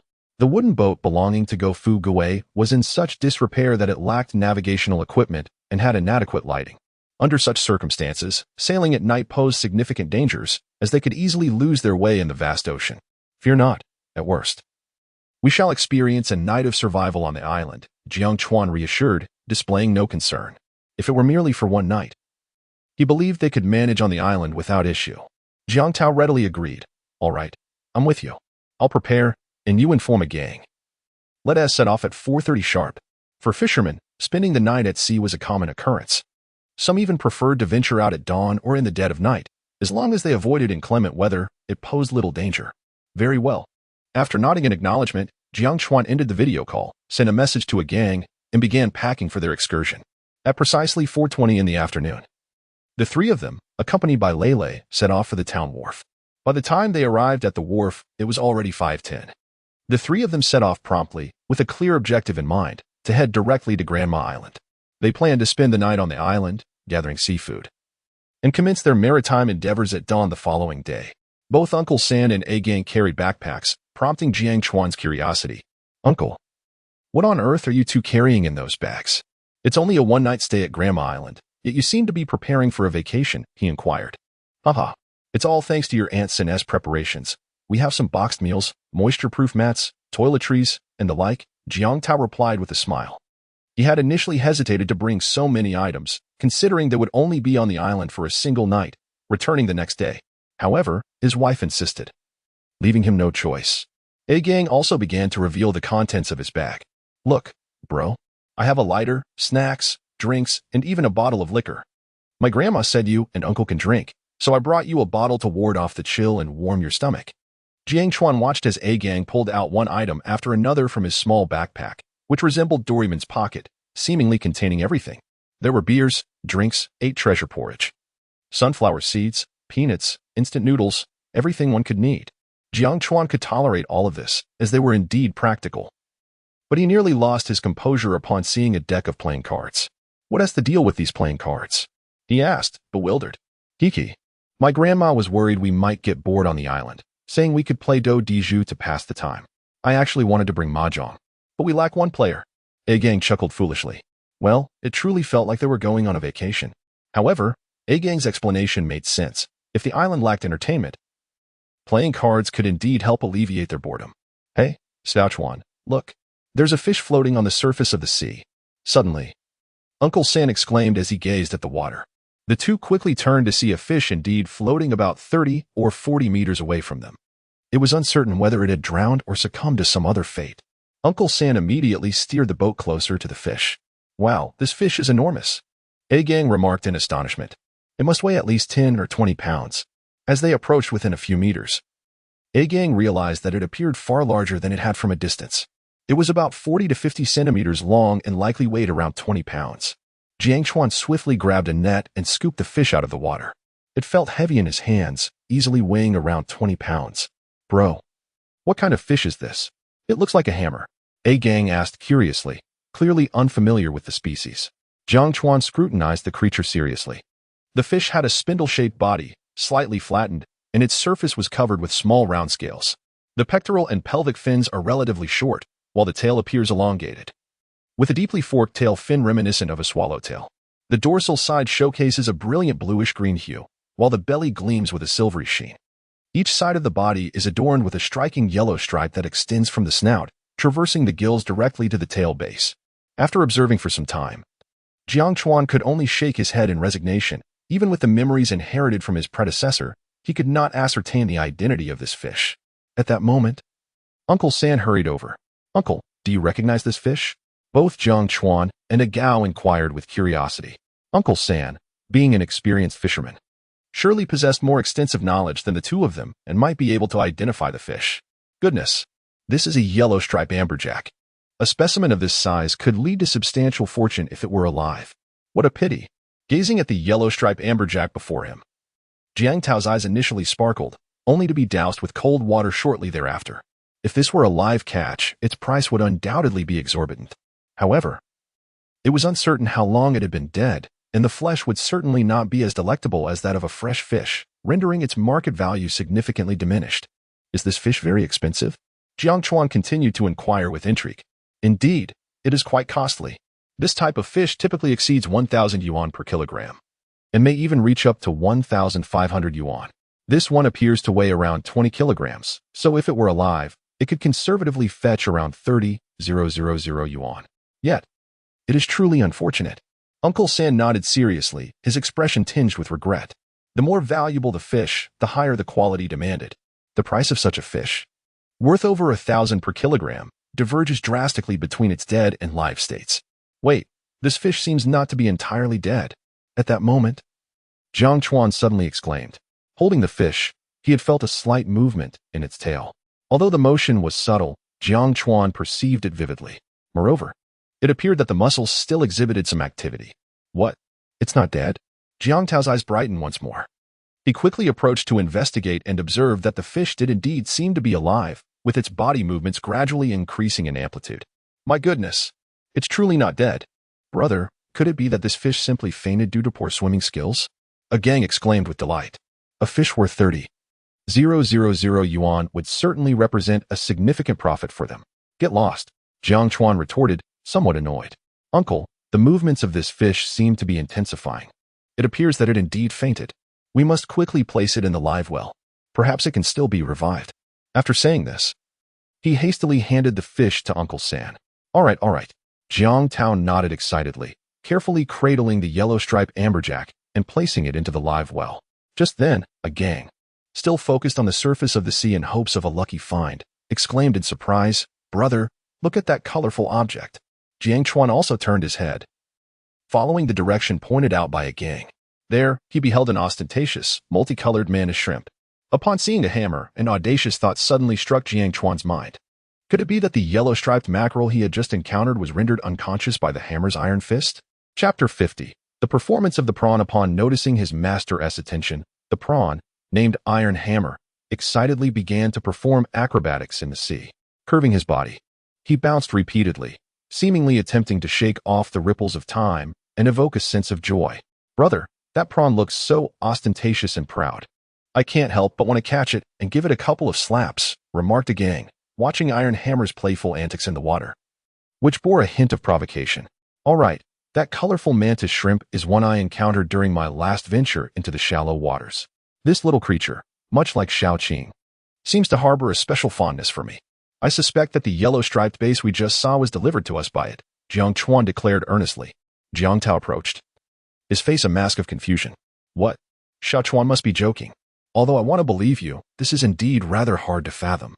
That little creature appears to be no more than 20 centimeters long, while the yellow-striped base was nearly half a meter long. It's not that he disbelieves Jiang Chuan, but the notion struck him as utterly ludicrous. How could a prawn possibly stun a fish weighing a dozen or 20 pounds? Haha, I'm merely speculating boldly. Jiang Chuan chuckled, not offering further explanation. If it were an ordinary colorful mannish shrimp, it would indeed struggle against such a hefty fish. However, given that Iron Hammer has been reinforced with golden liquid, combined with his formidable pincers, he might just deliver a fatal blow to such a large fish.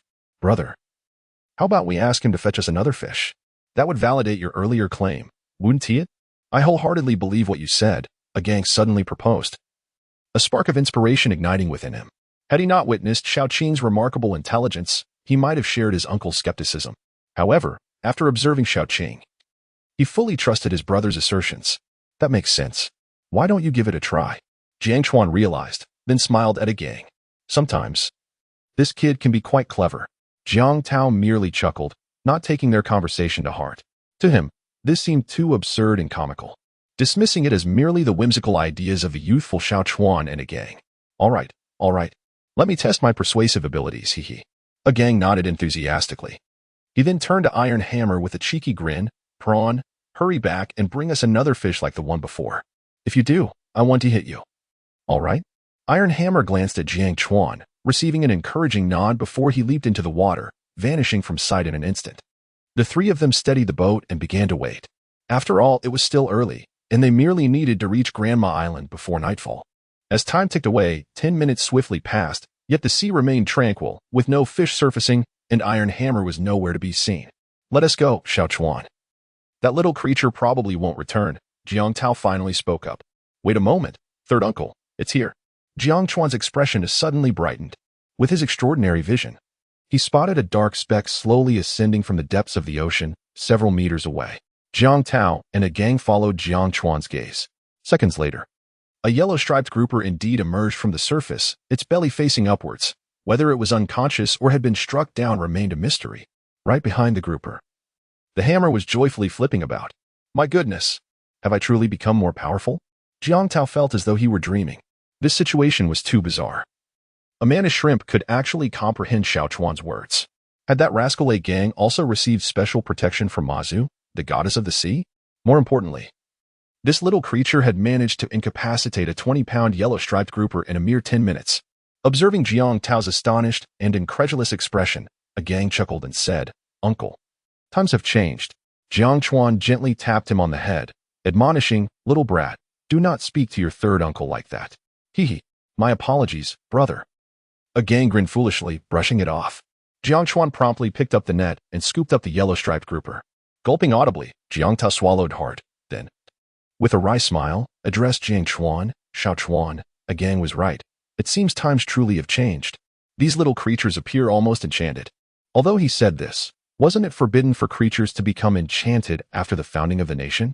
Could it be that Xiao Chuan and a gang had both received Mazu's protection? Otherwise, how could a gang have spoken so effortlessly? It was puzzling indeed. After retrieving the yellow-striped grouper and the hammer, Jiang Chuan handed the grouper to his third uncle. Goodness, another 20-pound yellow-striped grouper, and it seems not entirely deceased. We've truly struck it rich this time. Just these two grouper could be worth 60 to 70,000. Jiang Tao's joy was evident as he grinned broadly. Although this catch was not as plentiful as their previous outing, they had only been at sea for less than an hour. Moreover, these two invaluable yellow-striped groupers had practically been delivered to them. As both attended to the yellow-striped grouper, it provided Jiang Chuan and the hammer a moment of solitude. Well done, little one. This is your reward. Jiang Chuan whispered praise to the hammer, then, with a thought, extracted 2 droplets of golden liquid from his spatial pocket and fed them to the hammer. At that moment, Jiang Chuan was filled with exhilaration. The hammer, measuring merely 20 centimeters in length, could effortlessly handle a yellow-striped grouper that was dozens of times its size. If it were to grow to 2 or 3 meters in length, could it not shatter the skull of a great white shark with a single blow? The more he thought about it, the more excited Jiang Chuan became. This little life was indeed becoming increasingly promising. Once the hammer digested the 2 golden droplets, Jiang Chuan returned it to the sea. However, for the next half hour, the hammer yielded no worthy catch, bringing forth only 2 dazed mackerels. The price of these ordinary mackerels barely reaches 50 to 60 yuan per pound, a stark contrast to the soaring price of the yellow-striped bass. At 7:30 in the evening, the trio finally arrived at Grandma Island. The island, modest in size, spans merely 100 acres. with 3 sides graced by sandy beaches and one side bordered by a sheer cliff. Viewed from the cliff, it resembled not so much an island as a vast, exposed coral rock. The island bore some greenery, and the scenery was quite pleasant. However, as twilight descended, the sun hung parallel to the horizon, casting a warm glow across the sky. Under the radiant hues of the setting sun, the landscape transformed into a canvas of brilliant colors. The waves shimmered with golden sparkles, akin to dazzling pearls scattered across the sea. "Well, the scenery here is breathtaking," a gang murmured, captivated by the vibrant sunset. Indeed, after decades as a fisherman, it was my first time witnessing such exquisite beauty. Jiang Tao, too, was entranced by the view before him. Jiang Chuan could not help but whisper, "The sunset reflects upon the waves, golden brilliance dances upon 1,000 crests. The afterglow caresses the heavens, and the twilight tints the azure sky." Chapter 51, The Bear Starfish and the Treasures of the Sea. "Brother, it's truly splendid. Such a delightful find." A gang gazed at Jiang Chuan with admiration. How had he never noticed his brother's poetic talent before? "All right, let us take a moment to rest before we head to the nearby beach for some treasure hunting." Jiang Chuan smiled and suggested, "You two take a breather. I'll scout the surroundings." After spending a day at home, Jiang Tao was evidently restless. Without hesitation, he grabbed a bucket and a shellfish rake, setting to work. After a brief respite, the two friends joined in, eager to partake. "Hurry over here. There are numerous little holes," Jiang Tao called out excitedly. Upon approaching the western beach, they indeed spotted many small openings, each harboring the elusive cat's eye snail. Although the price of these snails was modest, the abundance on this stretch of beach promised a worthwhile yield if they managed to collect a few £100. The trio wielded their shovels, digging into the sandy shore, creating shallow pits in their quest for the prized mollusks. "Uncle, brother, look at this. The meat of this cat's eye snail is so plump, it's even larger than my fist," a gang boasted, proudly holding up a sizable specimen. Although the shell was not particularly large, the flesh was succulent and juicy. A firm squeeze released a spray of seawater in all directions. While the cat's eye snail may not be particularly expensive, the satisfying pressure release was undeniably therapeutic. "Indeed, that snail is quite impressive. It will make a splendid dish to accompany our drinks," Jiang Chuan remarked with a smile, having unearthed a cat's eye snail of his own. Though it was not as large as a gang's, its meat was equally delectable. "Look at mine. It's so plump," Jiang Tao chimed in, showcasing a snail even bigger than a gang's recent catch. Such sizable specimens were nearly extinct in the waters surrounding their village. These small islands rarely attracted visitors, primarily because the local women could not venture out, and fishermen dismissed these diminutive isles as unworthy targets. It seemed this very isolation had allowed the cat's eye snails to grow to such impressive sizes. As time slipped away, the last rays of sunlight faded, enveloping the island in darkness. The three, equipped with searchlights, continued their diligent search. Before long, the clock struck 9:30. I can't take it anymore, brother. My back is starting to ache again. Shall we take a break?" A gang straightened his back, gently massaging his waist, feeling the strain of his labor. "All right. Let us rest for a moment.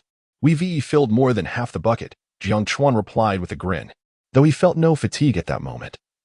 He had discreetly glanced at his uncle, who was gently massaging his waist, clearly showing signs of weariness. The act of bending over to dig up cat's eye snails was indeed quite taxing on the back. At that juncture, Jiang Tao approached with a beaming smile. Delighted with the day's bounty, those 2 yellow-striped fish would likely fetch around 60 to 70,000 yuan. Coupled with the cat's eye snails, which would weigh an additional 60 to 70 pounds, the earnings would be substantial.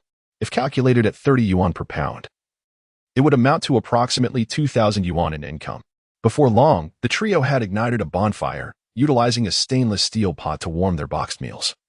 And they retrieved several bottles of beer, relishing their meal. Nothing compares to sipping a chilled beer after a long day's toil. After taking a sip, Jiang Tao savored the frothy remnants on his lips, a look of utter contentment washing over his face. "Brother, would you care for some liquor?" A gang inquired cheerfully. "Perhaps not. Let us eat and rest a bit. We still have to continue our seaside endeavors, so let us forego the liquor for now," Jiang Chuan replied, shaking his head. If they were to finish that bottle of liquor, it was likely they would forego the rest of their plans and simply sleep until dawn.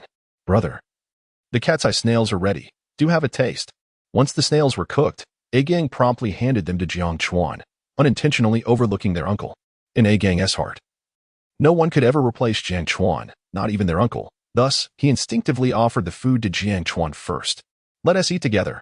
It's been ages since I've had cat's eye snails, Jiang Chuan smiled, pulling out a plump morsel of snail meat. He dipped it generously into the sauce he had prepared with chili and cilantro. Taking a gentle bite, he found the meat to be rich, tender, and delightfully crisp. Although these delicacies were not highly valued in the market, their flavor and texture were undeniably exquisite. Absolutely delicious. Come, Xiao Chuan, a gang, let us indulge in another one. After sampling one, their uncle raised his beer to toast with the two, then guzzled it down with gusto. The sensation of such carefree enjoyment was truly exhilarating. A feeling he had not savored in a long while. Soon enough, the three had feasted and quenched their thirst. Jiang Chuan then retrieved a pack of cigarettes from his pocket, offering one to his uncle while lighting one for himself and taking a long, thoughtful drag. While he typically abstained from smoking, during particularly stressful periods, he would indulge occasionally to alleviate his emotions. For many men grappling with psychological pressure, smoking serves as a form of solace. Whenever he felt weary in body and spirit, a single drag could swiftly restore his composure and relieve his fatigue. Whether this was merely a psychological self-suggestion, he could not say, but it undeniably possessed a remarkable effect. "Brother, why didn't you offer me one?" Agang said, a hint of grievance in his tone. "You're just a little tyke, hardly taller than a cigarette, but what do you know of smoking?" Jiang Chuan retorted, a hint of jest in his voice. Agang, feeling indignant, exclaimed, "Brother, I'm merely half a year younger than you." Ultimately, after much coaxing from Agang, Jiang Chuan reluctantly conceded and handed him a cigarette. After all, he was soon to reach adulthood, and as the pillar of the family, smoking was hardly a concern.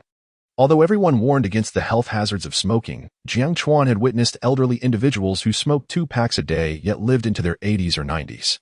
Conversely, some health experts, well-versed in wellness, had passed away young.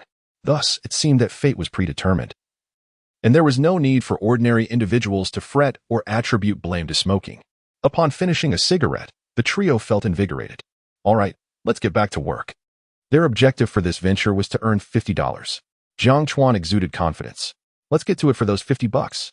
Jiang Tao was equally energized. Money possesses an enchanting allure. The trio toiled until 11 in the evening, yet they encountered no further promising finds. Jiang Chuan decided to venture south to the beach to assess the situation.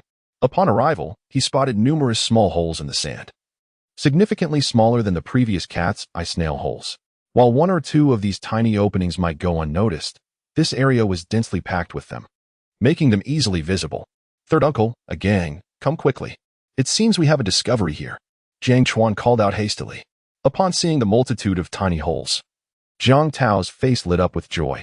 This appears to be the handiwork of sandworms. Sandworms, scientifically known as the naked square starworm, are commonly referred to as sandworms in many regions. Sandworm sashimi is exquisite. This seafood is a quintessential medicinal food, rich in various proteins, including earthworm hemoglobin, collagen, and soluble proteins. Furthermore, it contains a plethora of essential trace nutrients required by the human body. The entire sandworm can be used medicinally. Known for its efficacy in clearing the lungs, relieving coughs, strengthening the spleen, stimulating appetite, nourishing yin, and reducing internal heat. Consequently, sandworms command a high market price, with fresh, high-quality specimens typically exceeding 100 yuan per pound. Dried sandworms can fetch between 1,000 to 1,400 yuan per pound. Upon learning that the holes belonged to sandworms, the trio wasted no time and immediately began digging. Indeed, they uncovered sandworms, and these specimens were impressively sized, with some as thick as Jiang Chuan's middle finger. Undoubtedly, the quality of these sandworms was beyond reproach. Chapter 52. Exquisite Delicacies of Braised Delights. As time swiftly passed, it was already past 2 in the morning. The southern beach lay in disarray, resembling a field that had been tilled. Agang and Uncle San were drenched in sweat, panting heavily from exhaustion. Although digging for sandworms was not excessively strenuous, the constant bending and squatting inevitably took a toll on their energy over time. Jiang Chuan fared somewhat better, yet beads of sweat had begun to form on his forehead. "All right, that's enough for today, Uncle San," Jiang Chuan declared. "We must have excavated most of the sandworms in this area." He straightened his back, attempting to relieve his stiffened body. Even his physique, reinforced by golden liquid, felt the fatigue, which spoke volumes about the perseverance exhibited by Uncle San and Ah Gang. "You two should rest first. I'll dig a little longer," Jiang Chuan insisted. "These creatures are quite precious, fetching over 100 yuan per pound. If I can gather a few more pounds, We'll cover the cost of our fuel for this trip. Despite feeling thoroughly drained, he was propelled by a fervent desire. It felt akin to collecting money, and he couldn't shake the feeling of loss if he left any behind. Observing Uncle San's resolute determination, Jiang Chuan firmly stated, "No, that's enough for today. We should all return and rest well. Money is endless. It is not worth exhausting ourselves for a few hundred yuan." After all, Uncle San was already 49, teetering on the brink of old age. His body could not compete with that of the youth, and it would be unwise to risk his health for such a trivial sum. Upon witnessing Jiang Chuan's unwavering stance, Jiang Tao chuckled softly, conceding, all right, we'll do it your way." He understood that Jiang Chuan was genuinely concerned for his well-being. However, his innate frugality would not be easily altered. When they returned to the boat, the trio assessed their haul of sandworms. The 3 buckets were nearly overflowing, likely weighing over 100 pounds. If each pound was valued at 100 yuan, then these 3 buckets could potentially be worth around 10,000 yuan, a significant sum indeed. "Ah, gang, bring out that bottle of liquor," Uncle San said with a grin, feeling the fatigue and suddenly desiring a drink. Cigarettes and liquor are the sustenance of men. A couple of small cups can soothe the weariness and warm the stomach. "Sure thing, Uncle," Ah Gang replied eagerly. He promptly retrieved a bottle of white liquor and fetched several items wrapped in cling film from his backpack. To Jiang Chuan's astonishment, they contained peanuts and marinated chicken feet. "Wow, your bag is truly a treasure chest. Anything you need is right there," Jiang Chuan remarked as he watched Ah Gang rummaging through his backpack. The scene reminded him of a moment from the movie Lost on Journey. "Hey, we're almost out," Ah Gang chuckled. They opened the liquor bottle and poured each other a cup, enjoying the drink alongside the peanuts and marinated chicken feet. I must admit that peanuts and marinated chicken feet are indeed the finest accompaniments for a drink. Not long after, a bottle of liquor was entirely consumed by the 3 of us.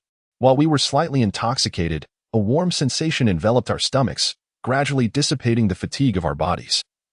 This delightful tipsiness was perfectly suited for slumber. We found a relatively dry and flat rock, laid down a moisture-proof mat, and soon the 3 of us were fast asleep, with Lele acting as our vigilant guardian nearby. Upon awakening, I noticed the faint light of dawn rising in the east. The gentle morning sea breeze carried a hint of coolness, yet the temperature was refreshing. Where's my uncle? Upon glancing back, I saw that a gang was still in a deep slumber, but my uncle was nowhere to be found. Woof woof. Lele barked at me, her gaze fixed on the southern beach. It dawned on me that my uncle was indeed an industrious soul, never one to rest for even a moment. After washing my face briefly, I headed towards the southern beach to find him. There, I spotted him with his backside in the air, diligently rummaging through the sand. Humming to himself, good fortune comes our way, bringing joy and love. Upon noticing my approach, he greeted me with a cheerful smile, exclaiming, "You're awake. Come and see what I've just found. I've unearthed several pounds of sandworms, which are quite a treasure."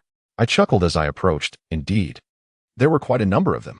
Since my uncle had already begun his excavation, I had no intention of dampening his enthusiasm.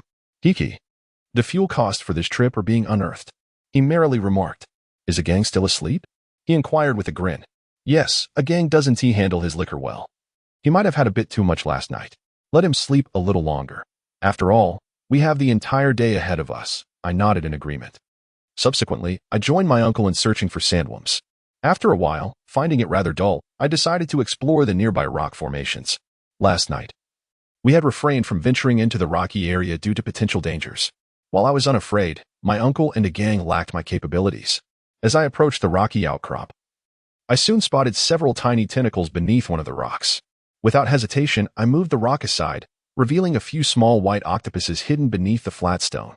To my delight, it was indeed the prized small white octopus. My eyes lit up at the sight. Typically, these small octopuses do not grow too large. Yet their flesh is remarkably tender and springy. In terms of taste, they are undoubtedly the finest among octopuses. Even when simply blanched and dipped in a bit of sauce, their flavor is exquisite. Come, dear readers, indulge in this delight.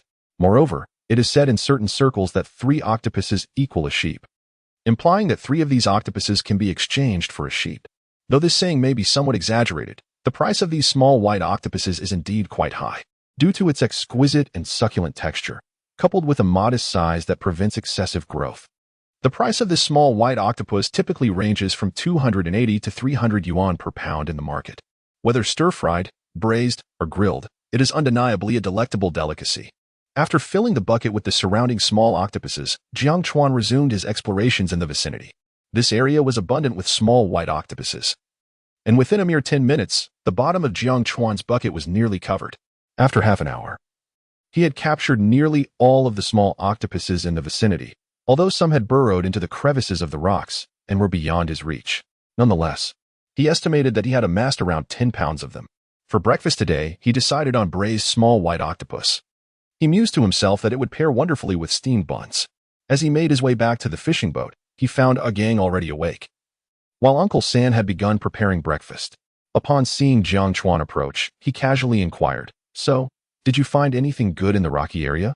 "Yes, quite a bit," Jiang Chuan replied, nodding. "I caught about 10 pounds of small white octopus. It should fetch around 2 to 3,000 yuan. Small white octopus. Brother, I've had it a few times before, and it is absolutely delicious. Why don't we save a few to taste?" Gang's lips curled in anticipation as he gazed eagerly at Jiang Chuan. "That's exactly what I was thinking. We'll cook some to enjoy, and take a few pounds back for Grandma and Aunt San to try as well, while the rest we can sell," Jiang Chuan affirmed. Having encountered such a delightful find, he felt it was only fitting to indulge his own cravings first. After all, one must not shortchange oneself. Jiang Tao, overhearing their conversation, contemplated interjecting, but ultimately refrained. "Never mind. There will always be more opportunities to earn money in the future. As long as Xiao Chuan is happy, that is what matters." Chapter 53. The School of Fish. The enormous blue-spotted mackerel soon. A pot of small octopuses was ready, prepared simply with a touch of oil and some scallions, ginger, garlic, and hot pot base, then stir-fried briefly, releasing an exquisite aroma. One cannot help but marvel at the versatility of hot pot base as a seasoning. For those who prefer bolder flavors, a quick stir-fry with it enhances seafood to an extraordinary delight. A bite into the small octopus reveals a burst of roe, fresh and tender, with a delightful crunch. Oh, these little octopuses are truly the finest. The larger ones tend to be a bit too chewy, resembling rubber in texture. Gang relished each bite, devouring them eagerly like a child. Though third uncle feigned disinterest, his face beamed with joy as he savored the dish. After all, such delicacies are exceedingly precious. On ordinary days, even catching a few would mean selling them for a profit, hardly allowing oneself the luxury of indulging. Today, however, was a rare occasion to indulge alongside Jiang Chuan and Gang. Indeed, it was delectable. One after another, Jiang Chuan nodded in agreement. This treat was far more delightful than the cat's eye snails from the previous night. If they were to catch more in the future, perhaps they could forego selling them altogether. Before long, the pot of stir-fried octopus was nearly empty. Jiang Tao, with a look of complete satisfaction, lit a cigarette and took a deep drag. He exhaled contentedly, proclaiming, "Ah, this life is simply exquisite. Not only can we earn money, but we can also indulge our appetites. Brother, I think we should venture into the wilderness for survival more often. Feasting on an island would surely offer a unique experience." Gang chimed in with a smile. "Absolutely," Jiang Chuan replied with a grin. After they had eaten their fill and finished a cigarette, the trio prepared to commence their work. Once aboard, Jiang Chuan and Jiang Tao first inspected the 2 yellow-striped bass they had caught the previous day. How remarkable. They seemed unwell yesterday. To their astonishment, after a night's rest, the fish were now lively and vibrant. Gazing at the 2 energetic yellow-striped bass in the live well, Jiang Tao's face radiated surprise and joy. With these 2 fish still alive, they could anticipate a substantial profit. Even without additional catches today, this trip was already quite rewarding. Subsequently, Jiang Tao took the helm, steering the boat under Jiang Chuan's guidance. Observing the lively bass, Jiang Chuan pondered whether the golden liquid could facilitate rapid growth in size for the uncontracted seafood, as it had for Shaoqing and Tai Chui. With this thought in mind, he hesitated not and directed a drop of golden liquid into the live well. In the next moment, the 2 yellow-striped bass became even more animated. However, any noticeable change in size would take time. "Brother, the sea is remarkably calm today. We haven't spotted a single fish. When shall we cast the nets?" Gang inquired, glancing at Jiang Chuan. They had been sailing for nearly an hour without sighting any fish. "Prepare the nets now." "I believe fish will soon come," Jiang Chuan replied, unperturbed. "Indeed." Gang promptly nodded and then proceeded to prepare for the netting. He held unwavering faith in Jiang Chuan's words. With a mental command, Jiang Chuan released 2 drops of golden liquid into the surrounding area. Shortly thereafter, he observed a number of fish abruptly surfacing, darting towards them with astonishing speed. These fish were elongated and laterally compressed, adorned in a silvery gray hue, with faint dark stripes and spots visible on their bodies. Could they be mackerel? Jiang Chuan recognized the swiftly approaching school of fish at a glance. Mackerel, also known as saba, commands a relatively high price in certain coastal cities, particularly peaking during the New Year festivities, potentially reaching around 200 yuan per kilogram. However, here, the price hovered around a modest 60 yuan per kilogram. Of course, exceptionally large and rare specimens would fetch a significantly different price, as rarity in seafood often dictates its value. Heavens, so many fish, and they all seem to be mackerel. What an incredible stroke of luck. A gang. Is the net ready? At that moment, Jiang Tao also spotted the school of mackerel, his face lighting up with excitement. Although the individual value of these mackerel was not exceedingly high, they typically appeared in large shoals. Each fish generally weighed over 4 to 5 kilograms, and a single haul could yield over 1,000 kilograms. Thus, the mackerel could be characterized as a case where weight compensates for price. A single netting of several hundred to 1,000 kilograms could yield substantial profits. All right, uncle. A gang nodded enthusiastically. Even at 60 yuan per kilogram, catching just a few dozen mackerel would surpass the earnings of an average person combing the shore. A vast school of mackerel, greedily absorbing the golden liquid, remained oblivious to the impending danger. The net swiftly closed in, capturing a multitude of mackerel in one fell swoop. Although a small number of agile mackerel managed to escape, 90 of them were not so fortunate. Plop!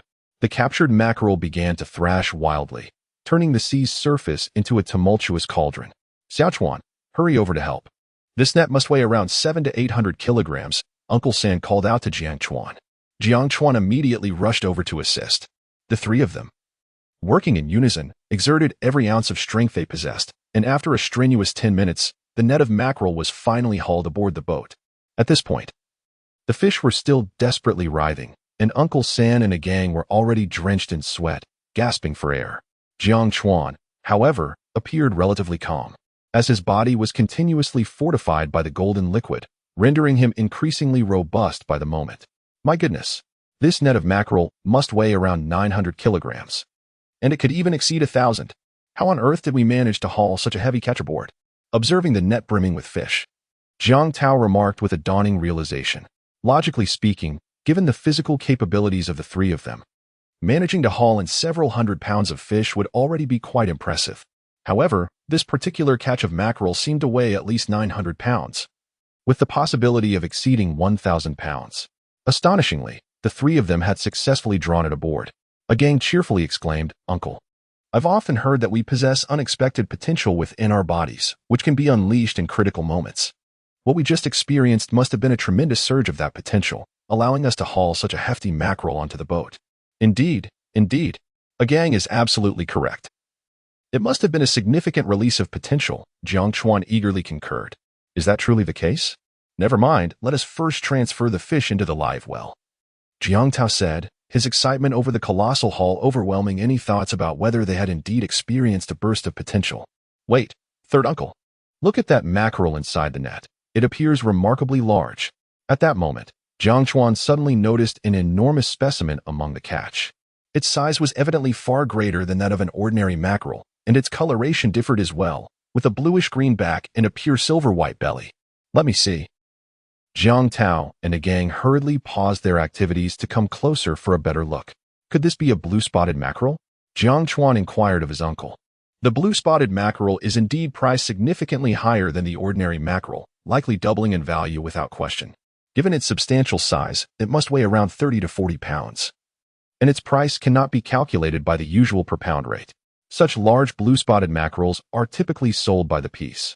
As for how much this particular fish could fetch, Jiang Chuan had no precise estimate and would have to wait until they arrived at Xiachun's place to find out. Exactly, it's a blue-spotted mackerel, and it's astonishingly large. Goodness, your luck is simply extraordinary, Jiang Tao exclaimed, excitedly patting Jiang Chuan's shoulder. With yesterday's yellow-striped base, last night's sandworms, and this mackerel, the total value will surely surpass 150,000 with ease. It might even reach 200,000. Chapter 54, The Wild Three-Knife Fish Over 100 Jin Haha. Uncle Sam remarked, this cannot solely be attributed to my good fortune. It merely signifies that our collective luck is particularly prosperous. Jiang Chuan humbly replied, Kiki. We all understand, Jiang Tao chuckled, offering no further elaboration. It was evident that both he and a gang had rather ordinary luck. Had their fortune been favorable, they would not have endured such hardship in the past. Furthermore, having ventured into the sea for over a decade, he had seldom encountered such bountiful catches. Recently, however, it seemed that each day brought forth extraordinary harvests. A gang, with his squinty eyes, added with a grin, "Brother, I've heard it said that excessive humility is a form of pride. All right, let's swiftly organize these fish. Who knows? We may yet have another stroke of luck." The three of them began to sort through the mackerel, filling their live well to the brim. For the next hour, Jiang Chuan employed the same method, utilizing golden liquid to fish. Yet, this time yielded little. Only a few small fish and shrimp, which were hardly worth anything. "Uncle San, I wish to explore the ocean floor once more. Perhaps we can uncover treasures akin to last time." With the fishing proving unfruitful, Jiang Chuan resolved to delve into the depths. He hoped to perhaps capture another of those exquisite spiny lobsters, which were immensely valuable. If he could snag one weighing 5 gene, it would bring in over 300,000. Even if he failed, it would merely serve as a means to invigorate the water spirit pearl. "Very well, this time you and a gang shall descend together. I will manage the boat." Uncle San had no objections this time. After all, their previous diving equipment had been insufficient. Now, equipped with oxygen masks and tanks, there was little to worry about. Moreover, he had witnessed Xiao Chuan's diving capabilities firsthand. All right. Soon after, the duo donned their diving gear, securing nets around their waists and grasping hand nets in hand, before plunging into the water. Within moments, they reached the ocean floor, surrounded by vibrant schools of fish and splendid coral reefs. This time, the coral was even more breathtaking than their previous excursion, evoking a sense of being in a fantastical realm. Jiang Chuan gestured to a gang, signaling to explore separately. As he turned, he spotted a three-knife fish nestled within the crevices of the coral. The three-knife fish, scientifically known as the flower-tailed eagle ray, is a rare wild marine delicacy, renowned for its exquisite flavor and exceptional nutritional value. In regions such as Hong Kong, the three-knife fish is a favored choice among connoisseurs, earning it the title of king of fish. There exists a stark contrast between wild and farmed three-knife fish, not only in terms of texture and nutritional quality but also in price. Farmed varieties typically fetch around 50 to 60 yuan per gene, while pure wild specimens command prices tenfold higher, generally ranging from 1,000 to 1,200 yuan per gene. In the presence of discerning food enthusiasts from Guangdong and Hong Kong, prices may soar even higher. Due to the distinctive fondness of diners in these regions for the three-knife fish, a phrase of admiration has emerged: parrot's beak, zebra's body, and a cicadere's tail. The king of three-knife fish, steamed to perfection, pan-seared exquisitely, sweet, fragrant, and tender, all can be savored. What a delightful catch. This particular three-knife fish appears to weigh around 2 pounds. Jiang Chuan gently licked his lips, and in a swift motion, he captured the fish with his hand net and stowed it away in the net bag at his waist. He then continued his exploration.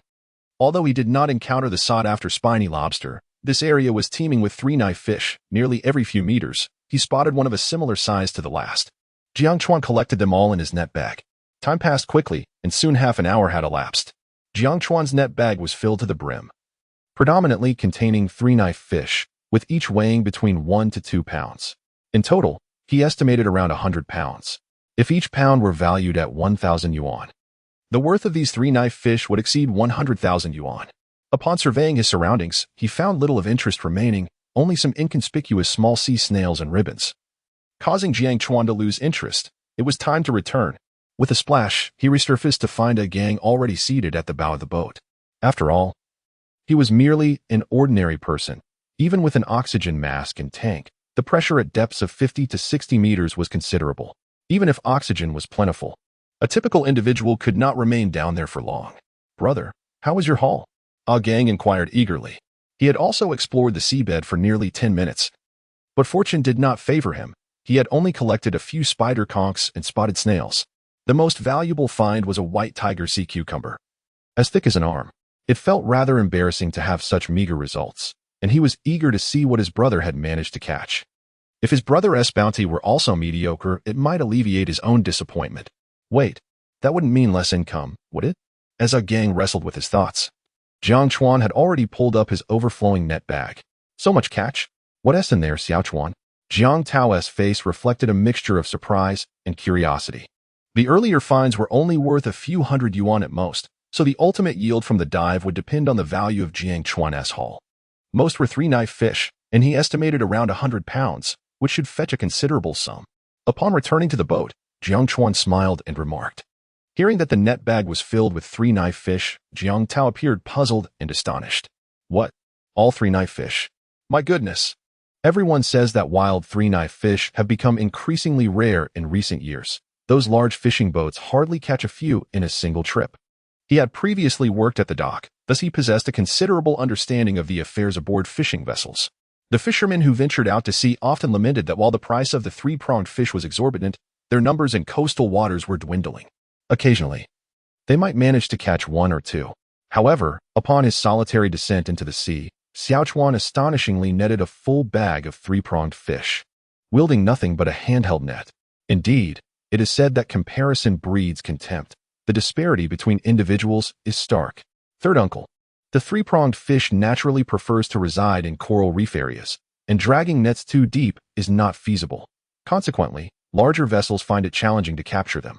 Jiang Chuan remarked with a smile. He was aware that the wild population of 3-pronged fish in this region was likely diminished. His bountiful catch could certainly be attributed to the water spirit pearl. Haha, you are truly fortunate. Agang chuckled. Upon hearing Agang's voice, Jiang Chuan turned to inquire. How was your haul? Did you catch anything of note? This question rendered Agang somewhat awkward. Oh, don't ask, brother. It was just about the same as usual. Nothing special, heh. Agang's shyness was palpable as he nearly buried his face in his chest. Pfft, haha. Observing Agang's bashful demeanor, third uncle couldn't help but burst into laughter. This lad indeed knew how to feel embarrassed. Chapter 55. The Competition of the Swordfish. As the afternoon sun cast its warm glow, the trio had merely indulged in a quick bowl of instant noodles before preparing to return. This time, they intended to proceed directly to the county's dock, thus sparing themselves the inconvenience of having Xiaochuan haul the goods from the town. As soon as their phones regained signal, Jiang Chuan's device erupted with notifications. Upon inspecting it, he discovered a barrage of missed calls and video messages from Xiaochuan. Simultaneously, Agang and Uncle San's phones chimed with alerts, indicating that San Auntie and the grandmother were likely feeling a bit anxious as well. Jiang Chuan sent a voice message. What's the matter, Chungu? Why the multitude of calls? It took a considerable time for the message to send. Finally, I can reach you. I thought you had gone off the grid. Came Xiaochuan's voice in return, followed by a stream of subsequent messages. Xiaochuan, did you go out to sea today? Any harvest? Earlier this morning, Qin Xiaoxue and Lu Go called me, inquiring if I had any good goods. As they are hosting some important guests today, you've been out of contact since morning. I assume your catch must be decent, right? After listening to Xiaochuan's voice message, Jiang Chuan succinctly replied that the harvest was quite good. Should I come to the town dock to pick you up? Xiaochuan inquired. Sure, but today we plan to transfer at the county dock. Jiang Chuan replied. All right, I'll head over immediately. Half an hour later, Jiang Chuan and his companions arrived at the county dock, where they spotted Xiaochuan leaning against the railing, anxiously waiting with a cigarette dangling from his lips. Upon seeing their boat approach, a joyful smile illuminated his face. As Jiang Chuan disembarked, Xiaochuan hurriedly greeted him. You rascal. You didn't spend the night on the boat, did you? I called you early this morning, but no one answered. Indeed. We spent the night on a small island. Jiang Chuan chuckled, nodding in affirmation. By the way, this morning, Qin Xiaoxue and Lu Go called me, saying they were entertaining some important guests and inquiring if I had any good goods. They also asked for your contact information. However, I didn't share it without your consent, Xiaochuan added seriously. Qin Xiaoxue and Lu Bo were indeed regular patrons at their procurement station, and maintaining a cordial relationship with such significant clients was essential. Therefore, Xiaochuan was eager to discover what treasures Jiang Chuan had captured today. Jiang Chuan confirmed. Today's catch was quite satisfactory. 2 yellowfin tuna weighing over 10 pounds each, a blue marlin weighing approximately 40 pounds, and nearly 100 pounds of swordfish. Oh, and about 1,000 pounds of common mackerel. The remainder consists of some less valuable miscellaneous items. Upon hearing Jiang Chuan's words, Xiaochuan's pupils visibly widened in awe. You call that a decent harvest? That is absolutely remarkable. Are you aware that if the other fishermen hear your words, you might face some repercussions? Just the types of seafood mentioned by Jiang Chuan could potentially yield an income of 3 to 400,000. Such earnings surpass the annual income of an ordinary fisherman, yet he merely regards it as satisfactory. However, to Jiang Chuan, such a harvest could indeed be considered decent, as his first venture at sea netted him nearly 500,000. Let us hasten to transport all these goods back. Since you mentioned that Qin Xiaoxue and Lu Gu are in need of seafood, we should invite them over to see if there's anything to their liking. Jiang Chuan was naturally eager to engage in direct transactions with Qin Xiaoxue and Lu Bo. After all, dealing directly with them would eliminate the middleman, Xia Chun, thereby ensuring a significantly better price. All right, I will have the goods sent over and will promptly call Lu Gu and Qin Xiaoxue. After arranging for 4 workers to handle the delivery, Xia Chun immediately began contacting Lu Bo and Qin Xiaoxue. Upon arriving at the purchasing station, it was precisely 5 in the afternoon. To his surprise, Lu Bo and Qin Xiaoxue had been waiting anxiously at the entrance. As soon as they spotted Jiang Chuan and Xia Chun, Lu Bo approached Jiang Chuan with a broad smile, casually inquiring, "How was today's haul, my friend? Let me see what treasures you've brought. I've been waiting for you all day." That rascal Xia Chun refused to share your contact details with me, fearing I would poach his business. Xia Chun chuckled, feeling somewhat wronged. Lu Gu, that's a bit unfair. I didn't dare share your number without Jiang Chuan's consent. It's not that I was afraid you'd steal my business. I contacted you as soon as Jiang Chuan agreed. Well, I suppose that shows you have some conscience, Lu Bo laughed heartily. Just then, Qin Xiaoxue approached. Upon seeing the wild 3-knife fish in the basket, her beautiful eyes sparkled with excitement. The distinguished guests at their restaurant that day happened to hail from Hong Kong, who possess a particular obsession and fondness for 3-knife fish. They had specifically requested pure wild 3-knife fish, despite visiting several purchasing stations and acquiring a few. The largest ones only weighed 6 or 7 taels, which appeared rather meager. In contrast, the fish before her were all over a pound. The quality and presentation were exceptional, surely meeting the expectations of the esteemed guests from Hong Kong. With this thought in mind, Qin Xiaoxue quickly turned to Jiang Chuan, speaking softly, "Mr. Jiang, would you be willing to sell me all these 3-knife fish? Rest assured, I will pay you the highest market price, and I guarantee your satisfaction." At this moment, her tone towards Jiang Chuan was notably respectful. Before Jiang Chuan could speak, Lu Bo, anxious, exclaimed, "Haha, Miss Qin, I fear this may not be feasible. I have esteemed guests at my hotel eagerly awaiting such fine goods. I have been in contact with Xiaochunzi since dawn. If I were to relinquish all the Sandao fish to you, wouldn't my trip be in vain?"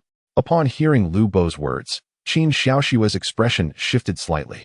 However, she recognized the validity of his argument and, after a brief moment of contemplation, gritted her teeth and suggested, "Then, shall we proceed with the bidding process? This would be fair for everyone. As long as we can secure this batch of Sandao fish, a slightly higher price is acceptable. Ultimately, we will recoup our expenses from the esteemed clients in Shangjiang. More importantly, acquiring this batch would enhance our restaurant's reputation, attracting even more patrons in the future. So, investing a bit more now is a strategy for greater profits later." "Agreed. I concur with this proposition," Lu Bo responded, displaying his characteristic generosity. Since it was a fair bidding process, there was little more to discuss. Xia Chun, standing nearby, refrained from interjecting. After all, this batch of fish rightfully belonged to Jiang Chuan. As Jiang Chuan had not yet spoken, he felt it inappropriate to voice his opinion.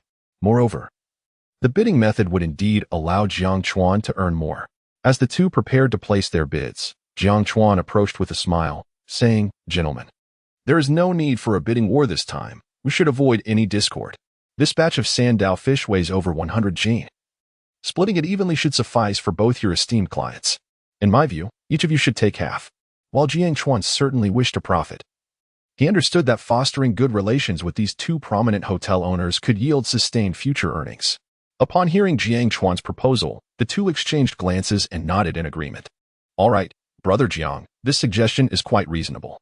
50 jin of Sandao fish would indeed satisfy my hotel's clientele. Haha. However, don't you think you might earn more through bidding? Aren't you concerned?" Lu Bo remarked, nodding appreciatively while observing Jiang Chuan. The ability to forego immediate, minor profits in favor of long-term benefits demonstrated the young man's acumen. Lu Bo found Jiang Chuan's earlier statement quite agreeable. Jiang Chuan chuckled and replied candidly, "What is there to lament? Earning slightly less now could leave a favorable impression on the two esteemed bosses, and perhaps I will ultimately profit more as a result." I consider this a worthwhile trade-off. Lu Bo, being straightforward and astute, recognized Jiang Chuan's intentions and deemed it unnecessary to engage in further pleasantries. You, my friend, are refreshingly forthright. Were it not for commitments at the hotel, I would insist on sharing a few drinks with you tonight, Lu Bo said, patting Jiang Chuan on the shoulder. He appreciated such candid individuals. Qin Xiaoxue, gazing at Jiang Chuan, revealed a hint of amusement in her expression. Chapter 56. Profiting handsomely from 60 fish, Brother Chong. Let us proceed with the weighing, Jiang Chuan declared, as he extracted 2 fish from each basket, intending to savor them at home. After all, a taxing journey at sea warranted a well-deserved reward upon his return. He glanced at Xia Chun and said, "All right then." Xia Chun nodded in agreement and instructed the workers behind him to commence the weighing. Although the transaction involving the swordfish was conducted directly between Jiang Chuan and the 2 proprietors, Xia Chun still played an intermediary role. Thus, he felt a sense of benefit for his own procurement station. A loss of a few thousand yuan was not an insurmountable setback for him. Furthermore, it would foster goodwill from Jiang Chuan and Lu Bo. Soon, all the fish had been weighed. Xiao Chuan, the total weight of the swordfish is 126 jin. 2 yellowfin tuna weigh 22 jin and 17 jin respectively, totaling 39 jin. The blue marlin weighs 48 jin, and the ordinary mackerel amounts to 1054 jin. Additionally, the sandworms total 121 jin, and the cat's eye snails are 134 jin. Xia Chun began to announce the weights one by one. These figures aligned closely with Jiang Chuan's estimations, save for the blue marlin, which surpassed his expectations. He had anticipated it to weigh between 30 and 40 jin, but it turned out to be a hefty 48 jin. The other smaller fish and shrimp held little value, so Jiang Chuan paid them little mind. Once all the seafood was accounted for, Jiang Chuan turned his attention to Lu Bo and Qin Xiaoxue. Brother Lu, Miss Qin. The total weight of the swordfish is 126 jin, meaning each of you can claim 63 jin. That is ample, Lu Bo replied jovially, nodding repeatedly. Qin Xiaoxue noted that their establishment had over 20 guests from Xiangjiang, and with more than 60 jin of swordfish, they should be well equipped to satisfy their needs, especially with an assortment of other seafood and dishes available. After all, the wild swordfish was a rare delicacy, and acquiring such a quantity in one go was no small feat, particularly in a small county like theirs. Brother Jiang, you are a straightforward person, unlike many other fishermen. Since you are generous, I, as your elder, shall ensure you do not suffer any loss, Lu Bo remarked heartily. Currently, wild swordfish prices fluctuate between 1,500 and 2,000 yuan. I shall offer you 3,000 yuan per jin. Lu Bo's generosity was evident, as even at this price, the hotel would still turn a profit. Once prepared by the chef, a single fish could fetch nearly 60,000 yuan. His willingness to offer such a high price was undoubtedly aimed at fostering a more fruitful collaboration in the future. Very well, since Brother Lu has made such an offer, I shall not be modest, Jiang Chuan replied with a smile, accepting the terms. After all, the price was set by Lu Bo himself. He now assumes the role of a businessman, for one must seize opportunities to profit. Qin Xiaoxue added that the price offered by Boss Lu was indeed reasonable, so she would pay accordingly. Although the price of 3,000 yuan per jin exceeds the market rate, the quality of the 3-knife fish caught by Jiang Chuan this time was exceptionally good, with each fish weighing between 1 to 2 jin, which is quite substantial. It is likely that within the entire county, one would struggle to find such a significant quantity of high-quality wild 3-knife fish. The scarcity of these marine delicacies naturally dictates their market price. Moreover, had a bidding process been employed, the price per jin might have soared well beyond 3,000 yuan. Upon hearing such a quote, the ever-silent Uncle San and a gang were visibly excited, trembling with anticipation.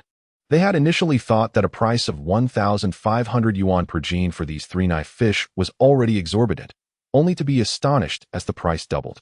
With over 100 jin, this amounted to an astronomical sum nearing 400,000 yuan. By the way, my brother, those 2 yellowfin tuna look quite impressive as well. Why not let me have them too? You needn't worry about the price. I will pay you well above market value, Lu Bo remarked, casting a glance at the 2 yellowfin tuna in the box, clearly intrigued.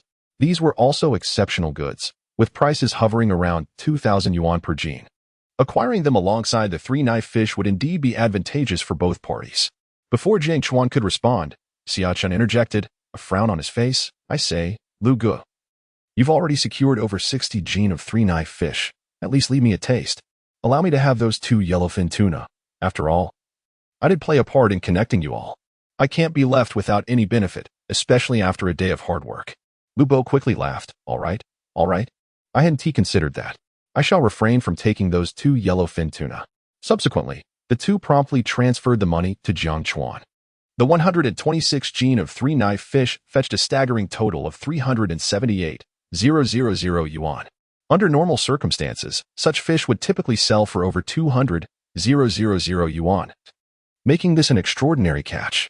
Naturally, Jiang Chuan was overjoyed with the outcome. After Lu Bo and Qin Xiaoxue departed, Xia Chun spoke up. Xiao Chuan, I don't possess as much money or the audacity to negotiate like those 2 bosses. However, rest assured, I want to take advantage of you. I will purchase those 2 yellowfin tuna at 2,000 yuan per gene. This price was indeed above market value, as yellowfin tuna typically sold for around 1,600 to 1,800 yuan per gene, with 1,800 being the highest. Thus, offering 2,000 yuan was a fair deal for Jiang Chuan. Jiang Chuan smiled and nodded. All right, I trust you, Chun Gu. Without the intermediary Xia Chun, I would not have earned such a substantial amount today. It is essential to offer others some incentives, as in the future, I will still require Xia Chun's assistance in finding buyers for quality goods. Once the price for the yellowfin tuna was settled, the two swiftly deliberated on the prices of other seafood. For the largest, blue-spotted mackerel, Xia Chun proposed a price of 88,000, a figure that indeed holds auspicious significance. The ordinary mackerel was priced at 65 yuan per kilogram, totaling 68,510 yuan. Additionally, the sandworms were calculated at 140 yuan per kilogram, amounting to 16,940 yuan. Furthermore, the 134 kilograms of cat's eye conch, the least expensive at 30 yuan per kilogram, saw a slight increase of 2 yuan compared to the last sale, culminating in 4,020 yuan. Including various other seafood, the total revenue amounted to 258,430 yuan. When combined with the earlier earnings of 378,000, the total revenue for the day at sea reached 636,430 yuan, exceeding the previous earnings by over 100,000. Once all payments were settled, Jiang Chuan and his companions prepared to take a taxi back. Throughout the journey, Jiang Tao and the gang felt as if they were floating, as if everything were merely a dream. Departing around 4 in the afternoon yesterday and returning at the same time today, the span of a single day saw them earn over 600,000 yuan, an amount equivalent to the income of an ordinary fisherman over a decade. The sudden influx of wealth felt overwhelmingly surreal. Immersed in the euphoria of their earnings, the two were oblivious to their arrival at the eastern end of the village. Wang Hohat and Bao Xiaowan had evidently been waiting for quite some time, each perched on a small stool at Jiang Chuan's doorstep, eagerly anticipating their return. Upon spotting the taxi, the two briefly lifted their heads before resuming their conversation and sunflower seed snacking. It was only when Jiang Chuan and his companions disembarked that their faces lit up with joy as they hurried forward. You returned by taxi? Bao Xiaowan instinctively inquired.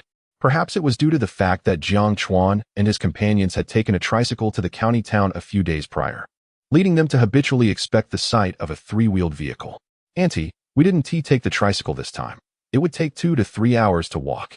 A gang playfully responded. Ah, yes, Auntie has forgotten that detail, Bao Xiaowan quickly acknowledged, tapping her forehead with a smile. Xiao Chuan, Lao San, come. Let us go to my house for dinner tonight. We prepared the meal this noon, the grandmother said with a beaming smile. The third aunt promptly chimed in. Yes. Hurry over. I slaughtered 2 chickens this morning, and we went to the town to buy some meat and vegetables at noon, just waiting for your return. The 3 men, busy outside, knew that the women were diligently managing the household affairs. Chapter 57, September 9th, worshipping Mazu upon arriving at a gang's home. The 3 of them began to relax and engage in conversation. Meanwhile, Grandma and Aunt San hurried to the kitchen to prepare dinner. Jiang Chuan started to survey the room. A gang's house appeared far more precarious than his own. Though his own abode bore only a few spiderweb-like cracks on the ceiling, the walls remained relatively intact, whereas a gang's residence exhibited signs of significant deterioration. Notably, 2 fissures on the back wall had widened to the width of a finger, exuding an unsettling sense of instability that seemed perilous. Previously, he had not scrutinized the condition of a gang's home closely, as rural dwellings often shared similar challenges. The reason Jiang Chuan's house was so lavish was due to his parents' diligent efforts in fishing, which had allowed them to earn some money in the past, thus enabling them to renovate their home to a certain extent. However, most houses in the fishing village were not much better than Agang's. This was understandable, given that Agang's parents had suffered poor health and had passed away when he was quite young, leaving only the grandmother and grandson, who naturally lacked the means or labor to renovate the house. Agang, your home looks quite hazardous. In the past, we lacked the funds. But now that you are somewhat financially stable, you should seriously consider renovating the house. It will provide you and Grandma with peace of mind, Jiang Chuan advised earnestly. If you continue to live as if you were still impoverished, then your wealth loses its significance. Uncle San chimed in quickly. Indeed, what Xiao Chuan says is absolutely correct. This house does appear somewhat unsafe. It's fortunate that it has been continuously inhabited. Otherwise, if left vacant for a month or two, it might very well collapse. In this small fishing village, renovating a house does not require exorbitant expenses, even if one were to refurbish the courtyard in all 3 rooms. The total expenditure would likely not exceed 100,000. Agang's current finances should be sufficient for this purpose. Agang nodded earnestly. Yes, I understand, brother. Grandma mentioned this to me a few days ago. She said that nowadays, young women are quite discerning. They expect a house and a car before marriage. Therefore, it's best to renovate the house and perhaps even purchase a vehicle. That way, securing a bride will be assured, he concluded. Grandma had spoken of this matter with great seriousness, and Agang recognized the importance of renovating the house. Haha, it seems Grandma is most concerned about your lifelong affairs, Jiang Chuan remarked with a smile. But this is quite natural. I suspect every elder's greatest wish is to witness their descendants marrying and starting families. Agang, having lost his parents at a young age, felt the weight of this expectation resting on his grandmother's shoulders. Indeed, my grandmother is eagerly awaiting a great-grandchild. I must put in more effort, Agang responded, nodding vigorously. You are quite filial, Jiang Tao chuckled. Before long, a sumptuous feast was prepared, featuring an array of meats and vegetables, accompanied by a fine bottle of wine. Both Spanish mackerel and swordfish graced the table, along with a generous platter of stir-fried octopus. In the past, Wang Hohot and Bao Xiaojian would have hesitated to lavish such expensive fare on a single table. However, with newfound wealth in hand, their generosity naturally expanded. Grandma, third aunt, as per tradition, let us first divide the earnings before we indulge in our meal. This outing had proven to be our most lucrative yet, with total earnings amounting to 636,430 yuan. Dividing it equally, each person's share would be 127,286 yuan. After deducting fuel and vessel expenses, each would approximately receive 127,000 yuan. I will transfer the funds to you now. Upon concluding his words, Jiang Chuan promptly initiated the transfer to both women. Upon receiving the notification of the funds, their hands, clutching their aprons, trembled incessantly, their eyes shimmering with tears of joy. The last voyage had netted them 82,600 yuan. Yet this time they had astonishingly earned over 127,000. The total from both sea trips surpassed 200,000 yuan. Xiao Chuan, I am at a loss for words. Grandma murmured, overwhelmed. This drink, I pour for you. Her hand shook with excitement as she uncorked the bottle and filled Jiang Chuan's glass. Please, Grandma, you are the elder, I cannot accept this honor, Jiang Chuan quickly interjected. No, you are deserving. Only you can bear this weight, Grandma insisted, her trembling hands causing some of the wine to spill. Grandma, I need say nothing more. I assure you, as long as I, Jiang Chuan, have a morsel to eat, I will never let Agang go hungry, Jiang Chuan proclaimed with unwavering resolve before downing the contents of his glass. Wang Hohot's eyes glistened with tears, revealing her deep happiness. She felt an immense sense of contentment, even if she were to depart from this world. She knew that Agang would surely live a joyful life alongside Xiao Chuan. As the evening progressed, the atmosphere grew lively once more. The group enjoyed their meal, the room resonating with laughter and cheer. After several rounds of drinks and a variety of dishes, third aunt hastily retreated to tidy up the kitchen. Xiao Chuan, the day after tomorrow marks the 9th day of the 9th month, the festival to honor Mazu. This year, we must certainly visit the Mazu temple to express our gratitude, Grandma earnestly stated to Jiang Chuan. Fishermen residing by the sea are generally devout followers of Mazu. Wang Hohot would almost annually pay her respects at the Mazu temple, making wishes. After all these years, her dreams have finally materialized, and this year, she must sincerely express her gratitude. Xiu Chuan's transformation must surely stem from Mazu's blessings. allowing such remarkable changes in such a short span of time. Thus, come what may, they must collectively honor Mazu the day after tomorrow. Upon hearing Grandma's words, Jiang Tao smacked his forehead in realization. Yes, Grandma is absolutely right. We must, without fail, express our gratitude for Mazu's grace the day after tomorrow. Indeed. Let us plan a journey to the county town either tomorrow or the day after. Jiang Chuan nodded without hesitation.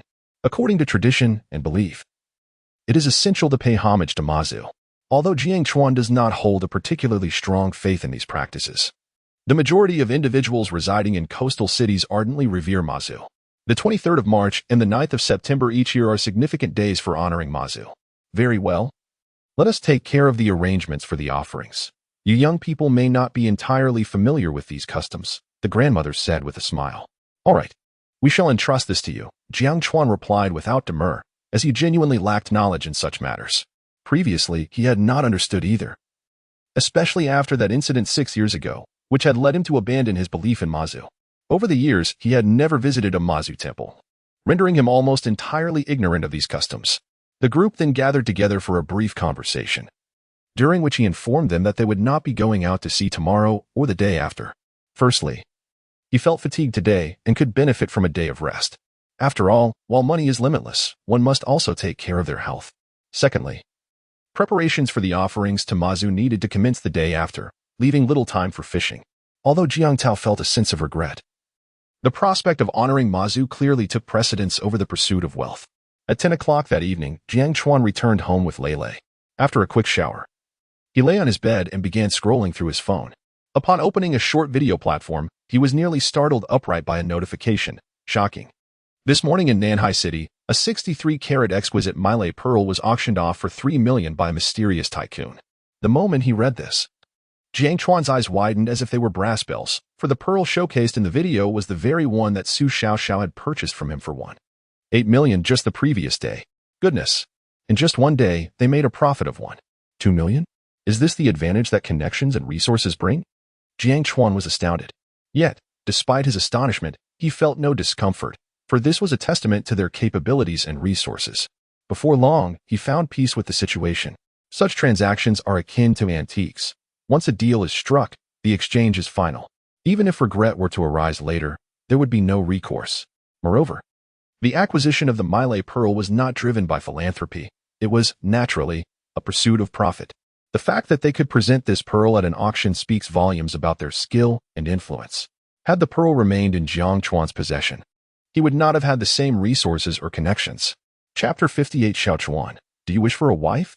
After a moment of clarity, Jiang Chuan opened QQ and sent a message to Su Xiaoxiao. Congratulations, Miss Su. I never imagined that within just a day, the value of that beautiful pearl would multiply in your hands. As soon as Jiang Chuan sent the message, he noticed the indication that the recipient was typing in the upper left corner. Clearly, Su Xiaoxiao was likely holding her phone and checking QQ. Ah, Mr. Su. Are you having second thoughts? Su Xiaoxiao replied with a message accompanied by a charming emoji. Please do not misunderstand. I am merely extending my congratulations. After all, your ability to sell that beautiful pearl at a high price reflects your connections and resources. I have no regrets whatsoever. Besides, there is no such thing as a pill for regret in this world, is there? Jiang Chuan responded with a voice message. Su Xiaoxiao quickly replied, Mr. Jiang, you possess a grand vision. If you ever encounter another natural pearl like that, to be sure to contact me.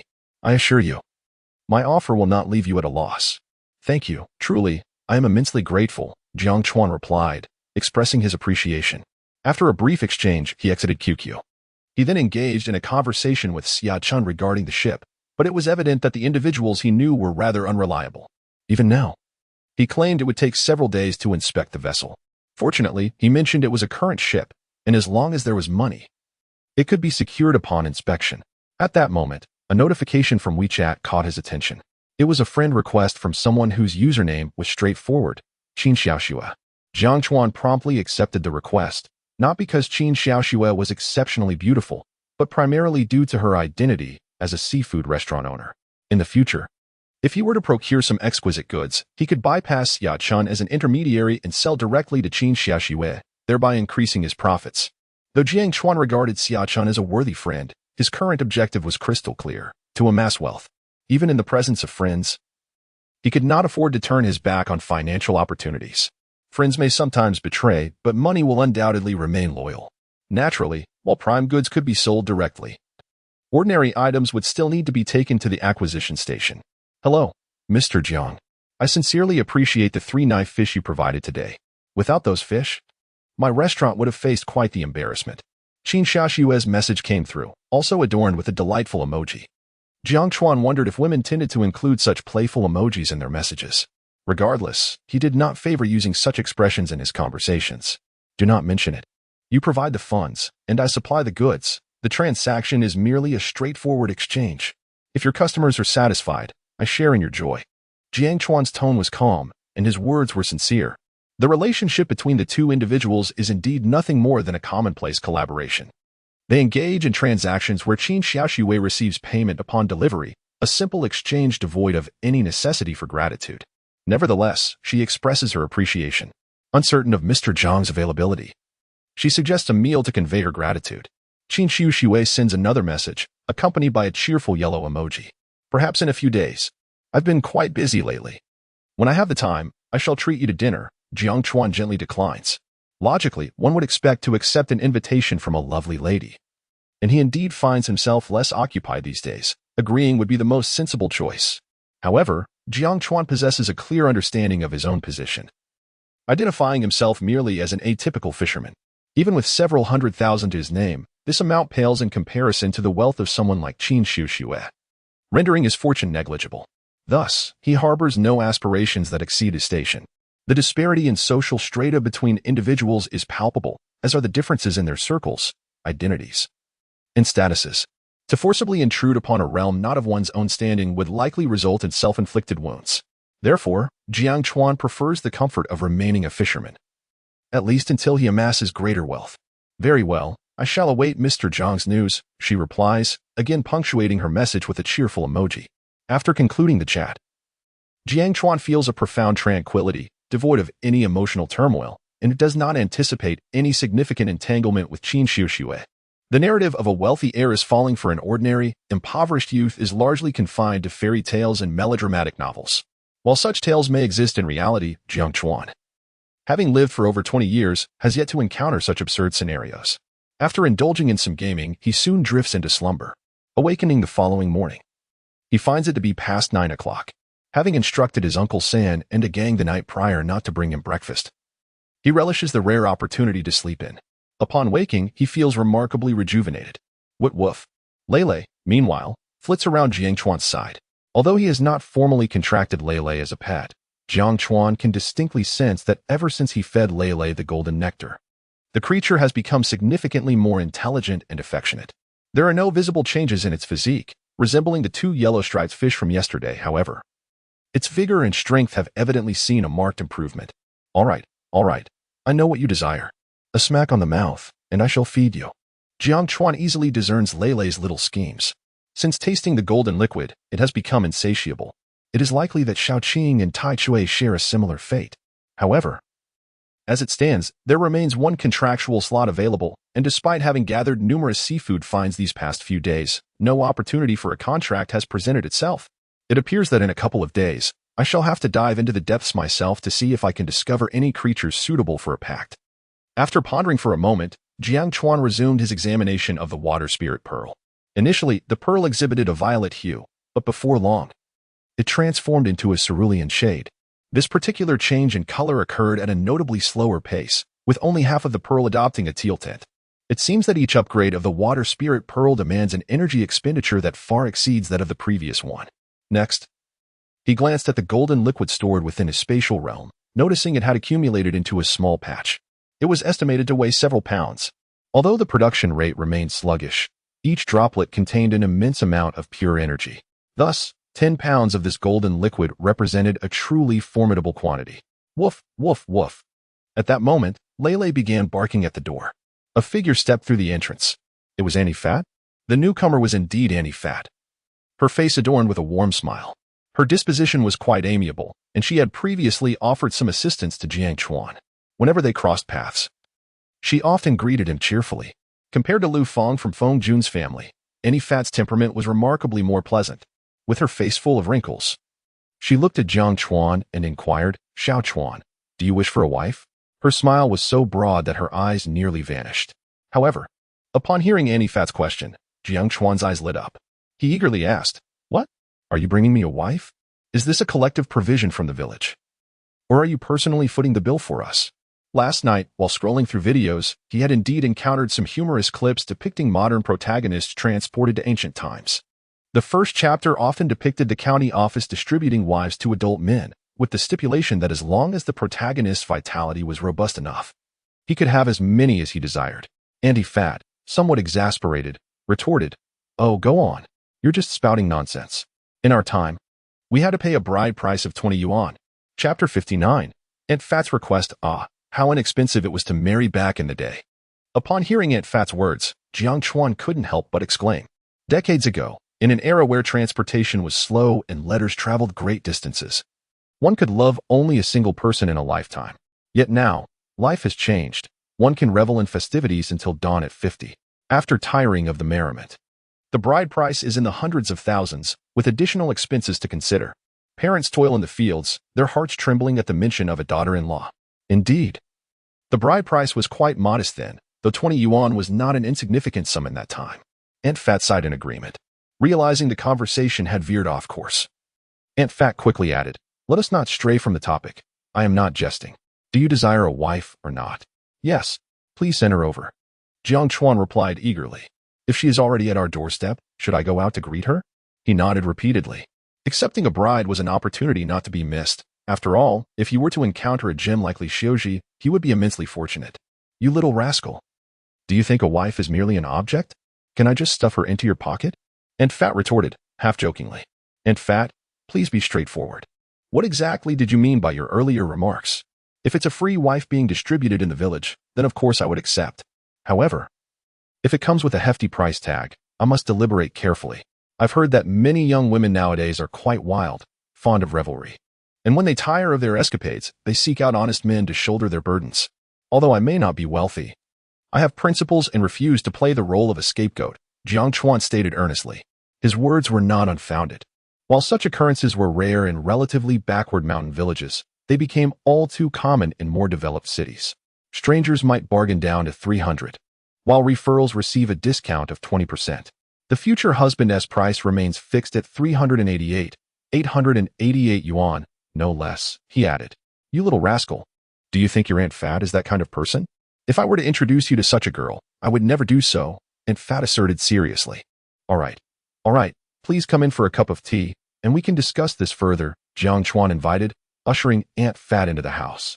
His interest in the concept of a wife was not particularly strong, but out of respect for Aunt Fat's kindness over the years, he felt it necessary to extend the courtesy. After a brief exchange of pleasantries, they got straight to the point. Xiao Chuan, not long ago, your Uncle Su and I gathered some sea cucumbers while following behind you and made a tidy profit. We thought it would be a shame to keep this money without a purpose. After much contemplation, we could think of no better way to repay you than to introduce you to a potential partner. After all, you are now of age, and matters of family and career require serious consideration, Aunt Fat remarked, observing Jiang Chuan's expression. Noticing that he did not seem entirely resistant, she continued, Just the other day, your Uncle Su and I had a thorough discussion about this. In the neighboring Ping'an village, there resides a niece of my sister's sister-in-law. Yesterday, Uncle Su and I made a special trip to Ping'an village to inquire about her. It is indeed said that the girl is exceptionally charming, possessing a radiant beauty and a knack for earning a living. She is truly a commendable young woman. Upon hearing the exuberant praises from the plump aunt, Jiang Chuan felt a hint of surprise. One could not ascertain the veracity of the plump aunt's claims. If it were indeed the case that she ventured to Ping'an village in search of a suitable partner for herself, it would be quite a remarkable gesture. According to your description, dear aunt, that girl indeed seems to be an excellent candidate for marriage. However, such fine young women appear to be a rarity in today's society. Don't you think? Jiang Chuan remarked with a gentle smile. The type of girl you just described, dear aunt, is likely as elusive as finding a lantern in the dark. Precisely, it is because such young women are so scarce that I felt compelled to introduce you to her. After all, among those in the village who remain unmarried and are slightly older, there are hardly any besides you and A-Gang. The plump aunt nodded in agreement. Perhaps out of sympathy for Jiang Chuan, Or perhaps because she had indeed benefited from him in recent days, she genuinely wished to assist him. If there were a woman to manage the household, life would undoubtedly be much easier. Moreover, only with a woman in the home can it truly be called a family. What do you think? Would you like to meet her? If you express your interest, I shall promptly provide you with her contact information. During my previous visit to Pinyin Village, I had already interacted with her parents, who are quite open-minded and stated that everything would hinge on the girl's preferences. By the way, the girl is currently in the county seat. I believe she is running a shop. The plump aunt looked at Jiang Chuan with eager anticipation, seemingly placing great importance on his response. Very well, since you have been so supportive, I cannot appear ungrateful. A meeting it shall be. After a brief moment of hesitation, Jiang Chuan nodded. As it happens, I need to visit the county tomorrow. Thus, it would be an opportune moment to meet her. If our personalities align, we could engage in a deeper and multifaceted exchange. Conversely, should she possess incompatible values, I would take my leave without hesitation. Splendid. Here is her contact information. You should call her directly. As a young man, one must take the initiative in such matters. The plump aunt's face lit up with joy upon hearing Jiang Chuan's agreement. She then produced a piece of paper torn from a cigarette box and handed it to Jiang Chuan, which bore a string of numbers. Observing the aunt's beaming smile, Jiang Chuan responded with a warm tone, "Dear aunt, I am aware of your and Uncle Su's kind-hearted nature, and I recognize how well you have cared for me over the past few years. I have always been grateful for your kindness. However, I have long believed that true selflessness is a rarity. There is often an ulterior motive behind seemingly generous acts. Now that I have acquiesced to your earlier proposal, I invite you to share your thoughts candidly. If it is merely a casual introduction to a potential partner, or if this matter was mentioned in passing, then I would not perceive any necessity for assistance from me. Yet, the fact that you have come to my home to introduce someone, and even traveled all the way to Pinyin Village, a distance of 50 or 60 li, suggests a level of commitment that is hard to dismiss. The notion of selfless dedication without expectation seems implausible to me. Oh, well, haha. Upon hearing my words, Aunt Fat chuckled awkwardly and, with a bashful demeanor, explained that there was nothing particularly extraordinary at hand. Firstly, she and your Uncle Su genuinely wished to express their gratitude for allowing them to accompany you in harvesting sea cucumbers last time. Secondly, she was merely hoping that if you were to develop a relationship with that young lady, you might offer us some guidance regarding beachcombing and fishing in the future. Our requests are modest. We would be content to earn a mere 200 or 300 each day. With a mixture of anxiety and anticipation, she looked at me expectantly. Ah, I see. I smiled reassuringly. If that is all that is required, I would indeed be more than happy to assist, as long as the demands remain reasonable. Nodding affirmatively, I said, very well, this is certainly manageable. Given your good intentions, I, Jiang Chuan, am not one to be ungrateful. In the future, when I go beachcombing, you may accompany me whenever I call upon you. Upon hearing my affirmation, Aunt Fat's apprehension and tension swiftly transformed into excitement. She sprang to her feet, expressing her gratitude profusely. Thank you, Xiao Chuan. After a flurry of appreciative remarks, I eventually helped her on her way. To be honest, both Su Changzi and Aunt Fat possess admirable qualities. Although their lives are modest, they are genuinely decent people, not inclined to exploit opportunities or engage in gossip. I believe such individuals will be valuable allies in the future. Although I currently rent a dilapidated boat, I plan to acquire a vessel of my own. And as our endeavors grow, it will undoubtedly become necessary to rely on trustworthy individuals. Thus, it is prudent to begin identifying those of commendable character who will remain loyal. Chapter 60. Into the Depths. Infiltrating the lair of the cedar dragon after preparing a simple breakfast for himself and Lele, Jiang Chuan found himself feeling rather bored. Perhaps a visit to the seaside would invigorate him. Today, he could venture into the ocean alone, seeking to uncover some treasures while also searching for marine creatures to form a contract with. Moments later, he resolved to step out. Staying at home felt rather tedious. He then hopped onto his tricycle, bringing along 2 net bags and a hand net, while Lele eagerly took the passenger seat. After driving for over an hour, with no sign of beachcombers in sight, Jiang Chuan finally halted the vehicle. They arrived at a cliff with a height of over 2 meters. The waves today were remarkably calm, presenting no apparent danger. Lele looked at Jiang Chuan with a puzzled expression. Lele, would you like to witness a truly fascinating magic trick? Jiang Chuan said, lowering his gaze to meet Lele's, a mischievous smile dancing on his lips. Woof woof. Lele instinctively barked and began to wag his tail excitedly. You simply must see this. Jiang Chuan grinned broadly, scooping Lei into his arms. Now, prepare for the ultimate trick, the disappearing dog, Lei in flight. With that, he tossed Lei into the sea. Most dogs are naturally adept swimmers. And having lived in a fishing village for over a decade, Lei was no exception. The last time he felt queasy on a boat likely stemmed from a prolonged absence from such vessels, much like Jiang Chuan himself. Woof woof woof. As Lei splashed into the water, he began to bark frantically, turning to look at Jiang Chuan, whose expression clearly read, "What the heck? Don't be like that. I'll join you," Jiang Chuan declared, diving headfirst into the water. He had already noted that the depth below was considerable and devoid of any hidden reefs, which emboldened him to act. His vision surpassed that of ordinary people, allowing him to see everything with remarkable clarity. He would never take such risks without absolute certainty. After all, a collision with a reef could lead to an unfortunate end. The water here was not overly deep, with the coral reefs lying roughly 20 meters below. In such shallow waters, it was generally challenging to discover rare marine treasures. Jiang Chuan, however, remained unhurried, reveling in the freedom of the ocean. At that moment, he felt akin to a carefree fish, swimming effortlessly, liberated from all constraints. Initially, Lei accompanied him into the depths, but after a few minutes, he obediently returned to shore. Time passed slowly. In a little over half an hour, Jiang Chuan had collected several pinned shell spirals and hexagonal spirals. In addition, I recently observed many flamboyant little fish, which, while suitable as ornamental creatures, proved rather lackluster in flavor when considered as sustenance, and their minuscule size rendered them pitiful, offering little more than a few ounces of flesh. Consequently, Jiang Chuan held little interest in these decorative fish. Before long, he swam into deeper waters where the depths were noticeably greater. The temperature of the seabed plummeted, and he felt an increasing pressure surrounding him. To his astonishment, he spotted numerous lobster antennae protruding from a nearby coral reef. As he swam forward, he noticed that these antennae were not as lengthy as those of the vibrant lobsters he had encountered previously, measuring only about 40 to 50 centimeters. The bodies of the lobsters were largely concealed within the reef. This method of concealment might be effective for various marine creatures, yet for a bipedal human, it was akin to a futile attempt at evasion. The lobsters had hidden their bodies and tails within the coral, yet their most crucial feature, their antennae, remained exposed. This was clearly an invitation for Jiang Chuan. "Come, dear sir, come play with me."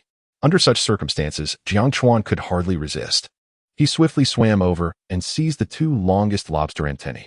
With deftness, he extracted the lobster from its coral hiding place.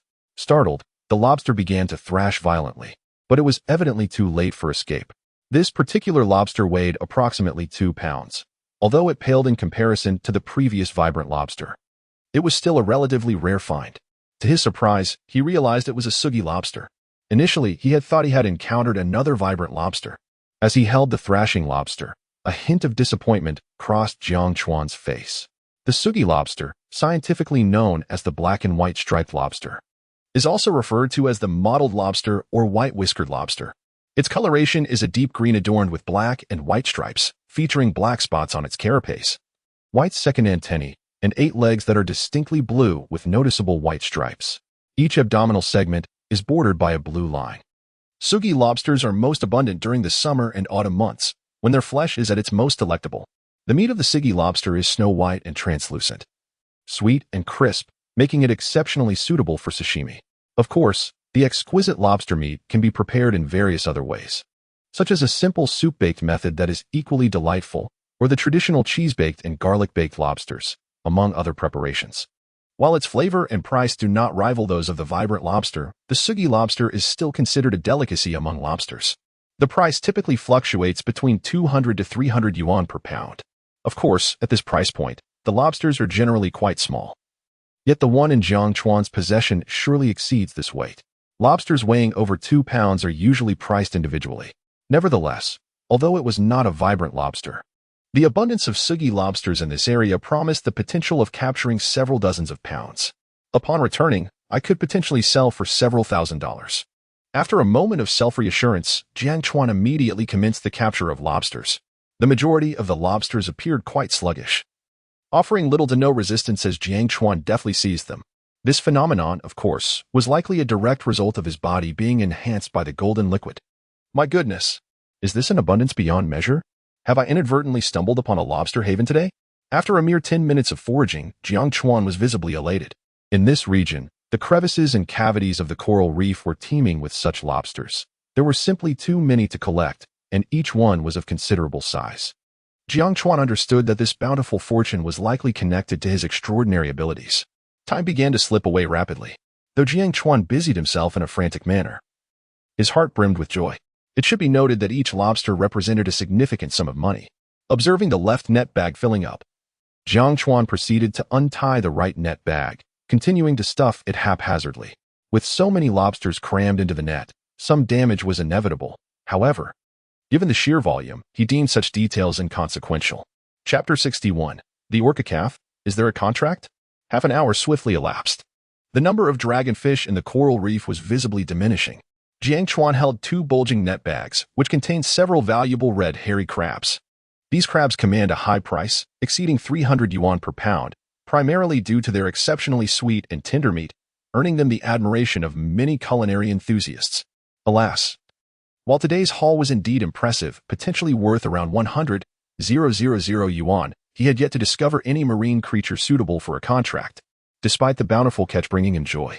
The absence of a contractable marine organism left him with a tinge of disappointment. Let us move on. There will be plenty of opportunities to contract marine creatures in the future. For now, it's time to focus on earning money. After a brief moment of discontent, Jiang Chuan cast aside his negative emotions. With Xiao Qing and Tai Chui by his side, his daily income was largely secured. So there was no need to rush the matter of contracting marine life. With a graceful turn, he prepared to swim toward the surface. After over an hour of experimentation, he realized that he needed to surface for air approximately every hour. While an hour might not be his limit, exceeding that duration caused a noticeable discomfort in his body. As Jiang Chuan swam to a depth of about 10 meters from the seabed, he suddenly spotted a colossal figure over 100 meters away. He could vaguely discern black and white hues, but the precise outline remained unclear. It seemed extraordinarily large, moving slightly, yet the motion was subtle, stirring up sand from the ocean floor that obscured its massive form. What could that be?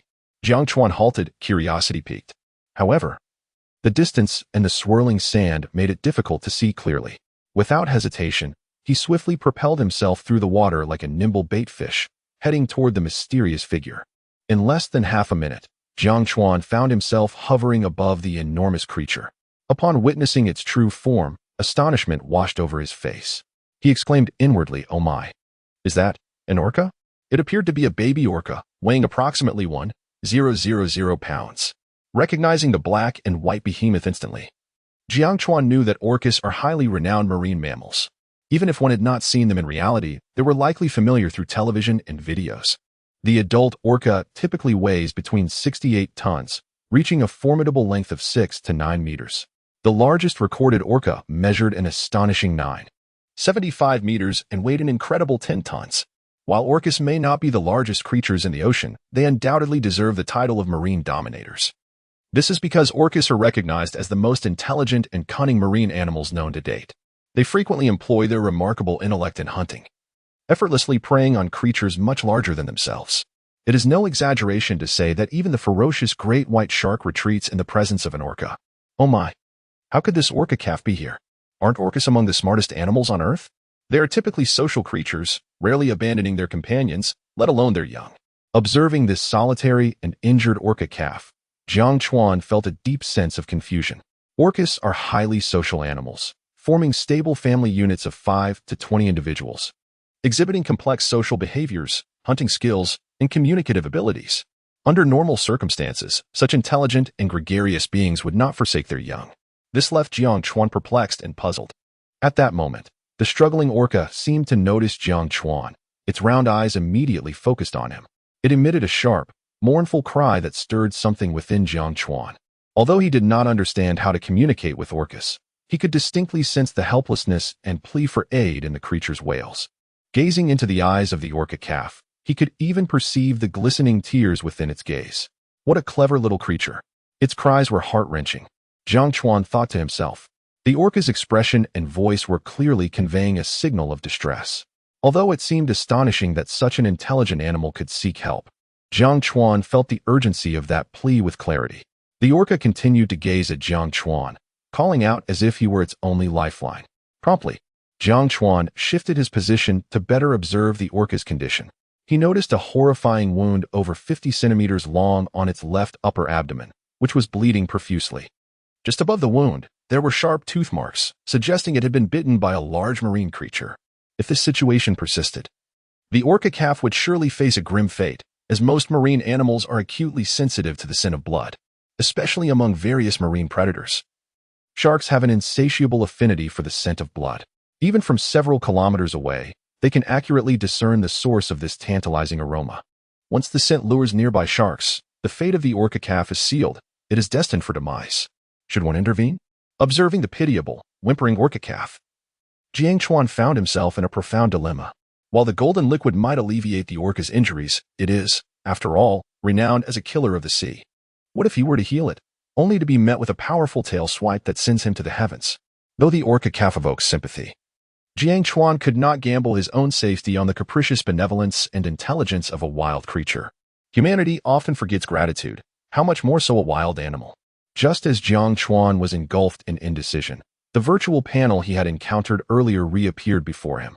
Contracting object detected. Would you like to contract the orca calf as your third pet? What? Is it truly possible to contract such a magnificent creature? The words displayed on the virtual panel stunned Jiang Chuan, filling him with a rush of astonishment and delight. Having previously contracted only smaller beings like Shaoqing and Taiche, he had never considered that he could contract such a large marine entity when he first discovered the orca calf. At least, given the current level of the water spirit pearl, it had not crossed his mind. Thus, the sudden appearance of the virtual panel left him utterly astounded. Chapter 62. From now on, you shall be called Little Iron. After a moment of exhilaration and delight, Jiang Chuan confidently chose to forge a contract. The orca, an impressive marine creature, possesses an extraordinary intellect and remarkably effective hunting techniques. When these magnificent creatures hunt in packs, they can effortlessly capture smaller marine life. And even formidable predators like great white sharks are compelled to flee at the sight of them. Upon finalizing the contract, the text on the virtual panel transformed once more. Congratulations, you have successfully contracted your third pet. Simultaneously, a string of words appeared above the orca calf's head. Master, I beseech you to save me. Allow me to take you on thrilling adventures and dive into heaps of treasures. Do not hesitate, master, for if you do, I may perish. Seeing the words above the orca's head, Jiang Chuan chuckled. With a swift movement, he positioned himself above the orca's head. Having completed the contract, he felt no concern that the young orca might suddenly lose control and harm him. Now, open wide. I shall tend to your wounds, he thought. Establishing a mental connection with the orca, the calf obediently opened its enormous mouth, revealing 2 rows of sharp, white teeth.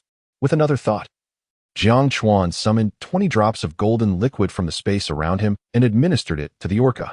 The previous companions, Little Qing and Hammer, were far too small to handle large quantities of the golden liquid at once, as it might overwhelm their systems. However, the orca, being a substantial creature, was currently in a severely injured state, and thus, this golden elixir would not cause harm. Rather, it should facilitate healing. As the golden liquid entered its belly, the orca calf emitted a sound of pure delight, akin to a euphoric climax. Its tail began to thrash energetically, and its mood soared with excitement.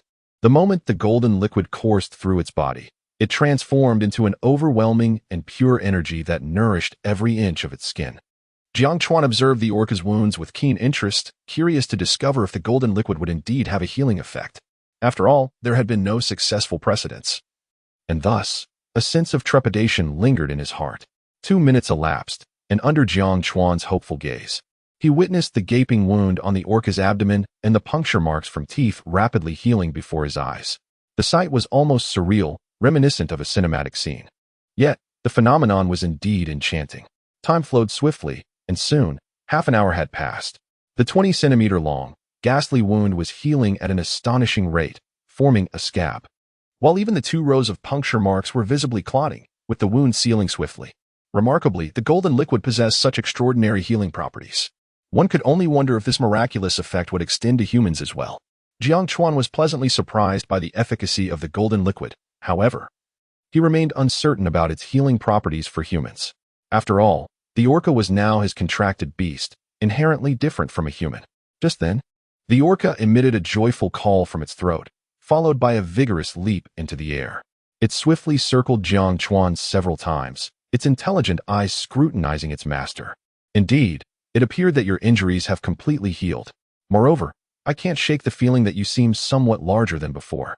Jiang Chuan gently caressed the orca's massive head, wondering if it was merely his imagination or if the creature had indeed grown. Regardless, such a phenomenon would be entirely plausible, after all. He had given the orca a substantial amount of golden liquid, nearly half a pound. Thank you, master. Please feel free to command me with any of your needs. The orca expressed, its head adorned with text that conveyed a flattering demeanor, clearly more astute than both Xiaoqing and Tietue. With Xiaoqing and Tietue already having names, Jiang Chuan decided to bestow a name upon the orca as well. Given its grand stature, how about calling you Xiaohua? Jiang Chuan suggested while patting the orca's large head. The orca, evidently understanding Jiang Chuan's intent, promptly shook its head, indicating its disapproval of the name Xiaohua. Not fond of it. No worries, I am a very open-minded master. Since you dislike it, let us consider alternatives. DNODI, big head, Tai Tu, iron head, or simply DTU, big head. Choose whichever you prefer. If none of these resonate with you, then you shall be called Xiaohua after all. If you favor the first name, let out a single call. If the fourth, call 4 times, Jiang Chuan said gently. Although the names were somewhat unappealing, the adage holds that a good name fosters prosperity. Moreover, bestowing names like Long Aoyin or Zhao Ritian, which are overly grandiose, seemed ill-suited. The orca promptly called out 4 times. Despite the names being rather mundane, it was clear that it preferred the name Xiaodai. Who would have thought that beneath this formidable exterior resided a delicate little princess? Very well, from now on, you shall be called Xiaodai, Jiang Chuan chuckled, continuing to stroke Xiaodia's smooth head, finding it quite comforting. However, I have matters to attend to and cannot stay to play today. Please escort me to the beach. When I have the time, I shall visit you again, but remember, next time you see your master, you must not come empty-handed, Jiang Chuan said with a smile. In a short while, I must make a trip to the county town. Thus, I can no longer linger in the ocean. Moreover, the treasures surrounding me have nearly all been collected, and the net bag I brought is now filled to the brim. Additionally, I have successfully completed the primary task I set for myself before leaving home, rendering further time in the sea unnecessary.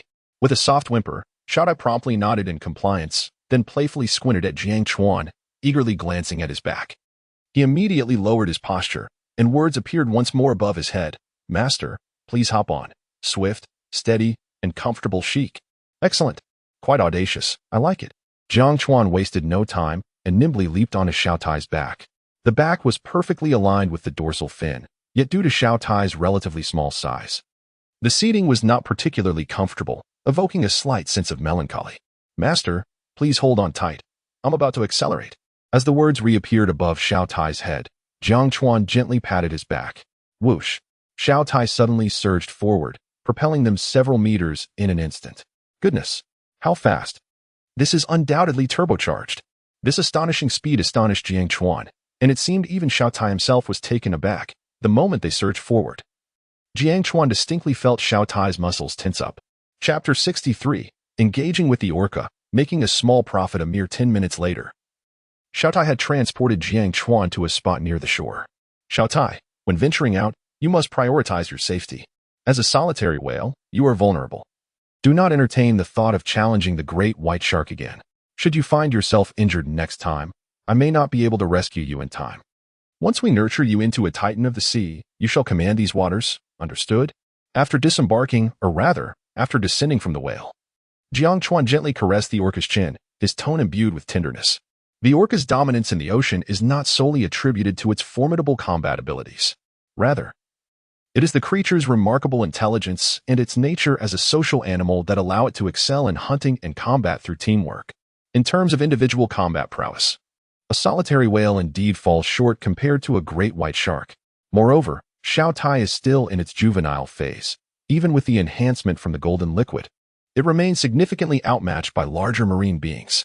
The orca emitted a series of plaintive sounds, clearly comprehending Jiang Chuan's message, and nodded earnestly in response. Go now. Until we meet again. Take care of yourself. Jiang Chuan gently patted its head and turned to swim towards the beach. After casting a reluctant glance back at Jiang Chuan, Xiaotai decisively turned away, swiftly disappearing from sight. Soon, Jiang Chuan arrived at the sandy shore, where he found Lele, wide-eyed and tilting its head in bewilderment, regarding him with a hint of inquiry. What's wrong, Lele? Why are you standing there? Jiang Chuan asked, puzzled. Lele, woof, woof. Woof, woof. Jiang Chuan. Oh, you were asking about that woman. No, about the orca and its connection to me, right? Lele. Woof, woof. Jiang Chuan. A friend, I swear. Just an ordinary friend, nothing special.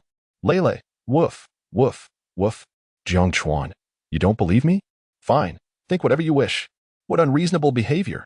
Lele. Master. I was merely inquiring when we would return home. I am hungry.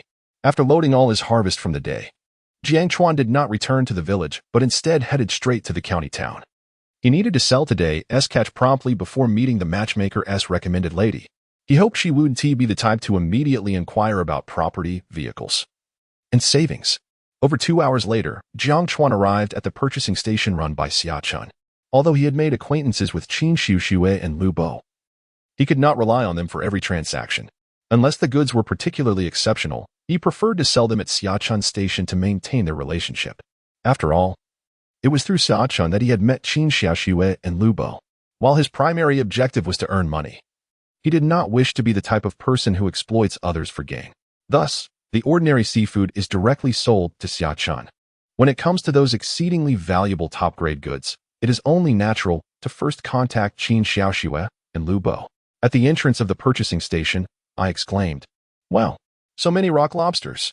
Did you disturb a lobster nest?"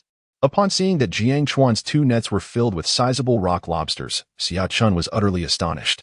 Although he had witnessed Jiang Chuan's extraordinary luck recently, it was astonishing that such fortune could be so consistently favorable. Xiao Chuan, do enlighten me. What connection do you have with the goddess Mazu? After the initial shock, Xia Chun inquired with a mischievous glint in his eye. All right. What connection could I possibly have with the goddess Mazu? Let's get this weighed. I'm starving. Jiang Chuan replied with a grin. In truth, he had pondered whether this miraculous pearl had any relation to the goddess, yet he understood that such questions would remain unanswered. Very well. Xia Chun nodded eagerly and quickly instructed the workers to commence weighing. Soon, the weights were determined. Xiao Chuan. The rock lobsters you caught are categorized into 2 grades, one exceeding a pound and the other under a pound. Rock lobsters over a pound are quite rare in the market, so I shall offer you 900 yuan per pound for those. As for the under a pound category, the general market price is around 300 yuan per pound, but some of these are relatively large, so I will buy them at 480 yuan per pound. How does that sound? Xia Chun then disclosed the weights and acquisition prices of the lobsters. Jiang Chuan nodded with a smile. All right. I know that the price offered by Brother Chun is certainly higher than that of other purchasing stations. The price was indeed considerably higher than Jiang Chuan had anticipated. He had assumed that the price for lobsters under a pound would be around 300 yuan each, and for those over a pound, it would not exceed 600 yuan. Thus, Xia Chun's offer far surpassed Jiang Chuan's expectations. Excellent. Doing business with you is a delight, unlike those other fishermen who haggle over trivial amounts. Xia Chun expressed joyfully. His straightforward nature made him naturally prefer dealing with such generous individuals. In contrast, most other fishermen were middle-aged and tended to engage in prolonged negotiations over prices. Sometimes they would argue for an entire hour over a mere 50 cents or even a penny per pound. Upon hearing Xia Chun's remarks, Jiang Chuan responded earnestly. Do not say that, Brother Chun. It is simply that I have had good harvests, which is why I do not nitpick over small details.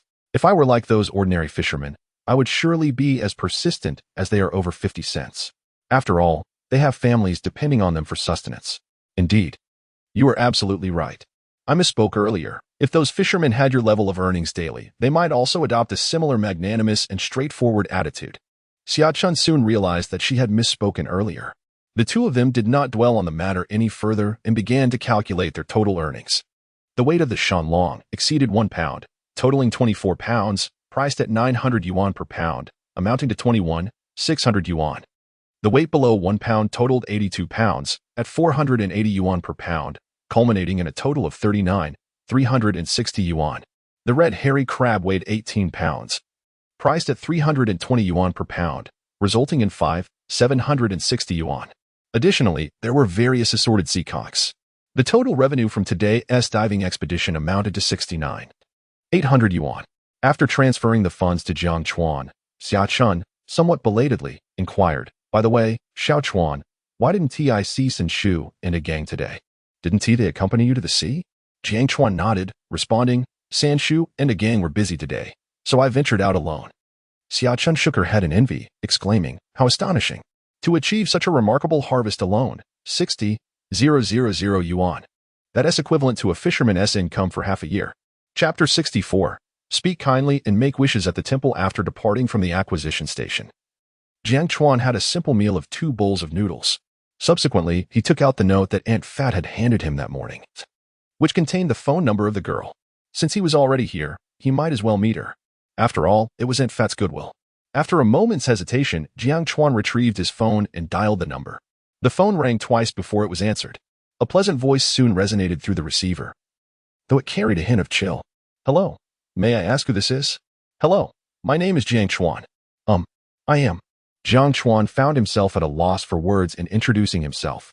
Having never been in a romantic relationship in his previous life, and now living as a reclusive young man who seldom ventured outside, he had little interaction with girls, which was a shared trait between them. "Oh, I know. My mother mentioned you last night. You must be the blind date, right?" The girl on the other end replied, her tone indifferent. "Yes, that's right." Jiang Chuan responded with a smile. The girl's flat voice continued, "Well then, let us meet at Londing Hotel. By the way, I have 2 close friends who are like sisters to me. They said they would help me find a suitable match for the blind date, so they might come along. They are inseparable with their partners and might bring them as well. My younger brother and his girlfriend are also in the county, and they haven't eaten yet, so they might join us too. So, you should arrive early and order the dishes for 10 people. I don't have particularly high standards, but I do place great importance on face. Therefore, when you order, make sure to include some decent dishes. Lobster, abalone, bird's nest, and shark fin are must-haves. Both of my friends enjoy red wine, and they can't stand cheap varieties that irritate the throat, so please don't order anything too inexpensive. My brother prefers white wine, so you can just order a couple of regular bottles of Matai. Also, do you have a house? A car? What is your salary? How much savings do you have? Never mind, I won't ask those questions now. I'll wait until we're at dinner to inquire." Upon hearing these words, Jiang Chuan felt as if he had turned to stone. He had initially thought that Aunt Fat would introduce him to a genuinely good girl, but it seemed he had been overly optimistic. How could there be so many pure and virtuous girls in this world? The melodramatic scenarios of the internet had indeed seeped into reality, and they appeared even more absurd than online. After steadying his emotions, Jiang Chuan calmly replied, "I apologize, but it seems I may have dialed the wrong number. Such a woman, if brought into the household, would surely squander any fortune. I, Jiang Chuan, would rather endure hunger and frustration than be with such a woman, even if she were offered to me for free." "What do you mean? Do you think my requirements are excessive?" In contemporary matchmaking, certain expectations prevail. At times, one ought to reflect upon their own shortcomings. Are they diligent enough? Have they been committed to their work? And has their salary seen any increase? The girl seemed to decipher Jiang Chuan's sentiment, her tone cooling considerably. "I mean no offense, but if you wish to engage in matchmaking, one ought to converse sincerely. If you have wishes, go to a temple. Even those adorned with diamonds do not demand so brazenly." What an absurd situation. After uttering these words, he decisively ended the call and promptly blocked and deleted the contact. Damn it, Aunt Fat is indeed a decent person, yet her matchmaking skills are utterly unreliable. She spoke so highly during the introduction, yet reality proved otherwise. This could very well be classified as a deception. Jiang Chuan muttered in disbelief, regretting that he had harbored even a glimmer of hope. Indeed, one should harbor no expectations when it comes to matchmaking. Having resorted to such measures, what quality can one expect? Alas, just moments ago, he contemplated that should he encounter a commendable girl, he would don a more respectable outfit for the occasion. Now it appears that such efforts are unnecessary. At that moment, Lele began tugging at Jiang Chuan's trousers, barking insistently. "You two think that girl ought to go to a temple to make wishes, right?" Jiang Chuan remarked to Lele. Lele replied, "Woof woof. What a ridiculous notion. I'm nearly starving. Could you show some mercy and take me out to eat? If all else fails, just drop a morsel right here." Lele plaintively scratched at his own belly with his forepaw. Jiang Chuan, realizing the pup must indeed be hungry, smiled and said, "Let us go. I'll take you to buy some premium dog food." Before long, the two arrived at a pet store, Ruashi Pet Shop, aboard a tricycle. Upon entering, a girl clad in a pink short-sleeve shirt and light blue jeans greeted them. It was unclear whether she was the owner or an employee, as the shop appeared to have no other patrons. The space was approximately 50 square meters, with pets lining the sides of the entrance. "Hello, how may I assist you?" the girl inquired with a sweet smile. Jiang Chuan casually regarded her, Her features were delicately crafted, embodying a petite and graceful form. Standing around 1 meter 60 inches, she appeared slender and dainty, her skin smooth and fair. However, Jiang Chuan noticed a thin layer of calluses on the area between her thumbs, clearly a testament to years of labor. He then asked, "Do you have dog food here?" "Yes, indeed. We have dog food of various qualities. This entire row is dedicated to it. Please take a look and see which type you require," she responded promptly, moving to a shelf filled with products. "I'll take this bag," Jiang Chuan decided, selecting the most expensive option, a 10-kilogram package of a brand called Ocean Star. The price was somewhat steep, at 380 yuan for 10 kilograms. Yet, Jiang Chuan was not one to be stingy, for Lele had been his loyal companion for quite some time. "Now that I find myself in a more comfortable financial position, it is only natural that I should indulge in culinary delights." Upon seeing the dog food, Lele, with a bark of excitement, began to spin in place. "How about a bath for you? I've noticed that pet dogs often receive baths." Observing Lele, who was somewhat dirty, Jiang Chuan decided it was time for a wash. After spending a considerable time in the sea and frolicking in the sand on the beach for an hour, it was likely that Lele had become quite odorous. Remarkably, Lele nodded in agreement, and seeing this, Song Ruashi exclaimed, "Your dog is exceptionally clever. It seems to comprehend your words." Jiang Chuan nodded proudly, affirming, "Indeed. Lele is the smartest of the Chinese rural dogs. In fact, aside from their intelligence, the greatest virtue of the Chinese rural dogs lies in their remarkable adherence to rules." "You are absolutely right," Song Ruashi agreed, as she recognized the truth in Jiang Chuan's statement. Growing up in the countryside herself, she understood that these dogs are indeed very obedient and well-mannered. Furthermore, the aesthetic appeal of Chinese rural dogs is undeniably high. They are adorably endearing in their youth and majestic as they mature. However, in this era where beauty standards have become increasingly distorted, these highly attractive dogs often go unappreciated. "Shall I take Lele for a bath then?" "Yes, thank you for your help. Lele, be good and don't move around while this young lady gives you a bath." Half an hour later, Song Ruashi emerged with Lele in tow. Typically, one might carry a pet dog, yet Lele's size made that quite impractical. After the bath, Lele's fur was fluffy, and it seemed to have grown a size larger. A subtle fragrance enveloped its body. With exuberance, Lele dashed toward Jiang Chuan, resting its front paws on his abdomen. Squinting its eyes, it repeatedly stuck out its tongue and wagged its tail, clearly overjoyed. "Delightful. You smell wonderful. We should make regular visits for baths." Jiang Chuan chuckled as he gently ruffled Lele's fluffy head, noticing that its coat felt significantly smoother. Lele was indeed obedient. It remained perfectly still during the bath when instructed not to move. Bathing it was much easier than with other pet dogs, Song Ruashi sweetly remarked to Jiang Chuan. This was not mere flattery, but rather a reflection of reality. Throughout the washing process, Lele maintained a standing position and did not budge until its fur was dry. It is well known that bathing most pet dogs can be a troublesome endeavor, as they tend to be particularly energetic and sometimes even pose a risk. In contrast, Lele truly exemplifies both intelligence and obedience. Jiang Chuan feigned admiration, saying, "Indeed, Lele, even the young lady praises you." It seemed that Lele understood the conversation between Jiang Chuan and Song Ruashi, as she lifted her head high, displaying an expression of pride. Chapter 65. The progress of the homestead. Jiang Chuan spent a total of 410 yuan, 380 yuan on dog food and 30 yuan for Lele's bath. Goodness. Lele's bath costs more than indulging in a scrubbing at a public bathhouse. However, upon reflection, it makes sense. If one had such a charming young lady attending to them at a bathhouse, perhaps the price would be far beyond a mere 10 or 20 yuan. "Mr. Jiang, here is my business card. My phone and WeChat number are the same. Should you wish to purchase dog food in the future, feel free to call me or send a message via WeChat. If you reside in the nearby villages, we also offer home delivery service." With that, Song Ruashi presented her business card to Jiang Chuan. Upon receiving the card, Jiang Chuan noted her name, Song Ruashi, owner of Ruashi Pets. "Very well. When Lele runs out of dog food, I shall give you a call." After tucking the card away, Jiang Chuan departed the pet store with Lele in tow. Lele, bearing the weight of his dog food, trotted along with an air of indifference. After all, in the past, merely having a morsel to eat was a luxury. Affording such expensive specialized dog food was a far-fetched notion. As Jiang Chuan walked towards the village, he encountered several familiar faces from the community. With the day of worship for Mazu approaching, many residents had begun to prepare the offerings in advance. In this coastal region, Particularly among the ordinary fishermen of the small villages, faith in Mazu is profoundly ingrained. They seek her blessings for protection and peace of mind. Years ago, during the festive season of worship, the surrounding villages were even more vibrant than during the Lunar New Year. During those days, everyone would refrain from going out to sea, wholly devoted to preparing for this solemn occasion. The rituals observed were imbued with a gravity surpassing that of New Year's celebrations.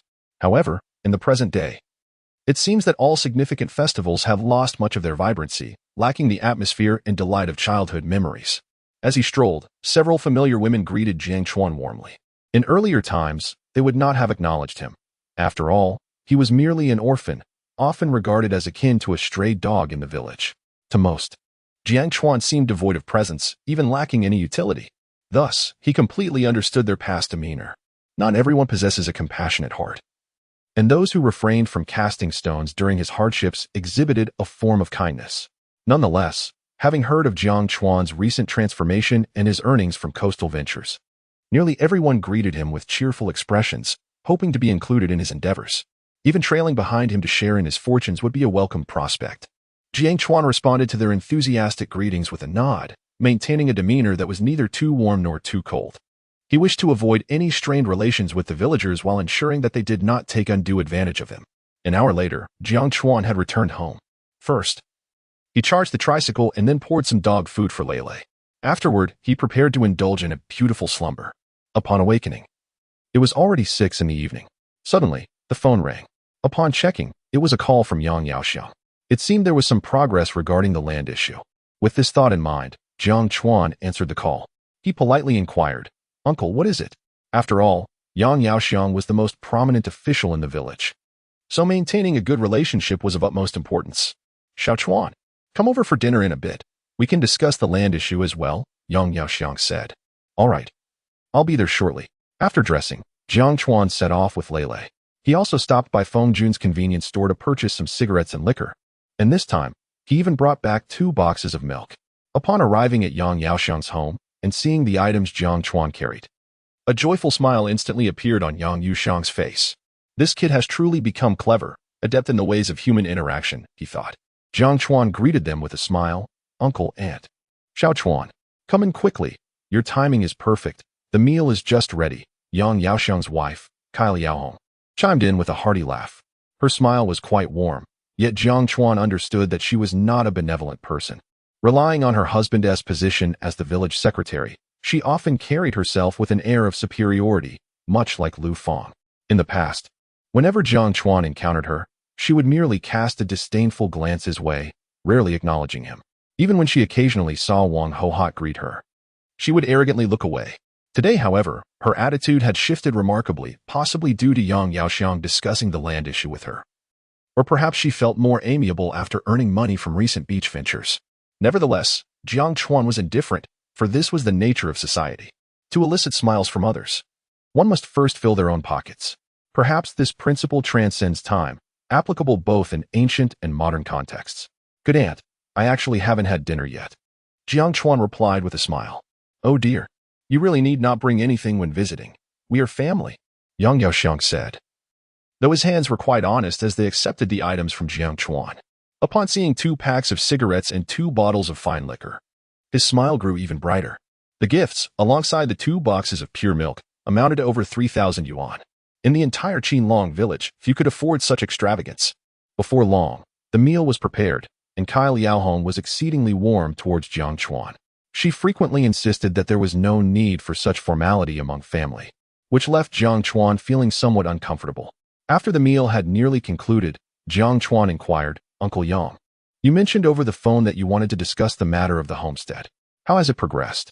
This was indeed the matter he was most concerned about. "Well, I have been quite busy these past few days, but I have made significant headway. After measurement, the area of the homestead totals approximately 730 square meters. I have engaged in numerous discussions with the families involved, and we have essentially settled on the price. Rest assured, after my persistent efforts, the price is most favorable," Yang Yaoxiang declared with confidence. Jiang Chuan asked, "And what is the specific price?" 550 yuan per square meter. "I trust you can accept this?" Yang Yaoxiang said with a smile, holding up 5 fingers. This price was indeed the result of his negotiations over the past few days. Initially, some families were adamant about a price of 700 yuan. However, through his diligent advocacy, the final price was reduced to 550. Of course, that is quite acceptable. I knew Uncle Yang would be exceptionally resourceful, Jiang Chuan replied with a smile, showering him with compliments. After all, individuals in such positions often relish praise and admiration, and his happiness was genuine. From what he understood, the current price of homesteads in the village generally ranged between 700 and 800 yuan. Although the location across the road might not be ideal for the average person, the price per square meter should be at least around 600 yuan. Yang Yaoxiang's ability to negotiate down to 550 surely required considerable persuasion. Xiao Chuan, do have more vegetables, Kai Liaohong insisted, continually serving Jiang Chuan with food, her demeanor exuding excessive flattery. Thank you, Aunt, Jiang Chuan responded with a smile. Chapter 66. Money is meant to serve us. In the course of their conversation, the group found themselves discussing the topic of coastal foraging. Xiao Chuan, look at your uncle. He has been diligently assisting you these past few days. Should any fortunate events arise, or if you make a significant discovery while foraging, do remember us, said Kai Liaohong. Although your aunt may have erred in the past, I hope you can overlook it. From now on, we are family. Wouldn't you agree? Her smile radiated warmth. Absolutely. I shall not forget Uncle Yang when opportunities for profit arise, Jiang Chuan responded with a hearty nod. He was well aware that Yang Yaoxiang was not a paragon of virtue nor an exemplary leader. This man was somewhat avaricious and rather snobbish, however. Individuals of such disposition could sometimes prove to be useful. Good, good. I knew you had a kind heart and a grand vision, Kai Liaohong beamed with delight. Later, at 9 o'clock in the evening, Jiang Chuan returned home. Yang Yaoxiang had informed him that the preliminary pricing discussions were complete. Yet due to some parties residing in distant locations, the contract would take a few more days to finalize. Jiang Chuan was unperturbed, after all. Constructing a villa was not a task that could be accomplished in a day. It was unlikely to be finished by the end of the year. And moving in would certainly have to wait until after the new year. As he approached his doorstep, two shadowy figures abruptly rose before him. What manner of specters are these? Jiang Chuan exclaimed, startled once more by the dark shapes. Their sudden appearance in the middle of the night was indeed quite alarming. Rascal! I am your third uncle. When did I become a specter? Jiang Tao's voice was laced with irritation. Brother, it's me and uncle. A gang chimed in mischievously. Oh. Can you two possibly give me a heads up next time, or at least switch on your phone's flashlight? Your sudden emergence is quite frightening, Jiang Chuan remarked, patting his chest in relief. Just as he finished speaking, a gang obediently nodded and promptly activated the flashlight, illuminating his own face, which appeared ghastly pale with a tinge of green. Is it not so, brother? A gang inquired earnestly. Upon entering the house, both his third uncle and a gang produced the dishes they had brought along. Each had prepared a delightful spread of 4 dishes and a soup, featuring both meat and seafood, as well as premium vegetables. A gang had brought a nourishing chicken soup with mushrooms, while his third uncle contributed a winter melon and pork rib soup. Uncle, a gang, didn't I just message you to refrain from bringing food? I have already dined at Uncle Yang's, Jiang Chuan said, touched by their thoughtfulness. Being remembered in such a way was a uniquely joyous feeling. Well, it's late. And since we need to venture out to sea tomorrow, we thought we'd bring some dishes and enjoy a couple of drinks with you. His third uncle replied with a hearty laugh. Indeed, my brother, I too must diligently practice my capacity for liquor. Otherwise, when I find myself in the company of you and uncle, my inability to hold my drink will inevitably render me somewhat out of place. Ah, gang, with a foolish grin upon his face, concurred. Very well then, let us indulge, just a little. The following morning, Jiang Chuan awoke early, only to find Sen Shu and Ah Gang sprawled on either side of him, their snoring reminiscent of a chainsaw. The dining table and floor were in utter disarray. 2 bottles of liquor lay quietly on the ground, surrounded by a scattering of beer cans. Rubbish was strewn everywhere, while Lele, with a furrowed brow, was diligently transporting trash to the bin. It appeared that perhaps they had indeed indulged a bit too much the previous night. Surveying the chaos within the room, Jiang Chuan rubbed his temples. They had consumed a considerable amount of alcohol. 2 gin of Baijiu among the 3 of them was hardly sufficient, and ultimately, all 3 had succumbed to inebriation. Sanshu had even ventured out in the dead of night to knock on Feng Jun's convenience store, managing to haul back a case of beer. The events that followed were a blur in Jiang Chuan's memory. However, upon regaining consciousness, he felt no discomfort whatsoever, not even a hint of dizziness. Logically, given that they had been drinking until 1 or 2 in the morning, He should have woken up feeling rather unwell. Yet, he felt invigorated and full of vitality. It was likely the result of his body being fortified by the essence of the golden liquid. Jiang Chuan then rose from his bed, preparing to tidy up the disarray. Just then, a knock echoed through the air. Slipping on his slippers, he went to answer the door. Upon opening it, he was greeted by his grandmother and Aunt San, both holding lunchboxes. With a smile, he invited them inside. "Grandmother, Aunt San, please come in." "Ah, your husband must have overindulged again last night." Given that her man had not returned home, it was clear he had drunk too much and ended up sleeping at Xiao Chuan's place. "Indeed. He did partake a bit excessively," Jiang Chuan replied with a grin, gesturing a distance of 0.5 centimeters with his thumb and forefinger. His grandmother then inquired, "Did our gang also get drunk?" "He rarely drinks." Knowing he had also spent the night away, she suspected he had partaken too. "Yes. He insisted on drinking with the two of us, and we couldn't dissuade him. By the end, he was even calling my uncle Xiao Tao." Jiang Chuan nodded seriously. That lad had been the first to become inebriated, clinging to his uncle and incessantly calling him Xiao Tao. Would he remember last night's events upon waking today? "Oh dear, how embarrassing," his grandmother exclaimed, covering her face in shame. "One shouldn't play with their food. If one cannot drink, then one should not indulge." Jiang Chuan chuckled. "Ah, drinking is quite normal. By the time they awaken, they will likely forget everything." When the two finally roused from their slumber, it was already 10 in the morning. In unison, they claimed to have no recollection of the events of the previous night. After a simple breakfast, a group of 5 prepared to head to the county to purchase items for the ancestral worship. Since Jiang Chuan and a gang were not well versed in the items needed, the task fell to Grandma and their Uncle San. Before long, they had acquired a substantial amount: incense, joss paper, a braised pig's head, roasted chicken, roasted duck, and seafood, among other offerings. Naturally, fruits and flowers were also indispensable. After their shopping spree, the goods filled more than half of a tricycle. "Xiao Chuan, we've nearly bought everything we need. Let us head back," Grandma suggested after a meticulous check to ensure nothing was forgotten. The expenditures totaled over 1,000 yuan, which weighed heavily on her heart. "Ah, we're going back already? Grandma, since you've made the trip to the county, why don't we take the time to explore a bit?" A gang replied, displaying his filial piety. Grandma seldom left Qinglong village, especially in her later years, and this rare visit to the county made a gang wish to show her around. "Indeed, Grandma, since we are here, let us take a good look around. We might as well buy some new clothes," Jiang Chuan added with a smile. As the saying goes, a Buddha is adorned in gold, and a person is dressed in fine clothing. Now that we have a bit of money, it's time to treat ourselves. Aunt San quickly chimed in. "What Xiao Chuan and a gang say is true. Look, we've spent our lives wearing few decent clothes for the sake of our children. Now that our situation has improved, we should indulge in some beautiful new garments. In the past, we couldn't bear to buy new clothes while raising the kids. Sometimes, a single piece of clothing could be patched and worn for years.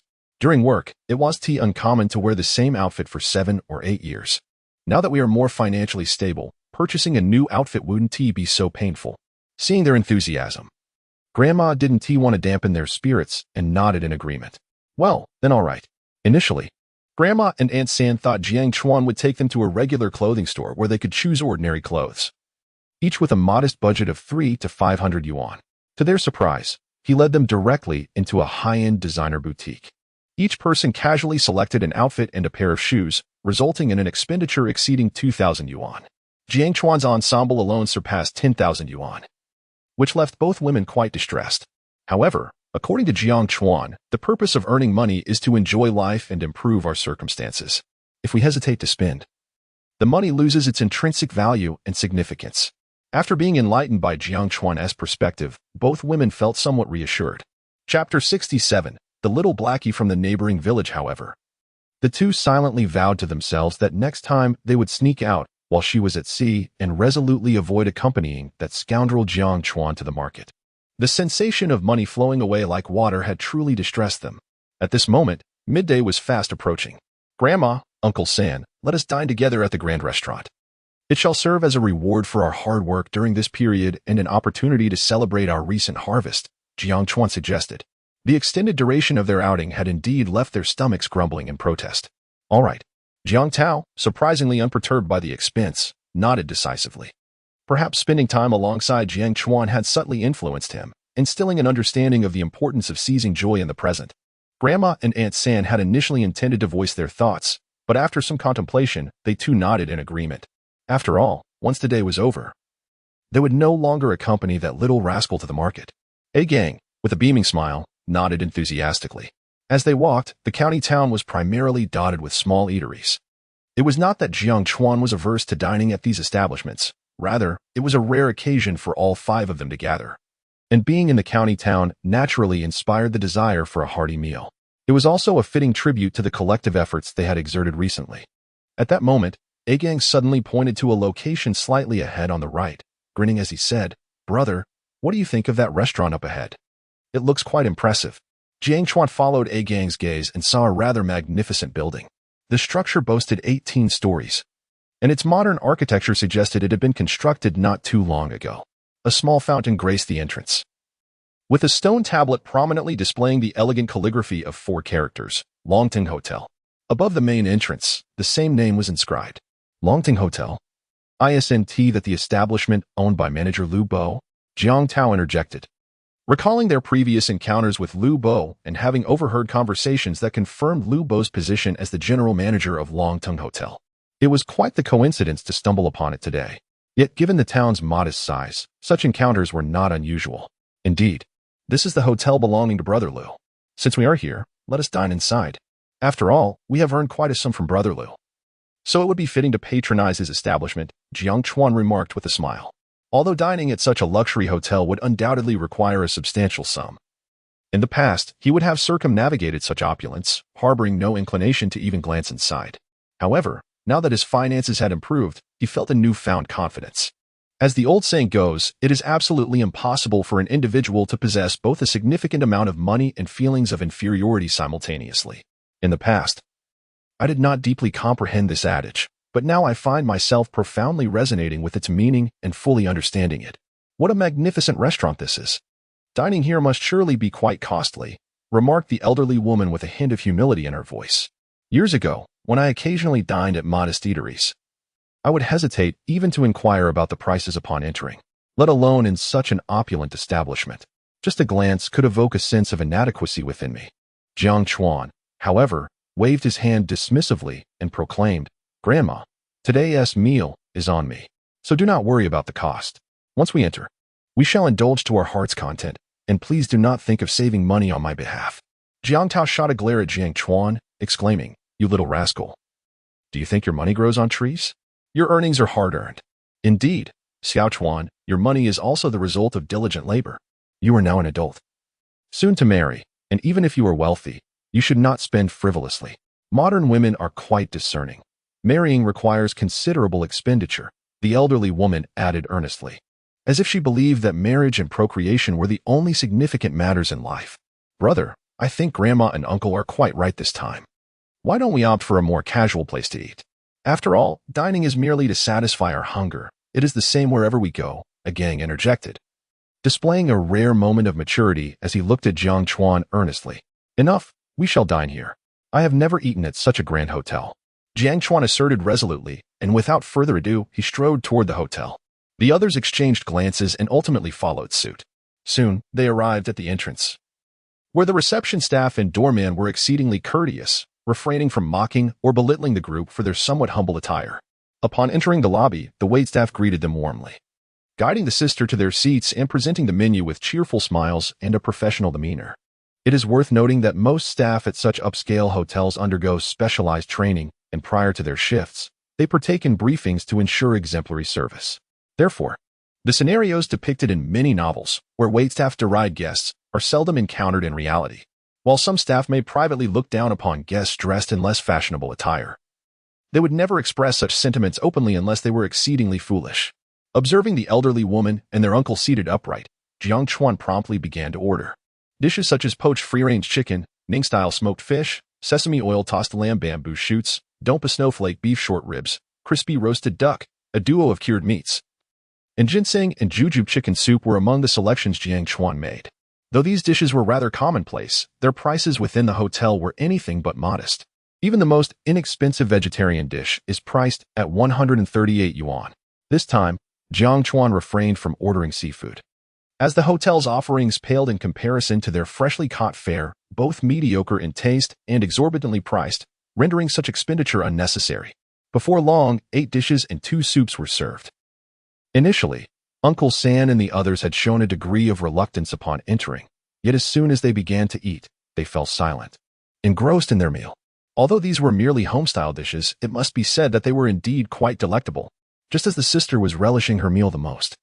A somewhat astonished female voice suddenly rang out from beside them. Jiang Chuan, a gang? Upon hearing the voice, Jiang Chuan and his companions immediately turned to glance. They were met with a visage that was both unfamiliar yet tinged with a hint of familiarity. Who are you? Jiang Chuan inquired, gazing quizzically at the young woman. She wore a white hooded sweatshirt and form-fitting sea blue jeans. Brother, she is that little dark girl from Anyang Village. Don't you remember? The one who insisted on competing with us in standing and urinating farther when we were kids, always losing and chasing us around the village. Oh, it seems she has become more attractive than she was in childhood. Upon seeing the girl, a gang recognized her immediately. Upon hearing a gang's remark, Uncle San and Aunt San could not contain themselves, and some of their food was inadvertently expelled from their mouths. Embarrassed, they hastily used 3 fingers to shove it back in. Little dark girl? Jiang Chuan pondered. Indeed. There seemed to be such a person in his memories. A gang, you impertinent little rascal, how dare you say such things? Do you wish to be beaten? The girl was instantly flushed with embarrassment, shaking her small fists in a mock threat at a gang. A gang, still the same as in their childhood, appeared rather dim-witted. Such mortifying matters from their youth seemed ill-suited for discussion now. Yet, a gang was undeterred, rolling up his sleeves and preparing for a confrontation. Come on. I weigh 180 Gene now, so I'm not afraid of you. It was a jest. He had been bullied as a child due to his malnutrition and frailty. Surely, he could not allow himself to be harassed by this slender girl now. Chapter 68. Women only affect the speed of my earnings indeed. You are quite the character, Shinsiyu. At this moment, Jiang Chuan finally recalled that this young lady was named Shinsiyu, hailing from the neighboring Anyang village. Her aunt, Zhang Kuaizui, resided in the village, which led to frequent visits to Qinglong village during her childhood. He remembered her as a dark-skinned, slender girl, affectionately nicknamed Little Hay by the village children. Her demeanor was far from feminine. She had always preferred the company of boys and engaged in activities such as playing marbles, climbing trees to gather bird eggs, and catching frogs in the river, while remaining utterly oblivious to the likes of skipping rope or kicking shuttlecocks. In her youth, she sported a bull haircut, meticulously trimmed by her grandfather, which made her appear as if a goat had nibbled at her hair, presenting an unmistakable tomboyish image. Although a girl, she was a year older than both Jiang Chuan and a gang, and girls typically mature faster than boys. Thus, she often took delight in teasing them. Just as a gang had mentioned earlier, she had a peculiar hobby of competing with the two on how far they could spit. Come on, you have such a poor memory, huh? A gang recognized me instantly, and you're still racking your brain, Shinsiyu said playfully, resting her chin on her hands. It seems the old saying holds true. Girls indeed change dramatically as they grow. Little Hay has truly transformed, Jiang Chuan began, but was interrupted as he watched Shinsiyu proudly support her chin, narcissistically declaring, You mean to say that the former Little Hay has become more beautiful, right? Hee. I love to hear that. Jiang Chuan shook his head. No? It's just that Little Hay has become fairer. Her looks seemed to remain the same. His words caused Shinsiyu to pause momentarily, glaring at him in indignation. How infuriating. These two rascals still had the knack for getting under her skin. A gang, with a mischievous grin, suggested, Hey, brother, we've grown up now. Since we finally see her, why don't we give her a good beating? It's a chance to settle the scores from our childhood. What is that saying again? Ah yes, a gentleman's revenge is never late. Jiang Chuan looked at a gang in disbelief, wondering if you genuinely intended to strike Shinsiyu. Given a gang's robust physique of 180 pounds, it wouldn't be much of a challenge. Meanwhile, the old lady beside them scolded a gang, expressing her disappointment. You rascal! How dare you be so rude in front of a girl? Such thoughts of beating a beautiful young lady. What a pity. With such emotional intelligence, even the likes of Cupid and the matchmaker would shake their heads, pondering if they would ever see a grandchild in their lifetime. Hee, Grandma, I was only joking. I would never bully the weak, a gang replied with a silly grin. This remark only served to further irritate Shinsiyu, who then greeted the old lady and her uncle with a bright smile. Grandmother, Uncle San, and Aunt San, it has been ages since we last met. Back in the days at Qinglong village, I often enjoyed playing with Jiang Chuan and a gang. which led me to frequently visit their homes for meals. Naturally, I have vivid memories of grandmother and Uncle San, as they were exceedingly kind elders. Each time I visited, they would generously offer me big white rabbit milk candies. Moreover, once one reaches an advanced age, one's appearance tends to remain relatively unchanged. Ah, it is indeed you, see you. What Xiaochuan just said is absolutely true. You've transformed beautifully as you've grown. It's only been a few years since we last met, and you have blossomed into a graceful young lady. Aunt San and grandmother greeted with cheerful smiles, reminiscing about how this little girl used to visit their home, looking as dark as a 30-centimeter dung beetle. Who would have thought that in just 10 years, she would become so stunning? Thank you, grandmother and Aunt San. Your words are always so pleasant to hear. Unlike some people, whose mouths seem to have been smeared with the poison of 82.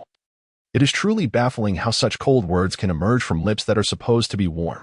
After saying this, Shinsiyu shot a fierce glare at Jiang Chuan. However, it seems that this fellow has also become much more handsome since our childhood encounters. Well then, shall we sit down together and have something to eat? Jiang Chuan took the initiative to invite, acknowledging the significance of reuniting with an old friend after a decade. Sure. Shinsiyu was not one to be coy, pulling another girl beside her to take a seat. See you. I heard you got into university a few years ago. Are you still attending? At this moment, grandmother gently inquired. The news of Shinsiyu being accepted into university was indeed a joyous occasion. Widely known throughout Jinlong village thanks to Zhang Kuai's enthusiastic announcements. It is quite a rarity for someone from such a small fishing village to emerge as a university student. Without grandmother's support, I would have dropped out after my first year of high school. University seems utterly pointless. The annual tuition fees are a heavy burden for families like ours. Shinsiyu shook her head earnestly as she spoke. Jiang Tao and Bao Xiao one could truly empathize with her words. It is indeed an arduous task for an ordinary, even impoverished family to support a university student until graduation. By the time 4 years have passed, the family would likely be in dire straits. Had it not been for Xiao Chuan's assistance during this period, their family might already be in a state of debt. It's quite unfortunate. Grandmother and Aunt San merely sighed softly, feeling a sense of regret but choosing not to elaborate further. After all, dropping out is a personal decision, and outsiders should refrain from judgment. One cannot truly understand another's hardships and should refrain from advising others on virtues without knowing their circumstances. At this moment, Shinsiyu turned her gaze to Jiang Chuan and cheerfully asked Xiao Chuan. I heard from my aunt that you and a gang have recently struck it rich by going tide pooling. Is that true? A few days ago, her aunt visited their home and discussed this matter with her mother. Ultimately, it was her mother who informed her that Jiang Chuan had been out at sea with a gang and his third uncle lately, amassing a considerable sum of money. Where's the wealth in that? It's barely enough to make ends meet, Jiang Chuan remarked with a faint smile. Observing his demeanor, Shinsiyu scoffed and couldn't help but retort, Please, you're still pretending with me? I've heard you made over 100,000 in just one trip to the sea. If that's merely scraping by, then your appetite is quite large indeed. An income of 100,000 yuan in their small fishing village was astonishing. Over 95% of households earned less than that in an entire year. Jiang Chuan continued to smile, dismissing the claims as mere rumors. He then, unwilling to delve further into the subject, countered with a question. What have you been doing since dropping out of university? Have you found a suitable job? Nowadays, jobs are scarce, and better positions are akin to climbing a mountain. After all, the more desirable roles are already claimed while the privileged offspring of influential families are still in college. How could there be opportunities for children from impoverished backgrounds? Though it sounded harsh, it was the stark reality. Shinsiyu chuckled and shook her head. Nope. Why don't you take me along to the sea then? I don't possess any special skills, just a strong work ethic. Well, I can endure hardship. Jiang Chuan indeed believed this. The spirit of perseverance in children from impoverished rural areas was undeniable. However, society is cruel. The notion that hard work leads to prosperity has long since become a grand illusion. The banana-picking expert, Ao de Biao, perfectly illustrates a truth. If you can endure hardship, you will encounter endless suffering. No way, Jiang Chuan firmly refused. Why not? Women only slow my pace in making money. Come on, Xiao Chuan. Can you be so heartless? Hiki, my brother is right. With no thoughts of women, one can pursue the sea with fervor. Smack. An old woman struck a gang on the head with considerable force. You little rascal, where did you learn such nonsensical banter? Chapter 69. Are ornamental fish really so valuable? A gang, with a forlorn expression, cradled his round head and lamented. Mother, I mentioned that I learned this from my brother, didn't I? Oh, You learned it from your brother. Then there's no issue, Wang Guifeng replied with a benevolent smile. Shin Siyu appeared utterly bewildered. What was happening? Just a moment ago. The old woman had been so serious, and now a gentle smile graced her face. All right. I'm not joking with you anymore. I've recently taken a job at an aquarium. Shin Siyu continued. Oh, an aquarium? It seems there isn't one in our county. Jiang Chuan inquired, somewhat perplexed.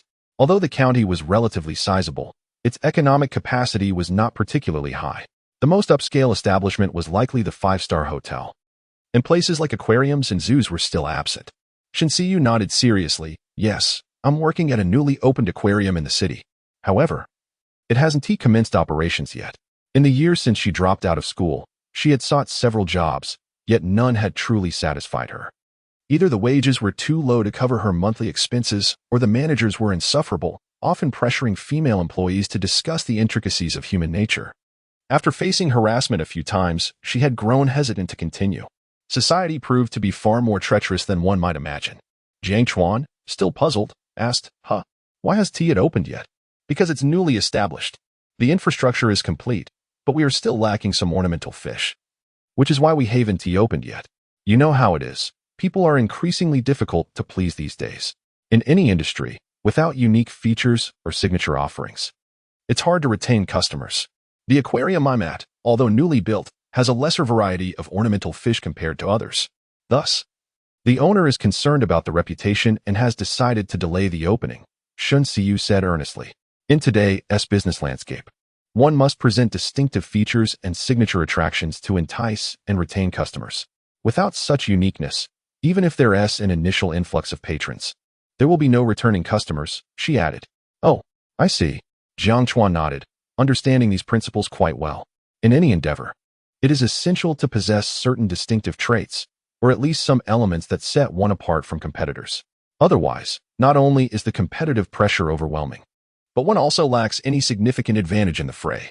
With a smile, Jiang Chuan remarked, So, it sounds like your aquarium is currently in dire need of ornamental fish?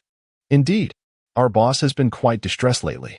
Although there are numerous sourcing channels, the selection is too monotonous and overlaps with other aquariums, which offers no competitive edge. She replied, In recent days, he has been troubled by this matter, which has consequently afforded us a few days of respite to try our luck. Shin Siyu nodded thoughtfully, as if recalling something, her gaze intensifying as it fell upon Jiang Chuan. By the way, did you not venture out to sea not long ago? Were you able to catch any of those exceptionally exquisite ornamental fish? Jiang Chuan pondered for a moment and shook his head. While we did observe a plethora of ornamental fish during our ocean expedition, we did not capture any. Our thoughts were primarily occupied with the more lucrative edible fish. Hence, we did not pursue ornamental varieties. Moreover, the county lacks an aquarium, and the nearby summer spring does not engage in such trades, rendering it unlikely to fetch a good price. What are the prices like for ornamental fish in your area? If the prices are satisfactory, I could catch some the next time I go diving, Jiang Chuan inquired. Indeed, diving into the ocean depths reveals a multitude of vividly colored ornamental fish. However, he possessed little knowledge regarding their market value and was uncertain if they held any worth. If they did, it would be worthwhile to specifically seek them out, as Jiang Chuan's purpose in going to sea was unequivocal, to earn money. Whether capturing edible or ornamental fish, as long as there was profit to be made, he would not discriminate. The prices are quite high. Ornamental fish typically fetch much more than edible fish. Last time, our boss acquired a dozen small butterfly fish for nearly 100,000. Shin Siyu quickly affirmed. She had not anticipated the exorbitant prices of those flamboyant ornamental fish. They appeared to weigh less than half a pound, yet each could command a price of around 10,000 or even higher. This revelation certainly exceeded her expectations and perhaps reflected the limitations of her own imagination, as suggested online. Upon hearing this, Jiang Chuan displayed a look of astonishment. Butterfly fish generally do not grow large, with most weighing around 3 to 4 tails. A specimen exceeding half a pound is already considered sizable. To sell a single fish for 20,000 is indeed more profitable than capturing the majority of edible fish. It could be worth attempting, after all. Fishing is primarily about earning money. Jiang Chuan nodded in agreement. All right, the next time I go out to sea, I will keep an eye out to see if I can make some quick money. During his last dive, he vaguely recalled seeing butterfly fish, though he had not paid them much heed. This time, he would certainly take a closer look. A casual netting could potentially yield a profit of 2 to 300,000. Excellent. Let us exchange WeChat contacts. If you truly manage to catch ornamental fish, message me immediately. Shin Si-yu responded excitedly, promptly retrieving her QR code. No problem. Soon, the two connected on WeChat. All right then. Having added each other on WeChat, I shall refrain from interrupting your meal. Grandmother, uncle, and aunt, please enjoy your dining at your leisure. I shall pay you a visit when time permits. With that, Shin Si-yu rose from her seat. Her earlier joy at unexpectedly encountering Jiang Chuan prompted her desire for a brief conversation. Now that she had connected with Jiang Chuan on WeChat, the opportunities for future exchanges would certainly increase. Thus, continuing to intrude upon their meal would be rather impolite. No need to disturb further. You two should dine as well. Xiao Chuan, do not linger here. Quickly order a few more dishes for Si-yu and the others. And hastily stood up, casting a discreet glance at Jiang Chuan. How could this boy be so oblivious? The young lady has taken a seat. Clearly with an intention directed towards him, one would expect him to promptly order a couple of dishes. He is as unperceptive as a piece of steel. His emotional intelligence seems no better than that of a gang. Ah, right, perhaps we should order something? Jiang Chuan finally realized his oversight. In the midst of conversation, he had forgotten to place an order for the two of them. No need. We just finished our meal upstairs. Well then, grandmother, uncle, and aunt. Until next time. Shin Si-yu smiled and waved at them. Although it wished to extend an invitation, she could only wave back, adding that they must visit her home sometime. After Shin Si-yu and her companion departed, aunt turned to uncle, remarking, she appears quite remarkable. She is very beautiful and possesses a lovely figure. Polite and gracious. Wouldn't you agree? Indeed. She is truly an exceptional young woman. Uncle Jiang Tao nodded earnestly. All right, uncle and aunt, let us focus on your meal. If the dishes grow cold, they will no longer be enjoyable. Jiang Chuan said with a smile. Chapter 70. Enthusiastic Lu Bo, can we eat again? The five of them continued to feast for over half an hour, each one of them with their bellies full. In this remote mountain village, neither men nor women entertain notions of dieting or weight loss. Particularly in the minds of the elders, the rounder the children appear, the more comforting it is to behold. Their primary concern is not whether their child is overweight, but rather if they have had their fill. Among this group, grandma epitomizes such an elder. Thus, even in challenging circumstances, she nurtured Ah Gang into a chubby boy weighing 180 pounds. Although it pains me to part with the money, I must admit the cuisine at this grand hotel is simply delightful. Uncle Sen wiped his mouth, a broad smile illuminating his face. What is the matter? Is the food I prepare at home not to your liking? Aunt Sen feigned anger, only to realize her misstep, and shook her head repeatedly. I wouldn't dare, Grandma. Uncle San, allow me to settle the bill, Jiang Chuan declared, preparing to rise. Very well, we shall split the cost when we return. Uncle San nodded. After all, he could simply give the money to Xiao Chuan later. Uncle San, I insist on treating for this meal. If we start discussing splitting the bill, I shall be quite upset, Jiang Chuan remarked as he headed towards the counter to pay. Sir, the bill for your table has already been settled, the waitress cheerfully informed him. Who paid? Jiang Chuan inquired, a hint of confusion in his voice. Though the image of Shin Si-yu swiftly flashed through his mind. It was that girl in the white sweatshirt who paid, she clarified. Indeed. That must have been Shin Si-yu, he mused. May I ask how much our table consumed? Jiang Chuan inquired with a smile. He was not fond of owing favors, especially monetary ones. He and Shin Si-yu were merely childhood companions, and he had no desire to take advantage of her generosity. Moreover, he suspected she might not have much money on her, and a meal at a 5-star hotel was certainly not inexpensive. The total comes to 2,168 yuan, the waitress replied, still smiling. In truth, the fare at 5-star establishments is not excessively priced. It is the banquet dishes and alcohol that significantly inflate the bill. Thank you. Jiang Chuan nodded at the waitress. Just as he turned to rejoin Grandma and Uncle San, he spotted Lu Bo entering the hotel with a beautiful woman by his side. Is that my dear brother Jiang? Lu Bo exclaimed in surprise. What brings you here? Are you dining here? Lu Ge, I've already eaten. Jiang Chuan responded with a warm smile. Have you just returned from errands? Yes, I indeed had some matters to attend to earlier. What? You've already eaten? Have you acted rather inconsiderately in this matter? You must have my phone number and WeChat, yet you come here for a meal without informing me in advance. Do you look down on me, Lu Bo? A displeased expression crossed Lu Bo's face. He felt that Jiang Chuan's arrival at his hotel for a meal without any prior notice was a blatant sign of disrespect. Jiang Chuan, however, with a smile, replied, "Lu Gu, you are unjustly accusing me. You are the hotel's general manager, a person of considerable importance. I merely came here for a simple meal with my grandmother and my uncle. I wouldn't dream of troubling you." Noticing Lu Bo's displeasure, Jiang Chuan felt a sense of joy rather than anger. Through their previous interactions, he had come to regard Lu Bo as a straightforward and honorable individual. Of course, such honor might very well be predicated upon mutual needs. Enough of this chatter. I have no interest in Li Wanji. Now, let us go back and eat again. Lu Bo assertively seized Jiang Chuan's arm, exclaiming boldly, "What? We can eat again just because of a meal?" Jiang Chuan's face contorted in exasperation. Sometimes, excessive enthusiasm can indeed cause inconvenience to others. Ignoring Jiang Chuan's consent, Lu Bo pulled him toward the private room, declaring, "I don't care. If I say it can be done, it can be done. You must return with me to eat again." "Brother, can we not be so headstrong?" Jiang Chuan replied, exasperated. "Yes, we are indeed quite headstrong. However, most people don't get the chance to experience such a demeanor," Lu Bo asserted with a domineering flair. "All right, but you must wait until I inform my grandmother and make sure they join us." Jiang Chuan realized he could not evade this meal and reluctantly acquiesced. After all, it was a matter of courtesy, and to continually refuse would indeed reflect poorly on him. "Fine, I'll accompany you." The two then returned to the dining area. "Grandmother, uncle, auntie, I am Lu Bo, the general manager of this hotel. From now on, as I am considered a brother to Xiao Chuan, I will address you as such as well." Lu Bo warmly greeted Jiang Chuan's grandmother and uncles. Though he was already 30, in light of his brotherly bond with Jiang Chuan, he felt it appropriate to address the elders similarly.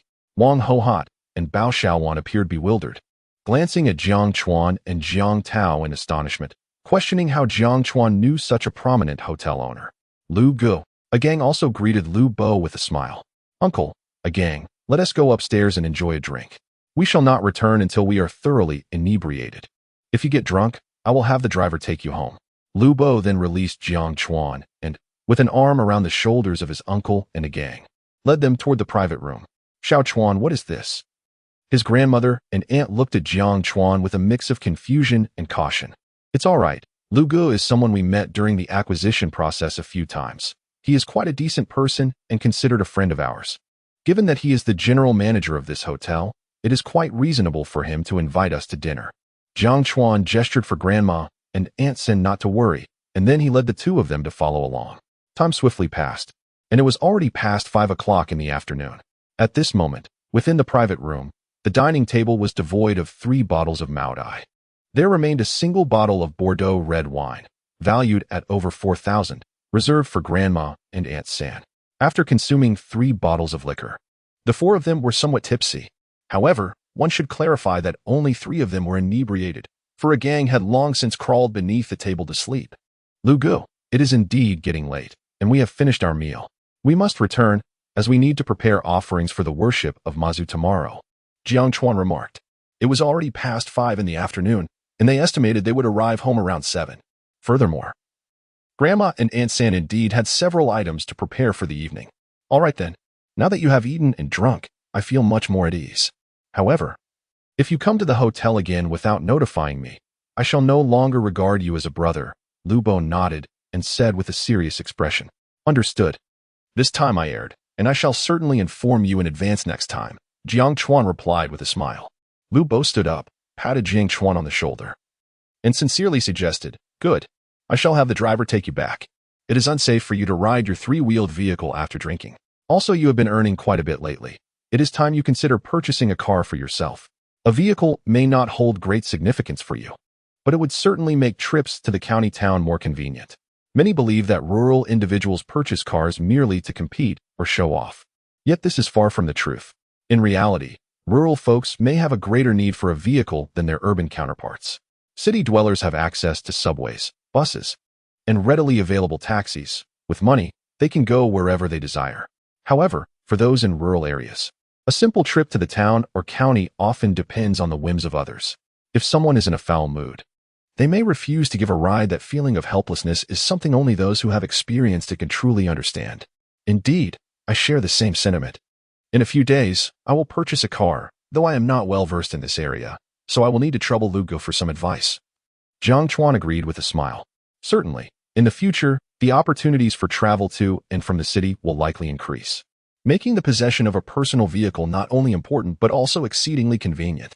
Chapter 71. Shaoqing comes again with treasures. There's no problem. I am quite knowledgeable about cars. When you decide to purchase one, just reach out to me. I know several owners of 4S dealerships and will certainly strive to secure the best price for you, Lu Bo said earnestly. Upon hearing these words, Jiang Chuan sincerely expressed his gratitude. Thank you in advance, Lu Go. What are you thanking me for? We shall all be good brothers from here on out. It is only natural to help each other, Lu Bo replied, patting Jiang Chuan on the shoulder. He then inquired, by the way, have you obtained your driver's license yet? If not, I can assist you with that as well. When the time comes, you just need to show up for the exam. Not yet. I just turned 18 not long ago, so I haven't gotten my license, Jiang Chuan scratched his head and admitted. In fact, he had previously possessed a driver's license and was quite proficient behind the wheel. Acquiring a new one should not pose a challenge. However, given his recent age and family circumstances, he had not considered taking the test. Leave this matter to me. When the coach instructs you to take the exam, just go. As long as you don't wreck the car, I guarantee you'll obtain your license with ease, Lu Bo declared confidently. As a general manager of a 5-star hotel, he had sufficient connections. Jiang Chuan once again expressed his heartfelt gratitude to Lu Bo. The group then departed the restaurant, with Lu Bo arranging for a vehicle to take them back to Qinglong village, while another person drove their tricycle as well. For the fishermen in the village, a tricycle was of great significance. Xiao Chuan, it seems your decision not to let them in on the lower price for the 3 knives fish was indeed a wise choice. Your vision far surpasses that of Sanshu, Sanshu remarked, patting Jiang Chuan on the shoulder with a satisfied smile. Xiao Chuan is destined for greatness. He is intelligent, fortunate, and knows how to handle matters. Haha, Sanshu, to be honest, I never anticipated such an outcome. I must credit Lu Ge for being straightforward. Had we encountered those who are overly calculating, they likely wouldn't appreciate our goodwill, Jiang Chuan murmured. Jiang Tao nodded in agreement, acknowledging that Lu Bo was indeed quite forthright. The two then worked together to lift the gang onto the bed before departing. Once outside, Sanao's face was serious as she said, Xiao Chuan, I find that Shinsiyu from today was quite impressive. You two have known each other since childhood. Having played together for so many years, you could say you were childhood sweethearts, well acquainted with one another. I believe you should consider dating. That girl seems to hold you in high regard. Sanao's words rang true. Women often understand women well. During their previous meeting, she had noticed that Shinsiyu's gaze remained fixed on Jiang Chuan throughout. The gaze directed at Jiang Chuan differs entirely from that cast upon a gang. The young girl seems to harbor feelings for Xiao Chuan. Jiang Chuan chuckled and replied, let us not discuss it now, Senandi. I have no thoughts in that regard at the moment. I merely wish to earn more money. Matters of romance can wait. He believed that at his age, this was not the time for romantic entanglements. As the old adage goes, love devoid of material foundation is akin to scattered sand. Thus, it is prudent to resolve financial concerns before embarking on a romantic relationship, as this may prevent numerous conflicts in future interactions. Very well. You are a child with your own convictions, Sen Auntie conceded, choosing not to elaborate further. Bao Xiaojun nodded in agreement, refraining from pursuing the topic. In the past, these matters would have required the couple's joint attention. However, the current Xiao Chuan had matured and was markedly different, surely possessing his own opinions on the matter. Upon returning home, Lei was already in a state of hunger, nearly frantic. Upon seeing Jiang Chuan enter, it unleashed a flurry of excited barks. All right. No need to scold. I forgot you at home today, Jiang Chuan retorted. But tell me, what were you thinking? Instead of staying with me during the day, you chose to play cards with the village dogs? Yet, as a benevolent owner, he brought back an abundance of delicious treats for Lei. Jiang Chuan affectionately patted Lei's head and presented the leftover food. Although it was merely scraps, Lei relished them. For even leftover rice and noodles were a delight compared to the past. Thus, the remnants were akin to a gourmet feast. Observing Lei devour the food with gusto, Jiang Chuan returned indoors. After some drinks and a brief exposure to the breeze, his mind felt slightly hazy, prompting him to lie down on the bed. He then opened Shinsiyu's WeChat and promptly transferred 2,186 yuan to her, accompanying it with a message. Thank you for your kindness, Miss Shin. I appreciate your intentions, but please return the money. No sooner had he sent the message than Shinsiyu's reply arrived swiftly. Shinsiyu, hee. What can you do if I refuse to accept it? Come and bite me if you dare. Jiang Chuan, apologies, but I do not consume excrement. You scoundrel. How dare you liken me to waste? The next time we meet, I shall make sure to retaliate. Shen Siyu's voice message conveyed her irritation. Come on. If you dare to strike me, I will have a gang sit on you. Through the screen, Shen Siyu could sense Jiang Chuan's provocation. This rascal remained infuriating as ever. Yet the current situation was worse than their childhood. In the past, they could engage in physical disputes, but now he found himself unable to argue or fight back, truly infuriating. Jiang Chuan, let us get serious. Please return the money. I dislike being indebted to others, whether financially or in favors. Shen Siyu, I refuse to take it back. If you have the courage, beg me. Hee. Damn it. I truly wish to block this scoundrel. However, it seems there is no recourse at present. And Jiang Chuan must endure this burden of obligation. It appears that he must cultivate the habit of settling the bill prior to their next meal. This rascal, Jiang Chuan, dares to treat me as an outsider. It's utterly infuriating. On the other hand, Shen Siyu is quite vexed. They have been companions since childhood, even akin to childhood sweethearts. Their bond is one of profound understanding, yet he is so petty as to quarrel over a mere 2,000 yuan. It is excessive, simply outrageous. After a brief respite, Jiang Chuan took a cold shower and began preparing for bed. His mind still felt somewhat hazy, especially with the early rise that awaited him the next day. Just then, he was startled by the excited barks of Lei from outside his room. Before he could rise from his bed, he noticed Xiaoqing striding in with an air of indifference, completely disregarding Lei, and approached Jiang Chuan's shoes. Clamped in her pincers was a hefty coconut snail weighing around 5 to 6 pounds. Goodness! Xiaoqing, have you brought me another Milazu? Upon seeing Xiaoqing and the coconut snail she carried, a look of elation spread across Jiang Chuan's face. The previous Milazu had netted him an astonishing 1.8 million. Just a few days had passed, and Xiaoqing had once again procured a coconut snail for him. It seems her recent disappearance was due to her realization of the necessity of Milazu, prompting her quest for it. Yet, one wonders if this coconut snail conceals a Milazu within.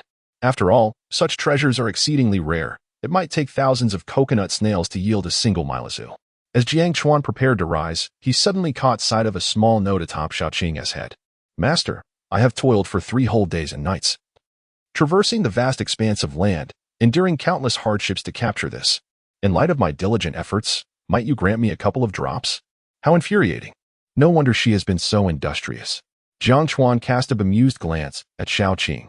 She truly is becoming increasingly astute, knowing precisely how to barter the coconut snail for liquid gold. Chapter 72. Another exquisite melee pearl. Subsequently, Jiang Chuan generously offered 2 drops of golden liquid to Little Qing. Regardless of whether the coconut shell brought by Little Qing contained a melee pearl, it was indeed a gesture of goodwill from her. And she had come specifically for these 2 precious drops. One cannot allow such a spirited creature to depart in disappointment. Moreover, Jiang Chuan's current reserves of golden liquid were quite substantial, rendering these 2 drops a mere trifle. After receiving the nourishing essence, Little Qing excitedly began to dart in circles. At that moment, she appeared to have grown larger than when Jiang Chuan last saw her a few days ago. Judging by her weight, she must be around 4 pounds now. If she grows any larger, she would resemble a peculiar crab. Her formidable pincers exuded an intimidating presence, evoking a sense of awe and trepidation. Should one inadvertently fall victim to her grasp, fingers would undoubtedly be crushed. In the case of more pliable or rigid weapons, they would likely be split in 2 on the spot. Little Qing's stature was indeed increasing at an astonishing rate. While a larger size often correlates with enhanced combat prowess, it also makes her more conspicuous. Should she be discovered by prying eyes, there is a risk of her being captured. Observing Little Qing, now almost the size of a basketball, Jiang Chuan felt a pang of concern. Such a sizable figure would be easily spotted, and although Little Qing was undoubtedly more formidable and swifter than an ordinary crab, the potential for capture still loomed. After pondering for a moment, an idea suddenly struck Jiang Chuan. Could he possibly place Little Qing into that ethereal space? He recalled the vast, misty realm where the water spirit pearls were stored. This space had grown to about 2 cubic meters in size.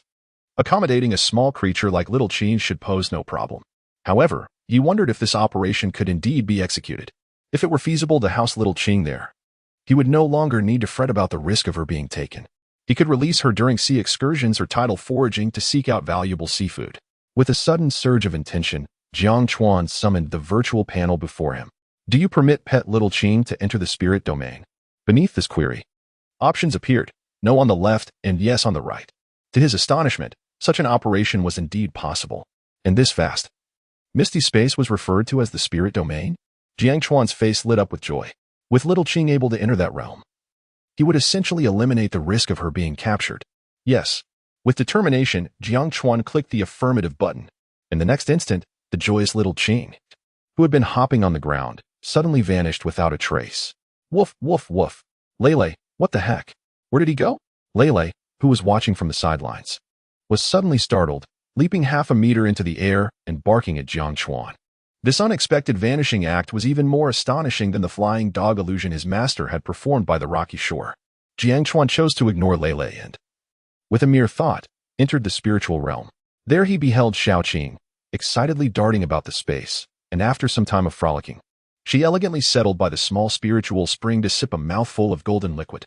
Afterward, she didn't forget to daintily pick her teeth, showcasing her enjoyment of the moment. Jiang Chuan chuckled and then exited the spiritual domain, his gaze falling upon the coconut shell before him. This coconut shell was slightly smaller than the one Xiaoqing had previously brought back. He wondered whether it contained a melee pearl. The last melee pearl had fetched an astonishing price of 1.8 million, and at the auction conducted by Su Xiaoxiao and others, it had soared to an incredible 3 million. If this one contained a melee pearl, he would not allow himself to be deceived again. With that thought, Jiang Chuan unhesitatingly extracted the flesh of the coconut shell and, finding the household pliers, carefully began to crack open the shell bit by bit. As he reached the final stage, he was indeed not disappointed. Nestled within lay a brilliant orange melee pearl, peacefully resting inside. This pearl appeared to be of similar size to the previous one, and its shape was perfectly round, adorned with flame-like patterns in a deep crimson hue. It looked even more refined than the one he had acquired earlier, suggesting a superior quality. Wow, it seems fortune has smiled upon me once again, he exclaimed, though he knew that Xiaoqing's grand tales of traversing mountains and seas were certainly embellished. This time, instead of sending a picture directly to Su Xiaoxiao, Jiang Chuan opted to message Lu Bo first. Brother Lu, fortune is on my side today. I accidentally found a coconut shell by the seaside, and it just so happens to contain an exceptionally high-quality melee pearl. Do you know anyone who might be interested in this? The adage that more friends make for easier paths rang true. Had he not met Lu Bo, his first thought upon acquiring the melee pearl would have undoubtedly been Su Xiaoxiao. Now, however, he could compare offers and seek the highest bidder. Just a few minutes after sending his message, Lu Bo replied, "No way. A top-tier melee pearl? That's incredibly valuable. Just the other day, I saw a video where a melee pearl was auctioned in the city for a staggering 3 million. However, I harbor no interest in such trinkets. I shall inquire whether anyone wishes to acquire them." He indeed finds little allure in these natural pearls, nor in antique calligraphy, paintings, jade, or emeralds. He perceives these as merely attacks on intellect. With such wealth, one might as well indulge in a few fine bottles of wine. Jiang Chuan, all right. I shall trouble you, Brother Lu. I will send you the unedited images. As he spoke, Jiang Chuan snapped a photograph and promptly dispatched it to Lu Bo. Lu Bo, no need for pleasantries. Why trouble me? I will reach out once I have news. Some affluent collectors indeed have an affinity for such items, so a good price is likely. A mere 10 minutes later, Lu Bo, brother, I just inquired, and there are indeed 2 collectors interested in acquiring this exquisite melee pearl. I also inquired about their approximate offers. They stated a maximum bid of 1 million, but wish to see the pearl in person. Compared to the one auctioned in the city a few days ago, this price is rather low, and I advise you to hold off. Lu Bo's tone was evidently tinged with regret. Upon hearing that the buyers were only willing to bid 1 million, he felt a twinge of dissatisfaction. Although he possessed little passion for such natural pearls, he recognized that this was a specimen of exceptional quality. Its caliber could easily rival that of the one auctioned recently. Naturally, he did not want Jiang Chuan to suffer such a loss. Jiang Chuan, all right, I appreciate your help. Brother Lu, please inform those buyers that the melee pearl is no longer available. Such a meager offer would not entice Jiang Chuan. After all, consulting Su Xiaoxiao and the others, the pearl's value should surely exceed 1.8 million. Perhaps, after tasting success previously, a price of 2 million would be effortlessly achievable. Lu Bo, I have already declined on your behalf, letting them dream while they sleep and wish at temples. Chapter 73, 3 million transaction. Lu Bo, by the way. Xiao Chuan, are you considering going out to sea recently? If so, procure some exquisite ornamental fish for me. Upon receiving Lu Bo's message, Jiang Chuan was somewhat taken aback and inquired, "What is this, Lu Gu? Are you planning to open an aquarium?" Lu Bo replied, "I hardly have the time for that. I'm swamped with my current tasks. I was merely contemplating arranging a sizable fish tank in the hotel lobby. If it houses some pricey ornamental fish, it might attract more customers." Without hesitation, Jiang Chuan agreed. "Sure, let us head out to sea in a couple of days. I'll catch you a couple of fine specimens from the depths." Lu Bo cautioned, "All right, but be careful while working at sea, especially when diving. It can be a perilous endeavor." Jiang Chuan expressed his heartfelt gratitude. "Thank you, Lu Gu. I will be cautious." Though Lu Bo was neither a family member nor an exceedingly close friend, his concern for Jiang Chuan's safety touched him deeply. The truth is, many ordinary friends only care about how high you soar, rarely questioning how weary you may be. They inquire about the monetary gains from your ventures but seldom consider the risks involved. A kind word can provide warmth even in the coldest of winters, sometimes. A simple phrase can uplift one's spirits immensely. After chatting with Lu Bo for a while, Jiang Chuan reopened Su Xiaoxiao's QQ and sent her an image of the beautiful pearl. "Su Xiaoxiao, oh my goodness. What kind of divine fortune do you possess? You must tell me honestly, are you the legendary sea god or some sort of ocean king?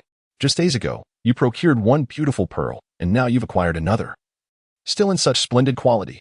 Though Su Xiaoxiao's message was textual, her astonishment resonated through her words. It is known that ordinary fishermen might never encounter such luck in a lifetime. To obtain a beautiful pearl is akin to having one's ancestral gravesite emit smoke. Yet, Jiang Chuan managed to acquire two in such a brief span. This surely indicates that his ancestral gravesite is indeed flourishing. "Jiang Chuan, enough of this idle chatter. If you want it, hurry over. After tomorrow, I shall be quite occupied. However, this time, the price will be a tad higher than before. If you wish to purchase it, be prepared for that." This time, Jiang Chuan decided to elevate the price of the beautiful pearl.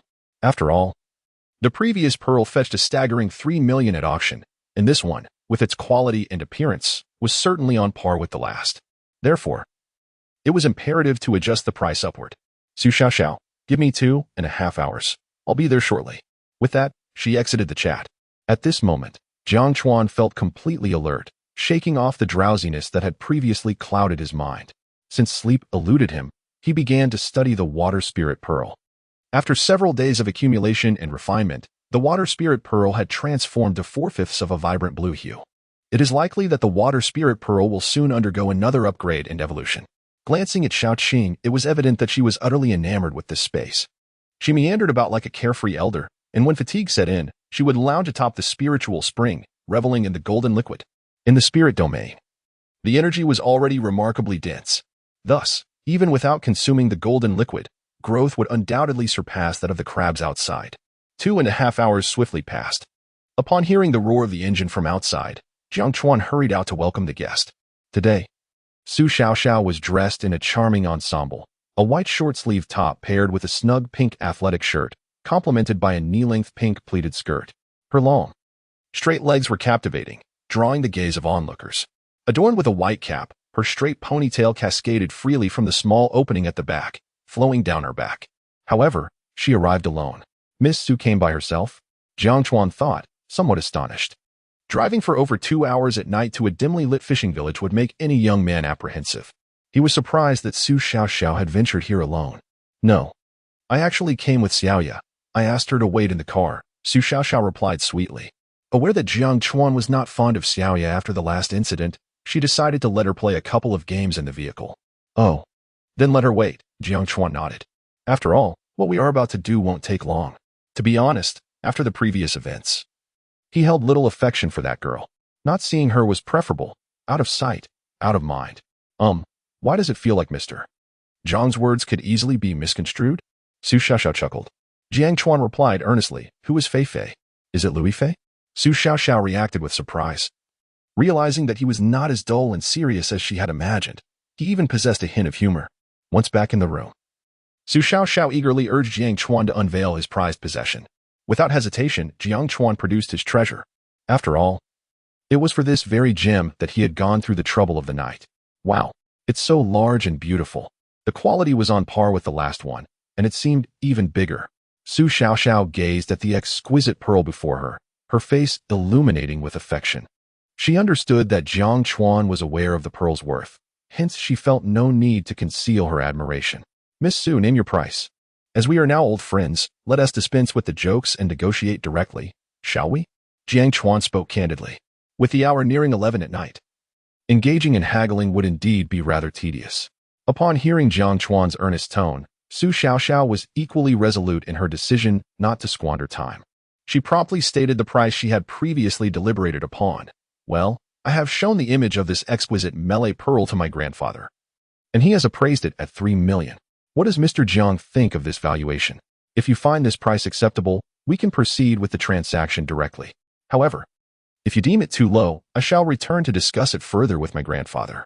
Nevertheless, even if we were to negotiate a higher price, it would not exceed much." This figure was indeed agreed upon prior to my departure after consulting with my grandfather.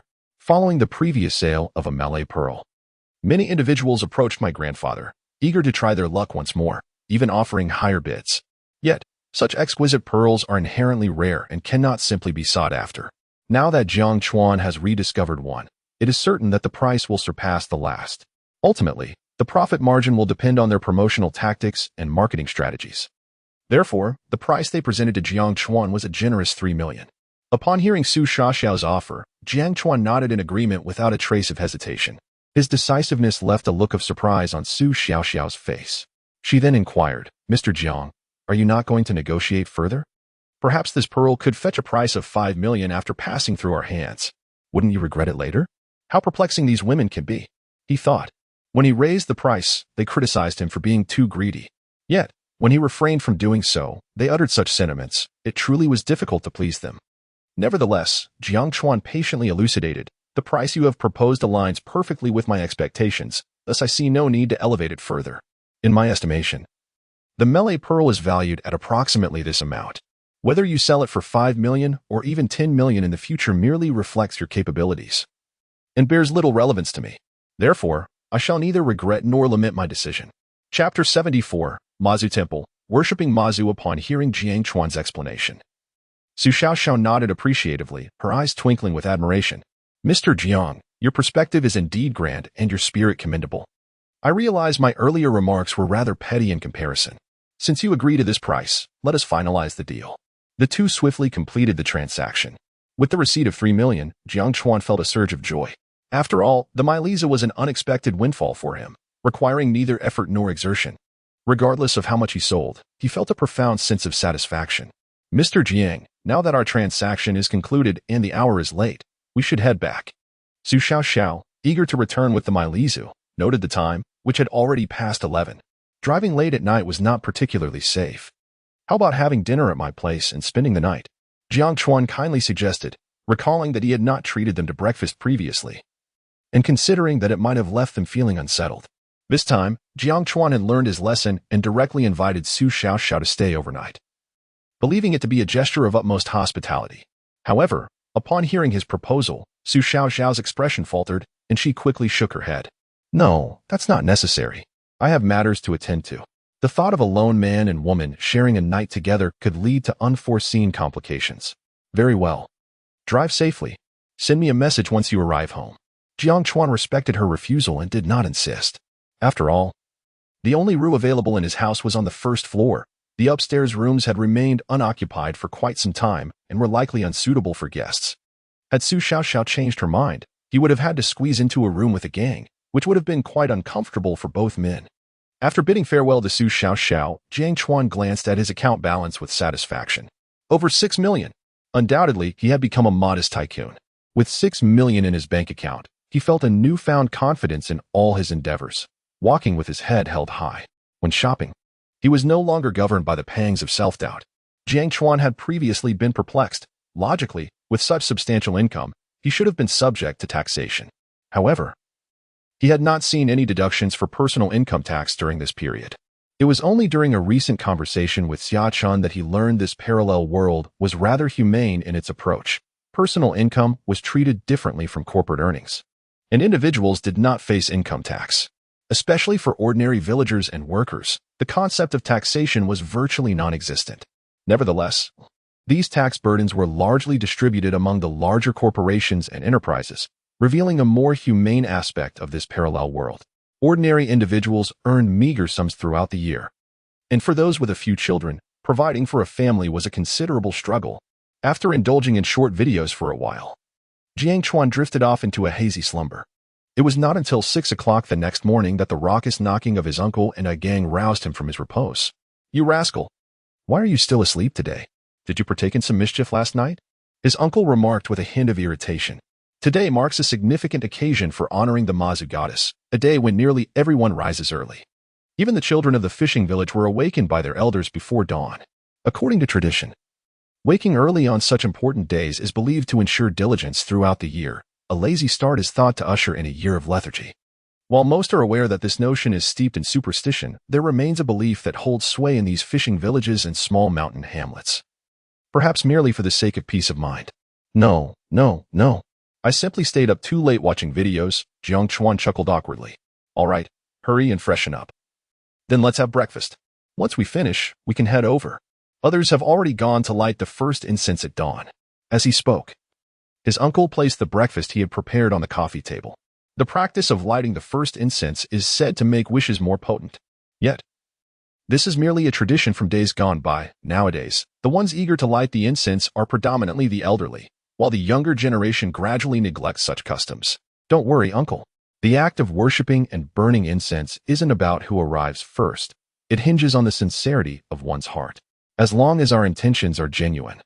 Whether we go early or late is inconsequential, Jiang Chuan replied with a cheerful grin. Jiang Tao nodded in agreement, acknowledging the wisdom in his words. After a simple wash and breakfast, the group gathered at a gang's home. The village was already bustling with activity, though with only about 200 households. The sense of ceremony could hardly compare to that of larger cities.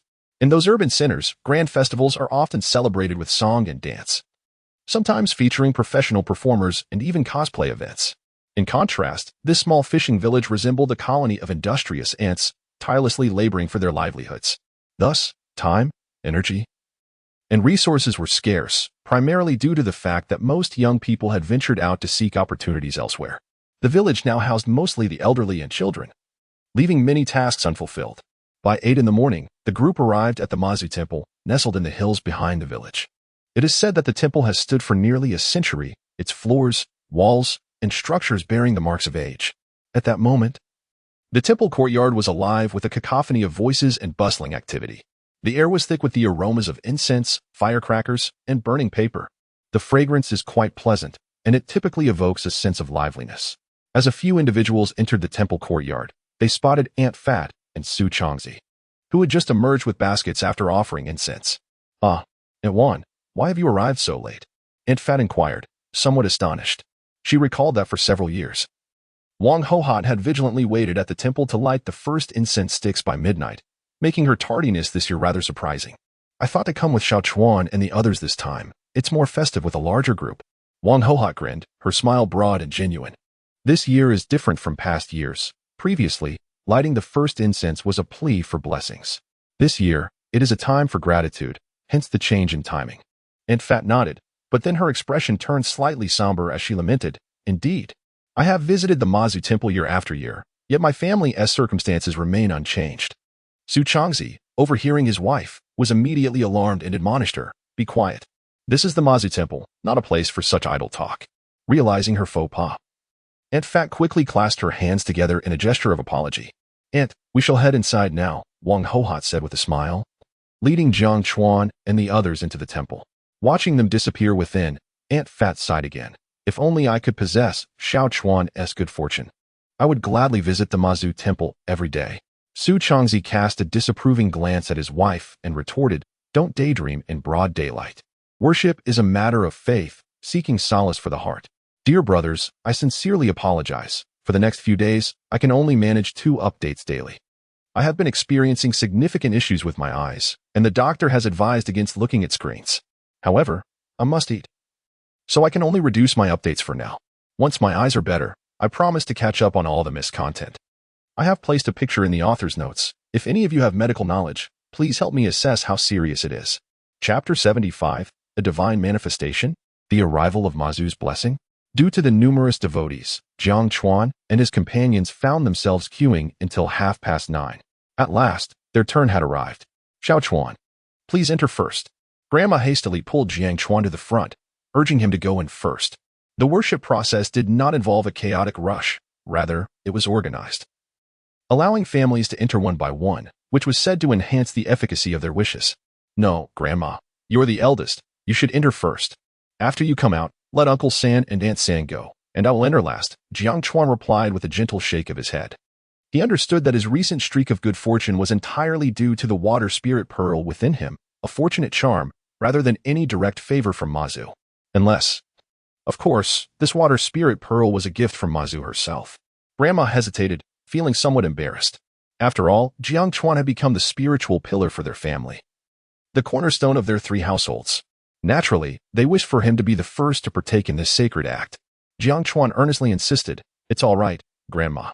I've already mentioned that worship is a matter of the heart, not a question of order." "Very well then. A gang, let us proceed." Wang Hohat nodded in agreement. "Brother, we will enter first with Grandma." The gang cheerfully informed Jiang Chuan before following his grandmother inside. Once inside, they meticulously arranged the offerings they had prepared in advance. The rituals that followed included lighting incense and making heartfelt wishes. Soon, it was Jiang Chuan's turn. "Xiao Chuan, once inside, remember to sincerely express your gratitude to Mazu. Do you understand?" Uncle San reiterated his admonition earnestly. Young people might lack reverence for the divine, prompting his repeated reminders. "I know, Uncle San. You've already told me at least 10 times since morning," Jiang Chuan replied, somewhat exasperated. Observing Jiang Chuan's impatience, Jiang Tao maintained his seriousness. "You rascal. I just want to ensure you remember." All right. Xiao Chuan is grown up now, and he knows what he is doing. You don't have to be so nagging." Aunt San chided Uncle San with a hint of annoyance. Meanwhile, the temple courtyard remained bustling with people. Most worshippers did not leave immediately after offering their incense. Instead, they engaged in conversations with acquaintances, hoping to linger a while longer in the sacred atmosphere, perhaps to enhance their fortunes for the latter half of the year. Naturally, there were also those who were curious about Jiang Chuan. This young man had not visited the Mazu temple in 6 long years, and it was surprising to see him return this year. They had heard of his recent transformations and successes and were eager to chat with him after the rituals, hoping to strengthen their ties. Perhaps next time they ventured out to sea, they could follow in Jiang Chuan's footsteps and share in unexpected fortunes. Alas, the lad from the Jiang family had no idea what kind of extraordinary luck he had stumbled upon. Rumors spoke of his astonishing good fortune in recent times. "Every time I venture to the sea, I manage to discover treasures, and each outing yields bountiful rewards. It's been said that during this period, substantial fortunes have been amassed. Indeed, a person once regarded as an ill omen has now astonishingly transformed into a bearer of good fortune, which is somewhat difficult to comprehend. To be candid, I find myself rather envious of that young lad from the Jiang family. How is it that, at such a tender age, he earns more from a single expedition than we seasoned fishermen do in a year? If we speak of experience, ours is not lacking. And as for honoring Mazu, we participate in the rituals annually. Yes, there was a time when I felt pity for that young man. But now I must admit, I envy him a little." Surrounding him, the onlookers whispered amongst themselves, their faces betraying expressions of envy and jealousy upon seeing Jiang Chuan. After all, this world is such that most people fear your misfortune, yet also dread your success. Jiang Chuan's earnings from one sea expedition surpassed their entire year's income, and to claim otherwise would be disingenuous. Of course, there are some kind-hearted souls in the village who genuinely rejoice for Jiang Chuan. After all, it is no small feat for a child to live independently, and now, with this sudden turn of fortune, it is likely a blessing from Mazu. Under the watchful eyes of the crowd, Jiang Chuan stepped into the Mazu temple. Almost the instant he crossed the threshold, his expression changed dramatically. He felt the water spirit pearl within him pulsating vigorously, causing even the ethereal space around him to tremble violently. The pearl radiated a kaleidoscope of shimmering colors. What is happening? Why has the water spirit pearl suddenly become so agitated? Could it be that this pearl is indeed connected to Mazu? At that moment, Jiang Chuan's heart surged with tumultuous waves of astonishment. Previously, he had been a skeptic of the supernatural. He believed that the presence of the extraordinary water spirit pearl within him was merely a consequence of being a reincarnated soul. After all, in most stories of transmigration, a traveler is typically accompanied by a system and a golden finger. However, upon entering the temple, the pearl exhibited such vigorous activity that it compelled him to reconsider its possible ties to Mazu. Just as Jiang Chuan was engulfed in astonishment, The once vibrant flickering of the water spirit pearl began to subside gradually. He raised his gaze to the statue of Mazu and hurriedly arranged all the offerings. Then, with utmost reverence, he lit incense candles, knelt, and bowed in worship. Truth be told, just moments before entering the temple, he was not a believer in the supernatural. Yet at that moment, he found himself wavering in his skepticism. Kneeling, Jiang Chuan gazed earnestly at Mazu's statue, silently beseeching, "Mazu, if you can truly hear my prayers, please bless all those I hold dear with eternal peace and joy, free from calamity and illness, and grant them good health." After this heartfelt supplication, Jiang Chuan bowed deeply. As his forehead touched the mat, a sudden uproar erupted from outside. "My heavens! Look, a rainbow! What a stunning rainbow it is! My goodness! How is this possible? It hasn't rained at all this morning. How could a rainbow suddenly appear? In my 60 years of life, this is the first time I have witnessed a rainbow at the Mazu Temple. It is truly beautiful. I have never seen such a magnificent rainbow before. A celestial phenomenon. Could it be that Mazu has manifested her divine presence?" At that moment, everyone gazed up towards the sky above the Mazu Temple, where a brilliantly colored and extraordinarily beautiful rainbow appeared, arching gracefully above the temple. The rainbow formed a semicircle, enveloping the entire Mazu Temple, resembling a vibrant, multicolored shield. My goodness! This is a miracle, truly a miracle. I have never encountered a rainbow so exquisite in my lifetime. It must be a sign of Mazu's grace. Could it be that our Qilong village is about to receive good fortune? Do you think this sudden appearance of the rainbow is connected to Jiang Chuan? What? Jiang Chuan? Indeed. Isn't he inside the Mazu Temple right now? Look. Jiang Chuan is bowing in reverence. Oh my. It seems there was no rainbow before he entered. Was there? Yes, indeed. I specifically looked up at the sky earlier and saw no trace of a rainbow. This rainbow must certainly be linked to Jiang Chuan. Could it be that he has gained Mazu's approval? It must be so. Otherwise, how could we explain such a miracle? At this moment, the surrounding crowd was filled with astonishment, just as they took out their phones to capture the moment and share it on social media. They discovered that the rainbow did not appear on their screens, as if only their eyes could perceive its beauty. This further convinced everyone that the rainbow was indeed connected to Jiang Chuan. Considering Jiang Chuan's recent streak of good luck, it is highly likely that he has already earned Mazu's favor. Chapter 76. Is the water spirit pearl truly connected to Mazu? At this moment, Grandma and Uncle Sin also discovered this astonishing and enigmatic scene. What on earth is happening? How did a rainbow suddenly appear above the Mazu Temple? When we arrived earlier, there was clearly none, and it hasn't rained in the past few days. Aunt Bao Xiaowan's face was filled with astonishment, struggling to grasp the reality before her. Having lived over 40 years, this was indeed the first time she had witnessed such a miraculous event. It is worth noting that encountering a rainbow is already a rare occurrence, let alone in such perfectly clear weather where the likelihood of a rainbow appearing is drastically diminished. Coincidentally, when everyone entered the temple to pay their respects to Mazu, this splendid rainbow did not manifest. However, the moment Xiaochuan knelt and bowed, the rainbow appeared so abruptly. This led her to believe that perhaps this rainbow was indeed connected to Xiaochuan. This. Zhang Tao also gazed at Wang Hohot with wide-eyed wonder. Wang Hohot, being quite elderly, had undoubtedly seen much more than they had, yet she too was perplexed, having never encountered such a phenomenon at the Mazu Temple before. She merely shook her head, clearly unfamiliar with such a scene and utterly unaware of why it was occurring. Look, Grandma. I told you my brother is certainly Mazu's godson. You didn't believe me before, but now you must. A gang exclaimed proudly. None of us experienced anything unusual while worshipping in the temple, but the moment my brother knelt, this beautiful rainbow appeared. Previously, he had told Grandma how his brother could always lead them to find precious seafood. Moreover, his brother had the extraordinary ability to communicate effortlessly with those small sea creatures, a talent not possessed by ordinary individuals. Perhaps his brother truly was Mazu's godson. Yet Grandma continued to shake her head with a smile. Now, they had finally found an opportunity that could serve as proof. However, immediately after he spoke, Wang Hohot's expression shifted dramatically.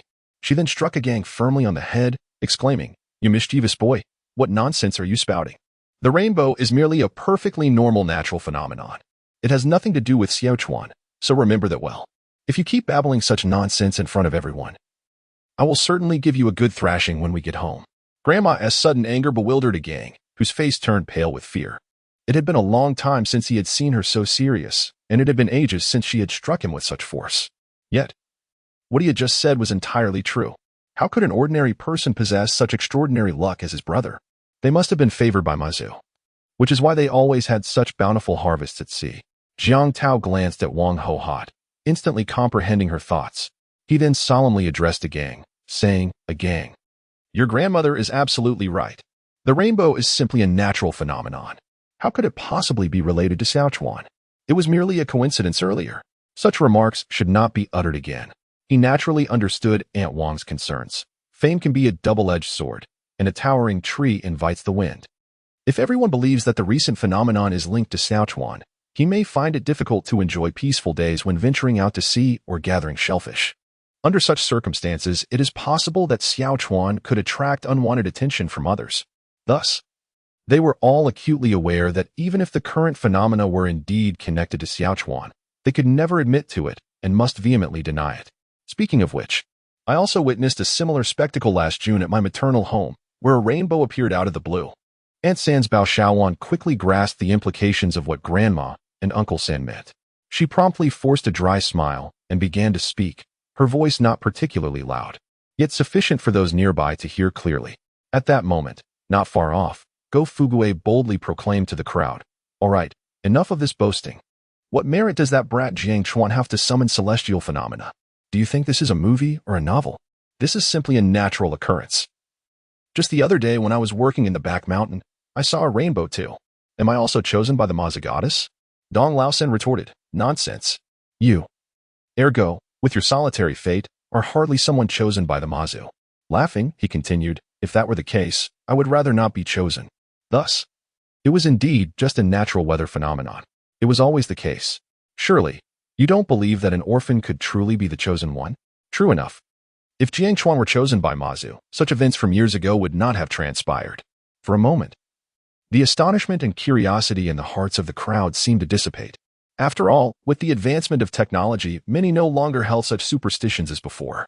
Worship is merely a form of belief, a spiritual solace. However, some individuals remained silent, their eyes fixed on Jiang Chuan and the rainbow above the Mazu temple. If all these occurrences are coincidences, then the coincidences are rather too fortuitous, wouldn't you say? Hearing the commotion outside, Jiang Shan rose and stepped out of the temple. Following the gaze of the crowd, he saw nothing unusual. "Grandma, Uncle San, what just happened? I feel as though everyone was discussing me." Jiang Chuan inquired with slight perplexity, yet he was not overly curious, suspecting it was merely due to the money he had earned recently that made him the subject of village gossip.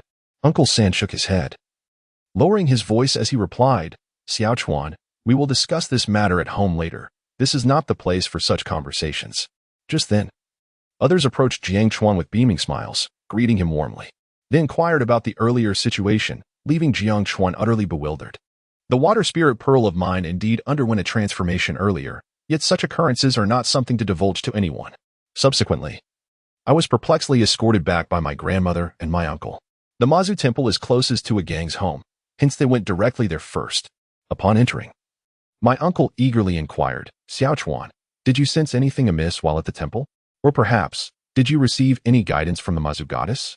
My grandmother and aunt, too, were filled with curiosity, eagerly anticipating Jiang Chuan's response. Without a moment's hesitation, Jiang Chuan shook his head. "No, I did not perceive anything unusual, nor did I receive any instructions." "Why do you ask?" Naturally, he could not disclose the matter of the water spirit pearl to anyone, not even to those as close as his uncle and aunt. It remained a secret held solely within his heart. A gang, unable to contain his excitement, gazed at Jiang Chuan with admiration and remarked, "Brother, while you were venerating the Mazu goddess in the temple, a magnificent rainbow suddenly appeared in the sky above the Mazu temple. Yet, once you rose, the rainbow vanished without a trace. I overheard many saying that such an occurrence is likely a blessing from the Mazu goddess. However, I merely mentioned it, and my grandmother scolded me severely." Upon hearing the gang's words, Jiang Chuan's brow furrowed slightly. For when he entered the Mazu temple, the water spirit pearl had indeed transformed, and the commotion was unprecedented. Was it possible that this water spirit pearl within him was truly connected to the Mazu goddess? At that moment, his grandmother interjected with solemnity, addressing a gang, "You little rascal. With so many people in the temple courtyard, is that a place for idle chatter?" Chapter 77. The Hammer Master. There are many grouper fish over here. This matter, which could not be discussed earlier, must not be mentioned in front of anyone in the future. If you dare to speak of it outside again, I shall ensure that when you return home, I will break your legs." The old woman spoke with an unmistakable severity, and the expressions of Uncle San and the others were equally grave. Jiang Chuan, however, chuckled and said, "Grandma, Uncle San, Aunt San, you all seem to be overly sensitive. The rainbow is merely a natural phenomenon. The formation of a rainbow is due to the refraction and reflection of light. When sunlight strikes the minuscule water droplets suspended in the air, it first refracts into the droplet, then reflects internally, and finally refracts out again.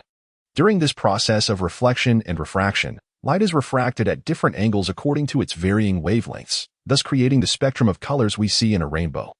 Our fishing village is situated quite near the sea, so it is entirely normal to witness a rainbow, even in dry weather. Therefore, there is no need for concern. Nor should anyone think of me as extraordinary. I have merely been fortunate of late."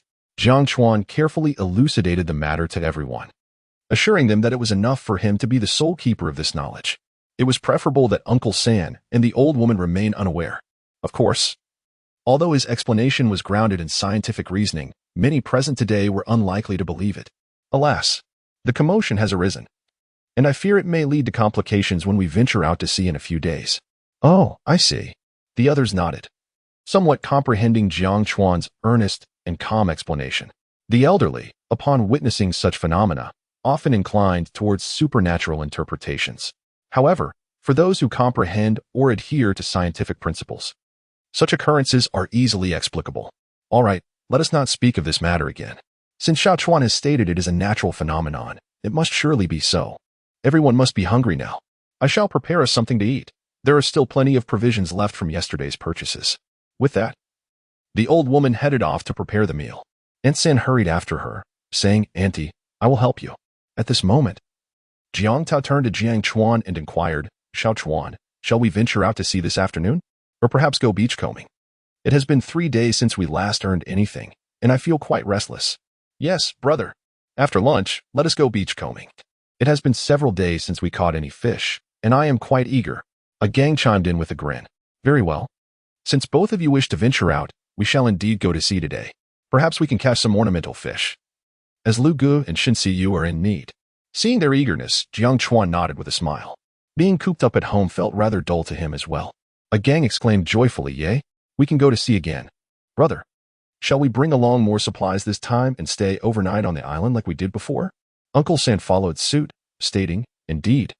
Today we should bring along ample provisions for our outing at sea. We shan't return tonight. If we do, our time spent will be too brief, and I fear our yield will be meager. With half a day today and all of tomorrow, our harvest is bound to be quite satisfactory. After all, our vessel is still docked at the county pier, and by the time we finish our meal, it will be nearly noon. It will take us over an hour to reach the county, and if we are to return tonight, our actual fishing time will hardly exceed 2 hours. Splendid. This arrangement is perfect, as it will also allow us to shake off those who wish to accompany us." Jiang Chuan concurred with a nod. Indeed, 1 or 2 hours of fishing is far too brief. Even with the greatest fortune, the yield would likely be insignificant. After their meal, the trio set off for the county on a tricycle. Jiang Chuan first procured some hooks and nets, eager to ascertain the efficacy of these fishing tools. He then purchased a large tent, spacious enough for 3, a necessity he had overlooked during their previous excursion. Although the night had not felt particularly cold, the island was swarming with mosquitoes, leaving him with several bites. This time, he was thoroughly prepared to prevent such discomfort. At 2 in the afternoon, the 3 filled their tank and stocked an extra barrel of fuel, officially embarking on their journey. As the boat advanced at a leisurely pace, with the vast ocean and azure sky surrounding them, Jiang Chuan breathed in the liberating air. Perhaps due to the influence of the water spirit Pearl, he found himself increasingly enamored with the sea. He envisioned constructing a crystalline palace in the deep ocean when conditions permitted, a thought that brought him great comfort. Just then, Uncle San, perched at the bow with a cigarette in hand, sighed as he gazed into the distance. A gang promptly inquired, "Uncle, why the sigh?" "Our venture at sea is a cause for celebration, not lamentation." His candor was refreshing, though he recalled the elders' wisdom that one must maintain a buoyant spirit and optimistic outlook before setting out, as this could influence their fortune. "Oh, it's nothing," Uncle San replied. "I merely lament the progress of society. In the past, during festivals of any significance, the village would be bustling with life. whether celebrating the new year or other occasions. The atmosphere was vibrant and spirited. Yet now, the youth are dwindling, and the village has grown increasingly desolate. The sense of ceremony during these important celebrations is fading. Jiang Tao shook his head and added, I remember our childhood, filled with anticipation for the festivals. Each occasion was marked by exuberance. Yet nowadays, the festive spirit seems to wane, and the essence of tradition diminishes. At times, I wonder whether this is a sign of societal advancement or regression. A gang, in a fit of frustration, exclaimed, It's those damned so-called experts to blame. They spend their days meddling, offering thoughtless advice without any real understanding. I have heard that in many places, the celebration of the new year has become so restrictive that one cannot even set off firecrackers during the Qiming festival. Selling paper offerings could lead to fines or imprisonment. Upon hearing A Gang's words, Jiang Chuan smiled and nodded in agreement. Some so-called experts today are utterly disconnected from reality, spending their days online, pondering how to advise the youth. They seem entirely unaware that what young people truly wish to hear is simply to be left in silence, with fewer suggestions thrust upon them. As their conversation unfolded, more than an hour slipped by. Fortunately, they had departed from the county port this time, so no other boats accompanied them. At that moment, Jiang Chuan suddenly spotted a hammer beneath the water, adorned with a line of text above it. Master, there are plenty of grouper here. Quickly, drop your line. A smile crept across Jiang Chuan's face upon seeing the hammer and the words above it. He promptly turned to his third uncle and said, Uncle, let us set our line right here. I have a strong feeling there will be plenty of fish in this area. All right. Upon hearing Jiang Chuan's words, both his third uncle and A Gang nodded vigorously. They now held a 1,000 trust in Jiang Chuan. Whenever he indicated there would be fish in a particular area, it was an absolute certainty. As his third uncle and A Gang prepared to set the line, Jiang Chuan quietly released the little green creature back into the ocean. Go. Find a few more coconut snails with beautiful pearls. Wait, this little creature has grown significantly larger. It appears to weigh around 5 to 6 pounds now. Jiang Chuan was astonished to discover that the little green creature seemed to have grown considerably. When he had placed it in the spirit domain the previous night, it was roughly 4 pounds, but now it was evidently much larger than the night before. It seemed that placing these pets in the spirit domain could significantly expedite their growth. In light of this, he decided to keep the hammer in the domain for a few more days. With that thought, Jiang Chuan used a hand net to scoop up the hammer and placed it into the spirit domain. Meanwhile, his third uncle and A Gang were thoroughly focused on setting the line, completely oblivious to Jiang Chuan's actions. Chapter 78, The Picturesque Island in Jiang Chuan's Thoughts Soon. The 3 fishing lines were fully deployed.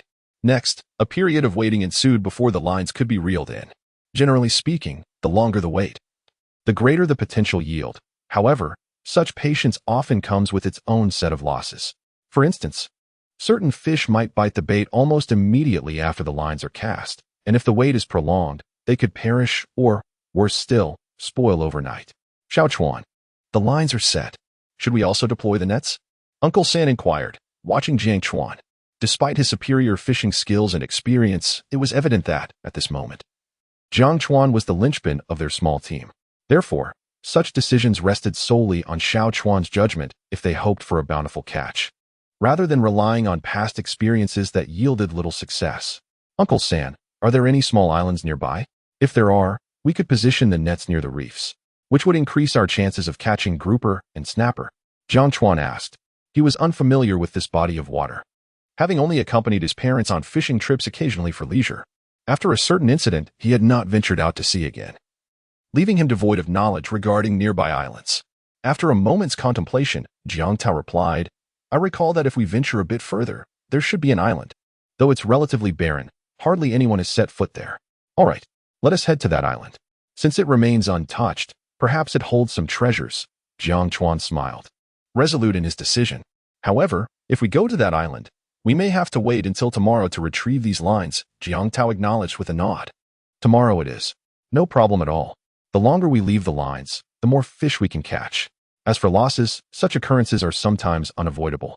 Jiang Chuan was unconcerned about potential losses, recognizing them as an inherent aspect of fishing.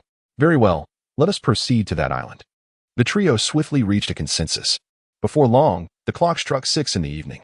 Jiang Chuan and his companions had positioned 2 nets in the vicinity of the island. Additionally, Jiang Chuan had sprinkled 2 drops of golden liquid nearby, ensuring a fruitful harvest from the nets. Even if the lines yielded little, they could at least rest assured that they would not incur a loss. After setting the nets, the three secured the boat and set foot on the island. This island was significantly larger than Granny Island, spanning approximately 10 hectares, or around 150 acres. The terrain appeared relatively elevated, and the coverage of greenery was quite abundant. Wow, what a beautiful island! The vegetation here is astonishingly lush. What a beautiful little island! It is surprising that no other fishermen have come to admire its scenery before. Gazing at the verdant isle before him, Jiang Chuan felt a sense of wonder. If one were to view it from the skies above, they would behold a natural masterpiece, akin to a small green life emerging from a brilliant blue gemstone. If we were to liken the vast ocean to a piece of jade, then this island would resemble the ethereal spirit residing within the stone. Jiang Tao chuckled lightly before explaining that most fishermen venture out to sea primarily to earn a living, to provide for their families, leaving little time for the appreciation of beauty. Moreover, the waters near such islands tend to be shallow and fraught with hidden reefs.